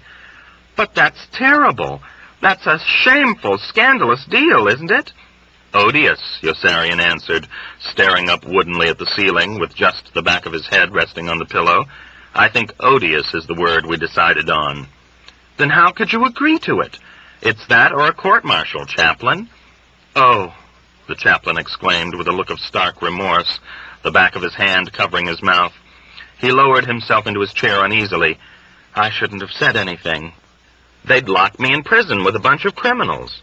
"Of course. You must do whatever you think is right, then." The chaplain nodded to himself as though deciding the argument and lapsed into embarrassed silence. "Don't worry," Yossarian said with a sorrowful laugh after several moments had passed. "I'm not going to do it." "But you must do it," the chaplain insisted, bending forward with concern. "Really, you must. I had no right to influence you. I really had no right to say anything." "You didn't influence me." Yossarian hauled himself over onto his side and shook his head in solemn mockery. "Christ, chaplain, can you imagine that for a sin? Saving Colonel Cathcart's life? That's one crime I don't want on my record." The chaplain returned to the subject with caution. "What will you do instead? You can't let them put you in prison." "I'll fly more missions. Or maybe I really will desert and let them catch me. They probably would." "And they'd put you in prison. You don't want to go to prison." "Then I'll just keep flying missions until the war ends, I guess. Some of us have to survive." "But you might get killed." "Then I guess I won't fly any more missions." "What will you do?" "I don't know." "Will you let them send you home?" "I don't know." "Is it hot out?" "It's very warm in here." "It's very cold out," the chaplain said. "You know," Yossarian remembered, "a very funny thing happened. Maybe I dreamed it. I think a strange man came in here before and told me he's got my pal. I wonder if I imagined it." "I don't think you did," the chaplain informed him. "You started to tell me about him when I dropped in earlier." "Then he really did say it. 'We've got your pal, buddy,' he said. 'We've got your pal.' He had the most malignant manner I ever saw. I wonder who my pal is." "I'd like to think that I'm your pal, Yossarian," the chaplain said with humble sincerity. "And they certainly have got me. They've got my number, and they've got me under surveillance, and they've got me right where they want me. That's what they told me at my interrogation." "No, I don't think it's you he meant," Yossarian decided. "I think it must be someone like Nately or Dunbar. You know, someone who was killed in the war, like Clevenger, Orr, Dobbs, Kid Sampson, or McWatt." Yossarian emitted a startled gasp and shook his head. "I just realized it," he exclaimed. "They've got all my pals, haven't they? The only ones left are me and Hungry Joe." He tingled with dread as he saw the chaplain's face go pale. "Chaplain, what is it?" "Hungry Joe was killed." "God, no! On a mission?" "He died in his sleep while having a dream. They found a cat on his face." "Poor bastard," Yossarian said, and began to cry, hiding his tears in the crook of his shoulder. The chaplain left without saying goodbye. Yossarian ate something and went to sleep. A hand shook him awake in the middle of the night. He opened his eyes and saw a thin, mean man in a patient's bathrobe and pajamas who looked at him with a nasty smirk and jeered. "We've got your pal, buddy. We've got your pal." Yossarian was unnerved. "What the hell are you talking about?" he pleaded in incipient panic. "You'll find out, buddy. You'll find out." Yossarian lunged for his tormentor's throat with one hand, but the man glided out of reach effortlessly and vanished into the corridor with a malicious laugh. Yossarian lay there trembling with a pounding pulse. He was bathed in icy sweat. He wondered who his pal was. It was dark in the hospital and perfectly quiet. He had no watch to tell him the time. He was wide awake, and he knew he was a prisoner in one of those sleepless, bedridden nights that would take an eternity to dissolve into dawn. A throbbing chill oozed up his legs. He was cold, and he thought of Snowden, who had never been his pal, but was a vaguely familiar kid who was badly wounded and freezing to death in the puddle of harsh yellow sunlight splashing into his face through the side gun port when Yossarian crawled into the rear section of the plane over the bomb bay, after Dobbs had beseeched him on the intercom to help the gunner. Please help the gunner. Yossarian's stomach turned over when his eyes first beheld the macabre scene. He was absolutely revolted, and he paused in fright a few moments before descending, crouched on his hands and knees in the narrow tunnel over the bomb bay, beside the sealed corrugated carton containing the first aid kit. Snowden was lying on his back on the floor with his legs stretched out, still burdened cumbersomely by his flak suit, his flak helmet, his parachute harness, and his Mae West. Not far away on the floor lay the small tail gunner in a dead faint. The wound Yossarian saw was in the outside of Snowden's thigh, as large and deep as a football, it seemed. It was impossible to tell where the shreds of his saturated coveralls ended and the ragged flesh began. There was no morphine in the first aid kit, no protection for Snowden against pain, but the numbing shock of the gaping wound itself. The 12 syrettes of morphine had been stolen from their case and replaced by a cleanly lettered note that said, "What's good for M&M Enterprises is good for the country. Milo Minderbinder." Yossarian swore at Milo and held 2 aspirins out to ashen lips unable to receive them. But first he hastily drew a tourniquet around Snowden's thigh, because he could not think what else to do in those first tumultuous moments when his senses were in turmoil, when he knew he must act competently at once, and feared he might go to pieces completely. Snowden watched him steadily, saying nothing. No artery was spurting, but Yossarian pretended to absorb himself entirely into the fashioning of a tourniquet, because applying a tourniquet was something he did know how to do. He worked with simulated skill and composure, feeling Snowden's lackluster gaze resting upon him. He recovered possession of himself before the tourniquet was finished, and loosened it immediately to lessen the danger of gangrene. His mind was clear now, and he knew how to proceed. He rummaged through the first aid kit for scissors. "I'm cold," Snowden said softly. "I'm cold." "You're going to be all right, kid," Yossarian reassured him with a grin. "You're going to be all right." "I'm cold," Snowden said again in a frail, childlike voice. "I'm cold." There, Yossarian said, because he did not know what else to say. There. "I'm cold," Snowden whimpered. "I'm cold. There. Yossarian was frightened and moved more swiftly. He found a pair of scissors at last and began cutting carefully through Snowden's coveralls, high up above the wound, just below the groin. He cut through the heavy gabardine cloth all the way around the thigh in a straight line. The tiny tail gunner woke up while Yossarian was cutting with the scissors, saw him, and fainted again. Snowden rolled his head to the other side of his neck in order to stare at Yossarian more directly. A dim, sunken light glowed in his weak and listless eyes. Yossarian, puzzled, tried not to look at him. He began cutting downward through the coveralls along the inside seam. The yawning wound, was that a tube of slimy bone he saw running deep inside the gory scarlet flow behind the twitching, startling fibers of weird muscle, was dripping blood in several trickles, like snow melting on eaves, but viscous and red, already thickening as it dropped. Yossarian kept cutting through the coveralls to the bottom and peeled open the severed leg of the garment.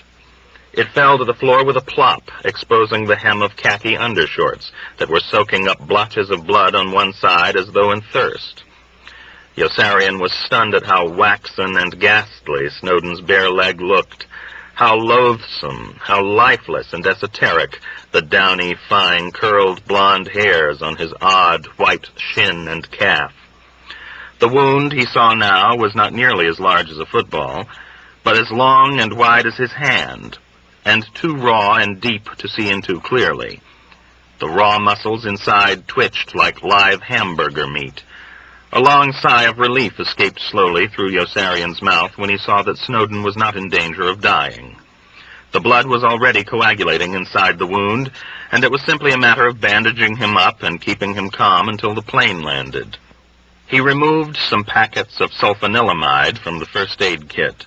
Snowden quivered when Yossarian pressed against him gently to turn him up slightly on his side. "Did I hurt you?" "I'm cold," Snowden whimpered. "I'm cold."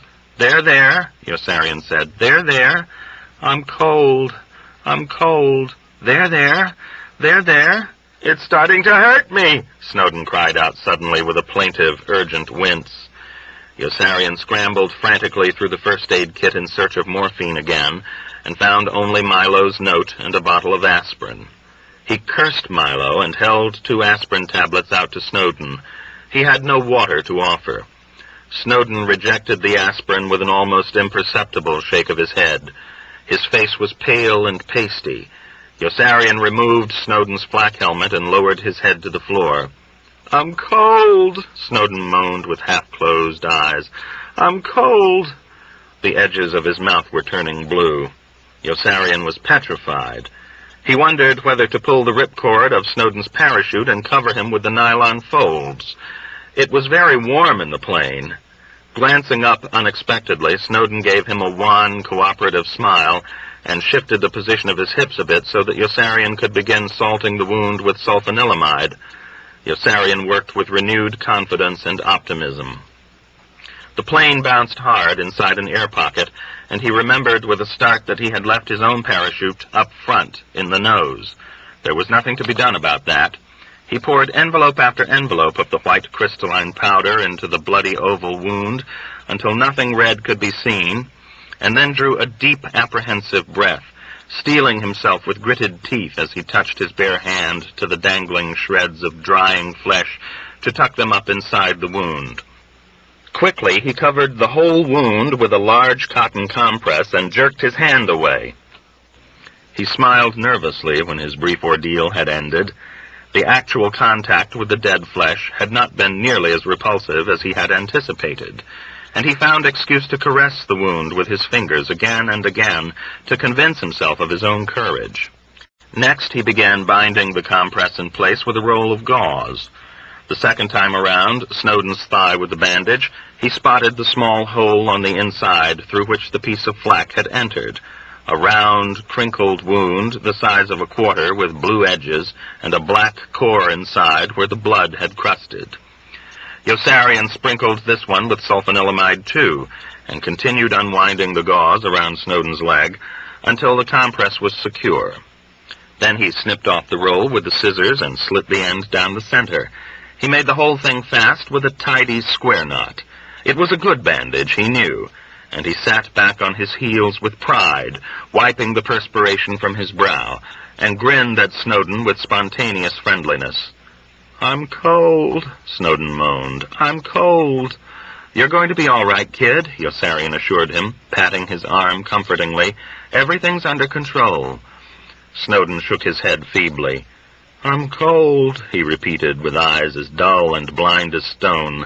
"I'm cold." There, said Yossarian with growing doubt and trepidation. There. In a little while we'll be back on the ground, and Dr. Nika will take care of you." But Snowden kept shaking his head and pointed at last, with just the barest movement of his chin, down toward his armpit. Yossarian bent forward to peer, and saw a strangely colored stain seeping through the coveralls just above the armhole of Snowden's flak suit. Yossarian felt his heart stop, then pound so violently he found it difficult to breathe. Snowden was wounded inside his flak suit. Yossarian ripped open the snaps of Snowden's flak suit and heard himself scream wildly as Snowden's insides slithered down to the floor in a soggy pile and just kept dripping out. A chunk of flak more than 3 inches big had shot into his other side, just underneath the arm, and blasted all the way through, drawing whole mottled quarts of Snowden along with it, through the gigantic hole in his ribs it made as it blasted out. Yossarian screamed a second time and squeezed both hands over his eyes. His teeth were chattering in horror. He forced himself to look again. Here was God's plenty, all right, he thought bitterly as he stared. Liver, lungs, kidneys, ribs, stomach, and bits of the stewed tomatoes Snowden had eaten that day for lunch. Yossarian hated stewed tomatoes and turned away dizzily and began to vomit, clutching his burning throat. The tail gunner woke up while Yossarian was vomiting, saw him, and fainted again. Yossarian was limp with exhaustion, pain, and despair when he finished. He turned back weakly to Snowden, whose breath had grown softer and more rapid, and whose face had grown paler. He wondered how in the world to begin to save him. "I'm cold," Snowden whimpered. "I'm cold." There, Yossarian mumbled mechanically in a voice too low to be heard. There. Yossarian was cold, too, and shivering uncontrollably. He felt goose pimples clacking all over him as he gazed down despondently at the grim secret Snowden had spilled all over the messy floor. It was easy to read the message in his entrails. Man was matter. That was Snowden's secret. Drop him out a window and he'll fall. Set fire to him and he'll burn. Bury him and he'll rot like other kinds of garbage. The spirit gone, man is garbage. That was Snowden's secret. Ripeness was all. "I'm cold," Snowden said. "I'm cold." There, said Yossarian. There. He pulled the ripcord of Snowden's parachute and covered his body with the white nylon sheets. "I'm cold." There. Chapter 42. Yossarian. "Colonel Corn said Major Danby to Yossarian with a prissy, gratified smile, that the deal is still on. Everything is working out fine." "No, it isn't." "Oh, yes, indeed," Major Danby insisted benevolently. "In fact, everything is much better. It was really a stroke of luck that you were almost murdered by that girl. Now the deal can go through perfectly. I'm not making any deals with Colonel Corn." Major Danby's effervescent optimism vanished instantly, and he broke out all at once into a bubbling sweat. "But you do have a deal with him, don't you?" he asked in anguished puzzlement. "Don't you have an agreement?" "I'm breaking the agreement." "But you shook hands on it, didn't you? You gave him your word as a gentleman." "I'm breaking my word." "Oh, dear," sighed Major Danby, and began dabbing ineffectually at his careworn brow with a folded white handkerchief. "But why, Yossarian? It's a very good deal they're offering you." "It's a lousy deal, Danby. It's an odious deal." "Oh, dear," Major Danby fretted, running his bare hand over his dark, wiry hair, which was already soaked with perspiration to the tops of the thick, close-cropped waves. "Oh, dear." "Danby, don't you think it's odious?" Major Danby pondered a moment. "Yes, I suppose it is odious," he conceded with reluctance. His globular, exophthalmic eyes were quite distraught. "But why did you make such a deal if you didn't like it?" "I did it in a moment of weakness," Yossarian wisecracked with glum irony. "I was trying to save my life." "Don't you want to save your life now?" "That's why I won't let them make me fly more missions." "Then let them send you home and you'll be in no more danger." "Let them send me home because I flew more than 50 missions, Yossarian said, "and not because I was stabbed by that girl, or because I've turned into such a stubborn son of a bitch." Major Danby shook his head emphatically in sincere and bespectacled vexation. "They'd have to send nearly every man home if they did that. Most of the men have more than 50 missions. Colonel Cathcart couldn't possibly requisition so many inexperienced replacement crews at one time without causing an investigation. He's caught in his own trap. That's his problem." No, Yossarian, Major Danby disagreed solicitously. "It's your problem. Because if you don't go through with the deal, they're going to institute court-martial proceedings as soon as you sign out of the hospital." Yossarian thumbed his nose at Major Danby and laughed with smug elation. "The hell they will. Don't lie to me, Danby. They wouldn't even try." "But why wouldn't they?" inquired Major Danby, blinking with astonishment. "Because I've really got them over a barrel now. There's an official report that says I was stabbed by a Nazi assassin trying to kill them. They'd certainly look silly trying to court-martial me after that." "But Yossarian," Major Danby exclaimed. "There's another official report that says you were stabbed by an innocent girl in the course of extensive black market operations involving acts of sabotage and the sale of military secrets to the enemy." Yossarian was taken back severely with surprise and disappointment. Another official report? Yossarian, they can prepare as many official reports as they want and choose whichever ones they need on any given occasion. Didn't you know that?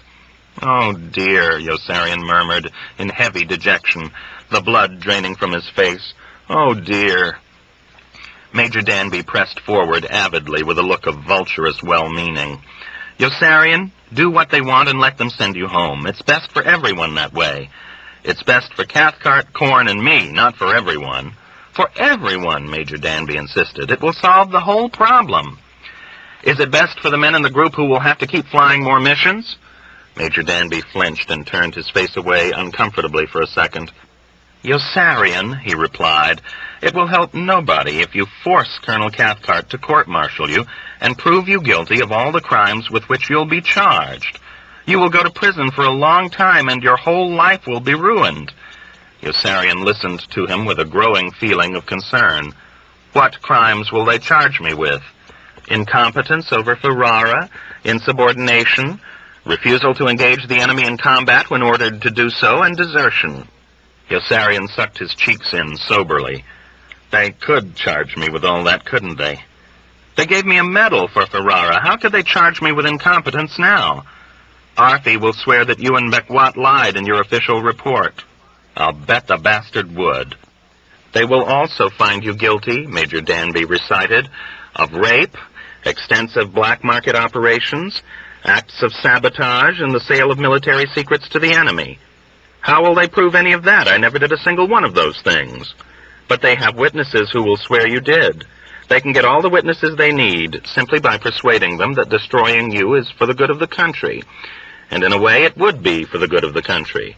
In what way? Yossarian demanded, rising up slowly on one elbow with bridling hostility. Major Danby drew back a bit and began mopping his forehead again. Well, Yossarian, he began, with an apologetic stammer, it would not help the war effort to bring Colonel Cathcart and Colonel Corn into disrepute now. Let's face it, Yossarian, in spite of everything, the group does have a very good record. If you were court-martialed and found innocent, other men would probably refuse to fly missions too. Colonel Cathcart would be in disgrace, and the military efficiency of the unit might be destroyed. So in that way it would be for the good of the country to have you found guilty and put in prison, even though you are innocent. What a sweet way you have of putting things, Yossarian snapped with caustic resentment. Major Danby turned red and squirmed and squinted uneasily. Please don't blame me, he pleaded with a look of anxious integrity. You know it's not my fault. All I'm doing is trying to look at things objectively and arrive at a solution to a very difficult situation. I didn't create the situation, but you can resolve it. And what else can you do? You don't want to fly more missions. I can run away. Run away? Desert. Take off. I can turn my back on the whole damned mess and start running. Major Danby was shocked. Where to? Where could you go? I could get to Rome easily enough, and I could hide myself there. And live in danger every minute of your life that they would find you? No, Yossarian. That would be a disastrous and ignoble thing to do. Running away from problems never solved them. Please believe me, I'm only trying to help you. That's what that kind detective said before he decided to jab his thumb into my wound, Yossarian retorted sarcastically. I'm not a detective, Major Danby replied with indignation, his cheeks flushing again. I'm a university professor with a highly developed sense of right and wrong, and I wouldn't try to deceive you. I wouldn't lie to anyone. What would you do if one of the men in the group asked you about this conversation? I would lie to him. Yossarian laughed mockingly, and Major Danby, despite his blushing discomfort, leaned back with relief, as though welcoming the respite Yossarian's changing mood promised. Yossarian gazed at him with a mixture of reserved pity and contempt. He sat up in bed with his back resting against the headboard, lit a cigarette, smiled slightly with wry amusement, and stared with whimsical sympathy at the vivid, pop-eyed horror that had implanted itself permanently on Major Danby's face the day of the mission to Avignon, when General Dreedel had ordered him taken outside and shot. The startled wrinkles would always remain like deep black scars, and Yossarian felt sorry for the gentle, moral, middle-aged idealist, as he felt sorry for so many people whose shortcomings were not large and whose troubles were light. With deliberate amiability, he said, "Danby, how can you work along with people like Cathcart and Corn? Doesn't it turn your stomach?" Major Danby seemed surprised by Yossarian's question.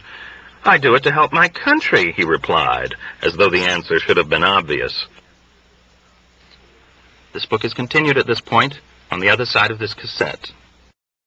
"I do it to help my country," he replied, as though the answer should have been obvious. "Colonel Cathcart and Colonel Corn are my superiors, and obeying their orders is the only contribution I can make to the war effort. I work along with them because it's my duty. And also," he added in a much lower voice, dropping his eyes, "because I am not a very aggressive person." "Your country doesn't need your help anymore," Yossarian reasoned without antagonism, "so all you're doing is helping them." "I try not to think of that," Major Danby admitted frankly. "I try to concentrate on only the big result and forget that they are succeeding too. I try to pretend that they are not significant. That's my trouble, you know," Yossarian mused sympathetically, folding his arms. "Between me and every ideal, I always find Scheisskopfs, Peckhams, Corns, and Cathcarts, and that sort of changes the ideal." "You must try not to think of them," Major Danby advised affirmatively, "and you must never let them change your values. Ideals are good, but people are sometimes not so good. You must try to look up at the big picture." Yossarian rejected the advice with a skeptical shake of his head. "When I look up, I see people cashing in. I don't see heaven or saints or angels. I see people cashing in on every decent impulse and every human tragedy." "But you must try not to think of that," Major Danby insisted, "and you must try not to let it upset you." "Oh, it doesn't really upset me. What does upset me, though, is that they think I'm a sucker. They think that they're smart and that the rest of us are dumb. And you know, Danby, the thought occurs to me right now for the first time that maybe they're right." "But you must try not to think of that, too," argued Major Danby. "You must think only of the welfare of your country and the dignity of man." "Yeah," said Yossarian. "I mean it, Yossarian. This is not World War I. You must never forget that we're at war with aggressors who would not let either one of us live if they won." "I know that," Yossarian replied tersely, with a sudden surge of scowling annoyance. "Christ, Danby, I earned that medal I got, no matter what their reasons were for giving it to me. I've flown 70 goddamn combat missions. Don't talk to me about fighting to save my country. I've been fighting all along to save my country. Now I'm going to fight a little to save myself. The country's not in danger anymore, but I am. The war's not over yet. The Germans are driving toward Antwerp. The Germans will be beaten in a few months, and Japan will be beaten a few months after that. If I were to give up my life now, it wouldn't be for my country, it would be for Cathcart and Corn. So I'm turning my bomb sight in for the duration. From now on, I'm thinking only of me." Major Danby replied indulgently with a superior smile, "But Yossarian, suppose everyone felt that way? Then I'd certainly be a damned fool to feel any other way, wouldn't I?" Yossarian sat up straighter with a quizzical expression. "You know, I have a queer feeling that I've been through this exact conversation before with someone.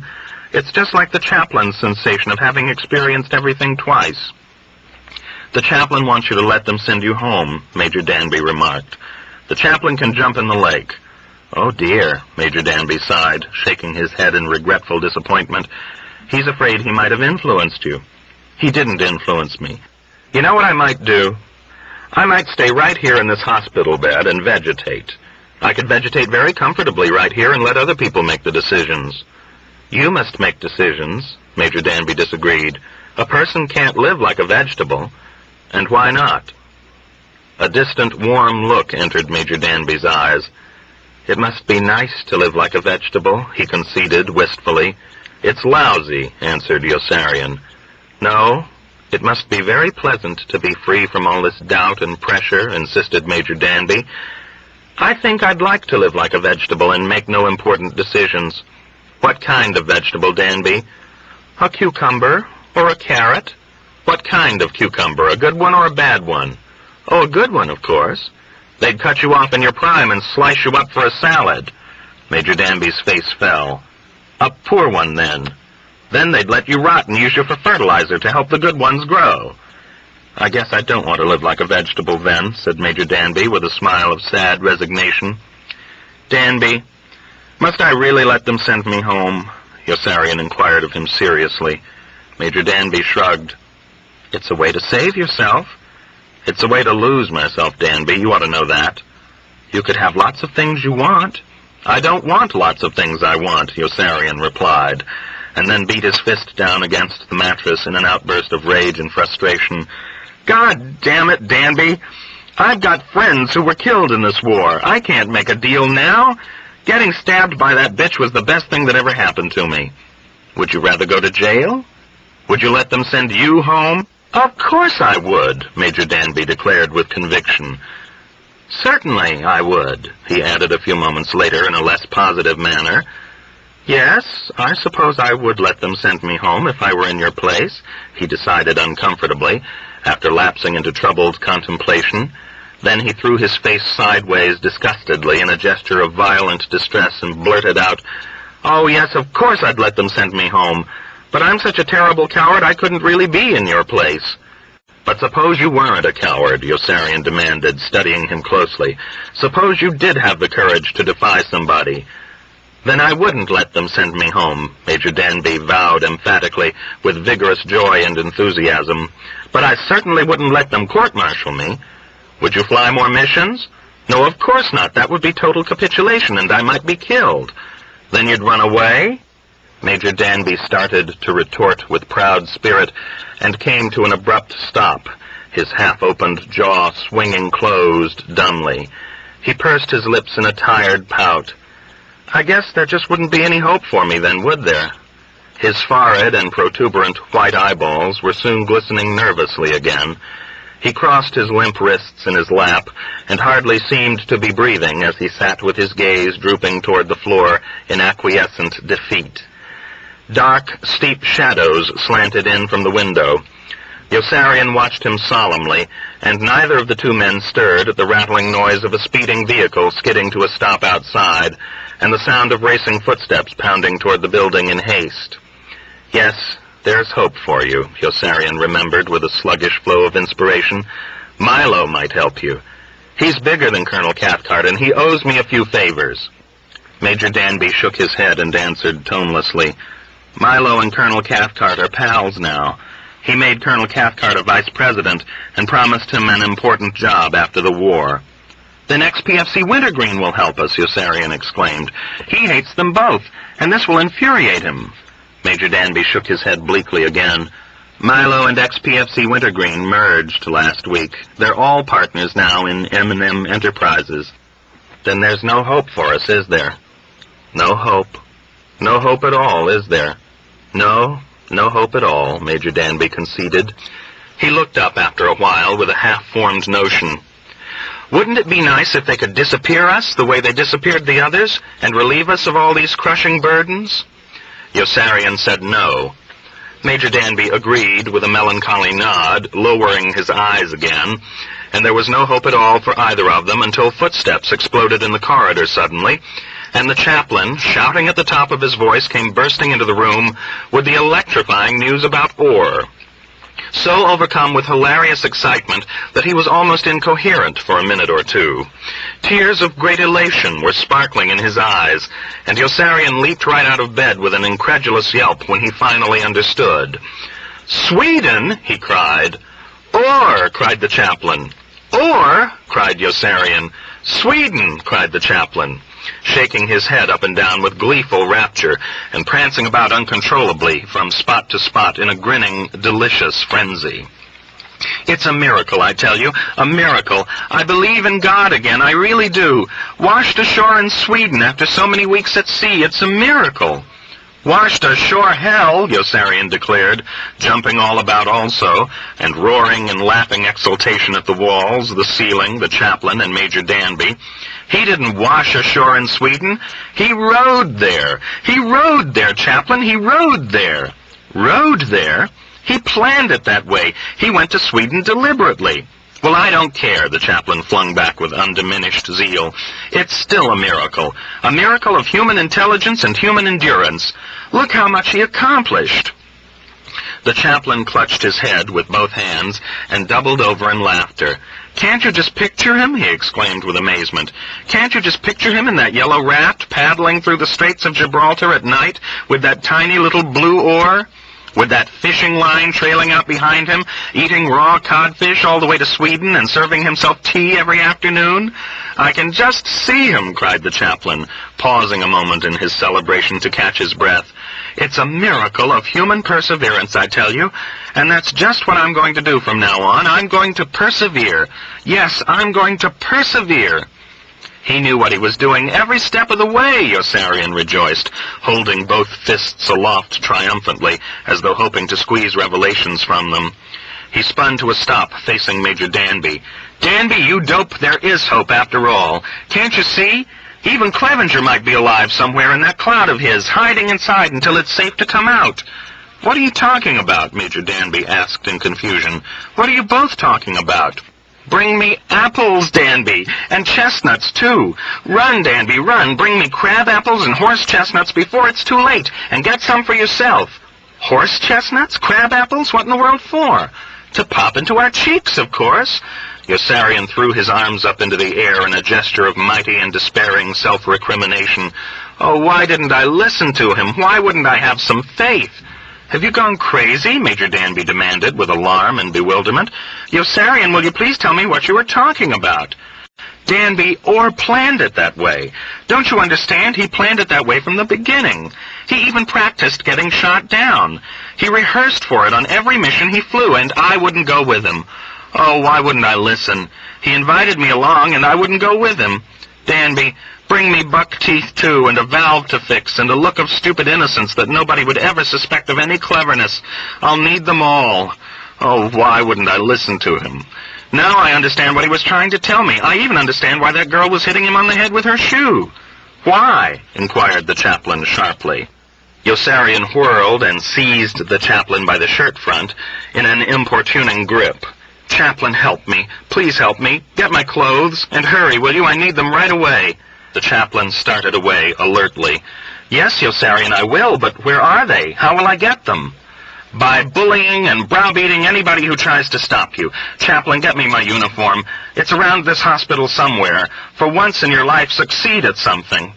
The chaplain straightened his shoulders with determination and tightened his jaw. "Don't worry, Yossarian. I'll get your uniform. But why was that girl hitting Orr over the head with her shoe? Please tell me." "Because he was paying her to, that's why. But she wouldn't hit him hard enough, so he had to row to Sweden. Chaplain, find me my uniform so I can get out of here. Ask Nurse Duckett for it. She'll help you. She'll do anything she can to get rid of me." "Where are you going?" Major Danby asked apprehensively when the chaplain had shot from the room. "What are you going to do?"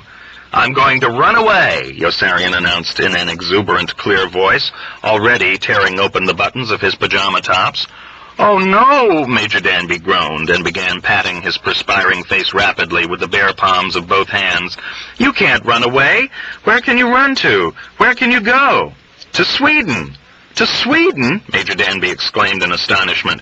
"You're going to run to Sweden? Are you crazy?" "Or did it?" "Oh, no, no, no, no, no," Major Danby pleaded. "No, Yossarian, you'll never get there. You can't run away to Sweden. You can't even row." "But I can get to Rome if you'll keep your mouth shut when you leave here and give me a chance to catch a ride. Will you do it?" "But they'll find you," Major Danby argued desperately, "and bring you back and punish you even more severely." "They'll have to try like hell to catch me this time." "They will try like hell. And even if they don't find you, what kind of a way is that to live? You'll always be alone, no one will ever be on your side, and you'll always live in danger of betrayal." "I live that way now." "But you can't just turn your back on all your responsibilities and run away from them," Major Danby insisted. "It's such a negative move. It's escapist." Yossarian laughed with buoyant scorn and shook his head. "I'm not running away from my responsibilities. I'm running to them. There's nothing negative about running away to save my life. You know who the escapists are, don't you, Danby? Not me and Orr."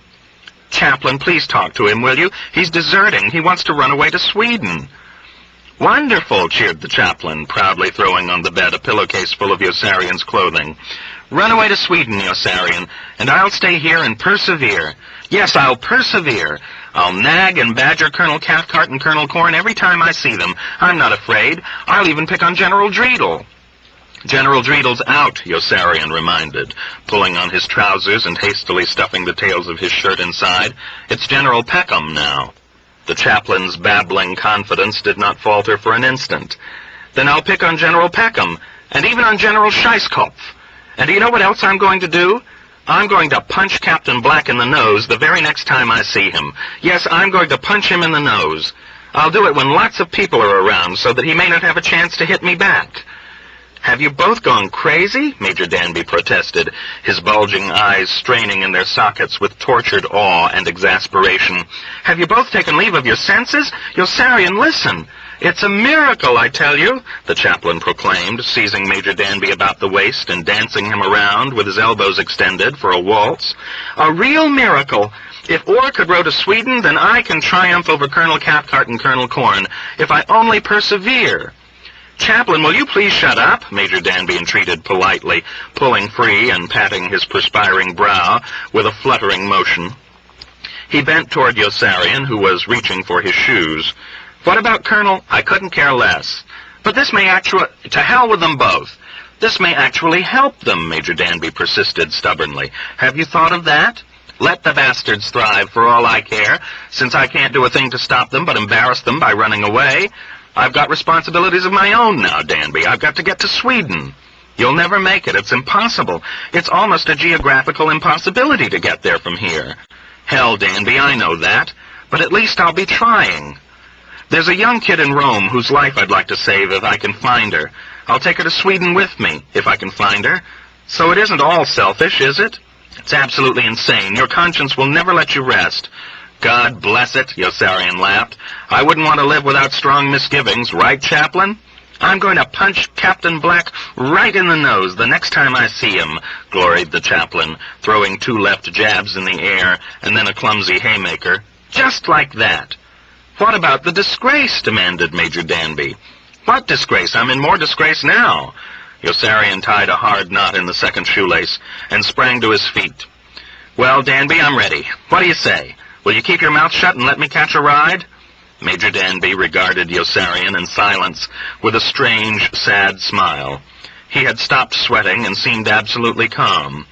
What would you do if I did try to stop you? He asked with rueful mockery. Beat me up? Yossarian reacted to the question with hurt surprise. No, of course not. Why do you say that? I will beat you up, boasted the chaplain, dancing up very close to Major Danby and shadowboxing. You and Captain Black and maybe even Corporal Whitcomb. Wouldn't it be wonderful if I found I didn't have to be afraid of Corporal Whitcomb anymore? Are you going to stop me? Yossarian asked Major Danby, and gazed at him steadily.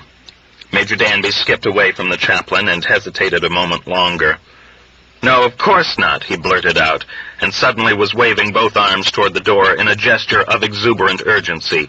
Of course I won't stop you. Go, for God's sake, and hurry. Do you need any money? I have some money. Well, here's some more. With fervent, excited enthusiasm, Major Danby pressed a thick wad of Italian currency upon Yossarian and clasped his hand in both his own, as much to still his own trembling fingers as to give encouragement to Yossarian. It must be nice to be in Sweden now, he observed yearningly. The girls are so sweet and the people are so advanced. Goodbye, Yossarian, the chaplain called, and good luck. I'll stay here and persevere, and we'll meet again when the fighting stops. So long, Chaplain. Thanks, Danby. How do you feel, Yossarian? Fine. No, I'm very frightened. That's good, said Major Danby. It proves you're still alive. It won't be fun. Yossarian started out. Yes, it will. I mean it, Yossarian. You'll have to keep on your toes every minute of every day. They'll bend heaven and earth to catch you. I'll keep on my toes every minute. You'll have to jump. I'll jump. Jump, Major Danby cried. Yossarian jumped. Nately's whore was hiding just outside the door. The knife came down, missing him by inches, and he took off. This concludes the reading of Catch-22 by Joseph Heller. This book was read by Wolfram Kandinsky. Will you please wind or rewind the tape as appropriate so the book will be in order for the next person to enjoy? Thank you.